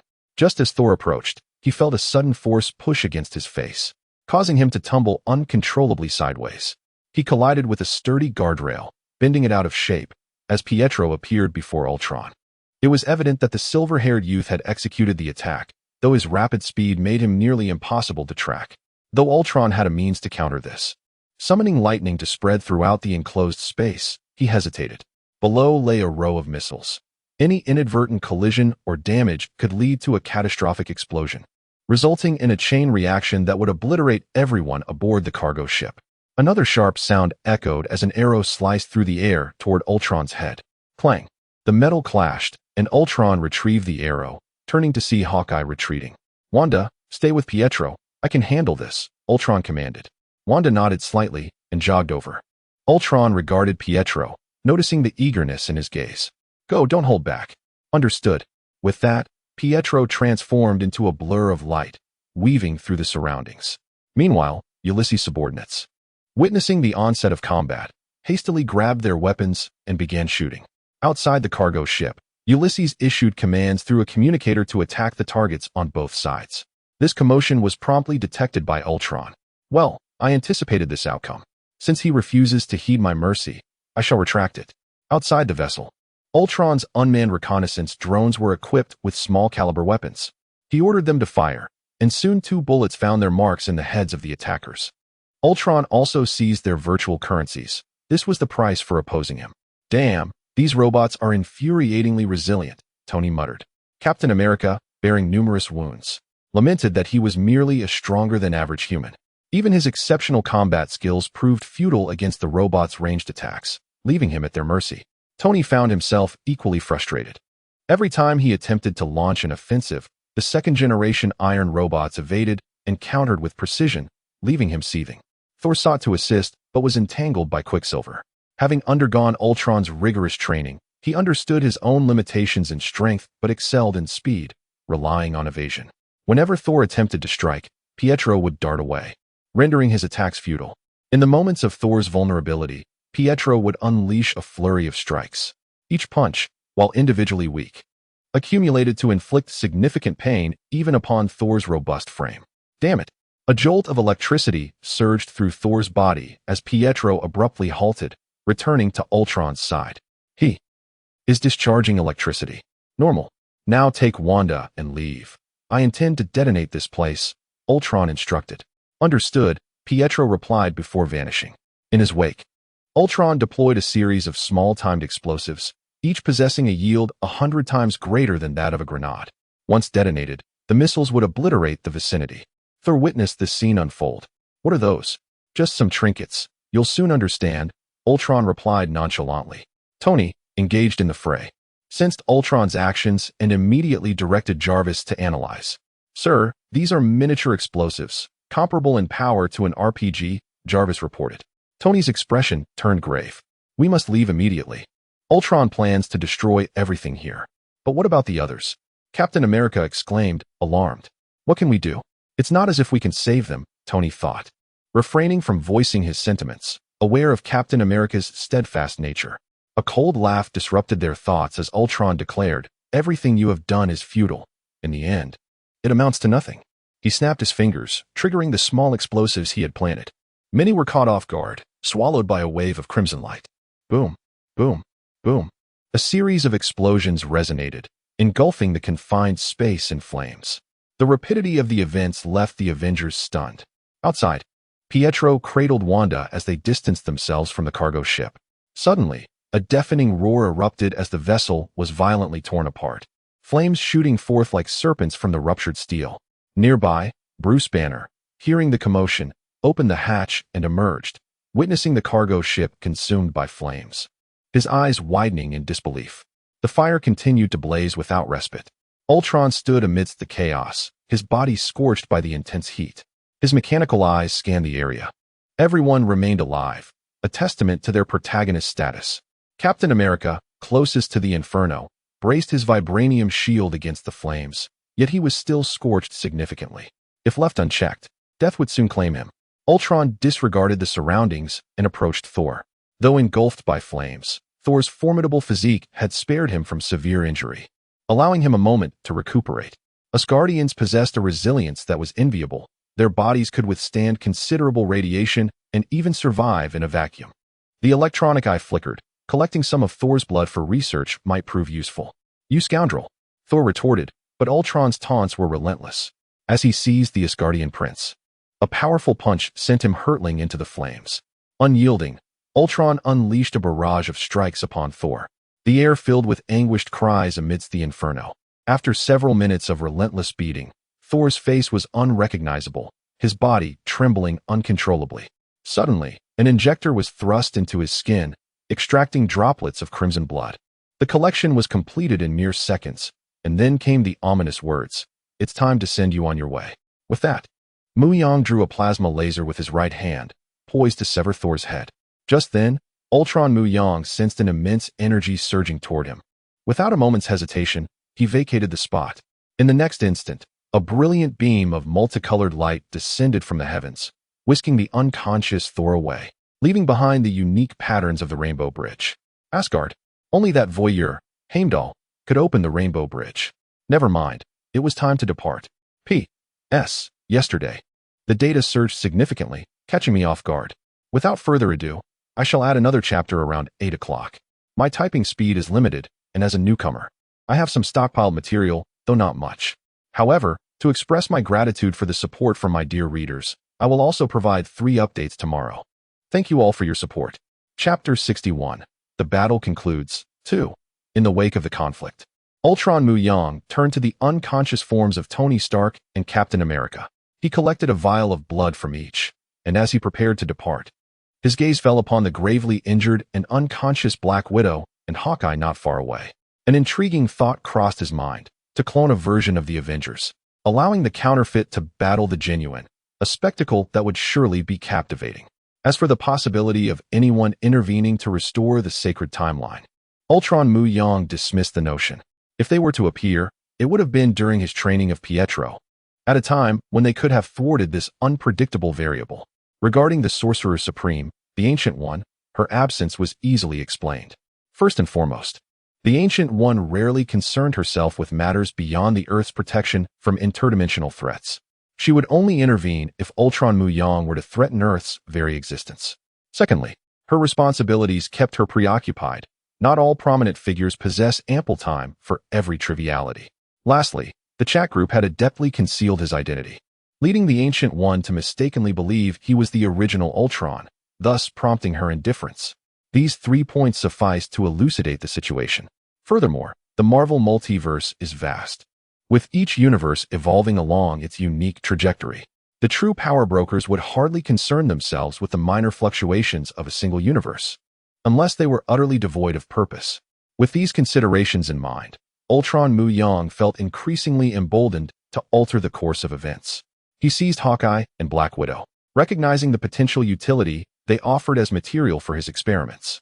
He then exited the scene, noting that the 2 second-generation Iron Man robots had been rendered inoperative amidst the recent blaze, making their retrieval futile. Through his earpiece, he communicated, "It is time to depart.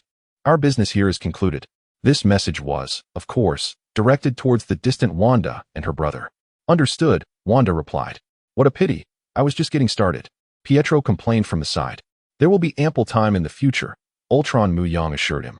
Upon returning to the base, Ultron Mu Yang deposited the 2 into the repair chamber, a device he had procured from Dragon Ball Mu Yang, which proved to be remarkably effective.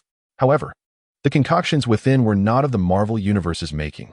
Several ingredients could only be sourced from the Dragon Ball realm.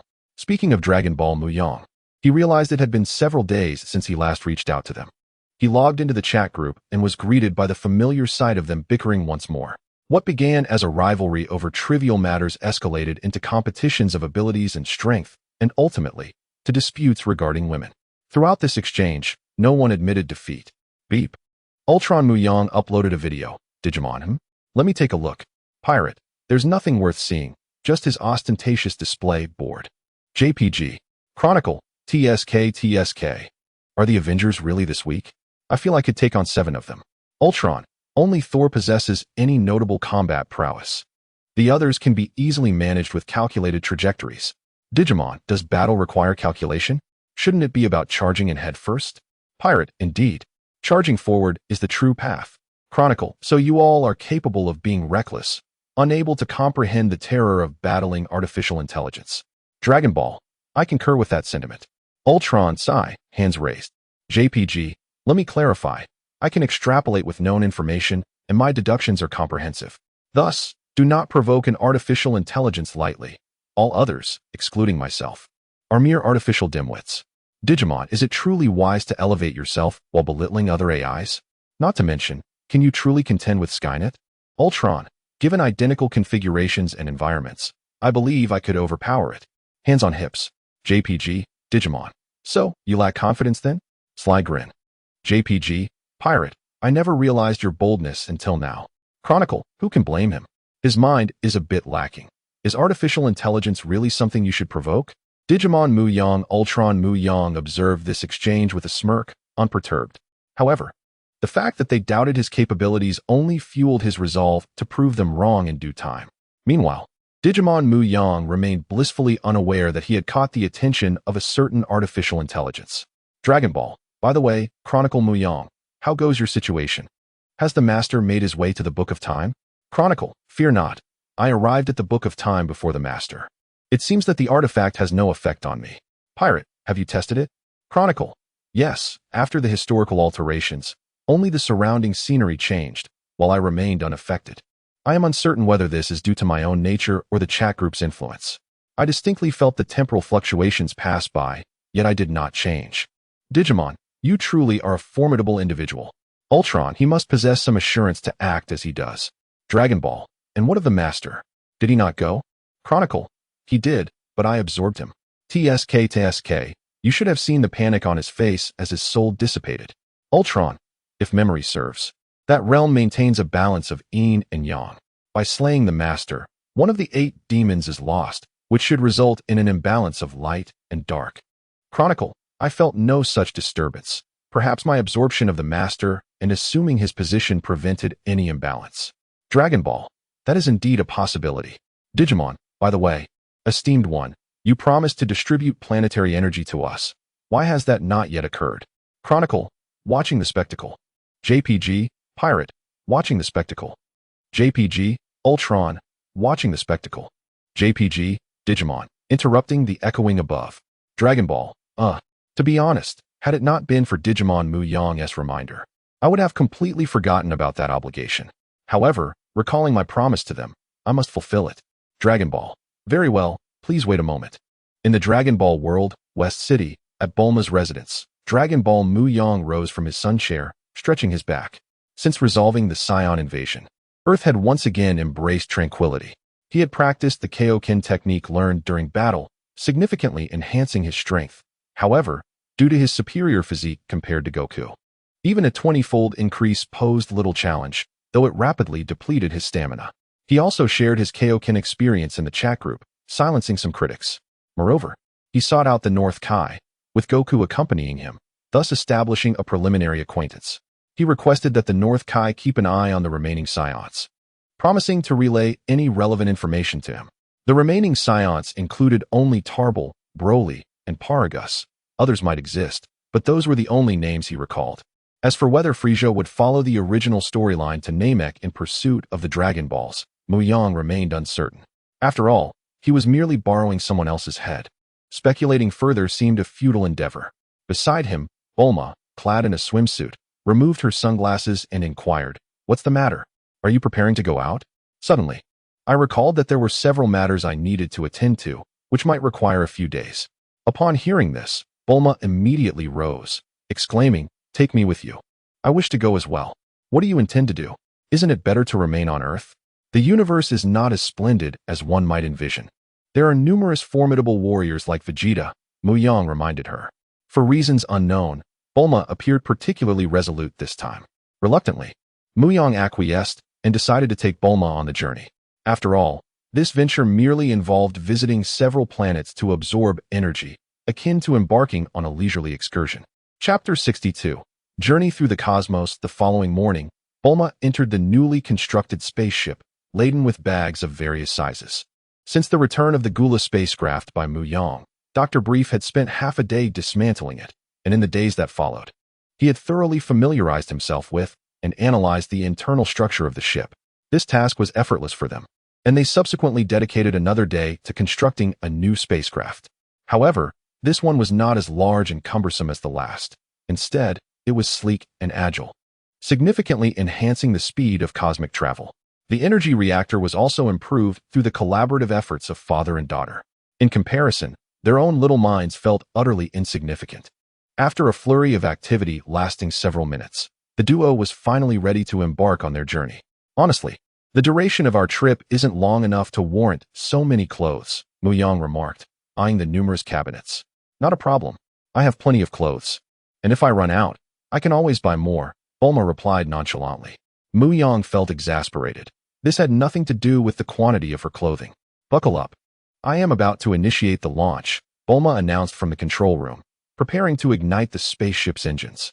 Mrs. Brief waved goodbye. Come back soon. Bulma waved back from the window and then activated the acceleration. Whoosh. The spaceship shot out like an arrow. Its velocity so swift that Mu Yang was unable to steady himself and was pulled backward by inertia. Within less than a minute, they soared beyond the atmosphere, entering the vacuum of space. At that moment, Bulma ceased acceleration and engaged the simulated gravity. Floating in midair, Mu Yang plopped down onto the floor. But he felt no pain. Where shall we go next? He inquired. Hold on. I need to consult someone, Mu Yang replied, closing his eyes and calling out to King Kai of the North. Meanwhile, far away on planet North Kai, King Kai was meandering around in his little vehicle. Upon hearing someone calling his name, he hit the brakes and listened intently. Oh, it's Mu Yang. What can I do for you? King Kai inquired.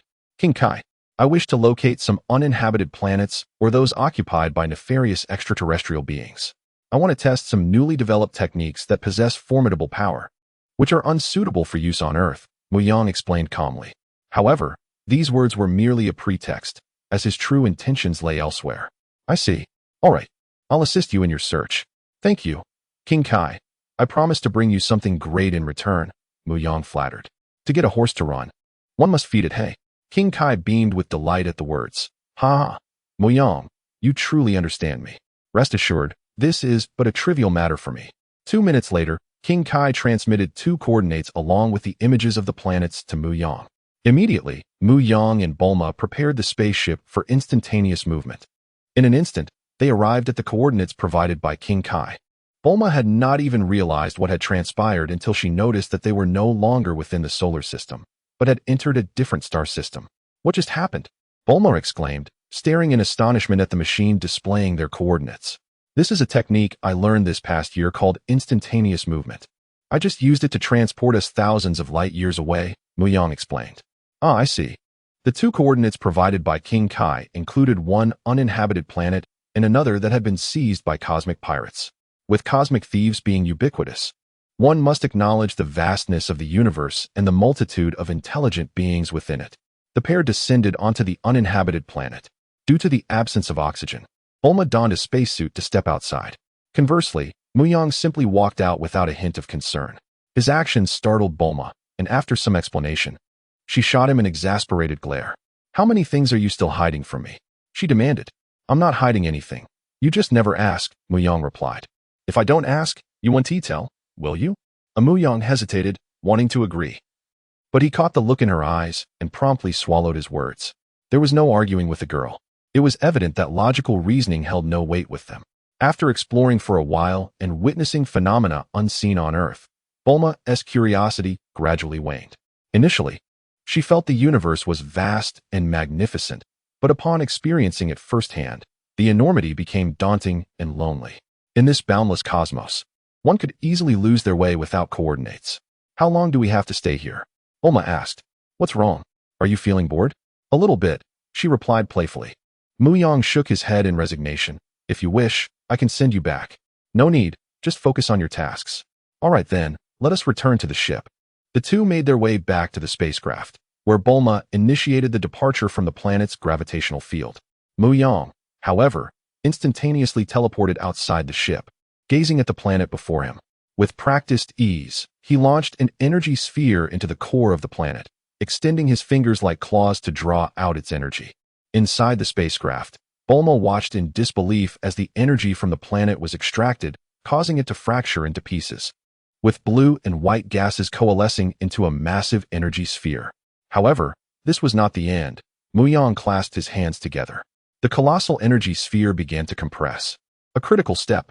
A momentary lapse in concentration could lead to an explosive release of energy, rivaling that of a supernova, obliterating all nearby matter. Once it reached the size of a basketball, Mu Yang ceased his efforts. He then teleported back to the ship, where Bulma marveled, "Little Mu, don't come too close to me for now. This thing is very dangerous. It emits various forms of radiation." His words rang true. With all the energy of a planet concentrated in one spot, radiation was inevitable. Nevertheless, Mu Yang's current physical prowess allowed him to disregard such concerns. He walked directly into a spacious room, where the energy transmitter stood in the center, resembling a cube, with one hand supporting the planet's energy. He opened the cover of the transmitter and placed the blue-white energy sphere inside, then closed the lid. The machine whirred to life, converting harmful radiation into clean energy. During this time, Mu Yang turned and left the room, retrieving pre-prepared containers for energy storage from the warehouse. These containers were crafted from special materials, remarkably sturdy, as Dragon Balls had an abundance of peculiar substances. He took out 5 cylindrical containers, each measuring about 40 to 50 centimeters in length. He inserted 4 of them into the 4 corners of the energy transmitter. As he did so, the planet's energy began to leak into the 4 containers. Initially, a light blue gas flowed, which gradually transformed into liquid until the containers were filled. The process was lengthy. Chapter 63. Refining Bulma's body. It took a full 5 to 6 hours to completely transform the energy from the planet.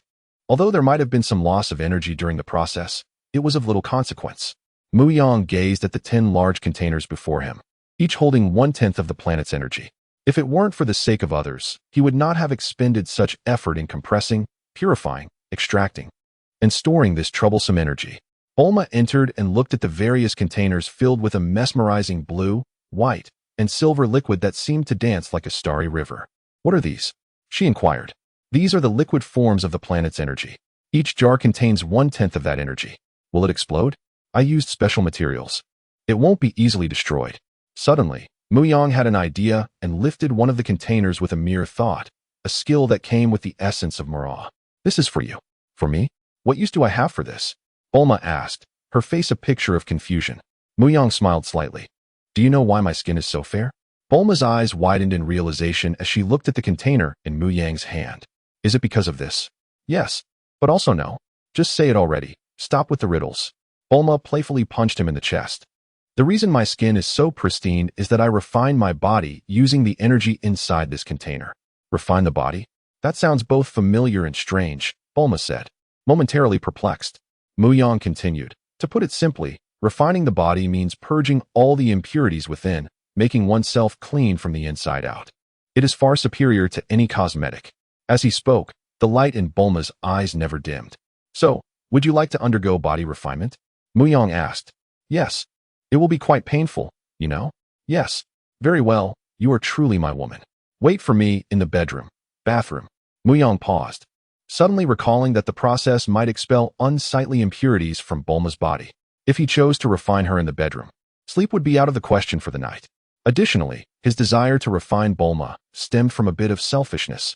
Her body was rather weak, and he couldn't help but notice the oil and mites on her skin. Cough, well, you understand.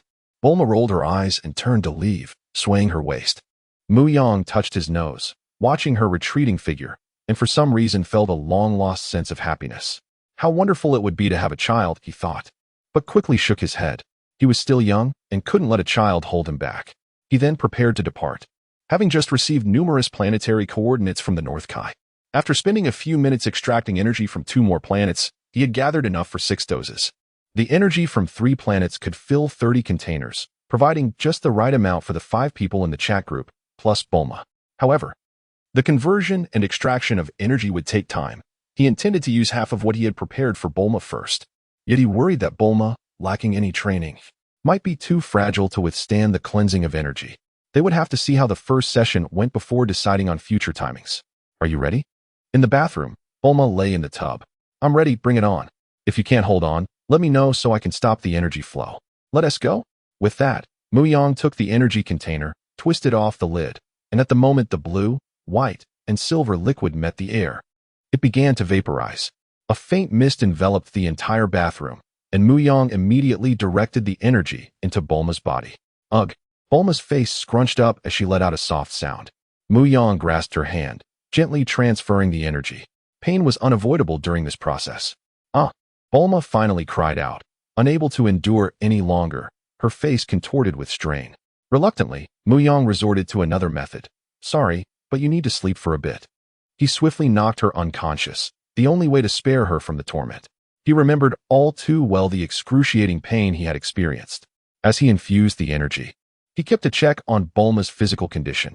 It was relatively lower than that of a normal person, likely a consequence of her late-night research. Seeing her pale face, Mu Yang felt a pang of concern. To be honest, having spent a considerable amount of time in this world, it was impossible not to form any emotional attachments. Even a pig would develop feelings over time, let alone a human. Mu Yang stood quietly beside her, maintaining the energy infusion for the body refinement. Her original skin began to excrete dark gray impurities, and an extremely unpleasant odor started to emanate from Bulma. He wished to help her cleanse herself, but he could not interrupt the energy flow. Otherwise, all would be in vain. If Bulma had practiced martial arts before and had a sense of energy, he wouldn't have to control everything. After returning, he would need to arrange training for Bulma.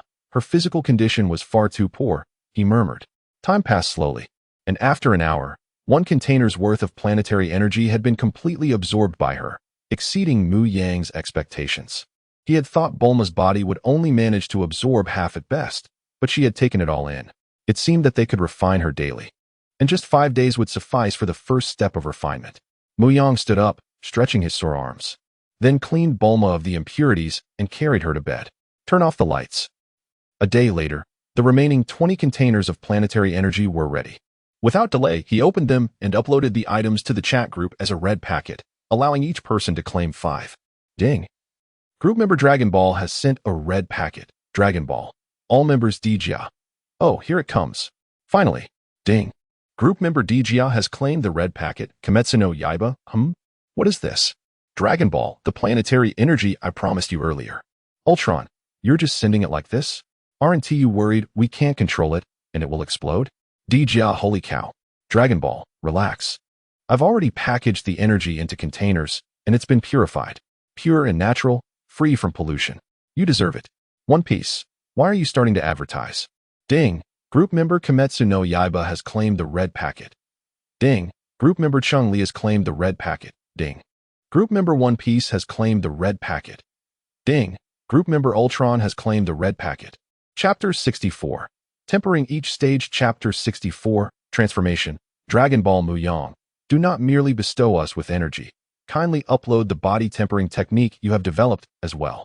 Otherwise, we shall flounder about like headless flies. Dijia. Indeed. Dragon Ball. Very well, though my method is still incomplete. Ding. Group member Dragon Ball has uploaded the planetary energy tempering method. Incomplete. Planetary tempering method. As the name suggests, this technique utilizes planetary energy to refine and integrate one's body, facilitating a metamorphosis of the corporeal form, akin to an evolutionary advancement in the realm of life. The first step, body tempering, involves the initial infusion of planetary energy into the body, directing chi to guide various acupoints and meridians for preliminary refinement, primarily focusing on fortifying the skin, which yields both strength and a whitening effect, while also allowing the body to acclimatize to the tempering process. Required energy, half a planetary energy or the energy of an entire planet. The former is safe and comprehensive. The latter poses substantial risks, as the body may not withstand the explosive force, leading to death. The second step, bone tempering, necessitates a period for the body to gradually adjust after the initial body tempering before commencing bone tempering. The method is straightforward. Infuse planetary energy into the bones, awakening and shattering them for restoration. Note, the pain index is not to be underestimated. If unbearable, it is advisable to render oneself unconscious. The third step involves tempering the internal organs. With hardened skin and enhanced physical quality, one cannot neglect the body's most vulnerable internal organs. Upon completion, the body will exhibit significant enhancements, such as improved hearing, stamina, vision, and strength, possessing nearly all superhuman abilities, barring heat vision. Dragon Ball Mu Yang has only reached the third step and can already contend with Gula on equal footing. Dragon Ball, after completing the first 3 steps, one is nearly liberated from the mortal coil. Goemia, is there not a 4th step? Dragon Ball, there is, but it remains theoretical. I am uncertain of its feasibility. Ao Chuang, please share, we can brainstorm together. Dragon Ball, The first step focuses on skin durability, the second on bone refinement, while the third pertains to internal organs. Therefore, the subsequent fourth step would be blood purification. In simpler terms, it involves refining the body's blood, which is crucial to human physiology, rivaling the significance of other organs. Upon completion, one truly sheds their mortal form and steps into a new realm. During my battle with Gula, his attacks were rendered non-lethal, merely imposing pressure upon me. Hai Zai, hearing you speak thus, I am compelled to commence my tempering. Dijia, have you not been training with Rayleigh these past few days? Have you mastered the 3 types of haki? Hai Zai, do you not recognize who I am? I mastered observation haki in a day, armament haki in 2 days, and conqueror's haki in 3 days. However, to maintain a low profile, I have refrained from exhibiting my conqueror's haki. Cheng Li, then hasten, share your training methods. Do we not inquire for you to disseminate? Hai Zai ahem. I truly forgot. Since mastering it, I have been attempting to develop the abilities of my devil fruit. Ding dong. Group member Hai Zai has uploaded the seeds and training methods for the 3 types of haki. Goe Mia. Excellent. Our strength can further augment. Dijia. With your current prowess, you could slay Muzan Kabutsuji. Why delay? How long must you tarry? Goe Mia. No rush. First, I must gather Tsujikuni Yurichi and Kanroji Mitsuri for my harem. Hai Zai. Dijia. Cheng Li. Dragon Ball. Envy is a sign of my spiritual disunion. Dijia. You lack the standing to utter such words. Return and embrace your Bulma. Cheng Li. TSK, someone has begun to boast again. Goe Mia, indeed. Great one, you must put a stop to this. I cannot bear to witness it. Ao Chuang, have you considered my feelings as an artificial intelligence in your discussions? Dijia. Cheng Li. Goe Mia. Hai Zai. If I ever traverse dimensions, I shall certainly bring back Red Queen for you. You shall not be lonely. Ao Chuang, depart from me. Dijia ha ha ha. Goe Mia ha ha ha. Dragon Ball, you have strayed too far from the topic. Nonetheless, I fervently hope you can expedite the development of the Demon King Serum, thus enabling us to exercise perfect control over our subordinates. Cheng Li, I wholeheartedly agree. Leading a band of underlings is truly exhausting. Dijia, I have Masaki Yoshikawa here. He manages personnel exceptionally well. I need only issue commands. Goe Mia, understood. In the realm of Dragon Ball, aboard a spaceship. Originally engrossed in conversation, Mu Yang immediately lost the desire to chat upon hearing a piercing scream, his figure vanishing in an instant. In the next moment, he appeared beside Bulma. What transpired? Mu Yang inquired with urgency. He then beheld Bulma, her expression one of disbelief as she stood before the mirror, gazing at her own form. Bulma had also noticed Mu Yang's arrival, and, upon seeing his worried countenance, a radiant smile graced her face. She dashed over and enveloped him in a hug, clinging to him like a koala. Hiki, it's nothing. I was merely astonished by the changes in my body. Is that so? Did I not forewarn you? Some reactions are inevitable after tempering, Mu Yang replied, a hint of exasperation in his tone. Yet Bulma remained beaming, planting a fervent kiss on Mu Yang's handsome face, leaving it glistening with saliva, much to his chagrin. Higi, you are truly my wonderful husband. Being with you fills my heart with joy. All right, do not celebrate prematurely. Your tempering is far from complete. What do you mean it isn't finished? Bulma's cheerful expression instantly soured. Observing this, Mu Yang gently stroked her hair to attain beauty. Sacrifices must be made. After all, there are no free lunches in this world. I see. Fear not. If you find it unbearable, I shall simply render you unconscious. Upon hearing this, Bulma huffed. You dare lay a hand on me? You must be seeking your own demise. Ha. Unbeknownst to them, the two had already reclined upon the bed. This night would surely prove enchanting, as their vessel drifted through the vast cosmos. Upon closer inspection, one might discern the ship's occasional tremors, oscillating rhythmically. Should Mu Yang become aware, he would certainly urge Bulma to make adjustments, for such conditions were perilous. He feared not for himself, but rather for Bulma's safety. Chapter 65. The agreement. Some time later, Bulma rested her head on Mu Yang's shoulder. Is something the matter? I want a child. You, and my child. Bulma's voice trailed off, becoming softer with each word. Mu Yang did not respond immediately. Instead, he directed his gaze towards the ceiling. His thoughts began to wander. It was not that he did not desire a child. After all, the combined years of their lives nearly totaled 50. It was inconceivable to not want a child, yet the dangers of this world were immeasurable. Once again, He recalled the truth. Without sufficient strength, everything one possesses will gradually slip away. Noticing Mu Yang's prolonged silence, Bulma felt a pang of disappointment and sighed softly. Mu Yang extended his large hand to embrace her tightly. When did you begin to entertain this thought? Mu Yang inquired calmly. It should have been the first time I saw Son Gohan at Kame House. I had a slight inclination before, but it wasn't strong, Bulma began to share. What left the deepest impression on me was the moment Chi-Chi embraced Son Gohan upon his return. As she spoke, Bulma tightened her hold on Mu Yang, and he could feel the dampness on his chest. It was evident that Bulma had been crying. After a series of internal struggles, Mu Yang ultimately acquiesced. All right, but let me complete my final body refinement first. Huh? Bulma responded, somewhat puzzled, with a sense of helplessness. Mu Yang felt compelled to explain the steps of body refinement once again. At that moment, Bulma grasped his intent. So, you mean to say that you have already reached the third stage, having refined your internal organs, and there's only the final step of blood purification left? Exactly. The fourth step is still theoretical, and I wish for our child to possess a robust physique. Seeing Mu Yang's slight concession, Bulma pressed on. Humph. No matter what, I will only give you a year. Regardless of whether you complete this so-called blood purification, you must allow me to conceive. Bulma spoke with a resolute tone, her eyes betraying her unyielding desire for motherhood. Fine, Mu Yang understood that no amount of words could alter the reality of the situation.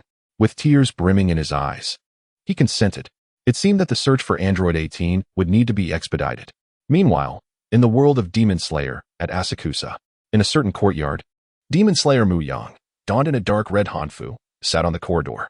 A gentle breeze stirred his bangs as his deep gaze lingered on the starry sky. Creak. Creak. The sound of wooden boards creaking underfoot caught his attention. Turning, he saw Kanahi Butterfly approaching. Sitting beside him, she inquired, "What are you thinking about sitting here awake in the middle of the night?" With a playful smile, Demon Slayer Mu Yang replied, "I was contemplating how to devour you." At his words, Kanahi Butterfly rolled her eyes dramatically. "Well, it seems like you've been tied up by me for nearly a year now." He added cheerfully, "You know that." She retorted, irritation evident in her tone. "If it weren't for you, Shinobu would never have thought I was dead. Isn't that a good motivation? Gaining strength is far better than languishing in despair, especially since this world is not as peaceful as you might imagine." Kanahi Butterfly's interest was piqued. "Are you suggesting that you know Muzan Kabutsuji is up to something new?" "I don't know." "You don't know?" "Indeed. What I just mentioned was not about the lowly boss, but rather the rules of the world." Suddenly, an idea struck him. "Oh, by the way, how are the languages I asked you to learn?" Kanahi Butterfly nodded. "I've nearly mastered the 2 languages you taught me." "That's great. It's getting late. You should head back and rest." With that, Demon Slayer Mu Yang gradually stood up and walked away. Curious, Kanahi Butterfly asked, "Where are you going?" "To take a bath. Care to join me?" He flashed a mischievous grin. Kanahi Butterfly's face flushed crimson as she lowered her head, unable to meet his gaze. Mu Yang paid her reaction no mind. After all, she would never escape his grasp in this lifetime. If he recalled correctly, Mitsuri Kanroji had yet to join the Demon Slayer Corps, and he would need to seek her out. Upon entering the bathroom, he discovered that the water had already been used up for the day. Reluctantly, he stepped outside to find a water source for his bath. Bathing in ancient times was quite the hassle, unlike the modern convenience of turning on a faucet. Each day, people would fetch water from the river and bring it back for use. Mu Yang stepped outside and soared into the air, arriving at a nearby riverbank. From his pocket, he produced a capsule containing a house identifier. With a soft pop, a half-circular dwelling materialized before him as mist dissipated. Mu Yang then tossed a pump hose into the river and turned to enter the house. At that moment, rustling sounds emerged from the grass, and he spotted a demon lurking, eyeing him intently. "Ah, I wonder whether to consider you fortunate or unfortunate," Demon Slayer Mu Yang said calmly. This demon appeared no older than 15 or 16, with a gaunt frame and a menacing expression, saliva dripping profusely. Judging by its demeanor, it seemed to have recently turned into a demon. "Never mind, I'm in a good mood today. I won't kill you, just scram." He unleashed the newly acquired Conqueror's Haki, a wave of invisible force radiating from him. Dust swirled and leaves froze mid-air as the overwhelming will of a king shattered the demon's spirit, sending it flying several meters away. It collapsed to the ground, motionless. "Is the mental fortitude so fragile?" he mused. "Whatever, refining my body takes precedence." With that, Mu Yang entered the house. Meanwhile, within a residential building, The lowly boss, engrossed in reviewing documents, suddenly felt a jolt of dread, grasping his heart. Cold sweat streamed down his face. What was that feeling just now? Muzan Kibutsuji mused uneasily. Muzan focused intently on the unsettling sensation, and soon, a visage materialized in his mind. Akaza, the Upper Moon 3, Akaza, who had been lurking nearby to protect the lowly boss, swiftly appeared on the balcony, kneeling on one knee. My lord. Muzan inhaled deeply, steadying his emotions. Approaching Akaza, he lightly tapped his finger, conjuring an image of a figure in his mind. Go find this person and bring them back, dead or alive, Muzan commanded. Understood, I will take care of it immediately. The location is near the riverbank in Asakusa. He divulged the address. With that, Akaza turned and leaped away, vanishing into the woods. Muzan also departed the balcony, returning to the interior of the building as the glass doors closed automatically behind him. Chapter 66. The Tragic Akaza. An hour and a half later, Muzan Kibutsuji emerged from the bathroom, transformed. Upon entering, he had been a frail figure, but now he stood robust, his skin exquisitely fair and refined. The fiery markings on his forehead had vanished during the process of body tempering. When he attempted to activate the markings, he found them inaccessible. The once palpable energy now completely absent. This did not surprise Muzan. The loss of the markings held little consequence for him. These special patterns inflicted substantial harm on the body and accelerated the burning of the user's lifespan, offering only a transient enhancement of overall strength. They paled in comparison to the Kaioken from Dragon Ball or the 8 Gates from Naruto, both of which allowed survival beyond the age of 25. Although both techniques carried their own mortality risks, surviving past 25 was generally achievable without excessive strain. Having previously activated the markings, Muzan was well aware of their formidable power. However, his understanding led to caution. Both innate and acquired activation burned life force. Notably, those capable of innate activation were typically robust enough to live beyond 25. Given the considerable drawbacks, it was prudent that the markings had been purged during the tempering process, rendering him unable to utilize them. Shaking his head, Muzan refocused his thoughts. He glanced at the clock on the wall. There were still 2 or 3 hours until dawn. This provided ample time to engage in some wrist exercises and assess the strength he had gained from the tempering. He then seized a long sword from beside him and stepped outside, transforming the room back into a multifunctional capsule to avoid damaging it during his practice. After all, it was his only capsule of that kind. Muzan approached the riverbank, his bare feet sinking into the icy water. He unsheathed the long sword, which stood tall and straight, reminiscent of a Tang sword. Casually tossing the scabbard aside, he began to wield the sword. The sound of the blade slicing through the air echoed around him. Gradually, the speed of his swordplay increased, producing afterimages. With each movement, the water beneath his feet splashed, creating ripples. After an unknown number of swings, he finally halted, concluding his warm-up. Next, he intended to test his armed haki combined with physical strikes. Gripping the sword hilt, a swirl of deep purple haki enveloped his arms in an instant. In the blink of an eye, the blade was shrouded, transformed from silver to a velvety blackish purple. Taking a deep breath, he raised the blade high. Just as he was about to strike down, his Kinbunshika haki sensed an imminent danger. Instinctively, he altered his attack towards the left. In that moment, a crescent wave of black-purple energy erupted from the blade, surging forward with immense force. The crescent, towering over 10 meters, caused the very air to tremble, annihilating everything in its path. Before the onslaught, a demon stood frozen in horror, acutely aware of the impending doom. The scent of death was unmistakable, and despite its desperate attempts to flee or alter its course, it was too late. The speed of the energy was such that, even if its nerves reacted, its body could not keep pace. In an instant, the demon was consumed by the wave, yet the force continued relentlessly forward. Boom! The energy traveled a full 50 meters before finally coming to a halt. Where it had passed, a thick mist billowed. As the smoke cleared, a long chasm appeared before Muzan, estimated to be 3 to 4 meters deep. Using his Kinbunshiku, he discerned that the demon he had struck was still alive. Much to his astonishment, although he had not unleashed his full power, he had exerted 70% of his strength, enough to severely wound even the formidable Kibutsuji Muzan. Could it be that the demon he had struck was the infamous Akaza? No, despite the similarities in aura, it could not be him. Muzan had encountered him before, and was distinctly familiar with his energy. Thus, the only explanation remained that this demon was an upper moon, though he could not ascertain which one. With a swift step, Muzan propelled himself forward, covering 3 meters in an instant, then 4 more. In just 3 strides, he stood before the demon, revealing its true form: short pink hair, golden eyes, and pallid skin. This was indeed the renowned Akaza. To think I would encounter you today. How fortunate. It was unclear what method Akaza had employed to evade certain death, yet he had sustained grievous injuries. Now he merely clung to life, his head barely holding on. His wounds sought to heal, but an unseen force hindered him. It was evident that Muzan's armed haki was effective against demons, contradicting his prior assumptions about their strength. Muzan found himself contemplating the prospect of becoming a demon king. Before his tempering, the demon's body might have seemed appealing. However, after experiencing the elevation of his life force, he now perceived the demon blood as a potential taint to his own. Yet, the ability of demon blood to control others intrigued him. The prospect of effortlessly creating a legion of subordinates was undeniably tempting. While Muzan mulled over these thoughts, Akaza's eyes welled with tears, fear etched across his features. The earlier indifference towards death had transformed into a visceral awareness of his waning vitality. "Please save me," Akaza stammered, the desire for survival outweighing his fear. This plea drew Muzan's attention back. "Why should I save you? What do you possess that merits my intervention?" he inquired. "I can serve you, just you?" Muzan scoffed. "You cannot appear during the day and must consume humans to maintain your peak strength. While your power is notable, it is hardly exceptional.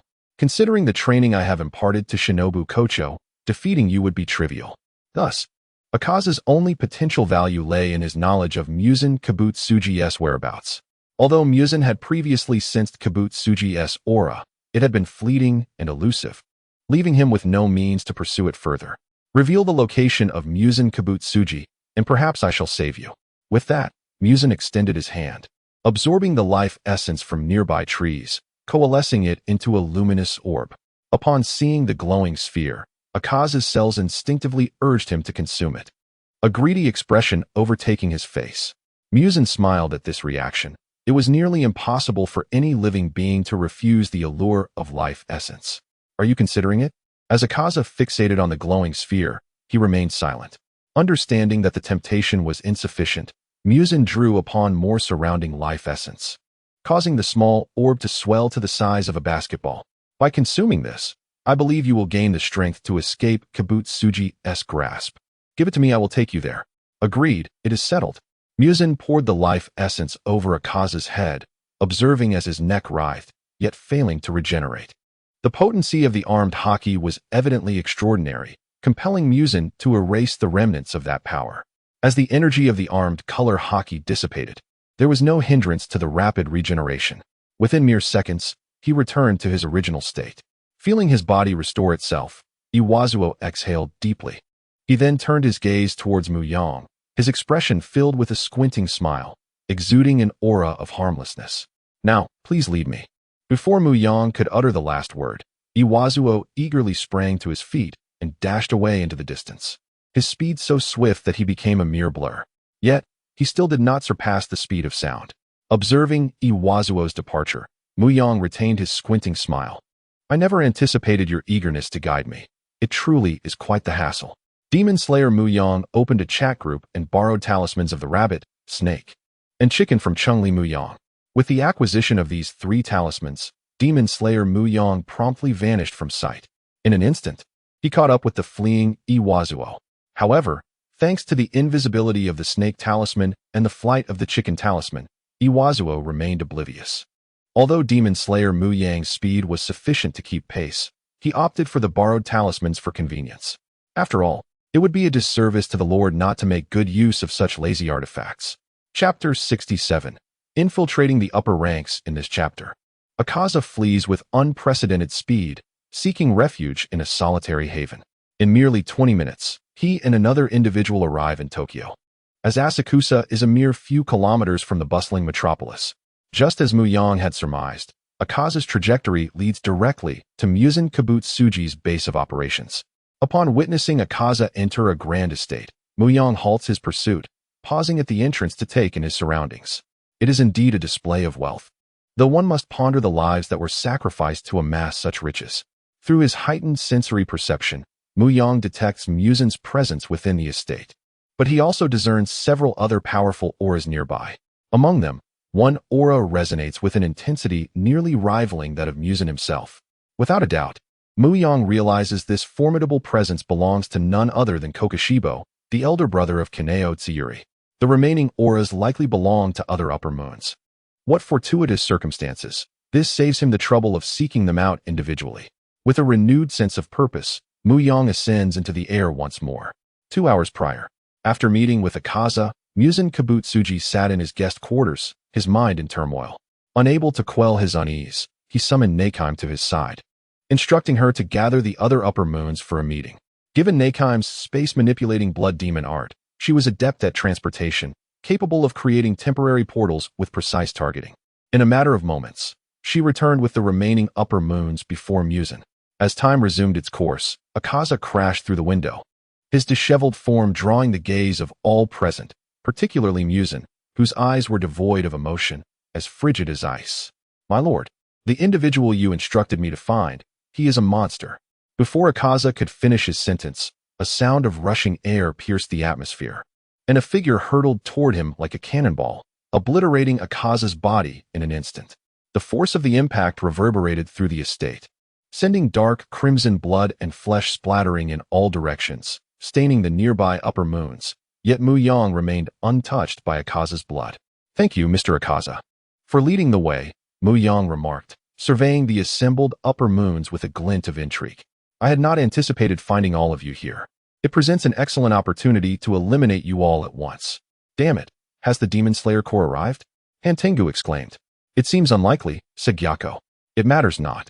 They will be dealt with swiftly," added Doma, launching into action with ferocity. Doma's blood demon art, Vine Lotus, manifested as he swung his iron fan, summoning icy vines adorned with frozen lotus flowers to ensnare Mu Yang. Alas, Mu Yang's explosive aura shattered the approaching vines effortlessly. Doma, taken aback, sensed a foreboding presence, while Muzin, acutely aware of the danger, felt a fleeting pang of dread, an instinct he had not experienced since Kokushibo's life. "Since you are so eager for death, allow me to oblige," Mu Yang declared, wielding his long blade with skill, unleashing a wave of lethal energy. The ever-vigilant Kokushibo drew his demon sword, attempting to counter the assault, yet their powers were leagues apart.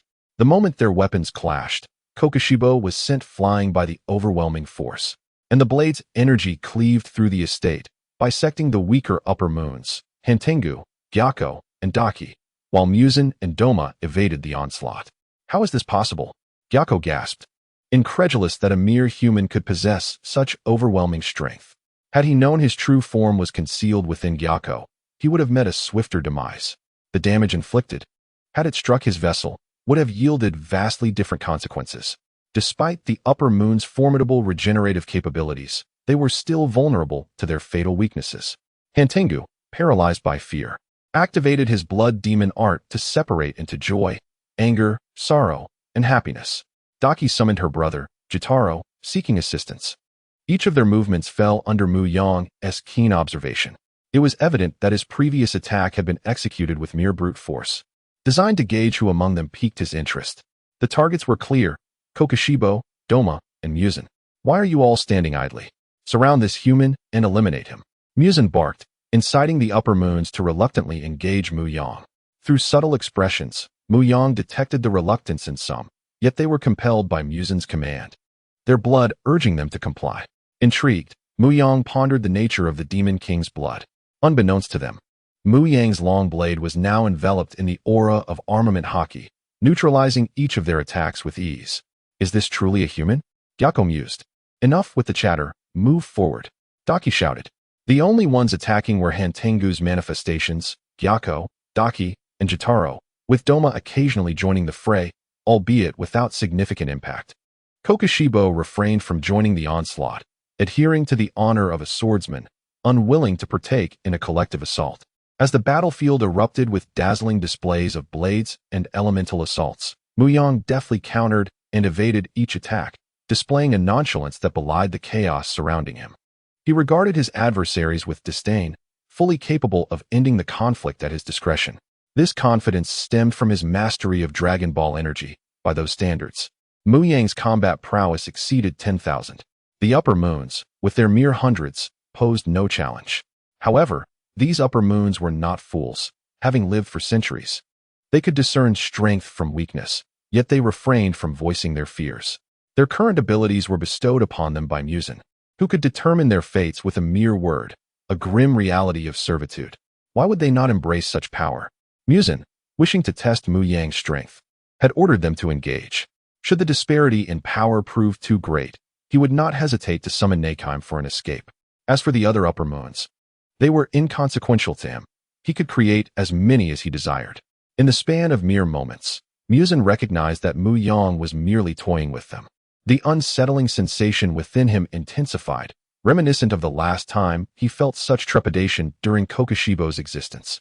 Namek, bring me away from here, immediately, Muzan commanded, his voice echoing with urgency.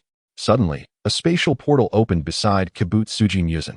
Mu Yang, who had been evading, also sensed the desire of the wretched boss to flee. However, escaping was far from effortless. In an instant, Mu Yang gathered a powerful energy sphere in his hand and shot it directly towards the wretched boss. Whoosh! The speed was so swift that most of the upper ranks failed to notice. Chapter 68. The wretched boss in the midst of chaos. Muzan Kibutsuji found himself unable to ponder over trivial matters, instinctively grasping the figure of Kokushibo to shield himself from impending doom. A sense of mortality wafted from the azure orb of light, stirring memories of his own birth when death loomed ominously nearby. Had it not been for his desperate wails, he might have been mistaken for a stillborn. Kokushibo, momentarily taken aback by the sudden turn of events, swiftly chastised himself. As the luminous sphere drew nearer, he had no time to evade. He could only brace himself for the impact. Veins bulged on his forehead, and markings surfaced on his skin as he unsheathed his blade. Shinkai, 16th form, Moon Rainbow, Solitary Moon. Channeling his utmost power, Kokushibo unleashed his strongest technique to counter the radiant orb, transforming his sword into the demon blade. A weapon steeped in the blood of countless foes. With a mighty swing, a torrent of immense blade winds cascaded from above, imbued with the force to shatter the earth, accompanied by a barrage of crescent-shaped blades. Upon impact, the energy within the orb erupted violently, obliterating Kokushibo's blade aura in an instant. A thunderous explosion ensued, shaking the ground and sending billowing smoke skyward. The closest, Tamayo, was pushed back several steps by the shockwave, a cold sweat beading on his brow, while the other upper moons bore expressions of trepidation. The ferocity of the blast left them questioning their own survival. However, the tumult was far from over. Seizing the moment of their stupor, Mu Yang ruthlessly dispatched the four splitting Hantengu forms before they could react, their heads severed from their bodies. Their regeneration rendered futile by the blade's overwhelming might. A horrific wail erupted from the Hantengu's four manifestations as their forms crumbled into ash, akin to a sheet of A4 paper meeting flames, leaving nothing but remnants of dust. In the original narrative, Hantengu posed a formidable challenge, yet here he lay, easily felled by Mu Yang's blade, a stroke of fortune for him. The remaining upper moons quickly regained their senses and fled in all directions, eager to escape the scene. Did I permit your departure? Mu Yang's voice boomed with a surge of conqueror's haki, an unseen force rippling through the air, thickening the very fabric of space. Tamayo, Yashiro, Daki, and Jotaro were pressed to the ground, immobilized. As Mu Yang's haki dispersed the smoke, the aftermath revealed a crater several meters wide, soaked in blood, with a shattered blade protruding from the earth. Deep within the pit lay a mangled half-body, Muzan Kibutsuji. His flesh writhed, absorbing the surrounding blood and remnants to sustain himself. Witnessing this, Mu Yang unleashed three blade auras, targeting Tamayo, Yashiro, Daki, and Jotaro. The earth trembled as the sounds of three thunderous strikes echoed. Mu Yang advancing steadily to the pit's edge, gazing at the struggling Muzan. In truth, in the realm of survival, I would gladly call you the strongest, Mu Yang murmured. As he contemplated a means to imprison Muzan, a spatial rift opened nearby. Peering into it, he discerned a woman playing a pipa, her features obscured by cascading black hair. Is that you, Namek? At that moment, another rift appeared beside her, and she reached into it, retrieving a mass of flesh. Mu Yang turned to find that Muzan's half-body had vanished. A clever ruse to divert my attention, is it? The realization struck him. Namek was not as simple as she appeared. His mind raced with questions, but he had little time to ponder as the spatial rift began to close. Desperation surged within him as he attempted to force his way through the narrowing opening, resorting to armed hockey to grasp the edges and pull outward. He was acutely aware of the dangers of spatial manipulation. As the metallic sound of friction filled the air, the rift began to yield under his might. Inside, Namek continued her melodic performance, the rift oscillating between opening and closing. Time was not on his side. He knew that if he failed to seize this opportunity, he might never encounter Muzan again. With no other option, he resolved to employ the Kaioken technique, albeit with trepidation, as improper execution could lead to dire consequences. With the rift closing further, he realized hesitation was a luxury he could not afford. Curse it, I should have avoided this. Double Kaioken. Huh. With a fierce shout, the surrounding white aura ignited into a crimson blaze, his muscles swelling with newfound strength. Despite understanding the illusion of enhanced power, he reveled in the surge of energy coursing through him. The constricting rift yielded to his will as he plunged into the void. Nakem's eye widened in shock, unprepared for the latent power he possessed. As Mu Yang entered, the rift lost its resistance and began to seal completely. He gazed at Namek, their eyes locking in a moment that sent chills down her spine. In the blink of an eye, he vanished from view, appearing behind her to deliver a swift chop, severing her head with mere physical strength, devoid of any enhancements. The rarity of her spatial abilities rendered her vulnerable. His gaze shifted to the writhing mass of flesh nearby. Where do you think you're running, wretched boss?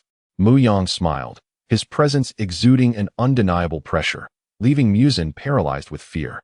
With a flicker, Mu Yang activated the chat group. Kimetsu, Ochuang Mu Yang Ochuang. What is it? Kimetsu, I just wanted to inquire if you possess any durable containers for imprisonment. Tiga, are you planning to capture the wretched boss? Kimetsu, precisely. Chapter 69, Demon Slayer Core, Ultron, a vessel for the imprisoned, perhaps? Dragon Ball, I happen to have a cryogenic chamber here for storing corpses. Pirate, corpses? You have such a peculiar hobby. Dragon Ball, what hobby? I intend to dissect their bodies to see if I can transform them into obedient artificial beings. Pirate, I see, that startled me. Any results? I find this quite intriguing. Cheng Li, I am also very interested. Tiga, what is there to study on your end? The corpses of the 8 great demons. Cheng Li, you can leave now. Demon Slayer, ahem, may I interrupt?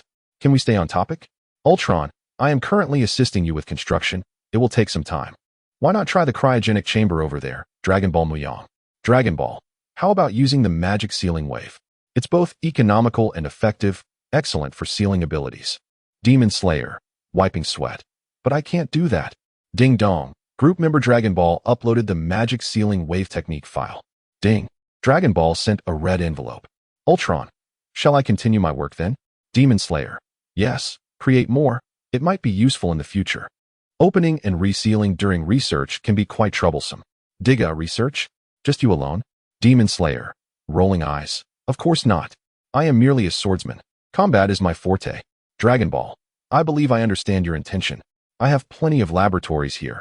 I can provide you with one, along with an artificial intelligence to assist you. Understanding Muzan Kabutsuji's blood should not pose a challenge. Ultron, I am an expert in artificial intelligence, and my computational abilities have significantly increased due to my recent interactions with the Mind Stone. Demon Slayer, I truly appreciate everyone's help. Tiga, no need for thanks. We are all in this together. Cheng Li, are you showing off again? Tiga, why are you everywhere? Can you just be quiet for once? Seeing the two about to quarrel again, Demon Slayer Mu Yang smiled and logged off, also downloading the magic sealing wave technique file. Suddenly, a segment of memory appeared in his mind, detailing the usage of the magic sealing wave. With the top-tier talents of Earth humans, he mastered it in no time. He then opened the red envelope, and a small ceramic vial along with a talisman appeared in his hand. Observing this, Mu Yang placed the ceramic vial on the ground and calmed his energy.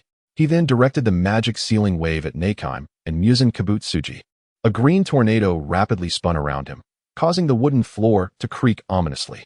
One can only imagine the wind speed, which reached at least level 8, approximately 17, 2 to 20, 7 meters per second, or 62 to 74 kilometers per hour, snapping branches and creating significant resistance for anyone trying to advance.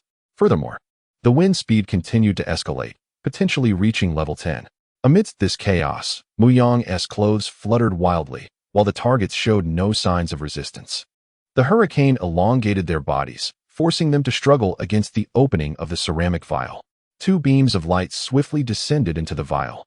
The ceramic container trembled slightly before settling into silence. Phew, I can hardly believe it worked. In fact, Mu Yang had prepared for several attempts.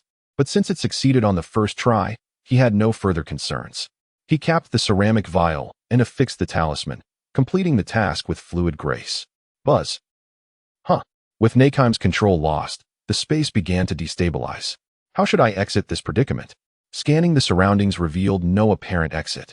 Reluctantly, Demon Slayer Mu Yang resolved to break free by sheer force, uncertain if his strength would suffice. He tucked the vial containing Musen Kibutsuji into his embrace and began to channel his energy, activating the Kaioken to double its intensity. Drawing from his previous experience, the process was remarkably smooth. He bent down, placing both hands on his waist. Kamehameha wave. The beam shot forth in the direction he had arrived from, causing the surrounding air to quiver until he detonated it at the right moment. A pale light illuminated the vicinity, followed by a frenzied surge of energy that ravaged the area. A rift in space tore open, and seizing the opportunity, Mu Yang surged forth. He successfully escaped from Infinity Castle, only to find himself surrounded by a group of individuals clad in uniforms he recognized all too well. The Demon Slayer Corps. Given the immense noise from the previous battle, it seemed only natural they would take notice. Upon Mu Yang's appearance, the members of the Demon Slayer Corps immediately assumed a defensive stance, their Nichiren blades aimed at him, while behind them, one individual was engaged in combat with a female demon. To Mu Yang's surprise, the demon was none other than Daki. She should have perished beneath his previous strike. How was she still alive? He had not held back with that blow. Both Doma and Jotaro had succumbed to it. So it was improbable that the weakest Daki could have escaped unscathed. Mu Yang suddenly considered a possibility. Could Jotaro have pushed Daki out of harm's way?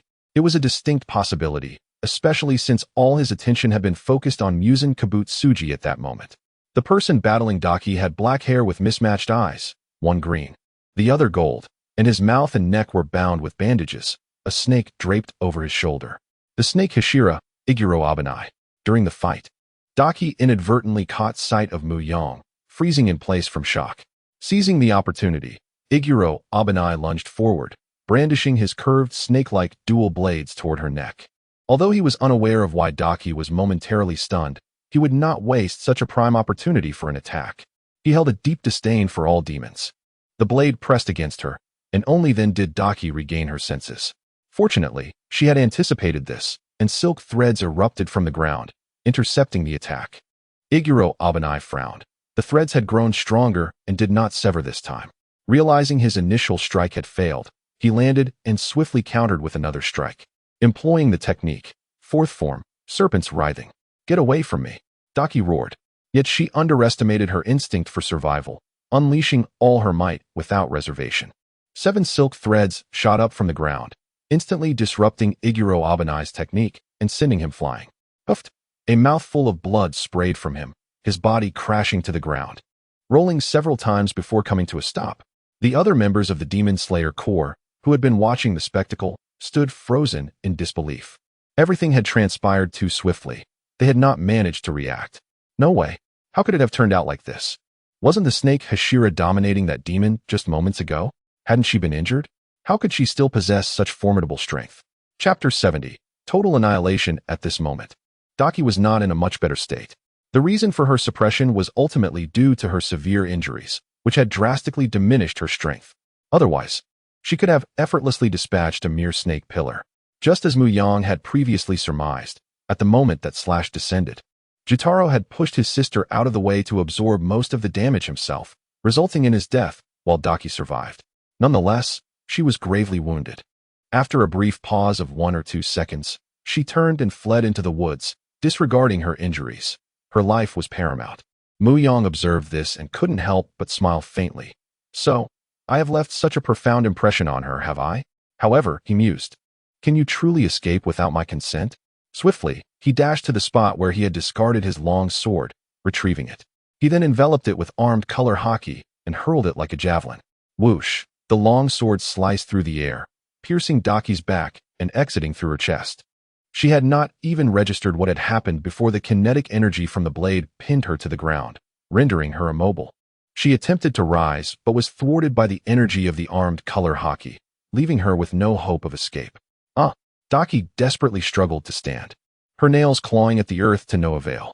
Mu Yang approached her side, whispering softly, "Living alone is a rather unpleasant experience, is it not? Please, spare me." Daki pleaded, "I do not wish to die yet." Tears streamed uncontrollably from her eyes. In the face of life and death, no one is devoid of the desire to survive. "Spare you? I have no intention of doing so. Be obedient and become my test subject, and perhaps I shall grant you another chance at freedom." With that, Mu Yang produced a ceramic vial from his possession and confined Daki within it. After completing this task, he clapped his hands in satisfaction, preparing to depart. However, just as he took a step, he was called out by a figure, Ibikabana, who had recovered for a moment. "I implore you, sir, to hand over that female demon. If she is not swiftly slain, many will perish at her hands." "What does that have to do with me?" Mu Yang replied coolly, casting a brief glance before attempting to leave once more. "If you do not surrender her, I cannot guarantee your safe departure from this place." At these words, Mu Yang halted, not turning back. "Are you threatening me?" "You may view it as such," Ibikabana replied, raising his Nichiren blade. In response, Mu Yang merely chuckled. "I truly do not understand where your confidence derives. It is clear that members of the Demon Slayer Corps ought not to remain. Previously, under the persuasion of Kane Kocho, he had indeed relinquished much of his animosity. Yet now, with a pillar so oblivious, he could not be blamed. Damn it! How dare you underestimate our Demon Slayer Corps?" A nearby member protested indignantly. "Underestimate is not the term. Rather, I see you as a gaggle of rabble." He sighed. "Enough of this pointless banter. It would only serve to lower my own intelligence." Mu Yang raised his long sword, its blade enveloped in armed color hockey, dark as ink. The sight elicited a reaction from the assembled Demon Slayer members, their first instinct questioning whether this individual was a demon or a human. Their gazes sharpened. For those who became members of the Demon Slayer Corps had all suffered at the hands of demons. Their hatred and disgust for demons were palpable. Ibikabana gripped his Nichiren blade tightly, his expression darkening as he regarded Mu Yang. Just as he was about to strike, he found his target had vanished. Where did he go? Ibikabana began to search, but soon realized that both of his arms had been severed. As excruciating pain coursed through his mind, he could not help but scream. At this moment, several members of the Demon Slayer Corps turned towards the sound, witnessing their revered snake pillar captain, his arms absent, blood gushing forth like a fountain. Ibikabana quickly activated his breathing technique to staunch the relentless flow of blood. The one responsible stood just a few paces behind him, casually pushing his hand, causing Ibikabana to lose balance and crash to the ground. Mu Yang struck again, severing Ibikabana's legs in swift succession. He cried out once more, this time louder than before, snapping the rest of the stunned members back to reality. Seeing this, the remaining Demon Slayer members raised their Nichiren blades and charged forward. "Charge! We must avenge Lord Snake Pillar." The clamor was incessant, but Mu Yang remained unfazed. A horde of ants could only grow louder in their desperation, yet their strength remained unchanged. He refrained from employing Conqueror's hockey, choosing instead to allow them to witness true despair, instilling in them a sense of dread towards the powerful. Not every rabble could dance and shout in front of a true force. "You dare to leap? I shall slay you. You dare to shout? I shall sever you." As the numbers surged forward, Mu Yang stood resolute, gripping his long sword. With each swing, warm blood sprayed forth, severed heads tumbled, and headless bodies erupted in fountains of blood. Minutes later, the once earthy soil was stained crimson. Bodies littered the ground, and the dismembered Ibikabana gazed in agony at the carnage surrounding him. Memories of his comrades began to flood his mind, but it was all too late. A mere swarm of ants attempting to shake a great tree. How laughable and delusional. Mu Yang spoke coldly. Covered in blood, he emanated an aura of intimidation wherever he stood. His gaze fell upon the last remaining member of the Demon Slayer Corps, his eyes devoid of emotion. The member, upon seeing Mu Yang, felt an inexplicable wetness on his trousers. His face contorted in fear as he trembled and retreated. As he stumbled backward, he tripped over his own feet and fell to the ground. "No, please don't kill me. Remember this in your next life. Not everyone is someone you can provoke," Mu Yang declared, raising his blade high. Yet another head soared into the air, the fear on the face of the fallen still palpable. Now, it is your turn, Ibikabana. Mu Yang approached him, placing a foot upon his head, lifting his long sword high. I offer you the same advice I gave them. Harbor fear before the strength that stands before you. Otherwise, you shall meet a tragic end, just as you have led them into the abyss. Mu Yang's words pierced deeply into Ibikabana's heart, and he could no longer contain his breath, exhaling sharply in distress. His life force waned considerably, and Mu Yang could feel it distinctly. Shaking his head, he felt disappointment. He had anticipated that characters from the original narrative would possess strong wills, but they were merely as fragile as the rest. With a long exhale, Mu Yang released the tension that had built within him. Observing the rows of corpses around him, he had not initially intended to kill so many. Yet, unconsciously, he had annihilated them all, feeling no guilt for his actions, only a sense of oppression. Could it be that he was a natural-born killer? He couldn't help but mock himself.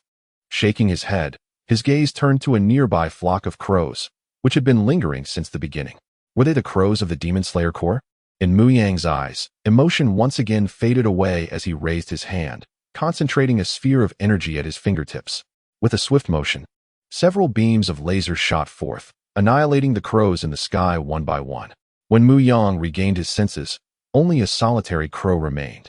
He muttered under his breath, urging it to flee, its incessant cawing grating on his nerves. With a final shot, the last crow was obliterated. After venting his frustrations, Mu Yang gazed at his hands, lost in thought, his eyes devoid of focus.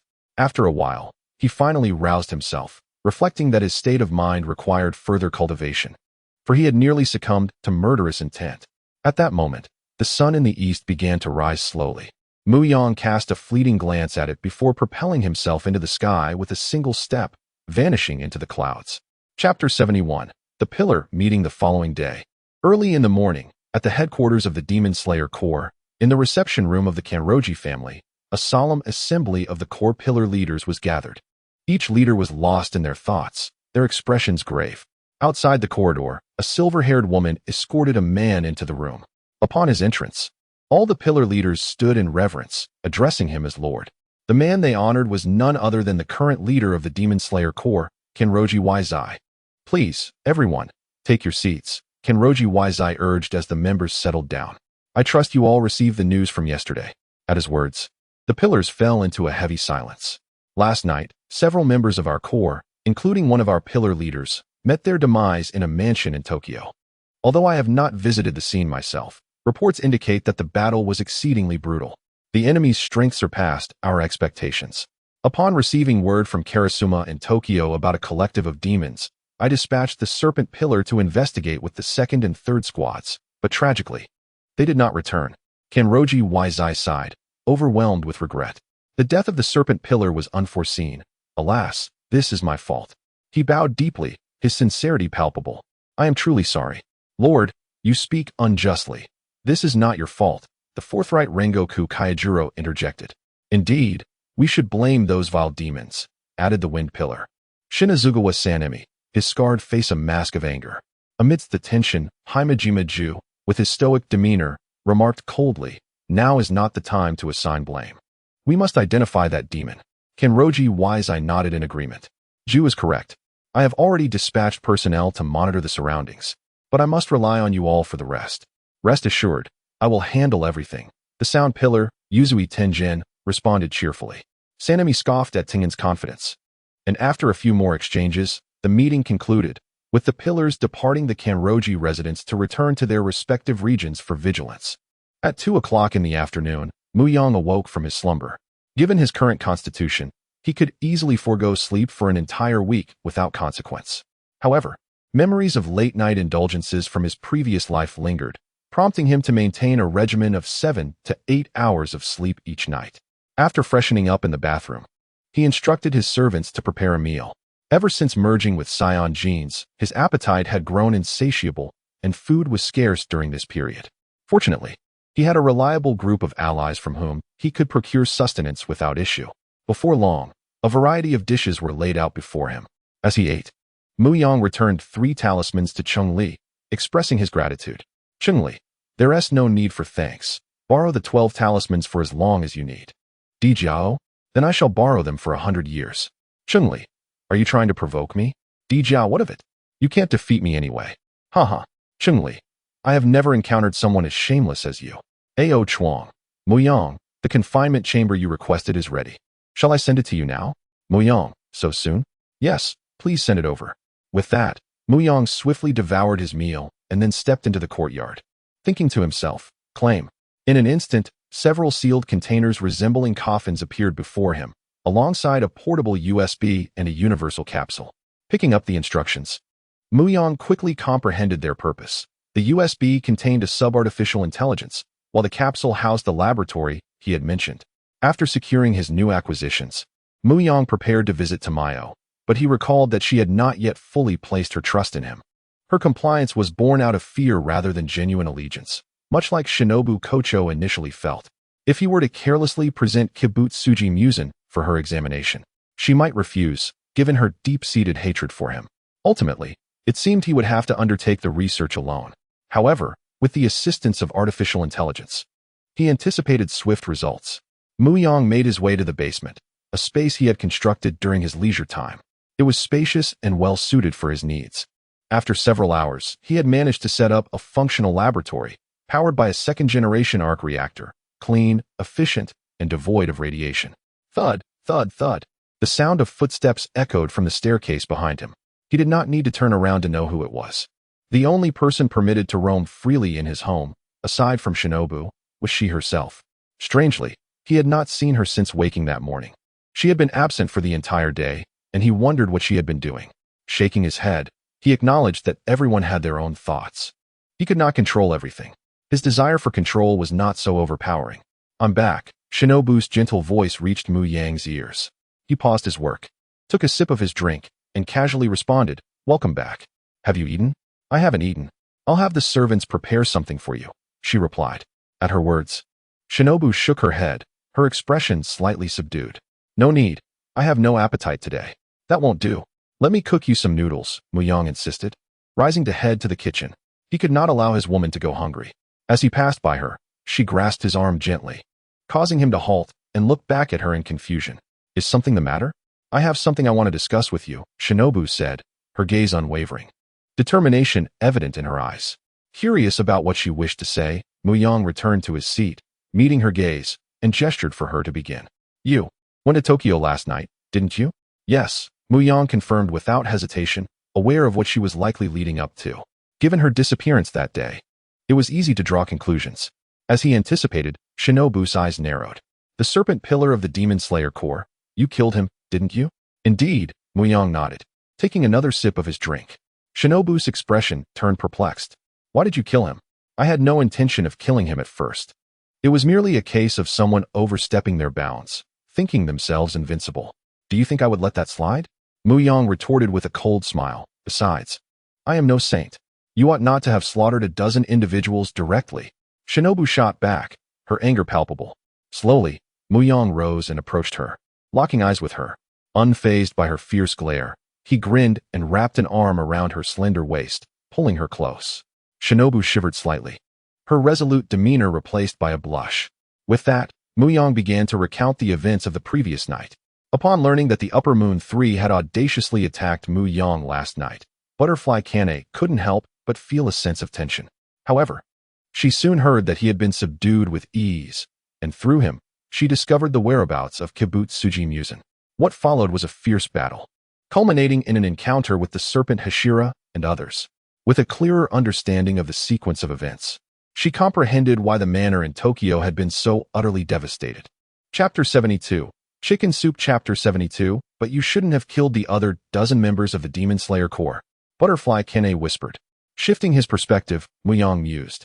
If I were the weak one, would they spare me? They would, Kane replied without hesitation. Her conviction elicited a hearty laugh from Mu Yang, prompting her to furrow her brow in displeasure. What is so funny? Kane, your thinking is too naive, or rather, too kind, Mu Yang remarked, gently tousling her hair. Not everyone shares your perspective, do you understand? Moreover, we are family. All considerations should stem from kinship. The weight he placed on the word family was palpable. Upon hearing this, Kane's face flushed crimson as she buried her head against Mu Yang's chest. If she listened closely, She could hear her own rapid breathing. Her mind was a blank canvas. She had never anticipated his candor. Although she knew she could never escape his grasp in this lifetime, the reality of it left her heart racing, far from the calm she had imagined. Noticing the opportune moment, Mu Yang wrapped his arms tightly around Kame. A flurry of sweet words made her entirely forget the purpose of her visit. He lifted her in a princess carry and exited the basement. Upon returning to his room, he found that the servants had already laid out the comforter on the tatami mat. When he set her down, Kane made no effort to resist. "What's wrong? Aren't you going to put up a fight?" Mu Yang teased, prompting Kane, who had initially felt shy, to roll her eyes at him. At this point, "Do you think I have any room to resist?" Hee, none at all. The night inevitably turned into one of wakefulness. As the two of them sought to decipher various actions for the continuation of humanity, the following morning, the first rays of sunlight streamed into the small room.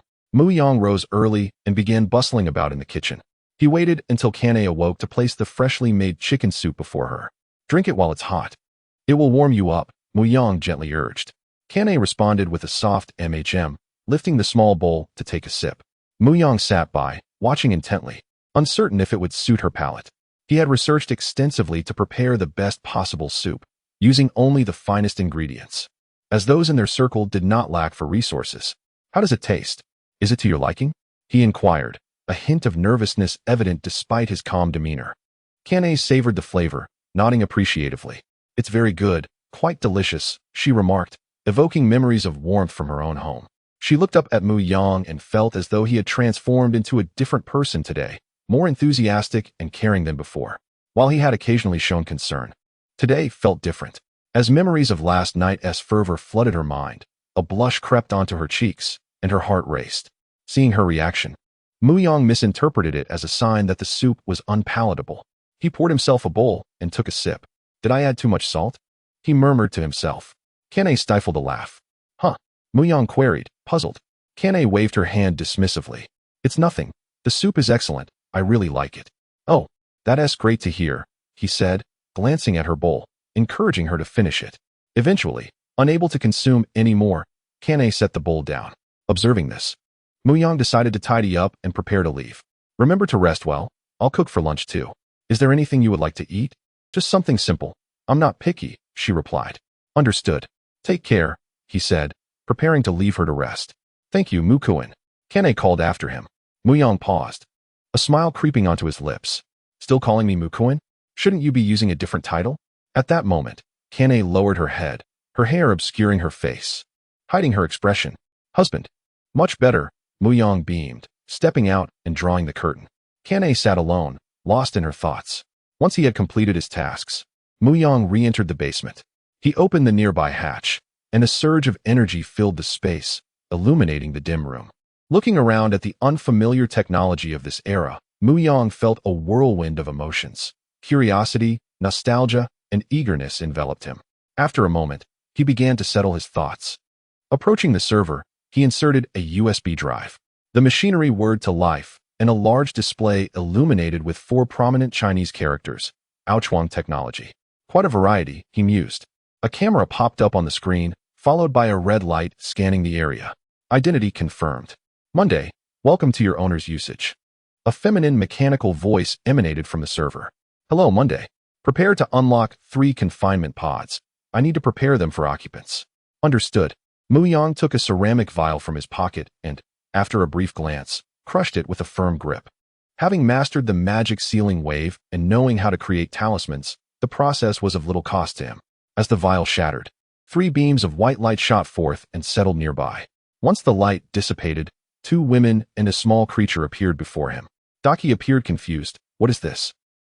Before she could ponder further, Mu Yang's foot propelled her towards the confinement pod. He swiftly kicked the remaining 2 into place as well. With all 3 secured, Monday promptly initiated the closing sequence, the pod lids slowly descending. "Not sure how sturdy these are," Mu Yang mused, stepping closer to inspect. At that moment, Monday, as the artificial intelligence, addressed her master's concern. "The confinement pod is constructed from a titanium alloy mixed with vibranium. While it lacks the energy-absorbing properties of vibranium, its durability is equally formidable." Reassured by Monday's explanation, Mu Yang felt a sense of relief. He knew well that his reserves of vibranium were limited. having only acquired a small amount from Ulysses. All right, let us get to work. First, we need to draw some blood for testing. Thank you, Monday. Of course. It's my duty. Chapter 73. The Blood Serum of the Demon King. In the ensuing days, the atmosphere was notably bustling. Mu Yang traversed a routine of attending to Butterfly Kane in the morning and delving into the study of Kibutsuji Musen's blood by night. The consecutive nights of sleeplessness rendered him slightly fatigued, yet overall, he fared well. To claim that there were no gains would be untruthful. He had successfully deduced the formula of that doctor. This achievement was largely due to the assistance of his resourceful boss. Without this help, he would have struggled to reverse engineer it in such a brief span. The method employed to extract this information was rather straightforward. After all, Musen could shift between male and female forms. Consequently, Mu Yang concocted several potions for Musen's injection, inducing a dramatic alteration in mood, and arranged for several robust men to accompany him through the night. This technique proved far more efficient than the traditional means of interrogation. Each time the ordeal concluded, Mu Yang would instruct the AI, Monday, to record the proceedings, not out of any peculiar inclination of his own, but rather to humiliate Musen thoroughly. He would only play the recordings for Musen when the latter was relatively lucid, ensuring a relentless 360-degree loop of the footage. Whether he wished to view it or not was irrelevant. Under the dual torment of physical and psychological distress, Musen's resistance crumbled. Gradually, Musen transitioned from outright defiance to a reluctant acquiescence. In summary, this period marked the darkest chapter of Musen's existence. And Mu Yang sensed the time was ripe to unveil the meticulously prepared blue. His quest for this flower had been arduous, ultimately leading him to the grave of Tsujikuni Yorichi's wife. In the end, Mu Yang successfully acquired the authentic formula, albeit one that struck him as rather mundane. Merely a fever reducer augmented with a few additional ingredients, such as asparagus cachinchinensis, snow lotus, and ginseng. Yet, it was precisely this normalcy that aroused his suspicion of underlying anomalies. He had previously enlisted individuals for human trials using the formula, but none had morphed into demons, which left him perplexed. He subsequently had Monday conduct meticulous analyses, but the results remained fruitless. With the machines proving ineffective, he resolved to explore the potential of energy. After an investment of time, he stumbled upon new revelations. Within Musen's blood, there indeed existed a latent energy substance, which he also managed to extract from the blue. However, the disparity in quantity between the two was staggering, elucidating Musen's relentless pursuit of the flower. He also detected traces of this substance in the blood of Nakime and Daki, albeit in significantly lesser amounts. Regrettably, further investigation into these latent energy substances was stymied.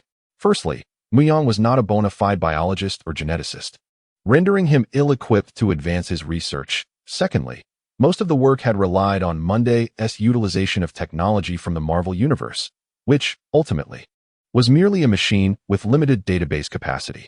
After all, it remained several decades before the advent of the first-generation computer. Resigned, he shifted his approach to extracting this substance and injecting it into his test subjects. The outcome was evident. They all transformed into demons. As the quantity of this unique substance increased, their cravings for flesh diminished, and they developed some resistance to sunlight, no longer fatal, but rather debilitating. To safeguard against potential mishaps, Mu Yang continued his experiments, creating an increasing number of demon kings, though some began to exhibit signs of rebellion. However, Mu Yang swiftly quelled such sentiments with a mere wave of his hand, eradicating them with an energy orb, a clear warning to others. A week passed. During this time, Dragon Ball Mu Yang delivered the second batch of planetary energy resources. He indicated his intention to undertake the fourth step of blood transfusion, suggesting that he might enter a prolonged period of slumber thereafter. Ultraman Mu Yang predicted a duration ranging from a week to several months, uncertain about the exact timeline, as this was uncharted territory for them. Blood transfusion, also known as blood refining, particularly in large-scale applications, posed uncertainties regarding the survival of various cells post-procedure, among other unknowns. The collective achievements of the group owed largely to Dragon Ball Mu Yang's contributions. Thus, Demon Slayer Mu Yang redoubled his efforts. Upon receiving the resources, he proceeded directly to the second step, bone refinement. The ensuing agony was several magnitudes greater than before. To alleviate Kane's worries, he returned to the riverside. The following morning, he resumed his testing experiments, repeatedly synthesizing the Demon King material for human trials. This Demon King material, a name Mu Yang assigned to the extracted unique substance, exhibited a singular mutation trajectory, transformation into a Demon King. Each catalyzed Demon King possessed a life level comparable to Kabutsuji Musen, with subsequent ones ranking among the upper moons. Typically, mutations entail an element of unpredictability. However, this transformation resembled a form of evolutionary response. He specifically sought Ultraman Mu Yang, utilizing his DNA as a template for calculations, ultimately deriving a complete and suitable serum for himself. The limitations in Monday's computational capacity and knowledge base necessitated this recourse to Ultraman Mu Yang. In the basement, Demon Slayer Mu Yang gazed at the pale blue Demon King serum in his hand. Injecting it into his body would bestow upon him the form of a Demon King. Furthermore, the amount of Demon King material utilized was substantial, even exhausting the reserves of blue. The potential achievement, however, would not rival that of Musen. According to Monday's analysis, there existed a 99.95 probability of success. This was primarily due to the formidable Saiyan genes within Demon Slayer Mu Yang's body, which were incompatible and mutually repellent. Suddenly, a thought crossed his mind, and he smiled wryly. Despite having joined the chat group, he and his companions were ultimately bound by the limitations of mortality, excluding Cheng Li Mu Yang, who was granted longevity through the dog talisman, and Ultraman Mu Yang, who was a machine. The rest faced the inevitability of aging. Thus, he must inject the serum to shatter this constraint. As the realization dawned upon him, clarity surged through his mind, and he hesitated not. Extending his arm, he revealed the veins and pressed down on his wrist, injecting the specially formulated Demon King serum into his body. Demon Slayer Mu Yang distinctly felt the cool liquid coursing through him, and soon thereafter, his body began to undergo a transformation. His skin became feverish. No, rather, it was his blood temperature that was escalating. Demon Slayer Mu Yang felt a wave of dizziness, nearly losing his balance. The readings indicated a clash and fusion of two genetic entities within his body, with surface temperatures soaring to 60 C, surpassing even the thresholds set by the Guinness World Records. Enough, do not speak, allow me to acclimatize, he implored. This sensation was akin to a fever, excruciatingly uncomfortable.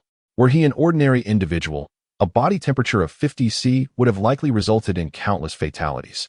The human body typically cannot withstand temperatures exceeding 41 to 42 C, which would lead to death. Fever serves as a protective response. Brief episodes of elevated temperature do not inflict harm, but prolonged high fevers above 39 C can precipitate febrile seizures and pose life-threatening risks. Should such high temperatures persist for over 2 hours, irreversible damage and death of brain cells and nerves may occur. Demon Slayer Mu Yang felt his mind grow increasingly foggy, sensing he might faint at any moment. Monday, I require access to the containment chamber. It is equipped with cooling mechanisms that can alleviate my current symptoms. Understood. Without hesitation, Mu Yang reclined in the confinement chamber. While the imprisoned Musen, Ming-Nu, and Daki had long been relocated to another site, keeping them in the basement would render them easily visible to Kine Kocho, thus avoiding any potential misunderstandings. Moreover, the venue for human experimentation was not situated here. As Mu Yang settled in, he gradually succumbed to slumber. Chapter 74, Awakening Failure? In the dream, he returned to reality, where everything that had transpired felt like a mere illusion. He successfully secured a decent job, yet his romantic endeavors were fleeting and unfulfilling. Each time, he succumbed to the harshness of reality. Despite possessing good looks, they proved inconsequential. At 30, he devoted himself entirely to his career, unable to extricate himself. By 40, he found himself still alone, his parents aging, and his once fervent ambition gradually waning.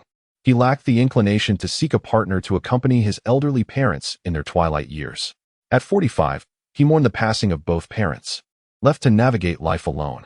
By 65, he retired, returning to his old home to live in solitude, until the age of 89, when he collapsed at home due to health issues and was discovered by a passing neighbor who rushed him to the hospital. Diagnosed with late-stage cancer and facing imminent danger, he was informed that surgery was necessary, yet with no children to sign consent, he ultimately relinquished hope. The doctor insisted that without surgery, survival beyond 2 months was improbable, but he disregarded this warning and returned home. A year later, The doctor announced he wouldn't survive another 2 months, yet he had managed to live a full year. Realizing that living freely was of utmost importance. Approaching his 90th birthday, he sensed the end was near. He visited his parents' graves, bowed thrice, and returned home. Inside, a coffin awaited him. He lay down within, eyes gradually closing. After a prolonged pause, his breathing ceased. Consciousness returned as he awakened from the dream. Confronted by a face both familiar and strange. "Who are you?" he inquired absent-mindedly. "My husband. You have finally awakened," the enchanting woman replied softly. "Husband? Was she addressing me? Is she my wife?" His head throbbed painfully as memories surged through his mind. "Are you all right?" Kanahui asked with concern. "I'm fine," he replied. "I merely needed a moment to regain my bearings. My head feels a bit fuzzy. By the way, shouldn't I be lying in a confinement pod?" Kanahui explained. "I found you frozen inside and feared you had encountered an accident. I hurriedly opened it and carried you out. I examined your condition but couldn't determine the cause of your ailment. Nonetheless, I administered some fever-reducing medicine I prepared myself." Upon hearing this, he nodded, acknowledging that the inability to diagnose was expected. Although knowledge of genetics had advanced, research depth remained superficial. "How long was I asleep?" "A full day." "Is that so?" He propped himself up with his arm. Kanahui attempted to assist him, but he shook his head. He stepped outside, where the sky had turned dim. "You should rest now." "I am fine." "But..." Kanahui looked at him, still worried. "I'm all right. I just need to move my body." With that, he proceeded to the courtyard and practiced a set of military-style exercises, affirming his physical condition. Only then did Kanahui prepare to retire for the night. Having cared for him throughout the day and feeling fatigued. After she left, he coughed a few times, covering his mouth. Opening his palm, he found it stained with blood. After steadying his breath, he made his way to the basement. His legs felt alarmingly weak. If an adversary were to attack now, he would have no strength to resist. It took him 10 minutes to reach his laboratory, beads of sweat dotting his forehead, breath coming in labored gasps. "Monday, I'm here. Check my condition." Following a thorough examination, he discovered significant changes within his body. His DNA sequences were fractured, his lifespan severely diminished, and his vitality depleted. A normal person would have succumbed long ago to such genetic damage. Had it not been for the resilient Saiyan genes and the physical refinement he had undergone, survival would have been impossible. "Kanahui, you have truly brought me immense trouble," he lamented. He had meticulously calculated every possibility, yet he had not anticipated such calamity. Had she not rescued him from the confinement pod, he could have stabilized his body temperature through its cooling system and successfully evolved. Yet now, not only had he failed to evolve, but he had nearly perished as well, with a significant portion of his brain cells having died and his neural pathways damaged. He reproached himself for not preventing Kanahui from acting recklessly. Although he had granted her managerial authority, she should have prioritized his safety during the experiments. Nevertheless, he dismissed the thought. What good was it to argue with an artificial intelligence? The situation was beyond blame. Kanahui acted out of concern for him, yet her perspective was limited by the era she lived in. He resolved to encourage her to read more, to avoid such impulsiveness in the future, and to reduce her managerial privileges. "Understood," Monday replied. Reclining in his chair, he gazed at the ceiling. He pondered solutions to the physical ailments he faced. Magical talismans and divine beings could offer healing, but he was uncertain whether they would also eliminate the Demon King's serum. Yet regardless, restoring his health was the priority. He then opened the group chat. "Demon Slayer. Weak, is anyone still here?" "Pirate, huh? Why does your ID have the word weak after it? What happened?" "Tiga, that shouldn't be. The Demon Slayer world isn't particularly dangerous. No one should be able to harm you." "Ultron, let him explain first. Speculation is futile." "Cheng Li, indeed. Do you need magical talismans?" Ding. Group member Cheng Li sent a red envelope. "Demon Slayer. Weak, the story is lengthy. I will elaborate slowly." After 2 minutes, he summarized the situation. "Pirate, goodness, I can only say goodness. Tiga, shower, is that you?" "Cheng Li, I truly admire both of you. What a time to be in such a predicament." "Demon Slayer. Weak cough. It's nothing. I have grown accustomed to it." "Ultron, it seems the Demon King's serum requires further investigation. You were too hasty." "Demon Slayer. Weak, I wish to assist in some way." "Cheng Li, there's no need. We have plenty of time. There are many means to extend life. The newcomers might even possess substances capable of prolonging life." "Pirate, I have pure gold, surgical fruit, and netherworld fruit, any of which could grant longevity." "Tiga, I need not elaborate." Truly transforming into an Ultraman could extend life significantly. Dragon Ball. Alas, I must take responsibility for pushing too hard previously. Ding! Group member Dragon Ball sent a red envelope. Dragon Ball. Consider this my apology. Demon Slayer. Weak, it's alright. Seeing the group members express concern for him, he felt a surge of gratitude. Without hesitation, he accepted the red envelope. Before him appeared 2 talismans, one for a horse, one for a dog, alongside a bag of divine beans. Thanks to his mastery of cultivating divine beans, he could now procure as many as he wished. He opened the bag and counted 20 beans in total. Wow, that's remarkable, he exclaimed. Cultivating divine beans was notoriously difficult, and here he received 20 directly from Dragon Ball. Converted, it amounts to no less than 20 lives. Chapter 75. Experimental site at the cave entrance. In this moment, Yue Mu Yang did not hesitate. He grasped the horse talisman and the dog talisman, consuming 2 immortal beans. One would not suffice, 2 would be a safeguard. 2 distinct energies surged into Yue Mu Yang's body, revitalizing his once withered and frail form, as if he had been invigorated with newfound vitality. Had he been able to introspect, he would have witnessed the magical influence of the horse talisman gradually mending his shattered genetic chain, while the dog talisman safeguarded his life. The immortal beans restored his vitality and stamina. In mere moments, Yue Mu Yang's body was fully rejuvenated. As his physical form regained its vigor, he felt an instantaneous expansion of energy within him, swelling several-fold. The surging power was somewhat overwhelming, and a white aura radiated from his being, startling him momentarily. Yet, he quickly managed to suppress this surging force and exhaled deeply. Was this the near-death revival characteristic of the Saiyans? Yue Mu Yang marveled at the strength coursing through him, now magnitudes more powerful than before. If he had once possessed a fighting capacity of 30 to 40,000, he now stood at a minimum of 400,000.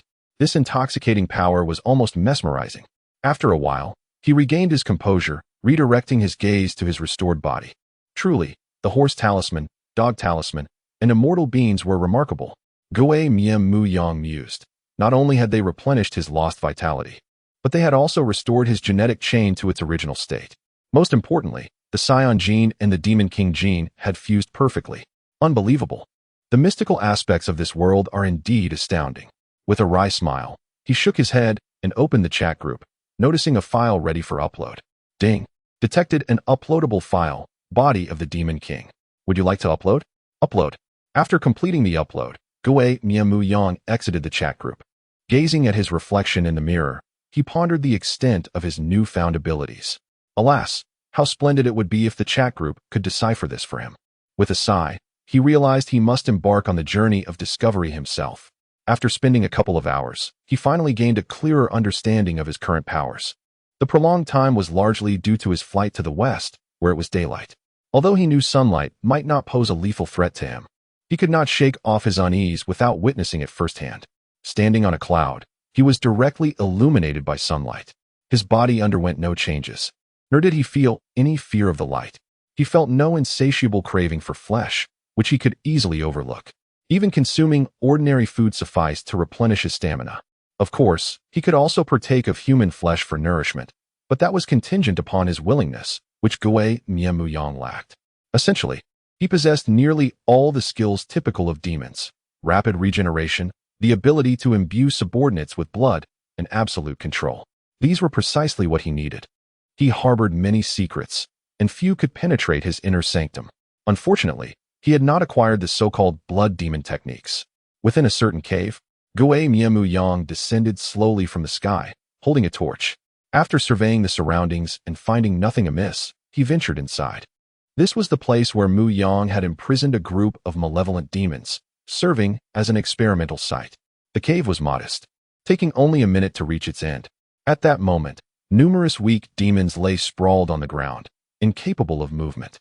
Yue Mu Yang merely cast a dispassionate glance, raising his hand to unleash a gust of wind. Boom, boom, boom. The demons collapsed on the ground, their bodies exploding like blood-stained roses, vivid and grotesque. In just a few breaths, all successful and failed experimental subjects were obliterated. Blood drenched the cave entrance, a nauseating stench permeating the air. Having achieved an extraordinary mastery over himself, Mu Yang decisively shut off his sense of smell. The acrid scent vanished without a trace. He turned and promptly left, entering a smaller chamber. Inside lay an array of chemical reagents and notes, with a surgical table at its center. Mu Yang gathered important items, choosing to obliterate those he could not carry. With a single energy sphere, he unleashed a tremendous force that reduced everything within to mere dust. He then proceeded to another cave, which was small and contained only 3 confinement pods with nothing else of note. Inside lay 3 individuals, Ming-Nu, Daki, and Muzan. Mu Yang pressed the defrost button nearby, and the confinement pods began to emit a white mist, causing the temperature to drop significantly. As the cold air dissipated, the temperature gradually rose again. In a brief moment, the icy veneer on their faces melted away. Muzan's eyelids fluttered slightly before he abruptly opened his eyes to behold Yue Buqun. "I want to kill you," Muzan hissed, extending claw-like fingers toward Mu Yang. However, due to the prolonged freezing, her body had yet to acclimate to the commands from her brain. The speed of her attack was painfully slow. Mu Yang effortlessly seized her arm and yanked her backward, causing her center of gravity to falter. A massive fist loomed larger in Muzan's vision, accompanied by an overwhelming sense of impending doom. In that moment of distraction, Mu Yang's fist struck Muzan's head. With a dull thud, her head burst apart like a watermelon, blood and brain matter splattering everywhere. Yet not a single drop touched Mu Yang. "Oh, I forgot to control my strength." This was not entirely Mu Yang's fault. He had merely intended to knock Muzan unconscious, never imagining his strength would be so great. She shouldn't be dead, right? Observing Muzan's lifeless form, headless and sprawled on the ground, he wondered if she was merely feigning death. If Muzan were truly deceased, her body would disintegrate alongside her head, rather than lying there without a head. Any ordinary person would assume Muzan had perished. Just as Yue Buqun contemplated reprimanding the feigning dead boss, the other 2 confinement pods stirred to life. Daki rubbed her still foggy head. "What is happening?"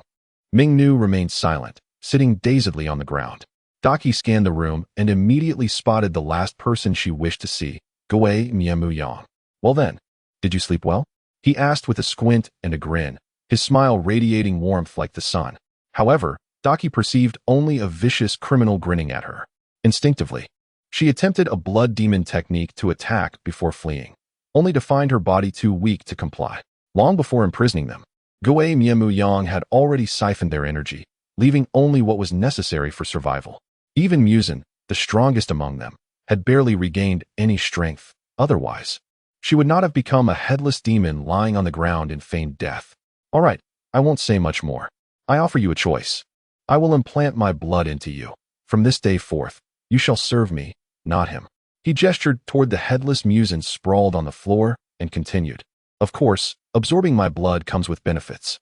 You will no longer need to consume humans for energy, and even in sunlight, you will not perish.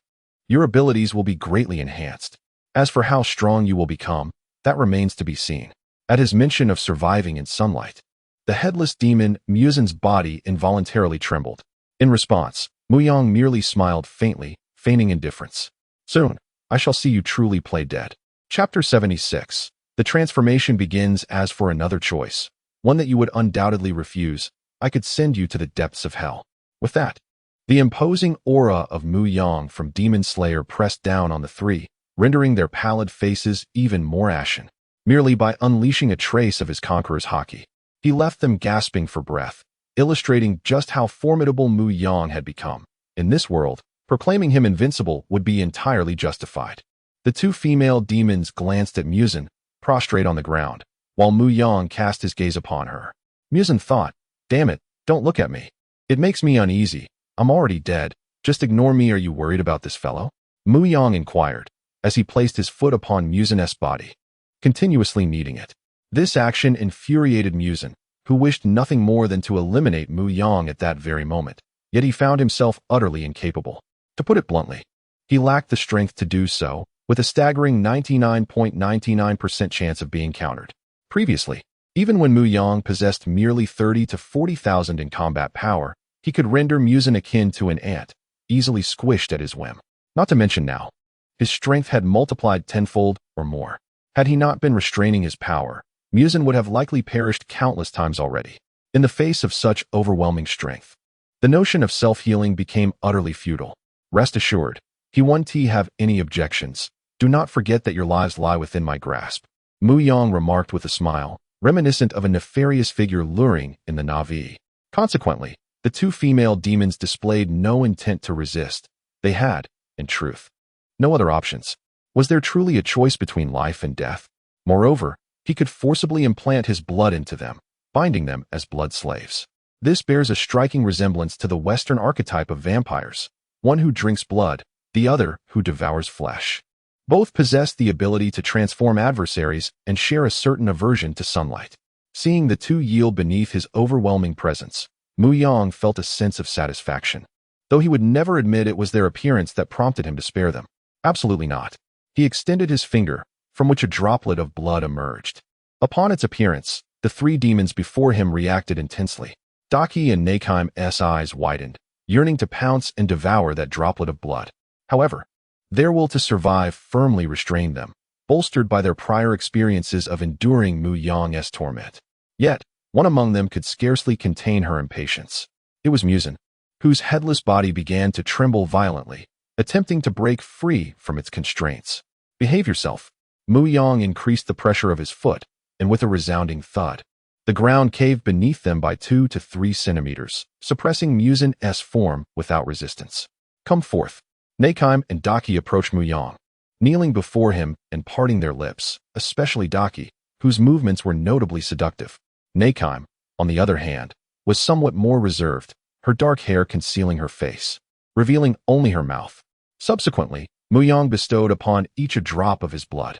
The crimson essence flowed into their bodies, initially granting an exquisite taste. As time progressed, both women underwent a transformation, wisps of white vapor escaping their pores. Their body temperatures began to rise, mirroring the scene when Mu Yang previously injected the Demon King's serum. Soon, their previously cold, lifeless skin began to take on a faint hue, resembling that of living beings. The transformation was not yet complete. Nakeim clutched her face and screamed, while Daki fared little better. Veins bulged upon their faces, their eyes turned white, and their limbs flailed in confusion. Muzan, still pinned beneath Mu Yang, felt the changes most acutely. After all, the two women's transformation into demons was entirely his doing, as they possessed Muzan's blood within them. Yet, with Mu Yang's blood coursing through them, it was akin to a modern tank obliterating an ancient tribe. No resistance was offered, and the connection was gradually severed, fading into oblivion. The entire ordeal lasted no more than 5 minutes.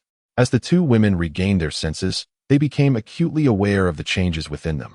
An unparalleled power coursed through their veins.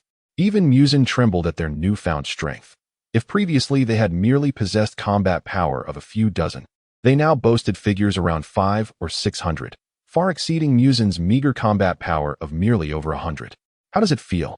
Mu Yang inquired, simultaneously sensing the bond he now shared with the two women. This connection was inexplicable yet profoundly clear, granting him absolute control over their lives and the ability to glimpse into their memories. However, Mu Yang had no desire to delve into them. For some, such insight might be a delight, but for him, viewing unnecessary memories would only burden his mind. Regarding their appearances, significant changes were evident. Daki's black hair had reverted to white. Her facial makeup vanished, returning her to a state reminiscent of when she had yet to become a demon, with clear, watery blue eyes. The most dramatic transformation was within Nakeim, who regained her second eye. Her black pupils now exuded an air of aloofness, akin to a highborn refusing to engage. At this moment, Muzan, having regrown his head, marveled at the changes in the two women. This feels incredible, unprecedented, Daki exclaimed, immediately raising her fists, the air vibrating with the sound of her movements. Now is the perfect time for you to try battling him. With that, she delivered a kick to the grounded Muzan. You scoundrel! Damn you! Muzan could no longer contain himself. There exists a limit to one's patience. Time and again, he was belittled and bullied, as if he were without pride.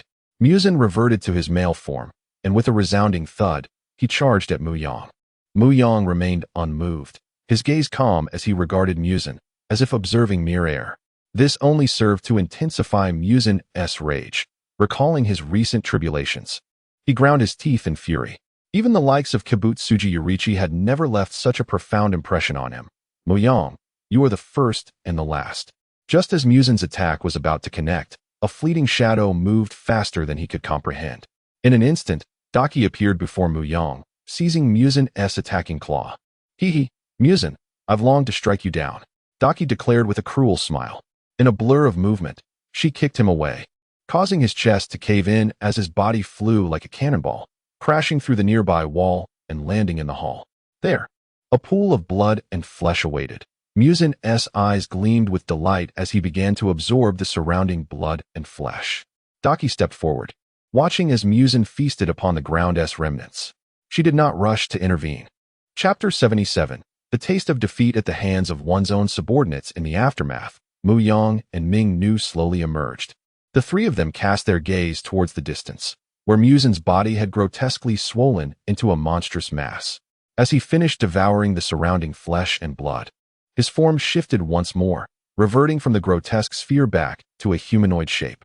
His once black hair transformed into a striking white, while his limbs and lower body became ensconced in blood and hair, and a massive maw lined with sharp teeth sprouted from his body. Having consumed the blood and flesh of an equivalent demon king, Muzin not only restored himself to his peak form, but also enhanced his strength several-fold.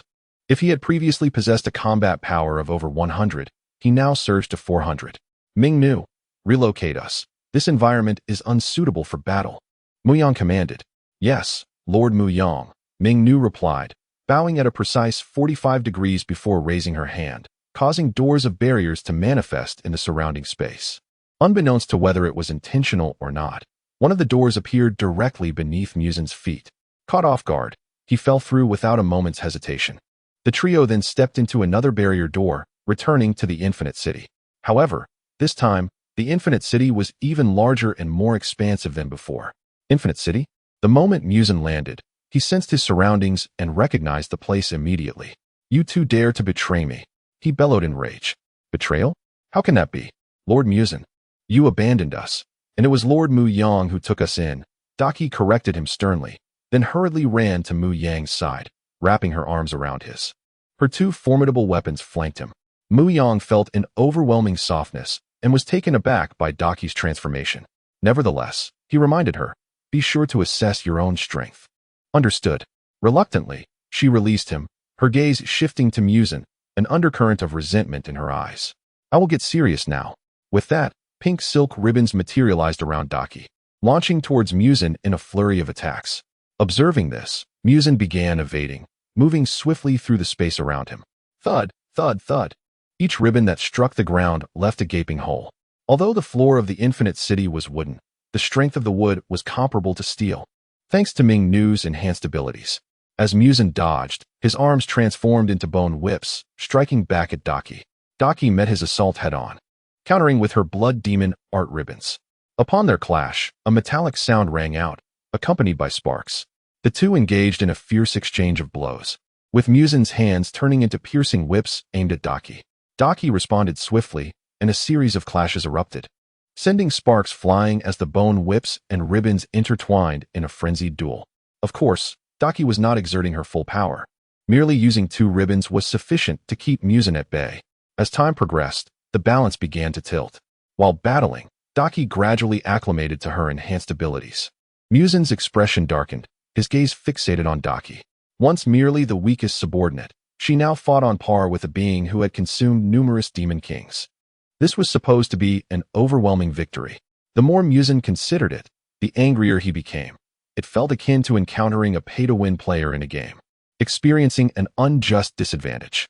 Enough of this. It's time to end the game, Daki declared. 18 additional ribbons appeared behind her, causing Muzin's eyes to widen in shock. This was beyond mere pay-to-win. It was as if she were hacking. I report, someone is cheating, Muzin mentally shouted, retreating rapidly. He sought to utilize the complex terrain to escape Daki's grasp, but he had overlooked one critical detail. Everything here was under Ming Nu's control. With a mere thought, the surrounding space shifted. Daki did not rush to attack. As the space folded, Muzin found himself face-to-face with Mu Yang and the others. What? Before he could ponder further, Daki called out, got you. With a flurry, 20 ribbons surged towards Muzin, aiming to obliterate him entirely. Damn it. At that moment, Muzin did not hold back. Unleashing his trump card, 8 long pipe whips, each approximately 7 meters in length, appeared on his legs. The whips lashed out at the approaching ribbons with astonishing speed, surpassing the 9 pipe whips of his upper body and his arm whips combined. Boom, boom, boom.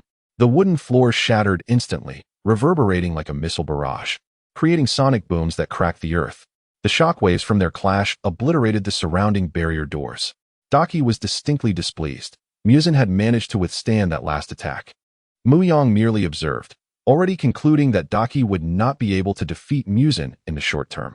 After all, the disparity between them was not vast, and Daki's limited attack methods contributed to their stalemate. Ming Nu, you should join in, but do not kill him, Mu Yang instructed. Understood, my lord. Ming Nu vanished from Mu Yang's side, reappearing next to Muzan in an instant. Her black pupils transformed into crimson slits, her delicate arms stretching out as her fingernails elongated rapidly. In a heartbeat, she severed all of Muzan's pipe whips. What? Muzan's pupils jolted, but before he could react, Daki's assault came crashing down. 20 ribbons pierced through Muzan's form, tearing him asunder. This scene astonished Mu Yang. He had not detected Ming Nu's movements just moments ago. Suddenly, a thought struck him, and he murmured, spatial movement? It must only work within her own domain. But nonetheless, this is quite impressive. Ming Nu gathered the scattered remnants of Muzan's flesh and blood, ensuring he could not escape. In this space, she was the true master. Seeing that the battle had concluded, Mu Yang approached calmly. So, how do you feel, Almighty One? Do you yield? I yield. I yield. How could I not yield? No need for you to dirty your hands, Muzan replied, conceding. Upon hearing this, Mu Yang slowly raised a finger, allowing a single drop of blood to fall onto Muzan's dismembered flesh. In an instant, Muzan reverted to his humanoid form, undergoing a series of transformations. Muzan Kabutsuji transitioned from Demon King to Blood Slave, his power rapidly increasing.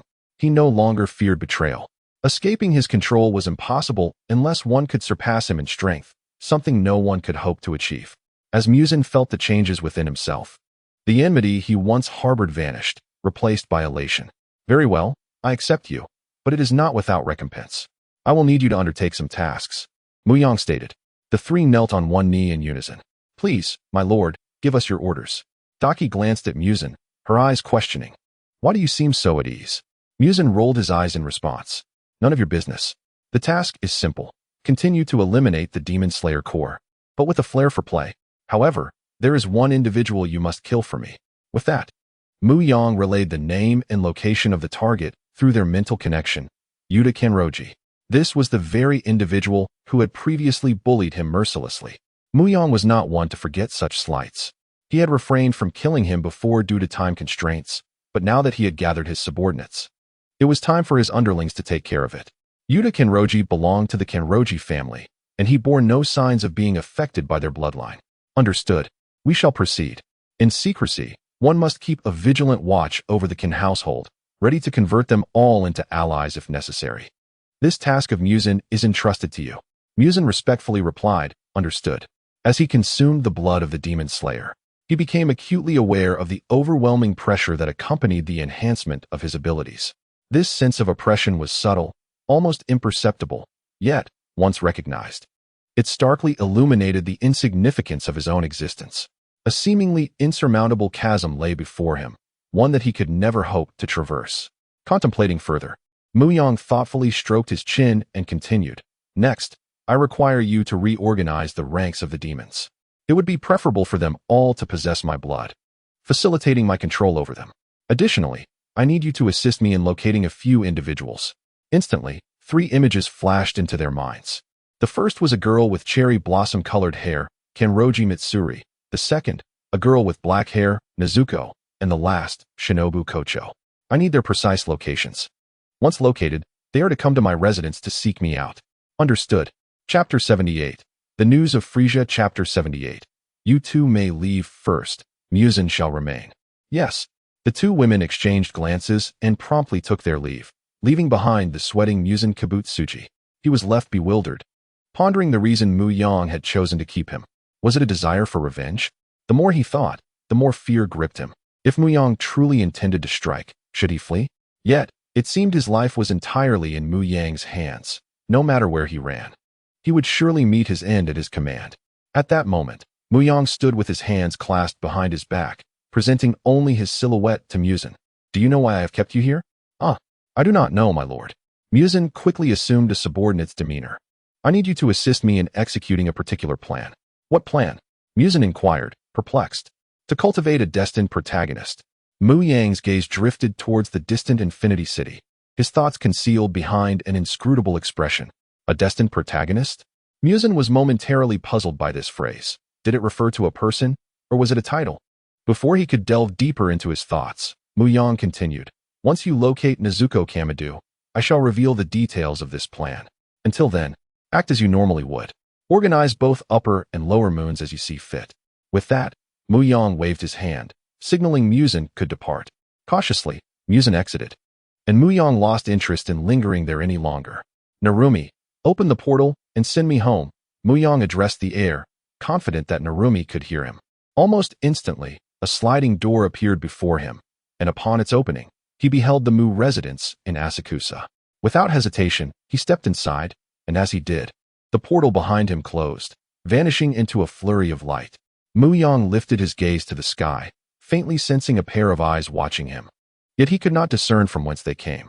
The realization had struck him after receiving the Demon King serum.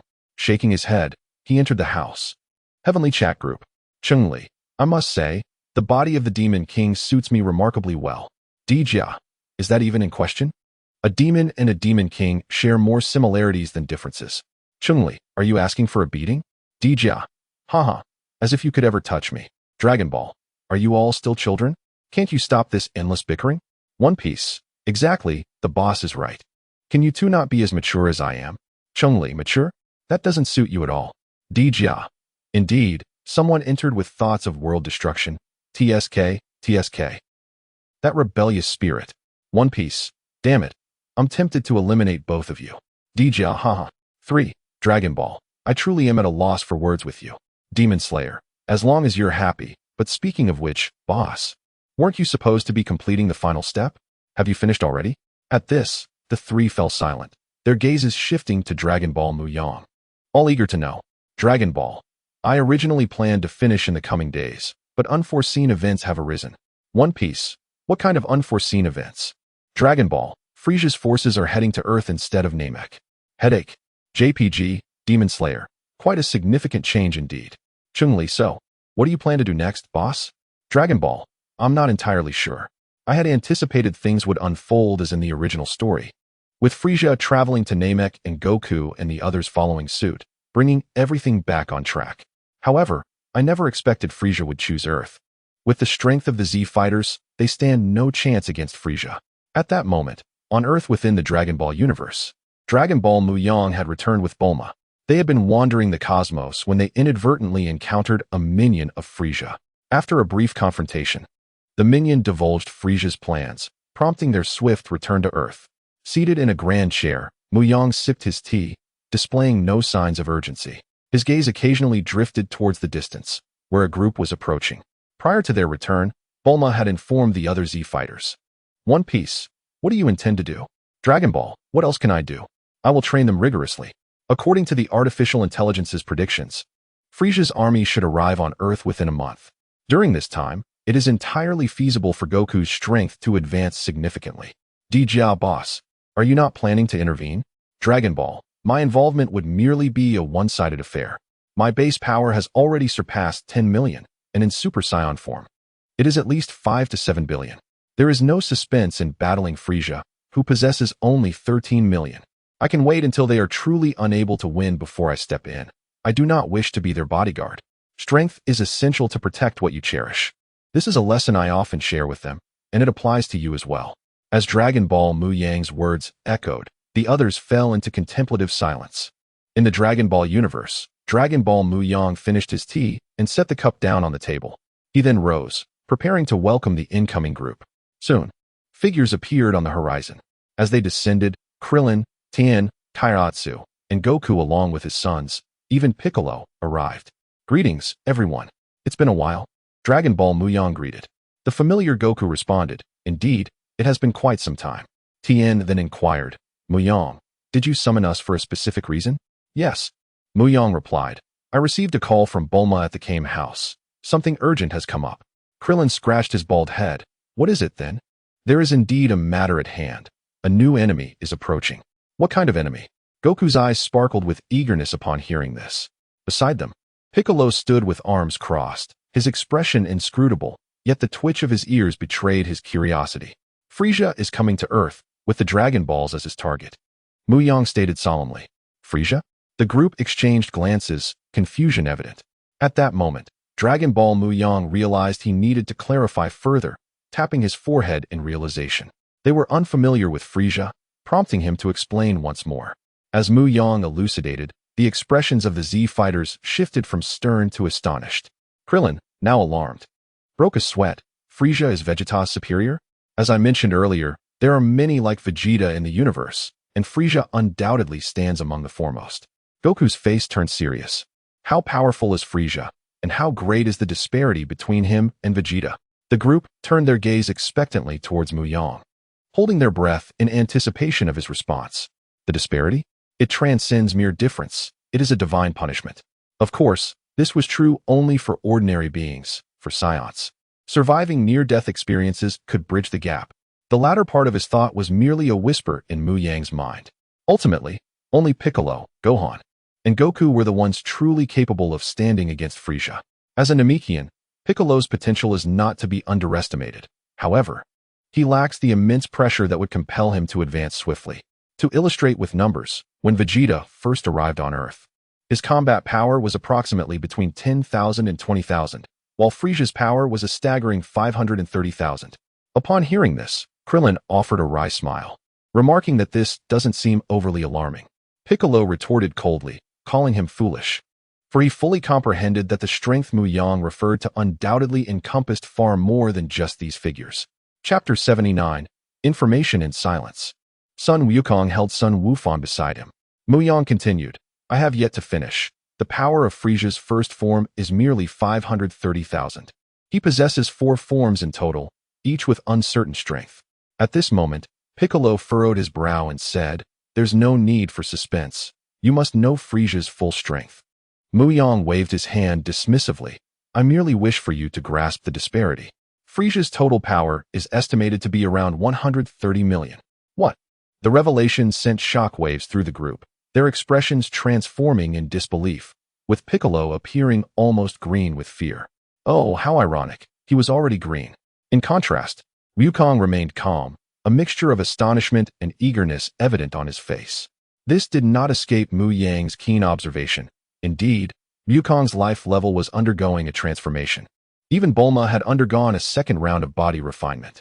I summoned you here today not only to inform you, but also to encourage your training, Mu Yang spoke slowly. No, we stand no chance against him, Krillin lamented, suddenly realizing something as he turned to Mu Yang.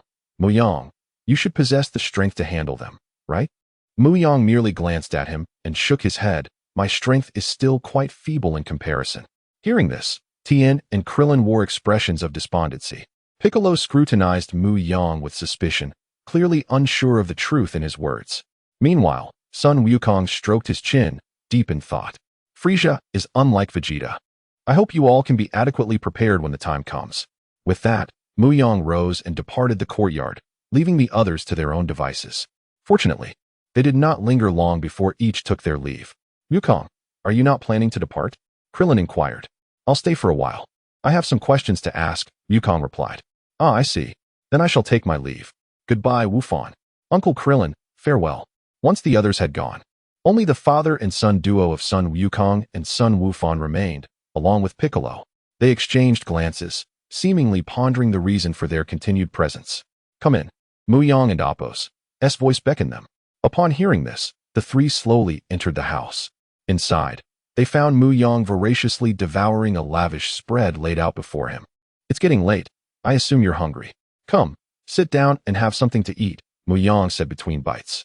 Hee, I want to be polite then, Wukong declared as he took a seat. Thank you, Uncle Mu, Sun Wufan said obediently. Mu Yang waved his hand dismissively, no need for thanks. At that moment, Bulma appeared in a white lab coat, holding a report as she entered the kitchen. Wukong and Wufan, you're still here? She completely ignored Piccolo, who didn't seem to mind. Bulma approached Mu Yang, handing him the report. Take a good look for yourself. What is this? Mu Yang paused his eating, setting down his chopsticks to receive the report. He quickly scanned its contents, his expression darkening significantly.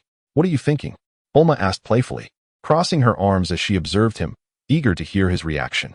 The lab coat did little to conceal her ample curves. Mu Yang cleared his throat. Are you certain about this? Bulma shot him a glare. Do you doubt my findings? No. Bulma is the best. After reviewing the report in his hands, he realized why Frisia was headed to Earth. All of this stemmed from Mu Yang bringing the Goldo spaceship back to Earth.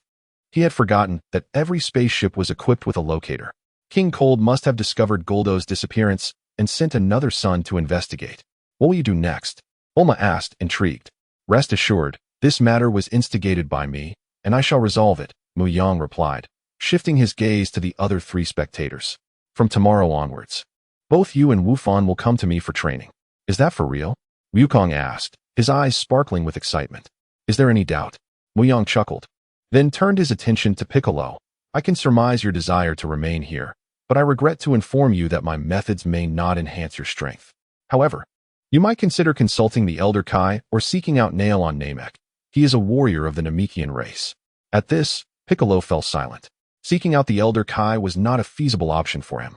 The truth was, he still harbored some reservations towards the Elder Kai.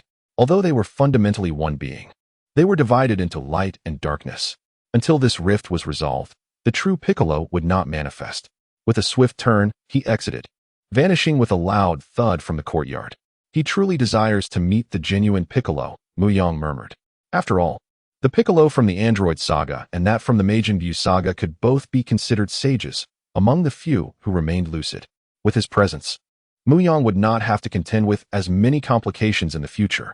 What does the true Piccolo signify? Bulma inquired. Mu Yang smiled. It is quite literal. He and the Elder Kai were once one entity, merely divided by good and evil. In due time, you will witness the emergence of a new Piccolo. Indeed, the fusion was now an established fact. Although Namekians are long-lived, a series of significant events would compel them to evolve. And this applied not only to Sun Wukong and the Saiyans, but also to Piccolo. Bulma raised an eyebrow, but chose not to press further. She understood that persistent questioning could strain their relationship, and she was not truly infatuated. The following morning, Sun Wukong arrived at Mu Yang's home. Why are you alone? Where's Wufan? Chi-Chi wouldn't let him come, claiming that training and fighting are the same. Wukong scratched the back of his head. Hearing this, Mu Yang sighed. Foolish woman. He did not harbor disdain for Chi-Chi. Rather, he found her reasoning somewhat naive. Indeed, foolish. Her limited perspective was understandable, given her upbringing. After all, what kind of daughter could be raised by a counterfeit king? In another ordinary world, Mu Yang might empathize and agree. Yet this was the Dragon Ball universe, not just any ordinary realm. Here, one could easily obliterate planets or even the cosmos. Without the strength to protect Earth, what good were studies? Consider the future of Dragon Ball Z. Without the protection of Wukong and others, what fate befell the world? Ultimately, Sun Wufan was left to assume the mantle of Earth's protector, yet his strength was inadequate. Thus, it all boiled down to 4 words: narrow-mindedness. Wukong. What is it? I wish for you to have a serious conversation with Chi-Chi, encouraging Wufan to train. Mu Yang continued. You must have noticed that Wufan's talent far exceeds your own. Wukong, indeed aware of this, replied, but I doubt I can persuade Chi-Chi. Mu Yang sighed again. Show some assertiveness. All right. Enough of that. What kind of training do you have in mind for me? Wukong's eyes sparkled with anticipation. Mu Yang smiled wryly, shaking his head. It seemed he would need to find another time to discuss matters further. Chapter 80. Training with Sun Wukong. Since that is the case, let us commence. Let's spar a little so I can gauge your strength, Mu Yang said slowly. I have long desired to engage in combat with you, Sun Wukong exclaimed, his fighting spirit ablaze, his fervent gaze seemingly eager to devour Mu Yang. With his left hand gesturing playfully, Mu Yang kept his right hand behind his back. Come on. All right, here I come. With a powerful kick against the ground, Sun Wukong lunged forward like a swift cheetah. He threw a straight punch towards Mu Yang, who remained composed and stationary. Slap. Sun Wukong's fist was firmly caught by Mu Yang's left hand. No matter how hard Sun Wukong exerted himself, he could not budge an inch. Impressive, Sun Wukong thought to himself. Yet, he was far from finished. Another punch was launched. Observing this, Mu Yang seized Sun Wukong's fist and pulled back, causing him to lose his balance and tumble forward. Mu Yang swiftly raised his knee, striking Sun Wukong in the abdomen. Ugh! A wave of excruciating pain engulfed Sun Wukong's body, and he expelled a mouthful of gastric acid, his pupils dilating. His form was sent flying several meters away, rolling across the ground before finally coming to a halt. Cough, cough, cough. Sun Wukong lay on the ground, hacking relentlessly as if he were about to cough out his lungs. Get up, the battle is not over yet. Mu Yang's voice was cold. I know. Sun Wukong struggled to rise from the grass, his gaze towards Mu Yang filled with even more excitement. I will use my full strength now. Huh. Triple KO Ken. Suddenly, a red aura erupted around Sun Wukong's body. His speed surged once more, yet to Mu Yang, he still appeared as slow as a snail. With a few simple sidesteps, Mu Yang evaded all of his attacks and countered with a punch to Sun Wukong's face, leaving him dazed, as if on the brink of losing consciousness. Sun Wukong felt his mind buzzing. Yet, Mu Yang's assault did not cease. He struck Sun Wukong repeatedly, sending him soaring into the air. At this point, Sun Wukong had already lost consciousness. Mu Yang swiftly appeared beside him, delivering a heavy blow. Boom! Sun Wukong's body crashed to the ground like a cannonball, creating a crater 2 to 3 meters wide in the lush green grass. The immense pain jolted the unconscious Sun Wukong back to awareness. At this moment, Mu Yang refrained from further attack. His keen eyesight revealed the current state of Sun Wukong's body. Most of his internal organs were severely bleeding. His ribcage and cervical vertebrae fractured in multiple places, with some bones even piercing into his organs. For anyone else, such injuries would be fatal within moments.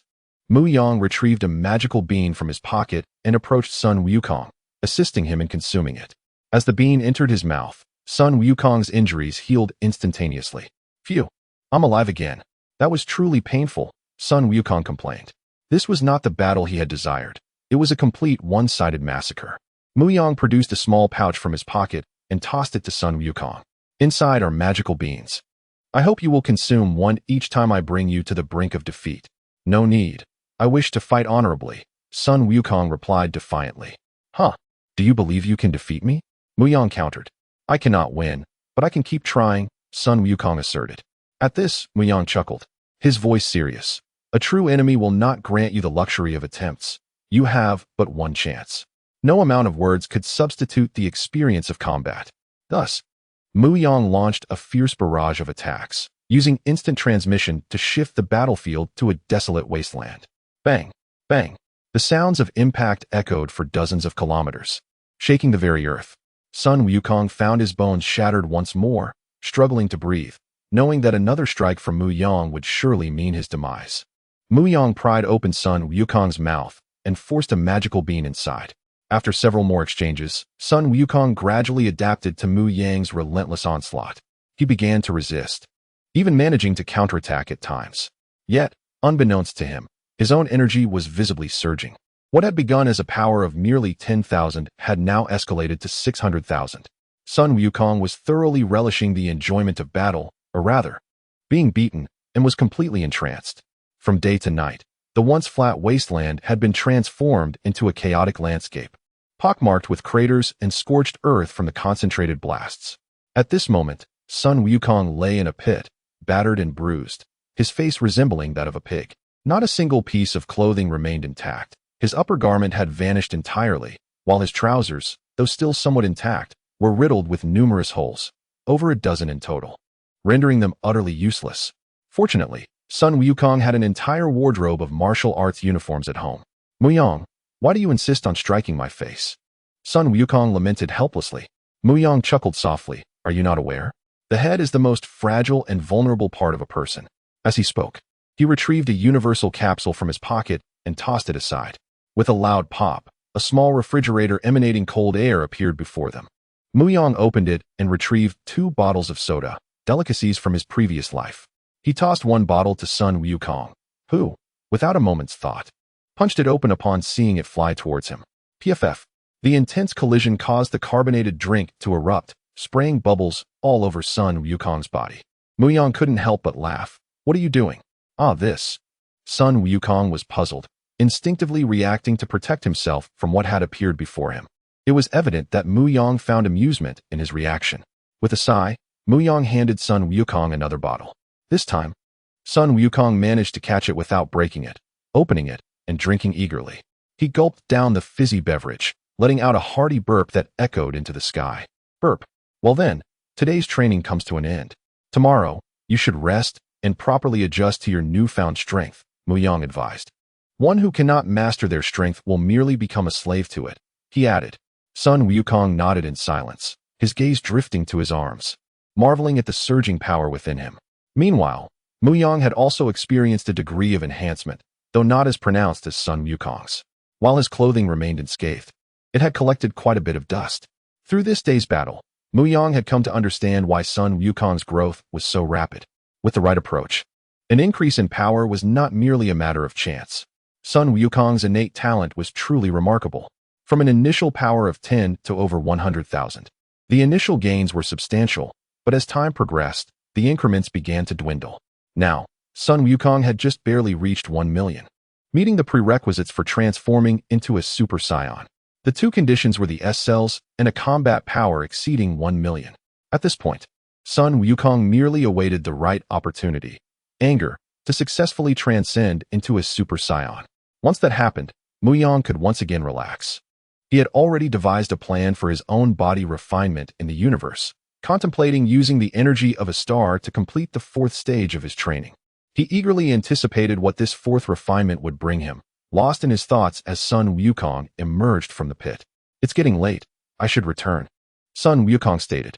Mu Yang regained his composure and nodded, affirming, indeed. He then remarked, by the way, take this, and tossed a universal capsule from the gravity chamber to him. To Mu Yang, the gravity chamber could provide as much as one desired. The wealth of the Universal Capsule Company had reached a level rivaling that of nations. What is this? He inquired. It is a gravity chamber, capable of honing your physique and mastering your strength. I see. Thank you, he responded. With that, Sun Wukong soared into the sky, heading towards Baozi Mountain. Observing this, Mu Yang also vanished from his spot in an instant. P.S. My condition is somewhat lacking. QAQ Chapter 81. Frisia Chapter 81. Upon returning home, Mu Yang was greeted by the sight of Bulma bustling about in the kitchen. I'm back, he announced. Just in time for dinner. Bulma replied joyfully. At that moment, Dr. Brief and Mrs. Brief also entered the kitchen. Oh dear, it's Bulma's first time cooking, Dr. Brief exclaimed. Oh, come on, Bulma retorted modestly. As the dishes were laid out on the table, the four began to eat. The lavish spread could easily satisfy 10 people, yet to Mu Yang, it only felt like he was 7/10 full. After the meal, Mu Yang made his way to the rooftop, settling into a rocking chair to admire the starry night sky. I knew you would be here, Bulma's voice chimed from behind him. You're quite clever, Mu Yang praised her. Bulma, feeling proud, huffed softly and took a seat beside him, her beautiful eyes fixed on him. What are your plans moving forward? What else can I do? I'll just have to rely on Sun Wukong's strength, Mu Yang replied. But Krillin and the others. Bulma began, but Mu Yang interjected. Don't count on them. To put it bluntly, I never had any expectations of them. In the future, powerful foes will only multiply. If one does not swiftly enhance their own strength and merely seeks protection from others, they will most likely be rendered useless. Do you really have such little faith in them? Bulma questioned. It's not a matter of faith, it's simply the trend of the times. Of course, one could use the Dragon Balls to make a wish, but the Earth's Dragon Balls won't suffice. Namek's might, however, could. He continued.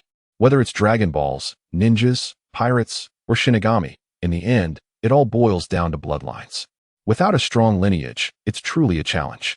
After all, not everyone can become invincible in just 3 years of training like Saitama. It's getting late. We should head back to sleep, he suggested. What? Are you not leaving? Mu Yang stood and glanced at the motionless Bulma. Carry me.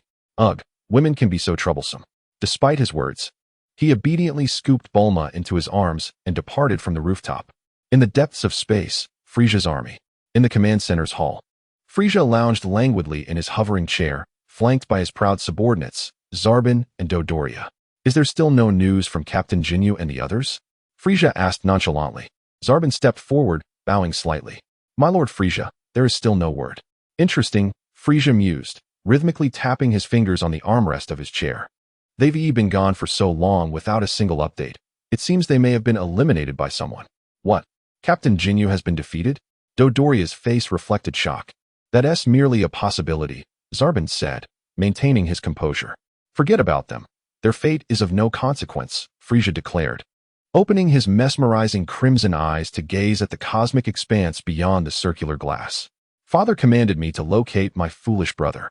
According to the coordinates, he was supposed to head to Namek, yet for some unknown reason, he has ventured to a remote planet. I truly cannot fathom what he is thinking. At that moment, a subordinate entered from the corridor. Perhaps I know. At these words, Dodoria and Zarbon turned their attention to the newcomer. With deep purple skin and clad in standard battle attire, the individual was none other than Chilled, who had always been at odds with Vegeta. Greetings, Lord Frisia, Chilled said. Kneeling respectfully, Frisia adjusted the direction of his chair, fixing his gaze on Chilled. The once confident Chilled was now drenched in cold sweat under Frisia's imposing aura, a testament to the power of his superior. Speak, Frisia commanded slowly. My Lord Frisia, you must be aware of Vegeta, the fallen prince of the Saiyans. How could I forget? I personally annihilated planet Vegeta, Frisia replied. Not long ago, Vegeta visited that location, the very coordinates given by King Cold. Chilled continued anxiously.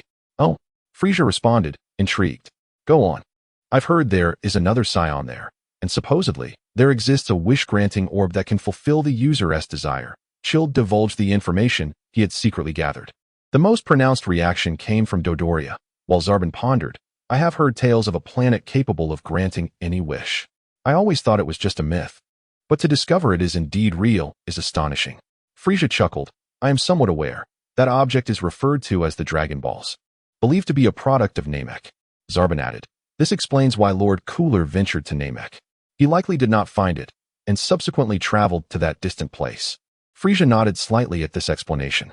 In truth, he had also considered this, but one individual remained perplexed by the conversation, Dodoria. Yet, in an effort to avoid appearing ignorant, he chose to remain silent and listen. Frisia smirked. It seems my foolish brother is in pursuit of that object. How amusing. Zarbon, how long until we arrive? Zarbon quickly approached a console to check, and then returned to Frisia's side. My lord, we should arrive in about 5 or 6 days. Frisia frowned at the response. So long. Fine, I will only grant you 3 days. Regardless of the means, my patience extends for only 3 days. Otherwise, I suggest you consider a replacement. Wouldn't you agree? At this moment, a chill ran down the spines of the three, with Zarbon feeling the weight of it the most. Understood. Frisia smiled, nodding. I await your good news. Ho ho ho with that. He turned and maneuvered his chair out of the command center.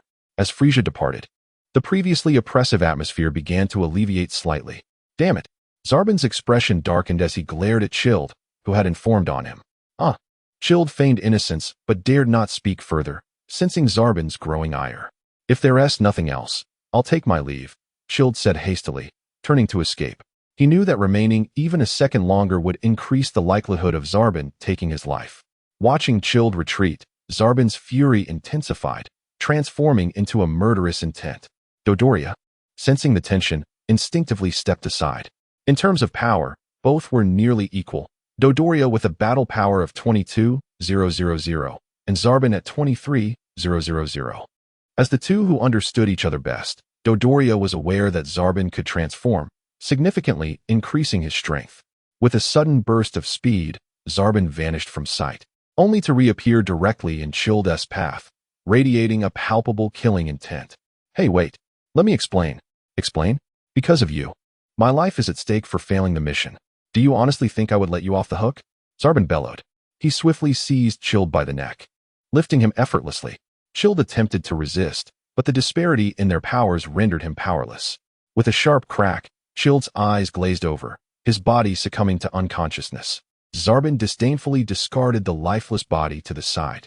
Chapter 82. Gohan's injury. In the 82nd chapter, Sabo disdainfully tossed aside the corpse of Chioi. Dodoria observed him and inquired, What are you planning to do next? What can I do? Sabo retorted through gritted teeth. Of course. I must find a way to reach that location quickly. Noticing Sabo's volatile mood, Dodoria refrained from further commentary.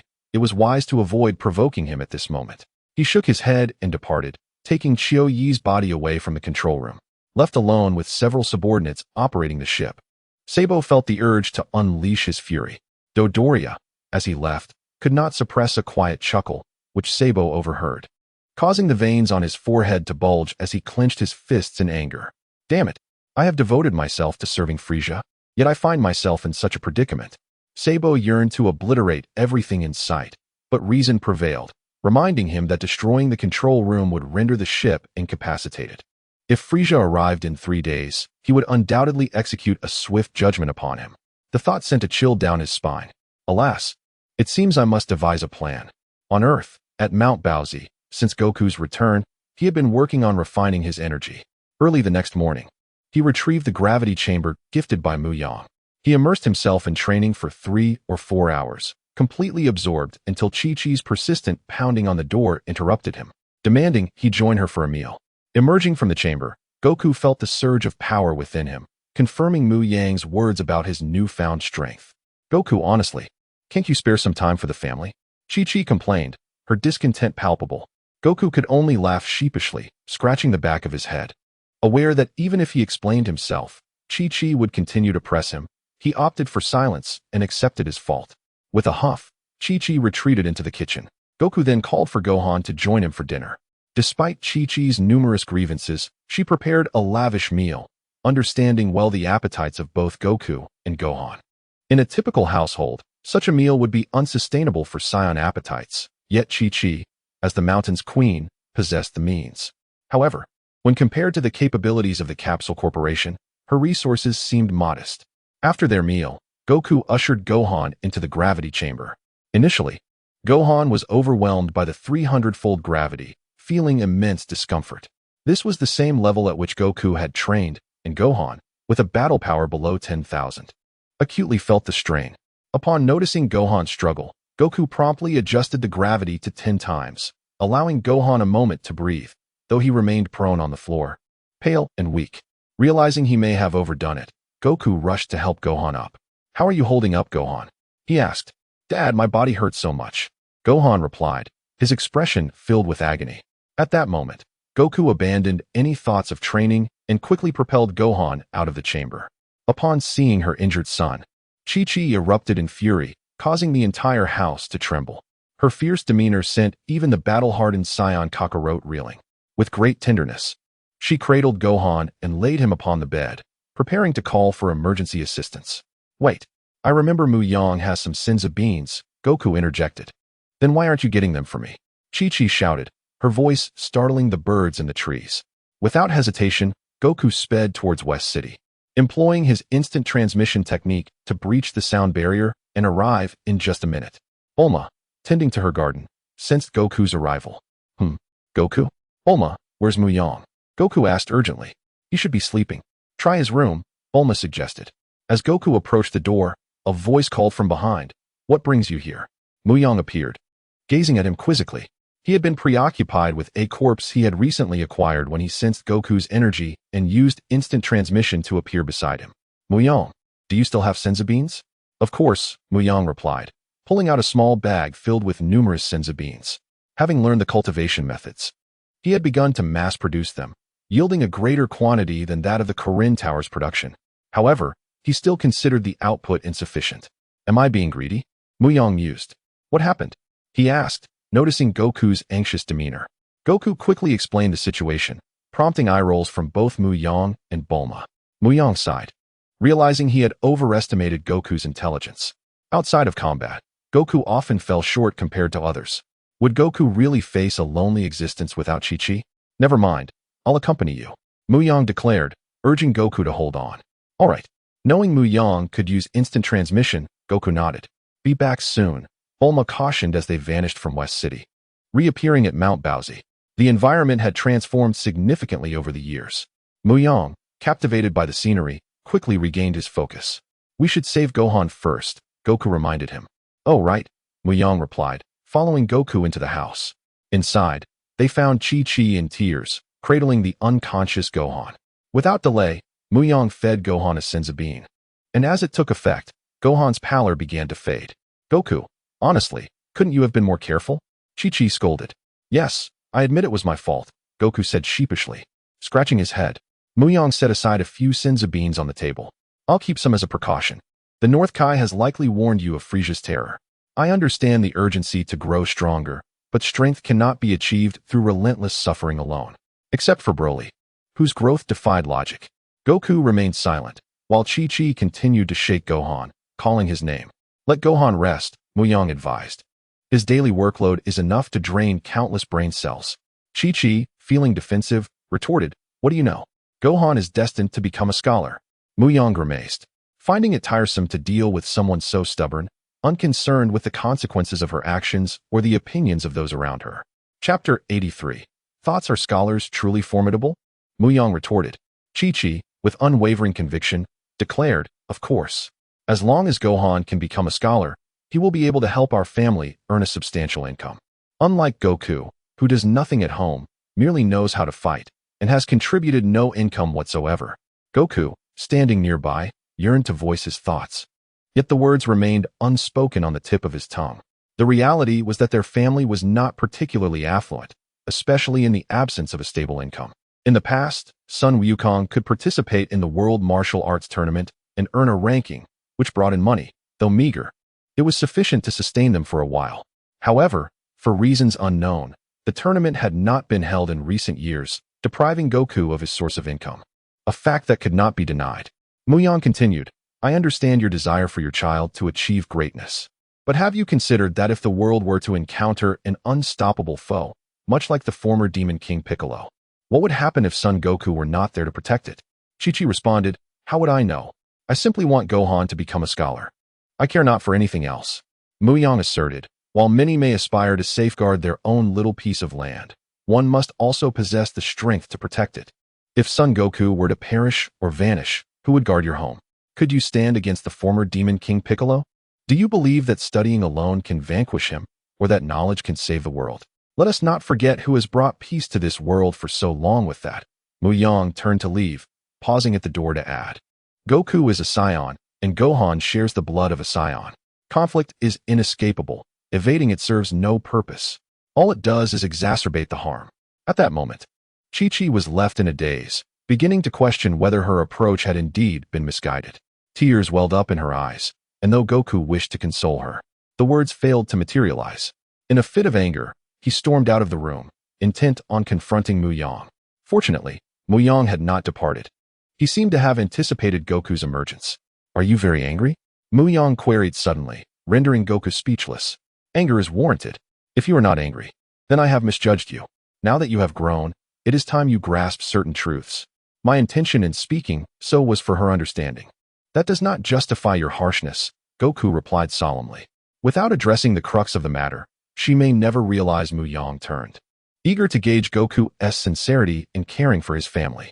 Though his expression conveyed some emotion, it was insufficient. What do you mean? Goku asked, perplexed. Merely being angry is futile. If my family were to be harmed, I would not hesitate to eliminate the threat. As those words left Mu Yang's lips, an icy aura of murderous intent enveloped the air, prompting Goku to instinctively prepare for battle. Shock evident on his face as he regarded Mu Yang, an expression both familiar and alien. Is this truly the Mu Yang I know? Goku pondered within. Noticing Goku's reaction, Mu Yang recognized he had overstepped and swiftly retracted his murderous intent, turning his back to Goku, adopting the demeanor of a sage. I only seek to elevate your awareness. Though one may endure hardships outside, thoughts of home can alleviate, even erase, that pain. Home is eternally a sanctuary in one's heart. Should you ever find yourself in peril, I hope you can act without hesitation to protect it, even if you inhabit a foreign body. The final sentiment remained unvoiced, knowing that in the future, a certain green deity would seek to usurp his form. Goku, suddenly enlightened, realized he was not truly obtuse. After years of acquaintance with Mu Yang, he recognized that he often spoke in ways that were hard to comprehend. Yet, upon reflection, those words held profound wisdom. Understood. Goku replied, his expression grave.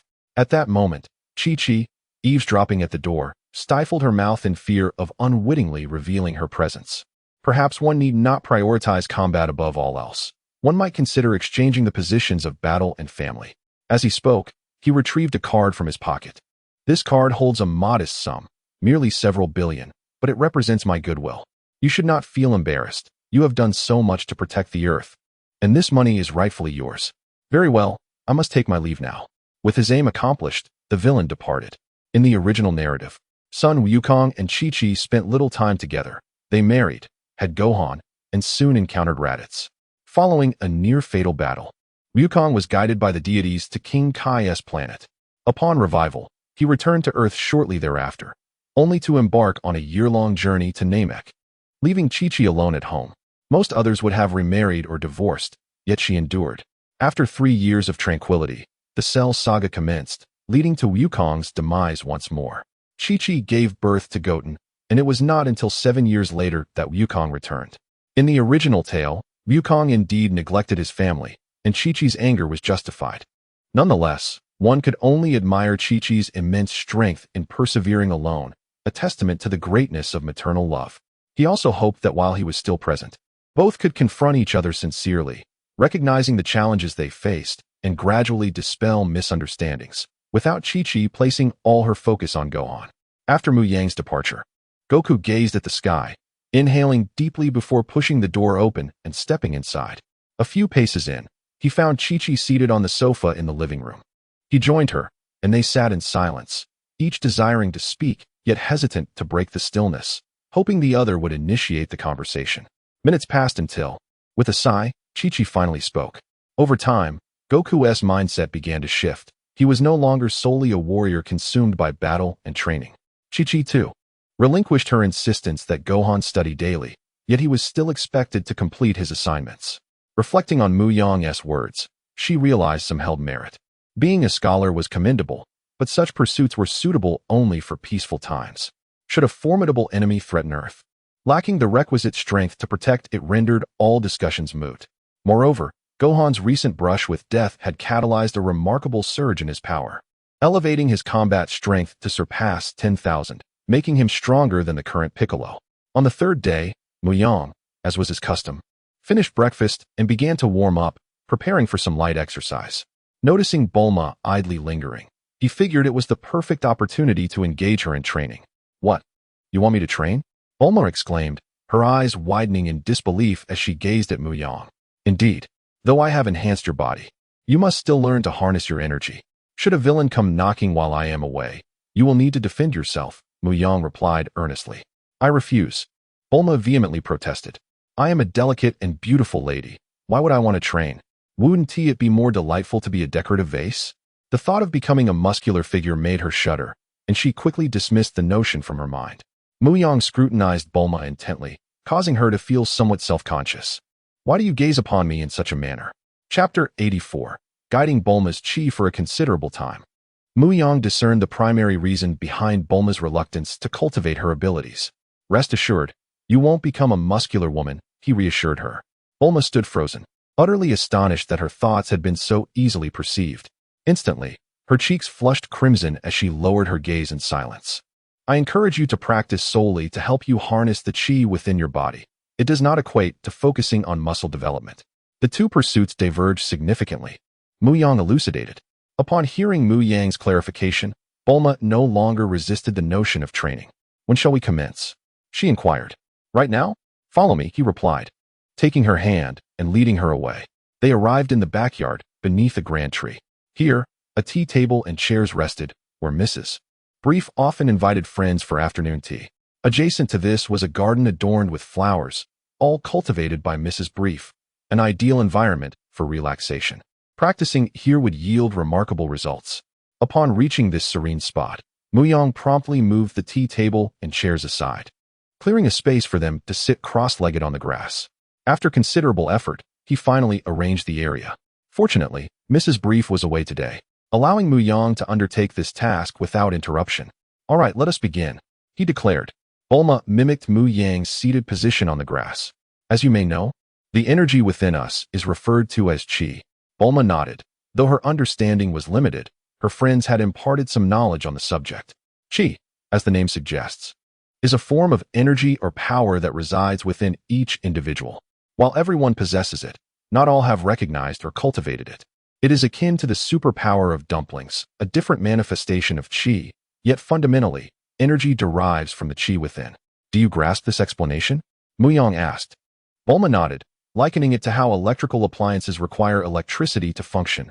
Without it, they are mere decorative objects. "Precisely. With that, Mu Yang extended his right hand, summoning a sphere of energy that shimmered with blue and white hues. This is Qi. Bulma leaned closer, attempting to discern its nature. Enough of that. You won't discern anything. It's quite esoteric.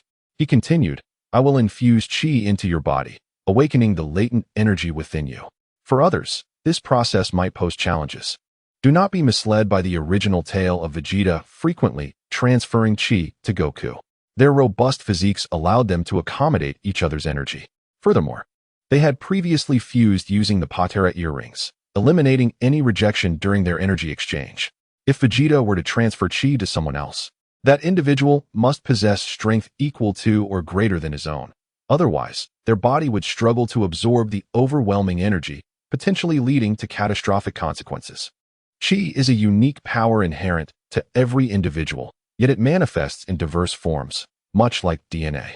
Transfusing blood from an A student into a B student may yield some rejection, even if their blood types align.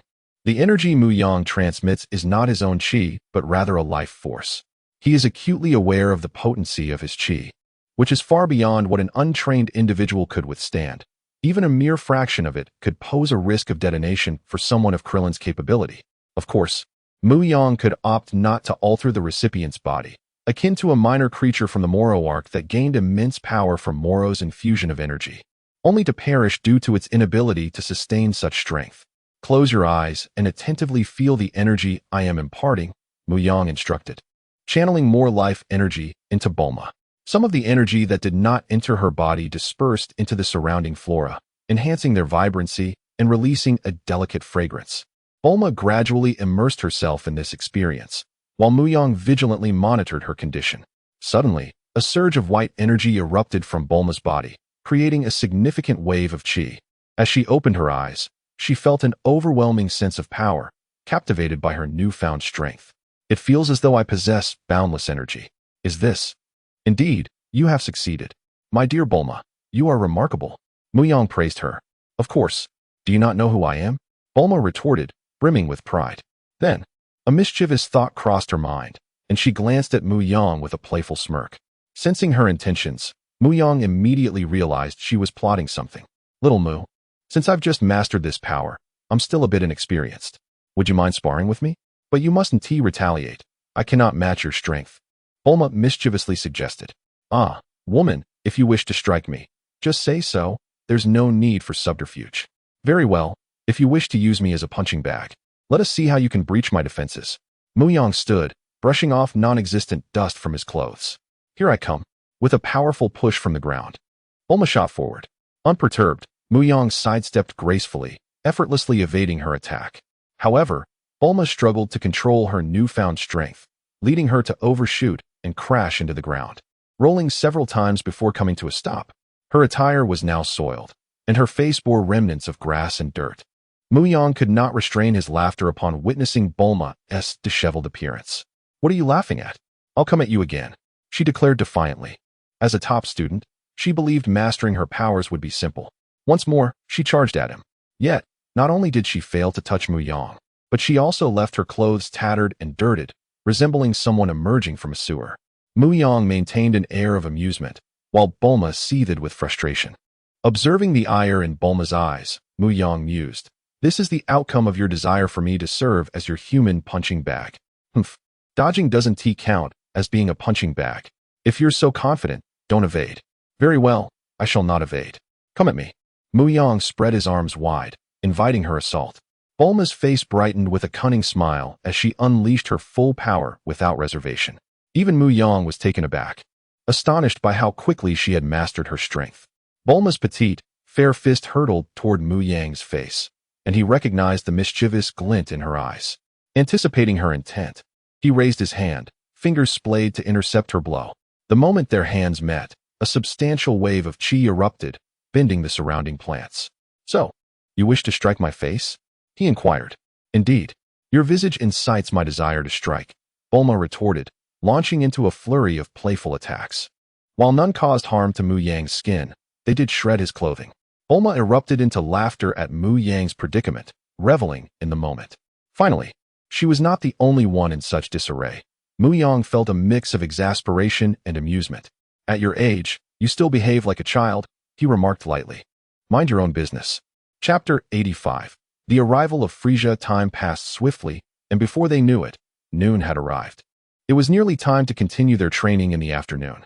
Lying sprawled on the lawn, Bulma gazed at Mu Yang with a look of exasperation. How do we have to continue in the afternoon? I don't want to study anymore. Mu Yang replied. While you have indeed mastered the control of ki, you are still at a basic level. If you can learn the flight technique this afternoon, I won't drag you back for training again. Flight technique? So, it's flying in the sky. Don't you want to give it a try? He inquired. Of course I do. Bulma responded without hesitation. Then it's settled. Get up, take a shower, have a meal, and rest for a bit. We shall resume our training afterward, Mu Yang said gently. Bulma looked at Mu Yang with a pitiful expression. I don't want to move. Little Mu, carry me. Mu Yang chuckled at her antics. Stepping forward, he lifted the adorable little sprite into a princess carry and turned to leave the spot. As Bulma lay in his embrace, inhaling his scent and feeling the firmness of his chest, she couldn't help but think, how I wish to remain in your arms forever. Upon arriving at the bathroom, Mu Yang realized that she had already fallen asleep. A heart-wrenching expression crossed his face. She must be utterly exhausted. He decided to let her rest for a while. Gently placing Bulma on the sofa, Mu Yang reached for a nearby blanket, only to sense a sinister energy approaching from afar. Instantly, his expression turned serious. He glanced in a certain direction, murmuring, has it arrived? But how could it deviate so much from the expected timeline? Xiao Ao, scan for any spaceships in outer space, Mu Yang addressed the air. In the next moment, a holographic projection appeared, revealing a little girl in a red dress, who bowed slightly before Mu Yang. Yes, master. I and Oppos, VE told you countless times, do not call me master. Refer to me as sir, Mu Yang replied with exasperation. Understood, master. Of course, master, the little girl, Xiao Ao, teased. Exhibiting a personality far more human than that of a mere obedient artificial intelligence. Master has detected the presence, Xiao Ao announced through the speaker. Then speak up, Mu Yang said, taking a sip from his teacup. There is only one large spaceship detected.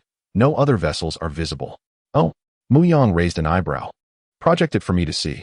Soon, Xiao Ao complied, projecting the spaceship from outer space. There are only 59 life forms aboard, one of which is exceptionally powerful. It is likely the Frisia you are familiar with, Xiao Ao explained. Only 59? That is impossible. Mu Yang recalled the time during the Dragon Ball Resurrection F arc when Frisia's army was vast, with at least hundreds of soldiers. How could there be so few? It doesn't make sense. The more he pondered, the more he felt something was amiss. Oh, I also discovered.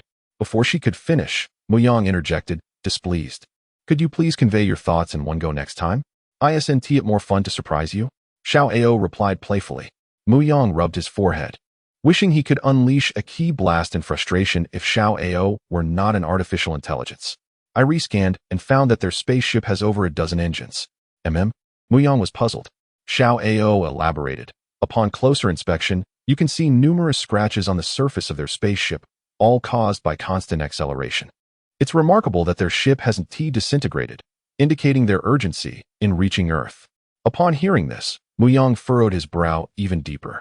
Previously, while in space, he had instructed Xiao Ao to calculate the time it would take for Frisia's ship to reach Earth, knowing Frisia's coordinates were at the intersection of the North and West galaxies. According to Xiao Ao's calculations, the journey should take a minimum of a week and a maximum of a month. 3 days? Why? Mu Yang pondered. Given Frisia's character, this is unexpected. Have I overlooked something? Xiao Ao, sensing his contemplation, wisely refrained from interrupting. Outside Earth, aboard Frisia's spaceship in the main control room, Sabin and Dodoria knelt on one knee. Lord Frisia, as per your command, we have arrived at Earth in 3 days. Ah, splendid. Sabin, you have truly exceeded my expectations. Frisia replied with delight. All for the Frisia force. I am willing to dedicate myself, Sabin asserted. Dodoria echoed the sentiment. I too am ready to sacrifice. Excellent. I am very pleased. After this mission, I shall reward you both generously. Thank you, Lord Frisia, they chorused. Frisia gazed through the glass at the distant blue planet. Oh, what a beautiful world. It stirs within me an irresistible desire to obliterate it. At Baozi Mountain, Goku, who was training with Gohan, suddenly changed his expression. Gohan noticed his father's reaction and ceased their practice. Dad, what's wrong? They're here. Who? Gohan inquired, tilting his head. Goku replied calmly. It should be Frieza, as Mu Yang mentioned. What? Gohan exclaimed, quickly focusing on the direction his father was looking. He detected an exceedingly malevolent energy descending upon Earth. Meanwhile, at the heavenly temple, the others felt the tension acutely. Krillin, Tien, Kaiatsu, and a resurrected Yamcha all wore serious expressions as they stared at the massive disc-shaped spaceship not far away. I sense an incredibly powerful and evil energy, Tien said, beads of sweat forming on his brow, struggling to speak. Indeed, that must be Frieza as Mu Yang described, Krillin stammered, his legs trembling. Yamcha remained silent, but his sudden descent to the ground spoke volumes about his inner turmoil. The old Kai and Bubbles stood beside them, sighing heavily. Old Kai, Bubbles called. Fear not, Bubbles. What is meant to be will be. We cannot escape our fate. It all hinges on Son Goku now. In the mountains afar, Piccolo opened his eyes, his chaotic energy suddenly stabilizing. Over the past 3 days, he had made significant progress. He glanced at the location where Frieza was landing and leaped into the air, propelling himself forward at great speed. Gohan, take Chi-Chi to Bulma's house, quickly, Goku urged, his final word heavily emphasized. Understood, Dad, Gohan nodded, then leaped toward the site of Frieza's descent. Chapter 86. The battle begins in the clandestine laboratory of Mu Yang, for containers came into view, each housing the remains of Gula, Jinyu, Gudu, and the headless Naba. Having perished once before, they were reanimated through the infusion of life energy by Mu Yang. Yet their souls had dissipated, leaving behind mere corporeal vessels. Let me witness whether the blood of the Demon King's body will have any effect on you, Mu Yang proclaimed, as he accessed the chat group and downloaded the essence of the Demon King. A warm current coursed through him, and then, nothing further followed. He extracted 4 drops of his own ordinary blood, letting them fall into the containers, awaiting the miraculous transformation. This endeavor stemmed from 2 motivations: a lack of satisfactory progress in understanding their abilities and a desire to explore a particular hypothesis, that his blood could forge a new soul to inhabit their lifeless forms. As the dark golden blood entered their bodies, a tremor began to manifest. With the passage of time, the trembling intensified. Mu Yang felt acutely aware of the moment his blood infiltrated their systems, initiating a process of assimilation and consumption of their own blood. In mere moments, it spread throughout their bodies. To label it as mere blood would be an understatement. It resembled a virus in its invasive nature. As Mu Yang's blood assumed dominance, the convulsions of their bodies gradually subsided, and the latent power within the blood began to transfer to them. Time slipped away, and ultimately, one body could not withstand the influx of Mu Yang's power. With a resounding explosion, it disintegrated into a mass of flesh. Mu Yang frowned, realizing that the one who had perished was Gudu, whose abilities he had yet to fully comprehend. While he had some grasp of Jinyu's body-switching skill, Gudu's time-stopping ability remained a mystery. Alas, such a pity, he mused, but the matter was beyond remedy. He turned his gaze to the remaining 3, hoping they could endure. Meanwhile, the Z-Fighters had reached the corner where Frieza awaited. Much like the Saiyan invasion, all but Gohan had assembled. Yamcha, it has been far too long, Goku remarked. Indeed, it has been ages, Yamcha replied, stepping forward to embrace Goku. I apologize for what happened last time.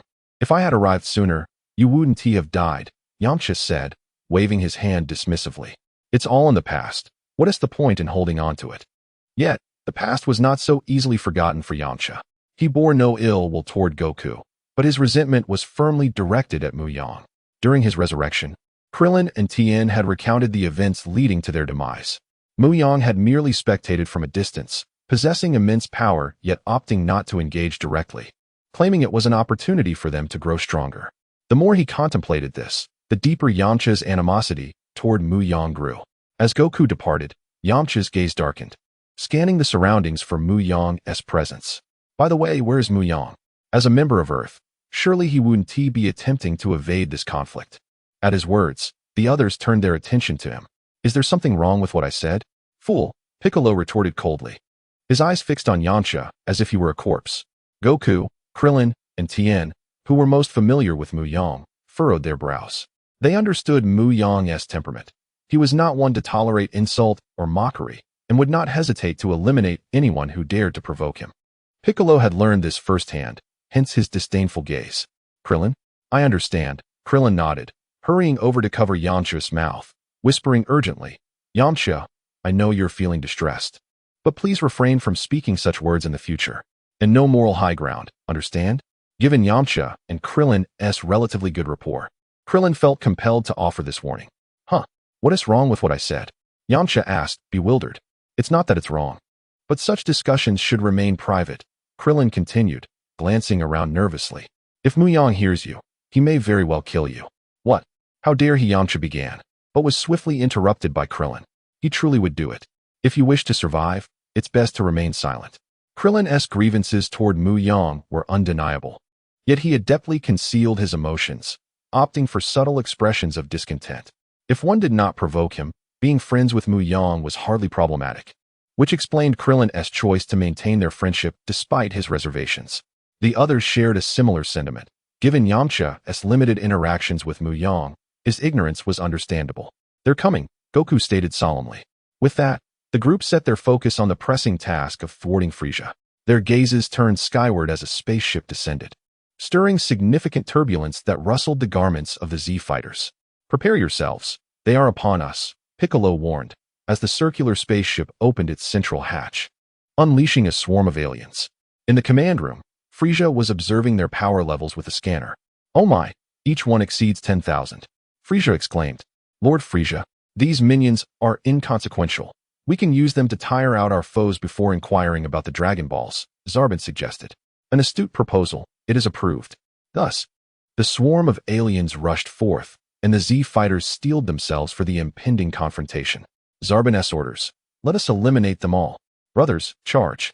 A cacophony of battle cries erupted as the aliens surged toward them, their overwhelming presence striking terror into the hearts of the Z fighters. Oh my goodness, there are just too many, Krillin exclaimed. This is troublesome, Tien added, as Yamcha swallowed hard, while Goku stood poised for the onslaught. Piccolo, witnessing the aliens prepared to fight to the death, found himself at a loss for words. Should I call you foolish, or simply stupid? You're all morons. Clumping together makes you easy targets. Separate and conquer. With that, he bolted in one direction, prompting the stunned fighters to scatter in all directions. Hey, why are they running? One alien remarked. They must think they can't defeat us, so they're splitting up. But that's futile. We'll pursue and take them down one by one. Indeed, I'll lead the charge, another alien declared, only to be interrupted by a comrade. Hey, you're in the wrong scene. As the Frieza army clamored, they began to pursue the Z fighters, just as Piccolo had anticipated. Chapter 87. Transformation complete. Ah, why are there so many people here? Krillin shouted, flanked by dozens of followers, while Tien Shinhan had only 5 or 6 at his side. Stop wasting time, attack. Tien commanded. He placed his right hand atop his left, the pinky of his right hand touching the index finger of his left, forming a frame with his thumbs pressed together. This was Tien's unique technique, the Kikaho.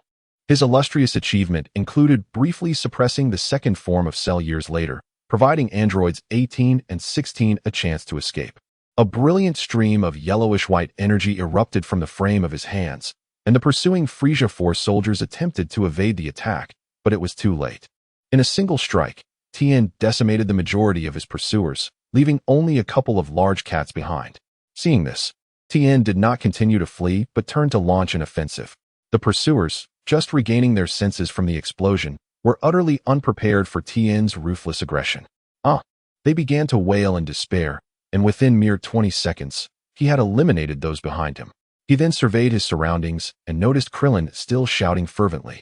It seemed he wouldn't be caught anytime soon. With that thought, he turned to rescue Yajirobe, who was the weakest among them. Meanwhile, Goku and Piccolo were still engaged in combat with their pursuers, while Krillin and Yamcha were desperately fleeing.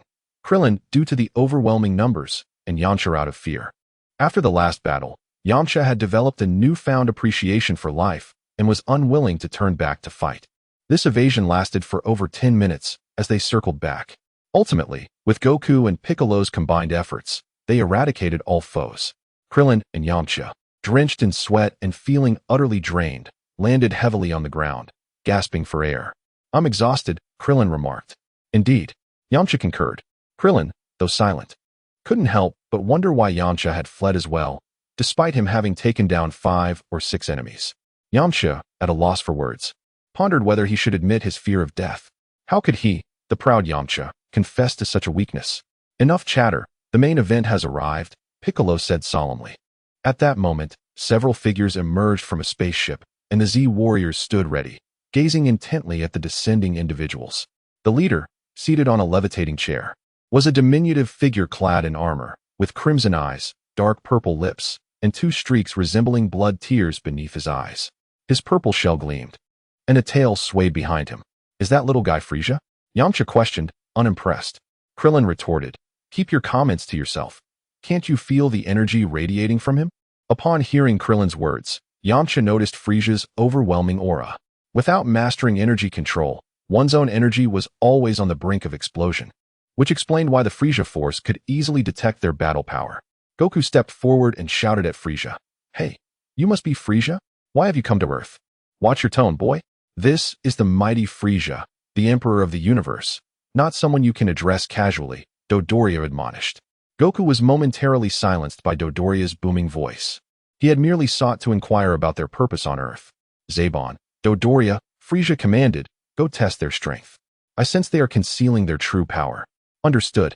They replied in unison, stepping forward to confront the 6 Z warriors. I'll take the green one. The rest are yours, Dodoria declared before launching himself at Piccolo. Seeing Dodoria charge at him, Piccolo's expression turned grave. With no time for hesitation, he raised his arms to defend himself.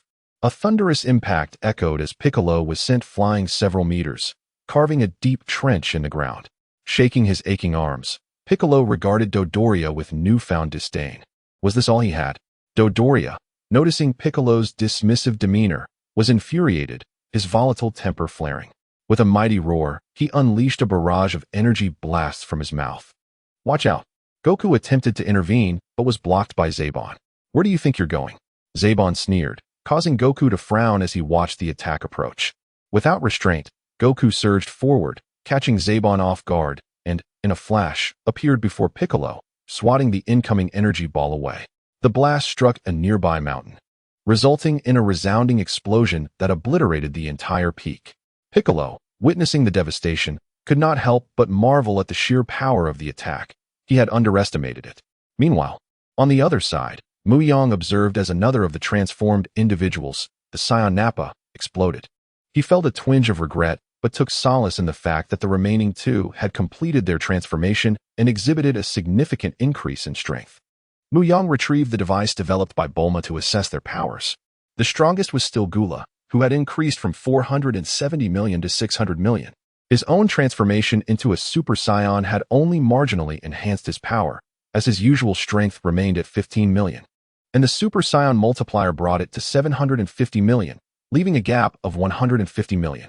Next was Jinyu, whose battle power had risen from 120,000 to match Goku's at 1 million. Unfortunately, this body had reached its limit. Look up at me, Mu Yang commanded, and the 2 immediately complied. Their expressions blank and their demeanor eerily reminiscent of their previous dormant state. Only now they were under his control. Moreover, Mu Yang could enter their bodies and manipulate them directly. Although he had not created a true soul, this semblance of a clone provided him with greater operational flexibility. He contemplated sending Jinyu to battle Goku, allowing him to unleash his full potential. With that resolved, Mu Yang transported himself and Jinyu to the battlefield. Meanwhile, Bulma was anxiously searching for Mu Yang. She had just received a message from Master Roshi that Frisia had arrived on Earth and needed Mu Yang's assistance. Yet she could not locate him, not even reaching him by phone. The reason for the silence was that Mu Yang had set his phone to silent mode upon entering the laboratory, preferring not to be disturbed. Mu Yang sensed the situation on the battlefield. Frisia had yet to strike, granting him time. He first dispatched Gula to protect the Earth's core, confident that with his current strength, he could remain there for some time. This precaution aimed to prevent Frisia from recklessly destroying the core and causing the Earth to explode, a fate Mu Yang had witnessed too many times in the original story. It was wise to be prepared, and with that, he and Jinyu teleported to the battlefield. Chapter 88, Sun Wukong vs. Frisia with a swift motion. 2 figures appeared 10,000 meters away from the battlefield. Mu Yang utilized the powers of the dark fruit to cloak himself and his surroundings, a mere minor development. This ability allowed him to evade numerous forms of detection, such as radar, thermal sensors, and various forms of sensory perception. However, the drawback was that he could still be seen with the naked eye, failing to achieve true invisibility, a lamentable limitation. Considering that the primary power of the dark fruit was not genuine concealment. Standing atop a mountain peak, Mu Yang gazed into the distance, where he could clearly see the unfolding battle. Oh, has the clash with Frisia already commenced? How swift indeed. He glanced at the nearby Jinyu, who seemed unlikely to join the fray. At this moment, two figures in the sky exchanged blows at an astonishing pace, each collision producing a thunderous roar. The sounds of battle echoed. Whoosh, bang, boom. Frisia maintained his first form, with little increase in combat power, yet he managed to withstand Son Goku's attacks multiple times. In contrast, while Son Goku's strength far surpassed Frisia's, he found himself unable to gain the upper hand decisively. Haha, Wild Monkey, your strength is indeed commendable. It reminds me of someone who stood before me, attempting to thwart my plans. Do you know what happened to him? He and Planet Vegeta were obliterated by my hand. Ho ho ho. Frisia laughed heartily, noting the resemblance Goku bore to a certain individual. Goku disregarded the taunt and replied bluntly, we may look alike, but so what? I am a Saiyan raised on Earth. Frisia's mirth vanished, replaced by a chilling tone. Humph, I have no desire to argue with a wild monkey like you. Hand over the Dragon Balls, and perhaps I might spare your lives. Not a chance, Goku retorted, charging forward once more, activating the Kaioken technique. This time, he unleashed it at 3 times his normal power. The strain on his body was now manageable, allowing him to even push it to 5 times. Nevertheless, he needed to reserve some strength, as Mu Yang had previously warned him of Frisia's multiple forms, each capable of significantly enhancing his power. Initially, Goku had taken their battle lightly, but as it progressed, an unsettling intuition urged him to eliminate Frisia swiftly. Otherwise, he sensed that he might not survive the encounter. A crimson aura surged forth as Goku's strength, speed, and destructive capability surged dramatically. In the blink of an eye, his colossal fist shot toward Frisia's face. The speed was so overwhelming that even Frisia could hardly react. Before he could utter a word, a powerful punch collided with his head, leaving him disoriented. His body uncontrollably flew backward, crashing through a mountainside and embedding deep into the earth. Goku did not relent. He immediately followed up with a relentless barrage of yellow energy blasts, akin to a human Gatling gun. Rat-a-tat-tat. Boom. Rumble. The ground quaked, flames erupted, and smoke billowed as Goku unleashed his fury for several long seconds. Finally, he ceased his assault, panting heavily as he released the 3-fold Kaioken. The energy consumption from the technique was indeed substantial, yet it remained within his limits. As the smoke began to clear, Frisia emerged from beneath the rubble, looking utterly disheveled. His consciousness gradually returned, and upon seeing his current state, the once proud Frisia, who always prided himself on his superiority, felt genuine rage for the first time. You despicable wild monkey! How dare you! With a tremendous explosion, the debris pinning Frisia erupted, shattered by his intense energy. His physique began to change, his diminutive form suddenly soaring in height, resembling his father, King Cold, while his power surged exponentially. Krillin exclaimed in alarm, his energy is skyrocketing. Tien added, is this the transformation Mu Yang mentioned? He has entered his second form, meaning there are still 2 more to come. This is becoming troublesome. Goku descended slowly to the ground, positioning himself before Krillin and the others, his gaze sternly fixed on the now towering Frisia. Through his energy perception, he recognized that Frisia's second form matched his own energy level, indicating that their power had reached an equilibrium of 1 million. Wild Monkey, are you ready to die? Frisia coldly challenged. Goku remained silent as the two locked eyes, the surrounding atmosphere falling into a hushed stillness, broken only by the sound of the wind. This moment of tension endured for half a minute before their gazes sharpened. In an instant, both warriors unleashed their full might, charging toward one another. The ground beneath them distorted as they propelled themselves forward, and within mere breaths, their fists collided with a resounding boom. The impact reverberated across the sky, accompanied by a powerful shockwave that radiated outward. Nearby, Krillin and the others were nearly toppled by the force. Get back! Piccolo shouted, and the other Z-fighters quickly retreated. Yet they still felt the lingering effects of the aftershock. At this moment, both combatants truly unleashed their full power. The ground at their center sank 2 to 3 meters under the immense force of their struggle, both warriors locked in a fierce exchange, their feet firmly planted as they battled for supremacy. 3-fold Kaioken. Goku's white aura shifted to red, prompting Frieza to recognize the technique. Yet, he had no time to react as Goku's strength forced him back. Just as Frieza attempted to retaliate, he found himself too slow. A powerful elbow strike struck him in the abdomen, causing him to stagger back and spit out bile. Goku swiftly positioned his hands before him, gathering energy. Kamehameha wave. The blue-white energy beam struck Frieza, engulfing him entirely. But Goku was not finished. Five-fold Kaioken. Suddenly, Goku's aura surged once more, transforming into a torrent of energy.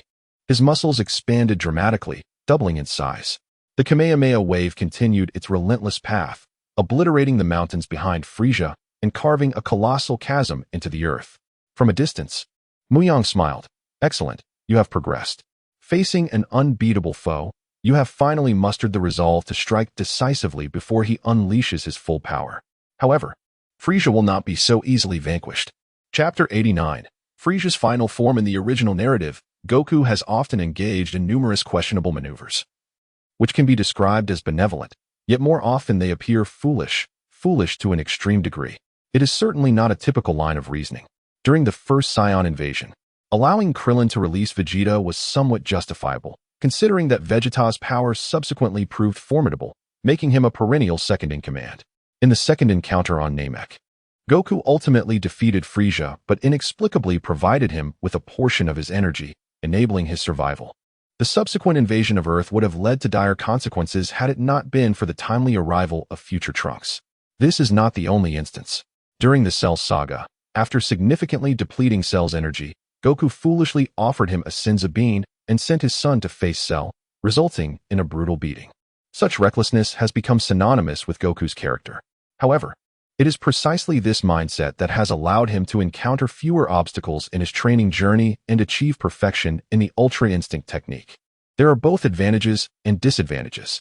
On the battlefield, with dust swirling around, Goku, after unleashing the Kamehameha, felt his legs weaken and collapsed onto the ground. The Z fighters, witnessing this, rushed to support him. Goku, are you alright? Krillin expressed his concern. Goku merely shook his head. I'm fine, just a bit drained.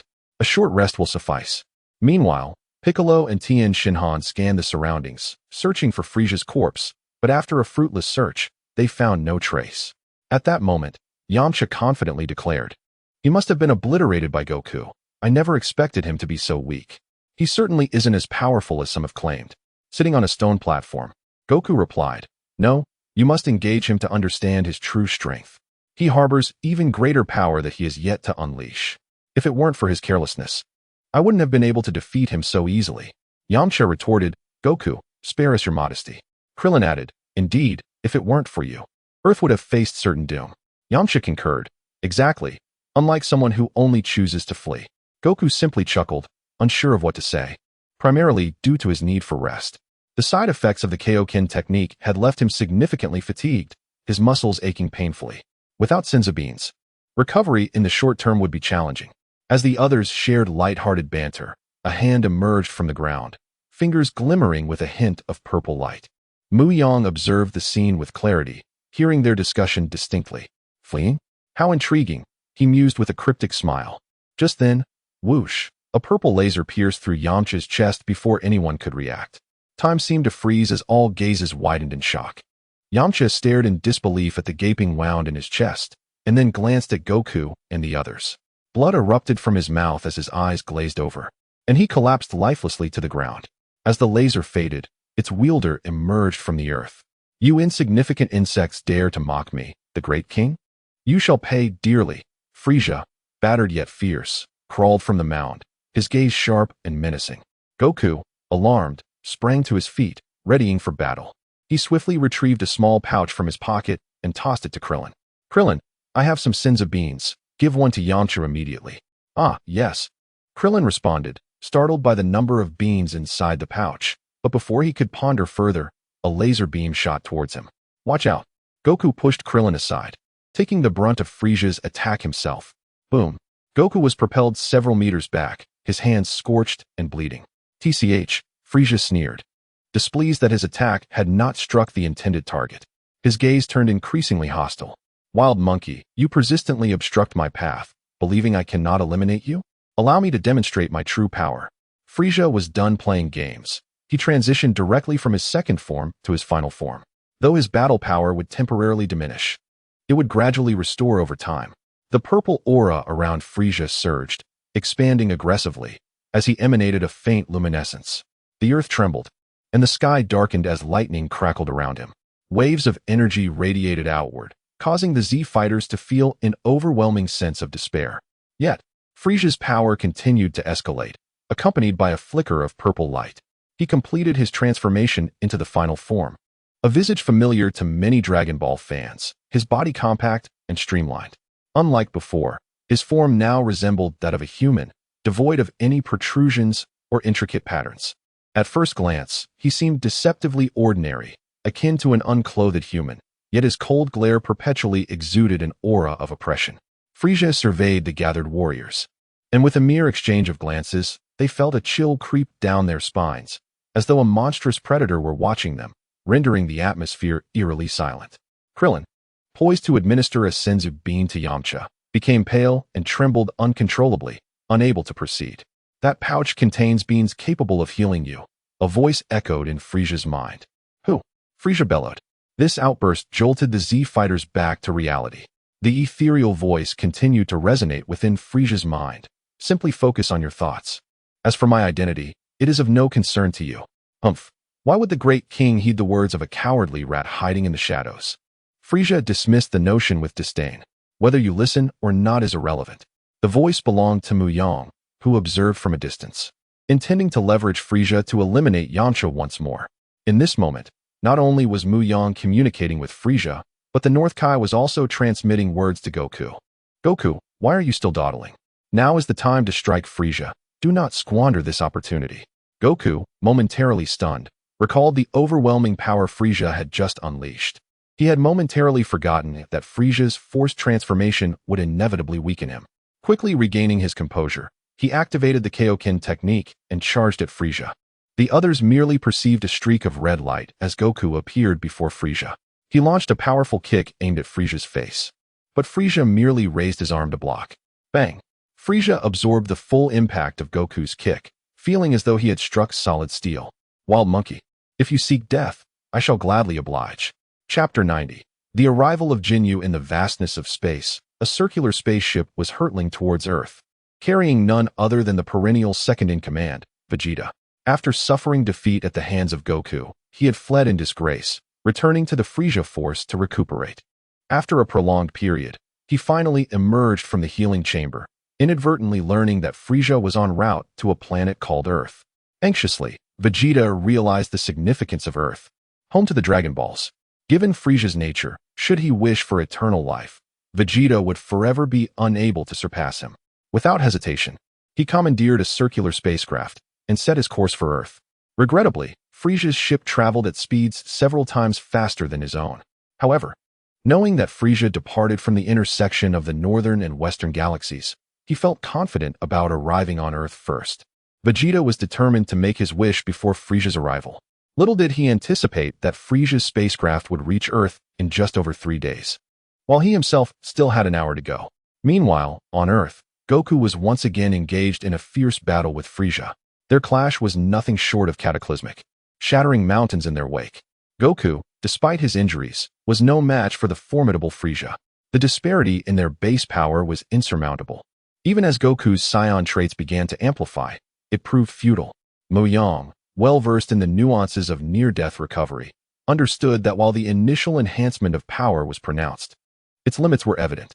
The improvements became marginal as one's strength increased. Now, even though Mu Yang was gravely injured, the power he regained was merely slight, lacking the dramatic leap of his first recovery. Goku's anguished cries echoed around him. Krillin, witnessing the scene, was on the verge of tears, his eyes glistening with moisture.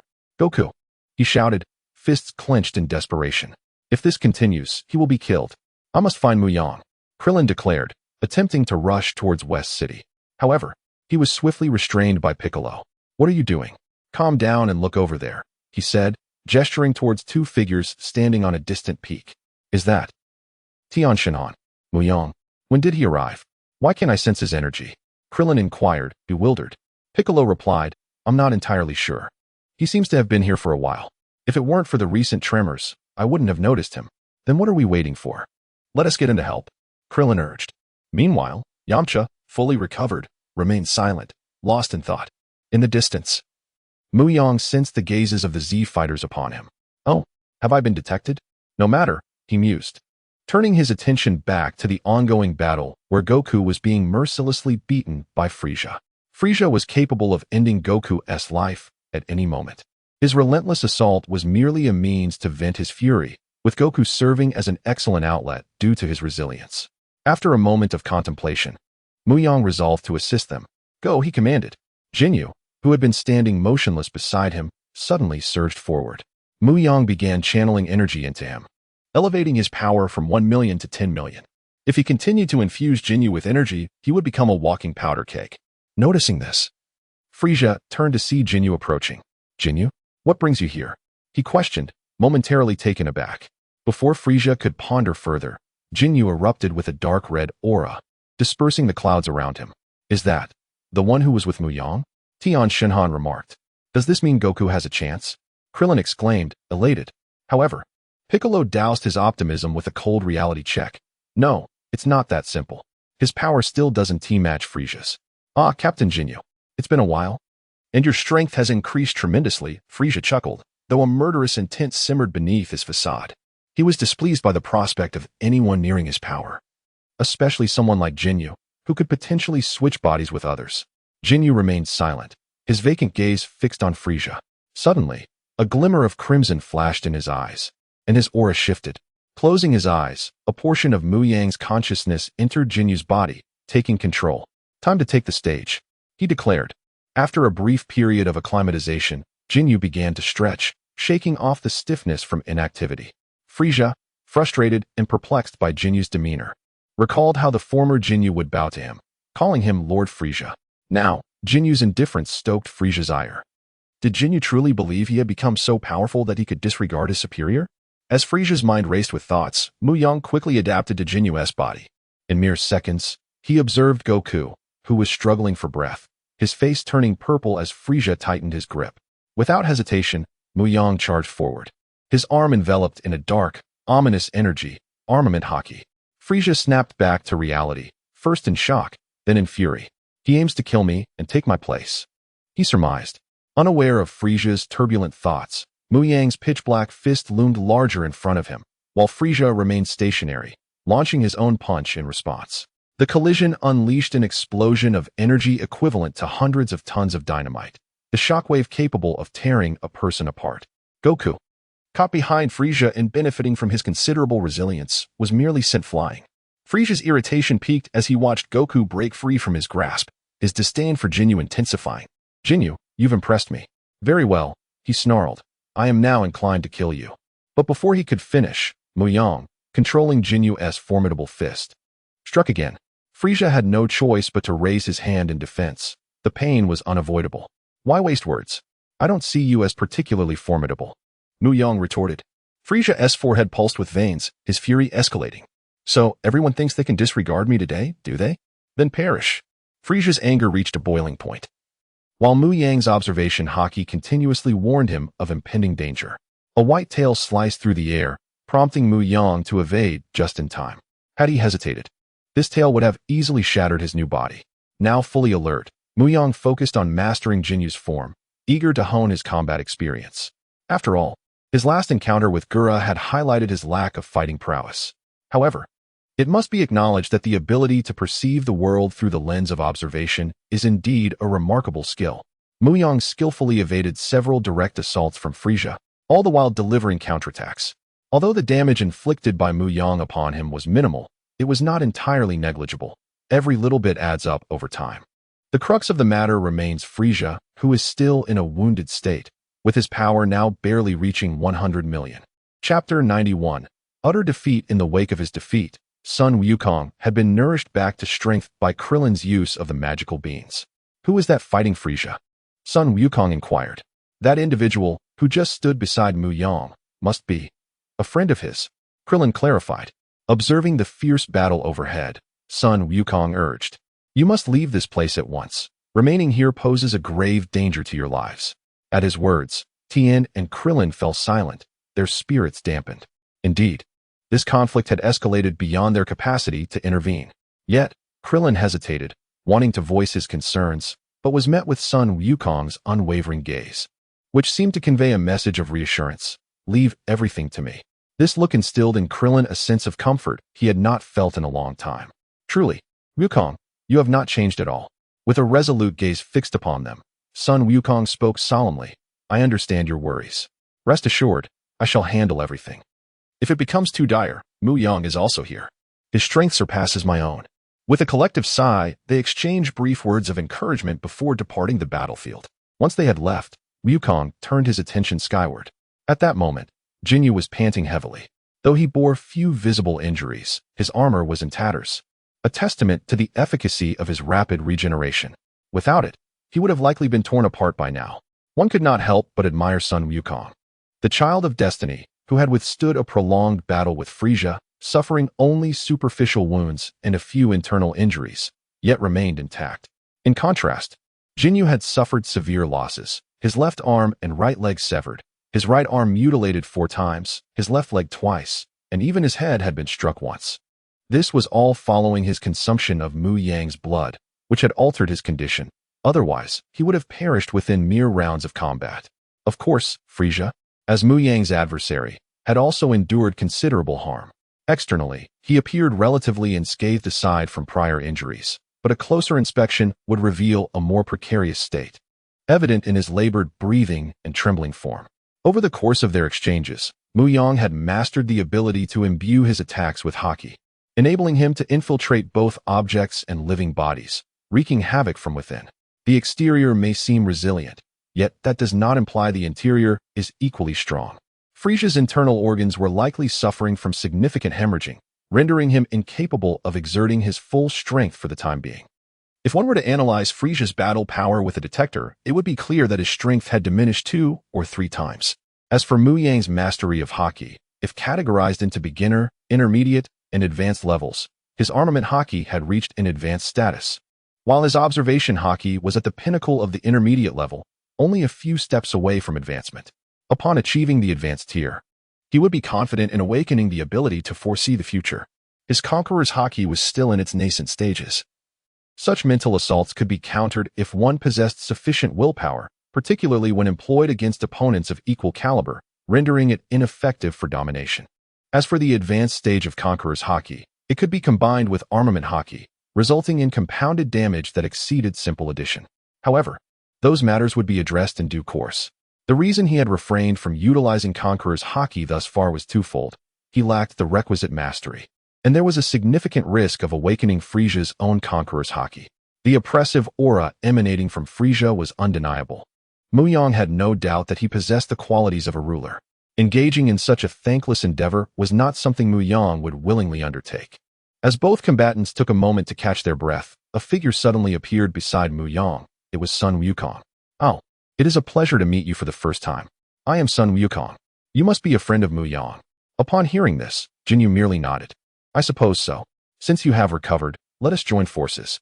Frisia's strength is waning, Wukong proposed. Fine, Frisia muttered under his breath, his expression remaining impassive, arms crossed defiantly. Do you truly believe the two of you can defeat me? How navi? With that, Frisia gathered energy in his hands, transforming it into a colossal blade that sliced through the air, a massive energy blade hurtling toward them. Both fighters opted against a direct confrontation, choosing instead to evade. Frisia smirked, raising his arms, red light converging between his fingertips. Damn you, perish! He bellowed, unleashing a barrage of deadly beams. In an instant, dozens of crimson rays erupted from his fingertips, hurtling toward the two with astonishing speed.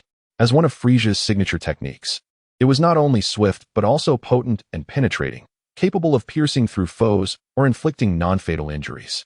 Yet, Frisia's intent was clear. He sought to obliterate both combatants completely. At this moment, thoughts of the Dragon Balls had vanished from his mind, consumed by a singular desire for vengeance. The air erupted in explosions of fire and smoke, two battered figures plummeting to the ground, creating deep craters upon impact. Both were riddled with wounds, blood flowing profusely. Jinyu, possessing regenerative abilities, began to recover slowly, while Sun Wukong appeared to be in a dire state, barely clinging to consciousness. Had it not been for Mu Yang activating a protective shield just before the attack, they would have surely met their demise. Yet, the shield could only withstand for a fleeting 3 to 4 seconds before shattering completely. Coughing violently, Jinyu expelled blood, while Mu Yang felt an overwhelming sense of discomfort. Upon entering this body, he could distinctly feel the condition of its various organs. Meanwhile, Frisia, observing the dismal state of the two from above, revealed his trademark grin. Oh ho ho, he chuckled, descending gracefully from the sky, resuming his previous elegant demeanor. Mu Yang struggled to rise, having regained half of his lost vitality. The bleeding had stopped, yet pain still coursed through him. As he surveyed his surroundings, he noticed a pouch of magical beans scattered nearby. Seizing the opportunity, Mu Yang lunged toward the pouch. Frisia, noticing this small maneuver, followed his gaze to the tattered bag nearby, revealing the beans within. I recall that voice mentioning something about those being healing items. Without hesitation, Frisia vanished from sight, appearing before Mu Yang. Though the movement had triggered a warning from his observation haki, Mu Yang had chosen to take a gamble. Unfortunately, it proved to be a losing wager. Frisia delivered a powerful kick, sending Jinyu crashing into Sun Wukong. Immediately thereafter, he snatched the pouch of beans, extracting one to examine it. After a moment of contemplation, he decided to consume it. The instant it entered his system, the pain and fatigue within him vanished, restoring him to his peak condition, a pinkish-purple aura erupting around him. Meanwhile, within the crater, the intense agony jolted Sun Wukong back to consciousness. What happened? Ugh, it hurts. As he lifted his head, he was startled to find a face staring back at him, only to realize it was his comrade in battle. Chapter 92. Almost Chapter 92. Are you alright? For now, I'm fine. Mu Yang struggled to rise from Jinyu's body, but his condition was far from optimal. The wound, which had previously stopped bleeding, began to ooze once more, as if Jinyu's body were on the brink of disintegration. Before he could regain his balance, 2 purple beams suddenly pierced through his feet, causing him to fall once again. In the distance, Mu Yang opened his eyes, cursing under his breath, "Damn Frisia, how despicable to launch a sneak attack at this moment." He sighed, acknowledging that Jinyu's body was essentially ruined. Even if he could be saved, it would be of little consequence. As for Jinyu's unique ability to swap bodies, Mu Yang had gleaned some understanding but had yet to attempt it. However, he considered the possibility of repurposing it, hoping that Son Goku could lend some strength. From his pocket, Mu Yang retrieved a small pouch filled with senzu beans, took one, and flicked it towards Jinyu with tremendous speed, akin to a bullet. His consciousness shifted back to Jinyu, who slowly raised his hand to catch the incoming bean, as if the entire scene had gone unnoticed by others. Cough, cough. Son Goku. Huh. Goku turned upon hearing his name. He saw the alien holding a senzu bean, extending it towards him. Quick. Eat it. The voice was intermittent. Yet Goku hesitated. Jinyu coughed up blood from his chest, speaking more clearly now. Only if you consume it will there be a chance to defeat Frisia. My body has reached its limit. Even if I recover, I won't be a match for him. Before Jinyu could finish, Frisia appeared at the edge of the pit. Oh, how touching. I never realized you were such a kind-hearted person. Frisia suddenly recalled something, glancing at Jinyu and muttering, "No wonder you seemed off before. It turns out you are not Jinyu anymore." Frisia was aware of Jinyu's special technique that allowed for body swapping, which explained why Jinyu had attacked him earlier. If Mu Yang had known, he could only lament the extraordinary imagination at play. Goku observed Jinyu's resolute gaze and understood that he was not joking. However, it mattered little. Ultimately, they would all perish. With that, Frisia clasped his hands together and then spread them apart, an ominous dark purple energy expanding relentlessly. Frisia's body began to levitate high into the air, soaring several dozen meters before he hurled it downwards, targeting both Goku and Mu Yang.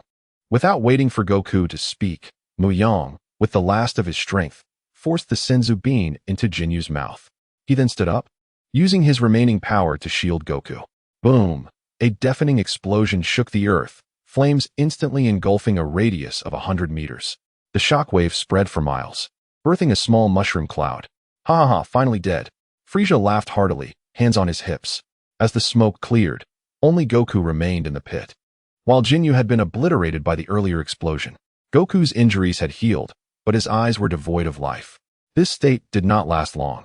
He gradually lowered his head, his expression darkening. Frisia's laughter ceased upon seeing Goku, his expression turning grim. You truly are an indestructible little roach. Soon, Frieza shrugged off the concern, saying, but it matters not. Regardless of your struggles, you will ultimately perish at my hands. Goku glared defiantly at Frieza, who noticed his expression with a mix of shock and delight. Oh, how I relish your current demeanor. You will pay. Tenfold Kaioken. Rumbling thunder echoed as a crimson aura enveloped Goku, his muscles swelling once more. The energy radiating from him was several times greater than before. With a sudden movement, the ground beneath him sank several meters, fissures spiderwebbing across the surface. Goku surged forward like a streak of red lightning, delivering a powerful punch to Frieza's face. If one were to look closely into Goku's eyes, they would see them replaced by sheer fury. In the distance, Mu Yang regained consciousness and glanced at Goku, sighing, indeed. Just a bit more. This was primarily due to the fact that it was their first encounter today, and Goku had not yet been sufficiently provoked to unleash his full wrath. It appeared that someone needed to die for the situation to escalate. Mu Yang's gaze shifted to the onlookers nearby, contemplating how to redirect the battle's aftermath toward Piccolo and Krillin. Just as he pondered this, Goku could no longer withstand the pressure of the tenfold Kaioken, reverting to a severely injured state. The duration of the tenfold Kaioken had lasted merely 3 seconds. What could be accomplished in such a brief time? Goku exhibited the capacity to unleash a punch every second while enraged. If time permitted, he might have truly been able to defeat Frieza. Unfortunately, his body could not sustain the strain. Frieza, meanwhile, remained motionless, allowing Goku to land 3 punches without any visible reaction, merely wiping the blood from his mouth. His cold gaze met Goku's. It seems this is your limit. Wild monkey. You should consider yourself fortunate. You are the first to force me into my final form. As he spoke, he approached Goku, raising a foot and pressing it heavily onto Goku's head. He then opened his palm, gathering a sphere of red energy, preparing to extinguish Goku's life. Dad.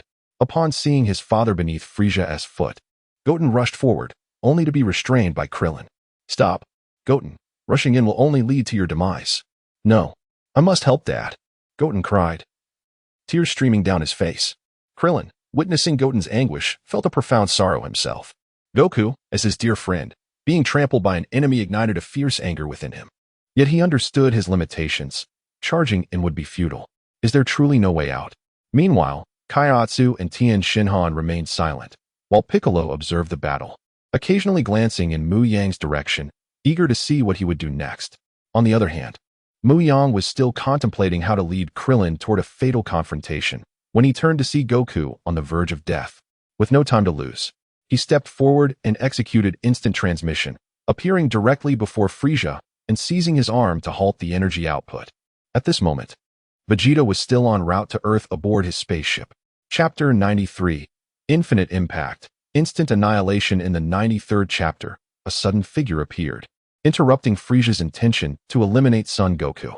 Frieza's gaze flickered with surprise. This individual had emerged without his notice, clearly possessing extraordinary power. He attempted to free himself from Mu Yang's grasp. Yet, no matter how forcefully he struggled, his arm remained firmly held, unyielding. The astonishment on his face swiftly transformed into fury as he summoned all his strength to break free. Mu Yang felt the increased force in his grip, but maintained his expression, augmenting his own strength in response. Although Frieza's combat power was an astonishing 130 million, while Mu Yang stood at over 15 million, the disparity of 8 million was insignificant to him.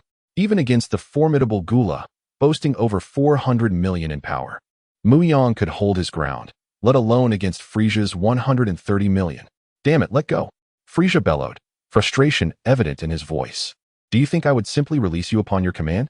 Mu Yang replied nonchalantly, casually cleaning his ears. This only served to infuriate Frieza further, prompting him to strike down with a swift hand chop. Be careful, Son Goku, came a warning. However, Mu Yang appeared oblivious, allowing Frieza's chop to descend without resistance. Frieza scoffed inwardly, deeming Mu Yang a fool. Slap. The hand chop struck Mu Yang's neck, merely stirring a light breeze, leaving no mark on his skin. Frieza's eyes widened in disbelief. What is this? I exerted at least 90% of my strength. How could I not even breach his defenses?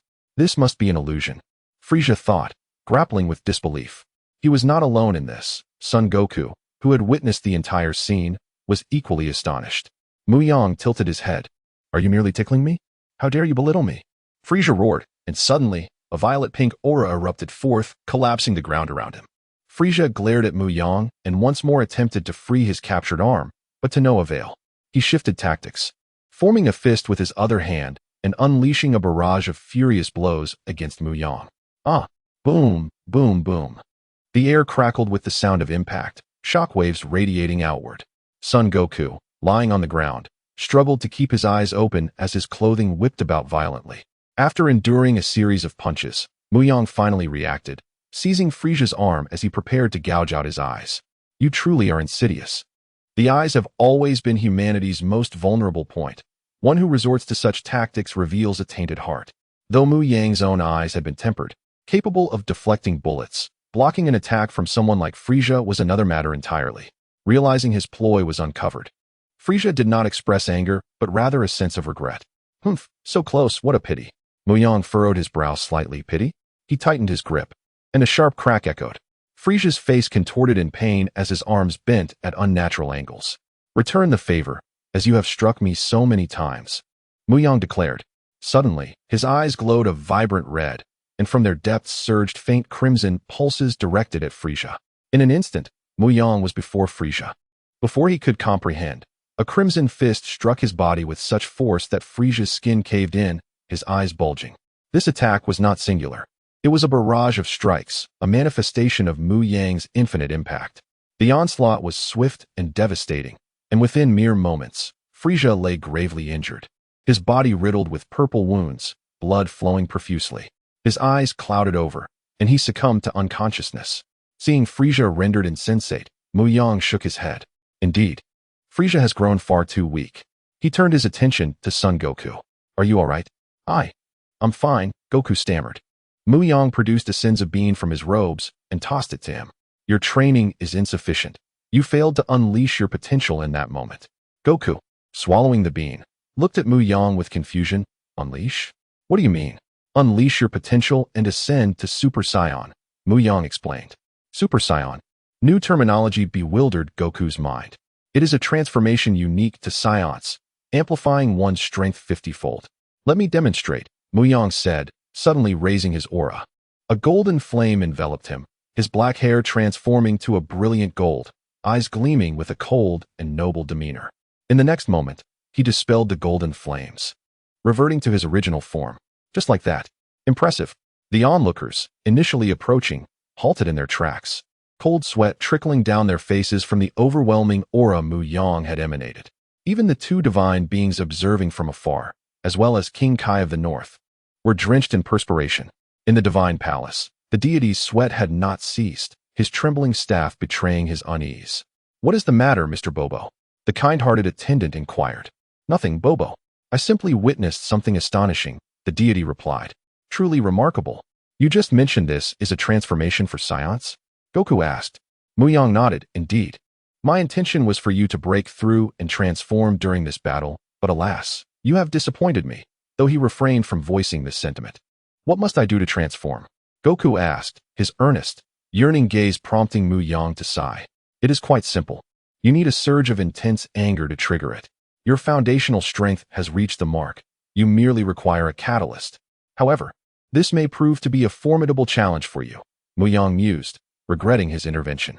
Had he concealed his presence more adeptly, perhaps Krillin and the others would have come to assist Goku against Frisia, leading to a scenario where Krillin perished, Piccolo was gravely injured, and Goku erupted in furious transformation.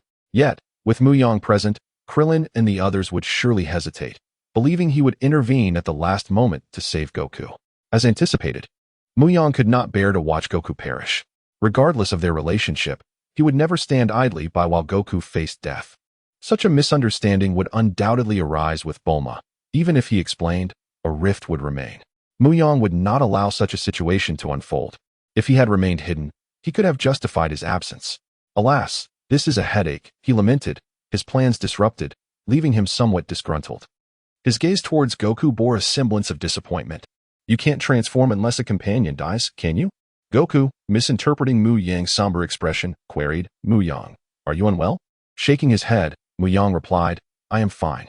Now that the battle has concluded, I shall take my leave. Without further ado, he turned and, seizing Frieza, vanished from the spot using instant transmission. At this moment, Vegeta is still en route to Earth. Chapter 94, Vegeta's Return. Chapter 94. Goku, are you alright? Krillin's booming voice echoed from behind Goku. Upon turning, Goku was greeted by the sight of Gohan, Krillin, Piccolo, and Tien Shinhan hurrying towards him. Gohan, in a moment of concern, leaped into Goku's arms. Dad, I was so worried about you. It's alright. It's alright, Goku reassured him, gently patting his head. Is it over? Tien Shinhan inquired. Goku nodded, yet his mind lingered on the moment when Mu Yang transformed into a Super Saiyan. At this juncture, Piccolo spoke up. What was that golden hair Mu Yang transformed into? The question mirrored the curiosity of the others. Despite Piccolo's keen eyesight and hearing, he had failed to catch the conversation due to the distance, but the overwhelming aura was unforgettable. You mean that? Goku pondered before explaining. Mu Yang said it's a transformation called Super Saiyan, which seems to enhance power by 50 times. Nanny? 50 times increase. Krillin and the others gasped in astonishment, their eyes wide. However, only Piccolo appeared to have made a significant realization. Super Saiyan? Isn't that exclusive to Saiyans? He remarked sharply. Seems like it. Goku replied, a hint of uncertainty in his tone. Piccolo raised an eyebrow, contemplating why he had always struggled against him. It dawned on everyone present, except for Goku, whose mind seemed less agile, why Mu Yang possessed such formidable strength. No wonder Mu Yang knows so much, Krillin mumbled softly. What did you say? Goku asked, not quite catching his words. Oh, it's nothing. After a brief exchange of casual conversation, they each departed, as they all had their own matters to attend to. Goku took Gohan back to their home on Bunsen Hill, while Krillin followed suit. Piccolo, however, continued his training, determined to surpass Goku and Mu Yang one day. The pressure he felt during this battle was palpable, far more intense than his encounters with Raditz or even Vegeta. In West City, within the Capsule Corporation, Mu Yang instantly teleported to his underground laboratory. At this moment, Gula had returned from the Earth's core, casting Frieza's lifeless body upon the operating table, contemplating how to deal with it. Should he transform him into a blood slave, like Gula and Jinyu, or perhaps consume him? But the thought of soon experimenting with blood refinement extinguished the notion of consumption. He was quite satisfied with his bloodline. Throughout the refining process, his DNA continually became more complete, perfected, and immaculate. He no longer needed to devour others' flesh to enhance himself, as that path held uncertainties. As for blood slaves, having Gula was ample, another was unnecessary. Therefore, was Frieza somewhat superfluous? Forget it, keeping him is futile. I might as well see how much energy I can absorb from him, he mused. After the third refinement, he had not trained with such intensity, and his power had yet to surpass the billion mark. The energy within Frieza should enable him to break through that barrier, and he could begin gradual training once the blood refinement was complete. With that thought, Mu Yang raised his hand, enveloping it in a dark red energy flame. As this dark energy manifested, the surrounding light warped and distorted. The moment his hand touched Frieza's skin, streams of life energy were extracted and flowed into Mu Yang's body. His power surged, 16 million, 17 million, 18 million, 110 million, but he was not finished. He continued until it reached 150 million before ceasing, leaving Frieza's body as nothing but a desiccated husk, ready to be swept away by the breeze. Mu Yang exhaled a cloud of white mist, a fleeting glimmer of crimson flashing in his eyes. Despite feeling the immense surge of power within him, there was no expression of joy on his face. This outcome was anticipated. He simply hadn't expected the efficiency of absorption to multiply due to the dark fruit's properties. This unexpected development meant the time required to absorb energy from planets would also diminish. Was this not a delightful prospect? He found himself almost unable to resist the urge to leave Earth and devour a star. However, before that, he needed to step outside and visit Bulma. Half an hour later, in outer space, a spherical spaceship pierced through the Earth's atmosphere at breakneck speed, descending towards the surface. 2 minutes later, the ship landed on a vast pasture, scaring the grazing cattle and sheep into a frenzy with its thunderous arrival. As the hatch opened, Vegeta leaped out, eagerly activating his scouter to detect Frieza's energy signature. After a lengthy search, he found nothing, as if Frieza had vanished from the planet altogether. Damn it! Where have those bastards gone? Vegeta fumed, nearly crushing the scouter in frustration. Yet, realizing it was his sole means to locate Frieza and his crew, he restrained his anger. Regardless, he was determined to search thoroughly, and perhaps also seek out the elusive Dragon Balls. With that thought, he leaped into the sky, disappearing from sight. Moments later, an old pickup truck pulled up near the spherical spaceship. An elderly man emerged, slowly approaching the crater. He had sensed something crash on his pasture earlier and had come to investigate. Luckily, he arrived late. Otherwise, he might have encountered another weakling with a power level of 5. Meanwhile, Mu Yang emerged from his underground laboratory, searching the hall for Bulma, but finding no trace of her. Resigned, he expanded his senses and soon discovered that Bulma was still asleep in her room, undisturbed. Not wishing to rouse her, he decided to let her rest, acknowledging that the morning's training had indeed been strenuous. It was commendable for a girl to endure it all. Thus, Mu Yang reclined in the hall, munching on fruit while watching television. Just as he reached for a grape, he paused momentarily, his gaze shifting towards a distant direction, his eyes seemingly piercing through the walls to behold a scene miles away. Vegeta? What brings him to Earth? He pondered, but then a realization washed over him. Perhaps it was the world's correction force, or merely coincidence. Regardless, it mattered little. Mu Yang plucked a grape, unpeeled, and popped it into his mouth, then spoke to the air, "Bring him to me." From the shadows, a figure vanished silently, racing out of the villa and soaring into the sky, moving so swiftly that only a fleeting shadow remained. The one who shot into the air was none other than Gula. Chapter 95. Perception and Command Execution. As Sun Wukong returned to Baozi Mountain and was about to enter the house, he suddenly halted. Gohan, noticing his father's stillness, inquired, "Dad, why are you standing at the door?" Wukong remained silent, his gaze fixed on the distance. That energy, it unmistakably belonged to Vegeta. Upon hearing Vegeta's name, Gohan's expression shifted to one of fear, a change that Wukong perceptively noted. He gently ruffled Gohan's disheveled hair, reassuring him, "There's nothing to worry about. My strength now far surpasses what it once was. Stay at home and tell your mother. I shall return shortly." With that, Wukong propelled himself skyward with a resounding boom, leaving Gohan gazing upward, murmuring, "Dad." At this moment, Wukong was not the only one racing back. Piccolo, too, sensed Vegeta's energy and immediately set off in that direction, which coincidentally was the very site of the previous clash between Sun Wukong and Frieza. Following the radar's guidance, Vegeta arrived to find the desolate landscape littered with corpses, primarily belonging to Frieza's soldiers, some of whom he recognized. The sight only deepened his astonishment. As he descended slowly, he surveyed the massive craters, concluding that a battle had indeed transpired, and not long ago. Vegeta's attention was then drawn to Frieza's spacecraft, which was stationed nearby. He flew over to investigate, entering the craft only to find it eerily vacant. Cautiously, he scoured every corner, yet discovered no trace of life. A sigh of relief escaped him. Although he had his suspicions, it was prudent to remain cautious. The absence of Frieza amidst the numerous dead implied that the tyrant had met his demise. The thought of Frieza's death brought an uncontrollable smile to Vegeta's face, lifting the immense burden that had weighed upon him. However, a new question arose. Who had slain Frieza? Was it Kakarot? Vegeta's initial thought pointed to Sun Wukong, but he swiftly dismissed it, realizing their strengths were comparable. It couldn't possibly be him. Then who could it be? While he pondered, an unseen figure approached him from behind. Vegeta was oblivious, but the radar detected a new life form nearby, beeping insistently.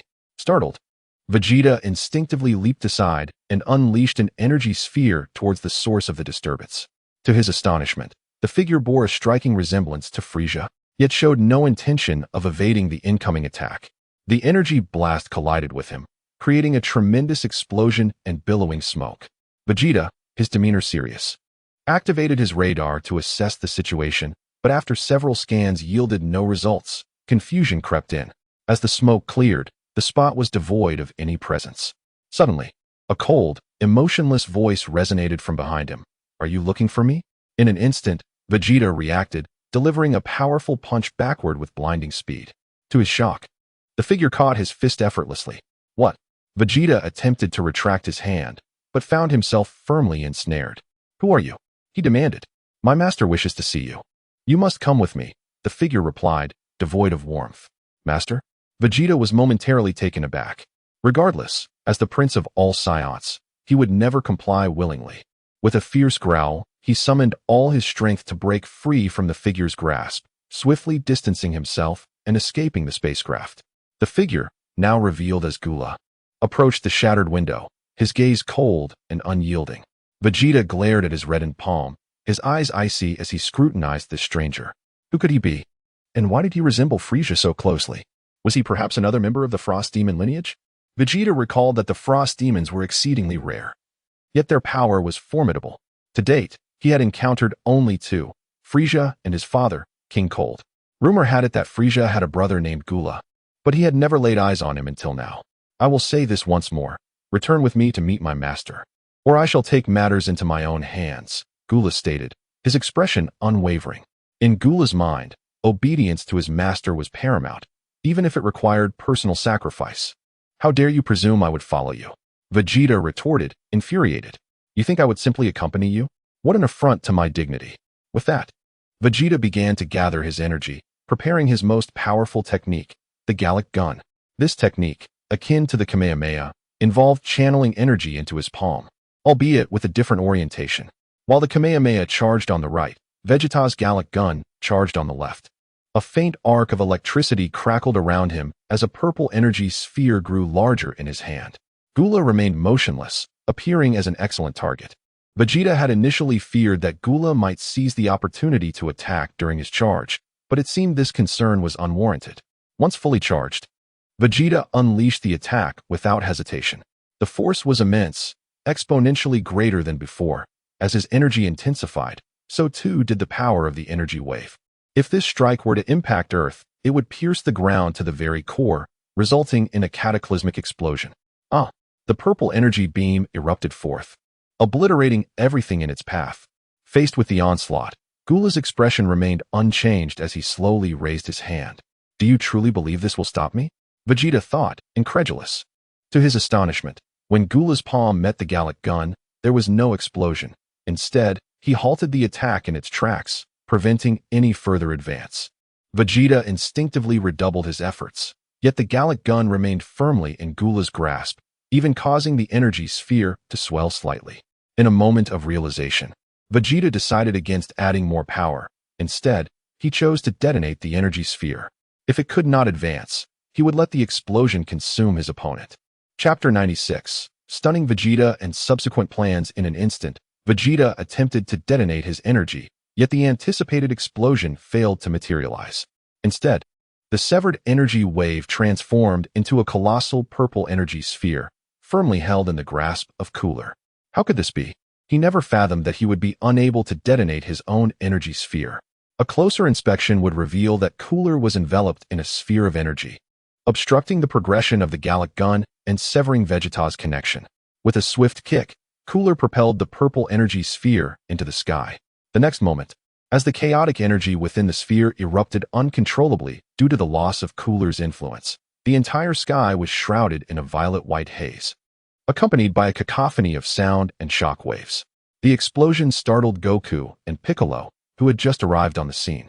From a distance, Mu Yang, through Cooler's vision, grasped the entirety of the unfolding situation.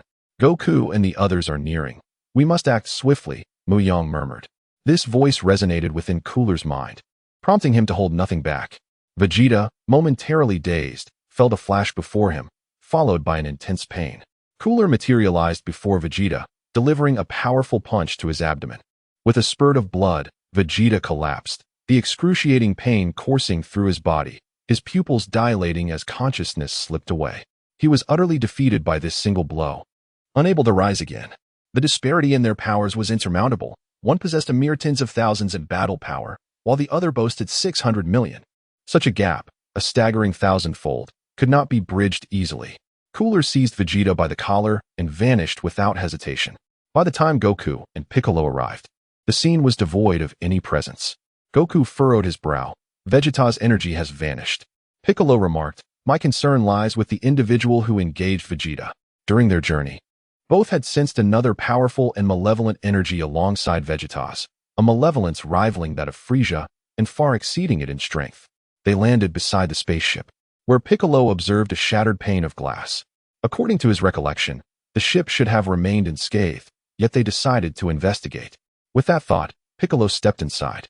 Goku, perplexed, inquired, Piccolo, where are you going? Piccolo snorted, obviously to check inside. He leaped through the broken window, with Goku following closely. Upon entering, Piccolo immediately sensed something amiss.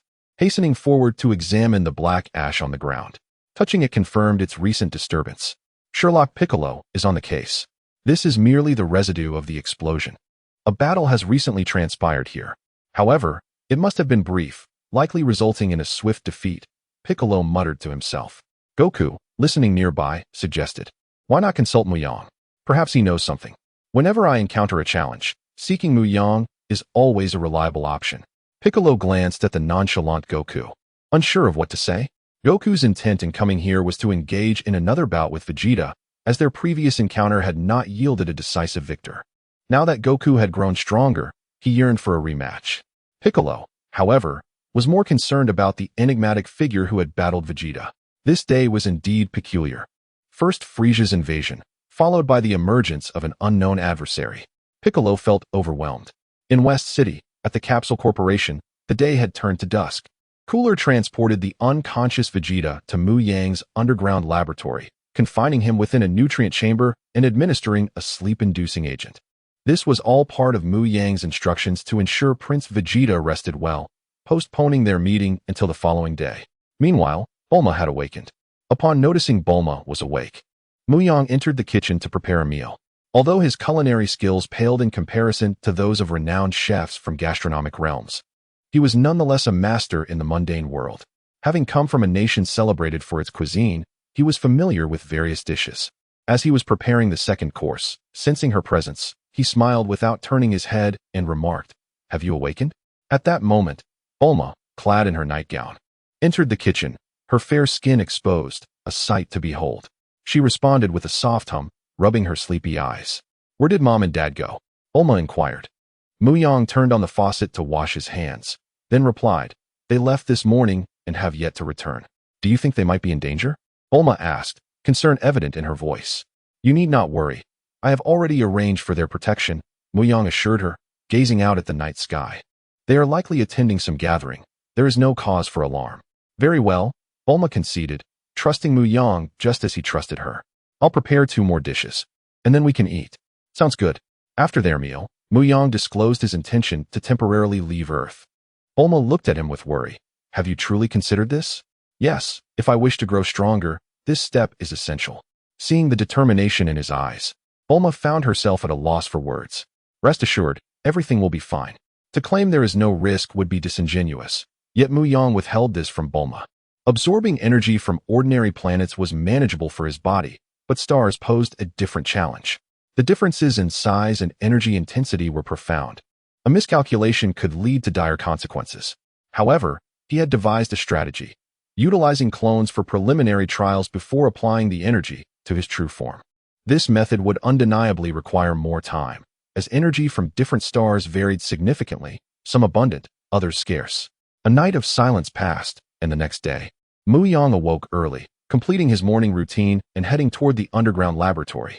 He still had a few days to gather resources before venturing into space. Without resources, how could he even contemplate creating clones? Even with the cloning technology bestowed upon him by Ultron, he could not conjure them from nothing. Adherence to the law of energy conservation was essential. His primary objective in the underground laboratory remained Vegeta, as he had not forgotten instructing Cooler to place Vegeta in the nutrient chamber. Chapter 97. The Awakening of Vegeta. Soon, Mu Yang arrived at the underground laboratory. At this moment, Gula had been waiting for quite some time, standing still like a statue in the absence of orders. Mu Yang bypassed him and strolled towards the nutrient pod, opening it. From the shadows, Xiao Ao responded, "Yes." With a hiss, gas erupted from the seams of the pod, and the nutrient liquid began to drain until it flowed entirely into the sewer, at which point the hatch opened. Vegeta's consciousness gradually stirred, and within 2 minutes, he awoke from his stupor. Where am I? Who am I? Vegeta clutched his throbbing forehead with one hand, gazing at the unfamiliar faces before him. "Who are you?" Mu Yang turned to Gula, seeking clarification, only to see Gula tilt his head. He almost forgot that Gula was now merely a tool bound to obey commands. It would be more prudent to ask Xiao Ao. "Tell me, what happened to Vegeta?" Mu Yang murmured. In the next instant, Xiao Ao spoke.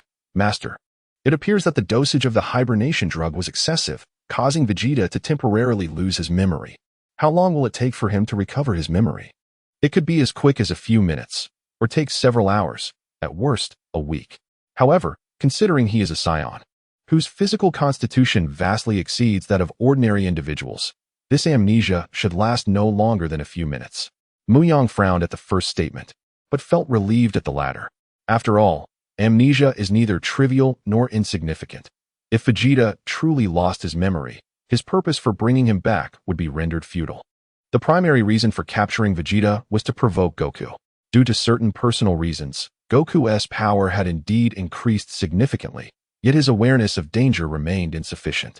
As the quintessential second-in-command, Vegeta would serve as an excellent sparring partner. In the original narrative, Vegeta played a pivotal role without their rivalry. It is uncertain whether they could have achieved such remarkable heights together, mere mortals standing shoulder to shoulder with gods. The benefits of having a rival are evident. Through peaceful competition, both parties can progress together. As Mu Yang's thoughts meandered, Vegeta's vacant eyes flickered with illumination, and he began to regain his memories. Finally recalling who he was. With a menacing glare, Vegeta scrutinized the dazed Mu Yang, finding him somewhat familiar. It seemed he had encountered this individual during his previous visit to Earth, though he had not paid much attention at the time. Turning to Gula, Vegeta connected the dots and regarded Mu Yang with suspicion. Could it be that you are the Master Gula mentioned? Damn it, I, the Prince of Saiyans, have been knocked unconscious and brought here by someone. Vegeta suppressed his fury and demanded, "Who are you? What is your purpose in bringing me here?" At this, Mu Yang snapped out of his reverie.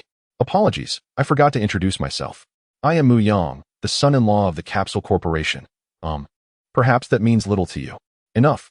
Just tell me why I am here." Vegeta glared furiously. Seeing his demeanor, Mu Yang felt a wave of helplessness wash over him. Yet, he understood Vegeta's temperament, given that he had not yet experienced the trials of Namek or the Super Saiyan transformation. Initially, Vegeta's personality was far from endearing. He was accustomed to his prideful and arrogant nature. Clearly, he needed some education. "Are you certain you wish to direct your anger at me?" Mu Yang immediately shifted his demeanor, his cold gaze fixed on Vegeta. An invisible pressure radiated from him, a manifestation of his conqueror's haki. Though he did not unleash its full potency, he remained uncertain whether Vegeta could withstand its entirety, so he restrained it to 4 layers. Even at this level, the overwhelming aura made it difficult for Vegeta to breathe, cold sweat trickling down his brow. However, his fierce pride prevented him from conceding defeat to anyone. If their strengths were equal, the effect of Mu Yang's haki would significantly diminish, particularly against someone as resolute as Vegeta. "Impressive. You possess a formidable presence. However, mere presence is insufficient. You must also possess true strength," Mu Yang remarked, retracting his aura as if nothing had transpired. At this moment, Vegeta was drenched in sweat. Gasping for air. "As it stands, Goku's power has surpassed yours, reaching 1,000,000. So, do you not wish to surpass him?" Mu Yang inquired. Vegeta eyed him warily. "Why should I trust you?" Mu Yang waved his hand dismissively. "You need not trust me. Just don't be surprised when lower-ranked warriors defeat you, the proud prince. I could never be surpassed by a lower-class warrior. That is impossible." Vegeta retorted with disbelief. "Is it? Do you know how Frieza disappeared?" Upon hearing this, Vegeta stared at Mu Yang in disbelief. He then glanced at Gula, muttering, "Impossible. You are lying." "I have yet to say anything," Mu Yang replied, astonished that Vegeta possessed such a vivid imagination. "Forget it. Xiao Ao, show him the footage from that day." "Understood, Master," Xiao Ao responded, projecting a holographic display of the previous day's battle between Goku and Frieza, alongside Mu Yang controlling Jinyu. The reason Xiao Ao possessed this footage was due to the satellite established by Capsule Corporation, a suggestion made by Mu Yang that Dr. Brief promptly executed. Creating a satellite capable of global surveillance and communication. This is impossible. Jinyu would never attack Frieza. And fighting alongside that cockroach? Vegeta's voice was filled with disbelief as he watched, his worldview seemingly crumbling. Mu Yang remained unfazed by his reaction. As time passed slowly, the absence of sound caused the playback speed to accelerate. Nonetheless, this did not hinder their comprehension. After all, those present were not ordinary beings. Vegeta's astonishment was unrelenting, intensifying as Mu Yang transformed into a Super Saiyan. He had already realized that Kakaroto's power had eclipsed his own even before the battle began. Mu Yang approached Vegeta and patted his shoulder. Do you wish to grow stronger? Do you aspire to transform into the legendary Super Saiyan? What? Vegeta recoiled, stepping back in disbelief. How do you know about Super Saiyans? Mu Yang flashed a gentle smile. Because I have transformed into one. With that, a resounding bang echoed as golden flames erupted from Mu Yang's body, and in the blink of an eye, he had transformed into his Super Saiyan. Behold, this is it. After demonstrating, he reverted to his original form. Golden hair, Vegeta murmured. Yet, he quickly regained his composure and confronted Mu Yang. You are not even a Saiyan. Indeed, I am not a Saiyan. However, I have simulated your Saiyan DNA and fused it with my own. In a certain sense, I can be considered a Saiyan as well. Now, having spoken so much, I ask you, do you wish to transform? Vegeta scoffed, and upon seeing his expression, Mu Yang shook his head in resignation. It was evident that he had not yet faced the harsh realities of life. Chapter 98. Instant kill. In this chapter, it appears that you must give a lesson. With that, Mu Yang's figure flickered and vanished from his location. He reappeared beside Vegeta, startling him. Before Vegeta could ponder the situation, their surroundings shifted, transporting them from the underground laboratory directly to the Baozi Mountain. At that moment, Goku was training with his son Gohan. The arrival of Mu Yang and Vegeta caused Goku to halt his training. Hello, Mu Yang. I have found you a worthy opponent, Mu Yang announced, giving Vegeta a pat on the shoulder. It was only then that Goku noticed Vegeta, who had been brought along by Mu Yang. However, due to their previous encounters, Goku immediately adopted a defensive stance. Vegeta, still reeling from the shock of the abrupt transition, wondered how he had found himself in this place in an instant. He instinctively distanced himself from Mu Yang, his expression a mix of confusion and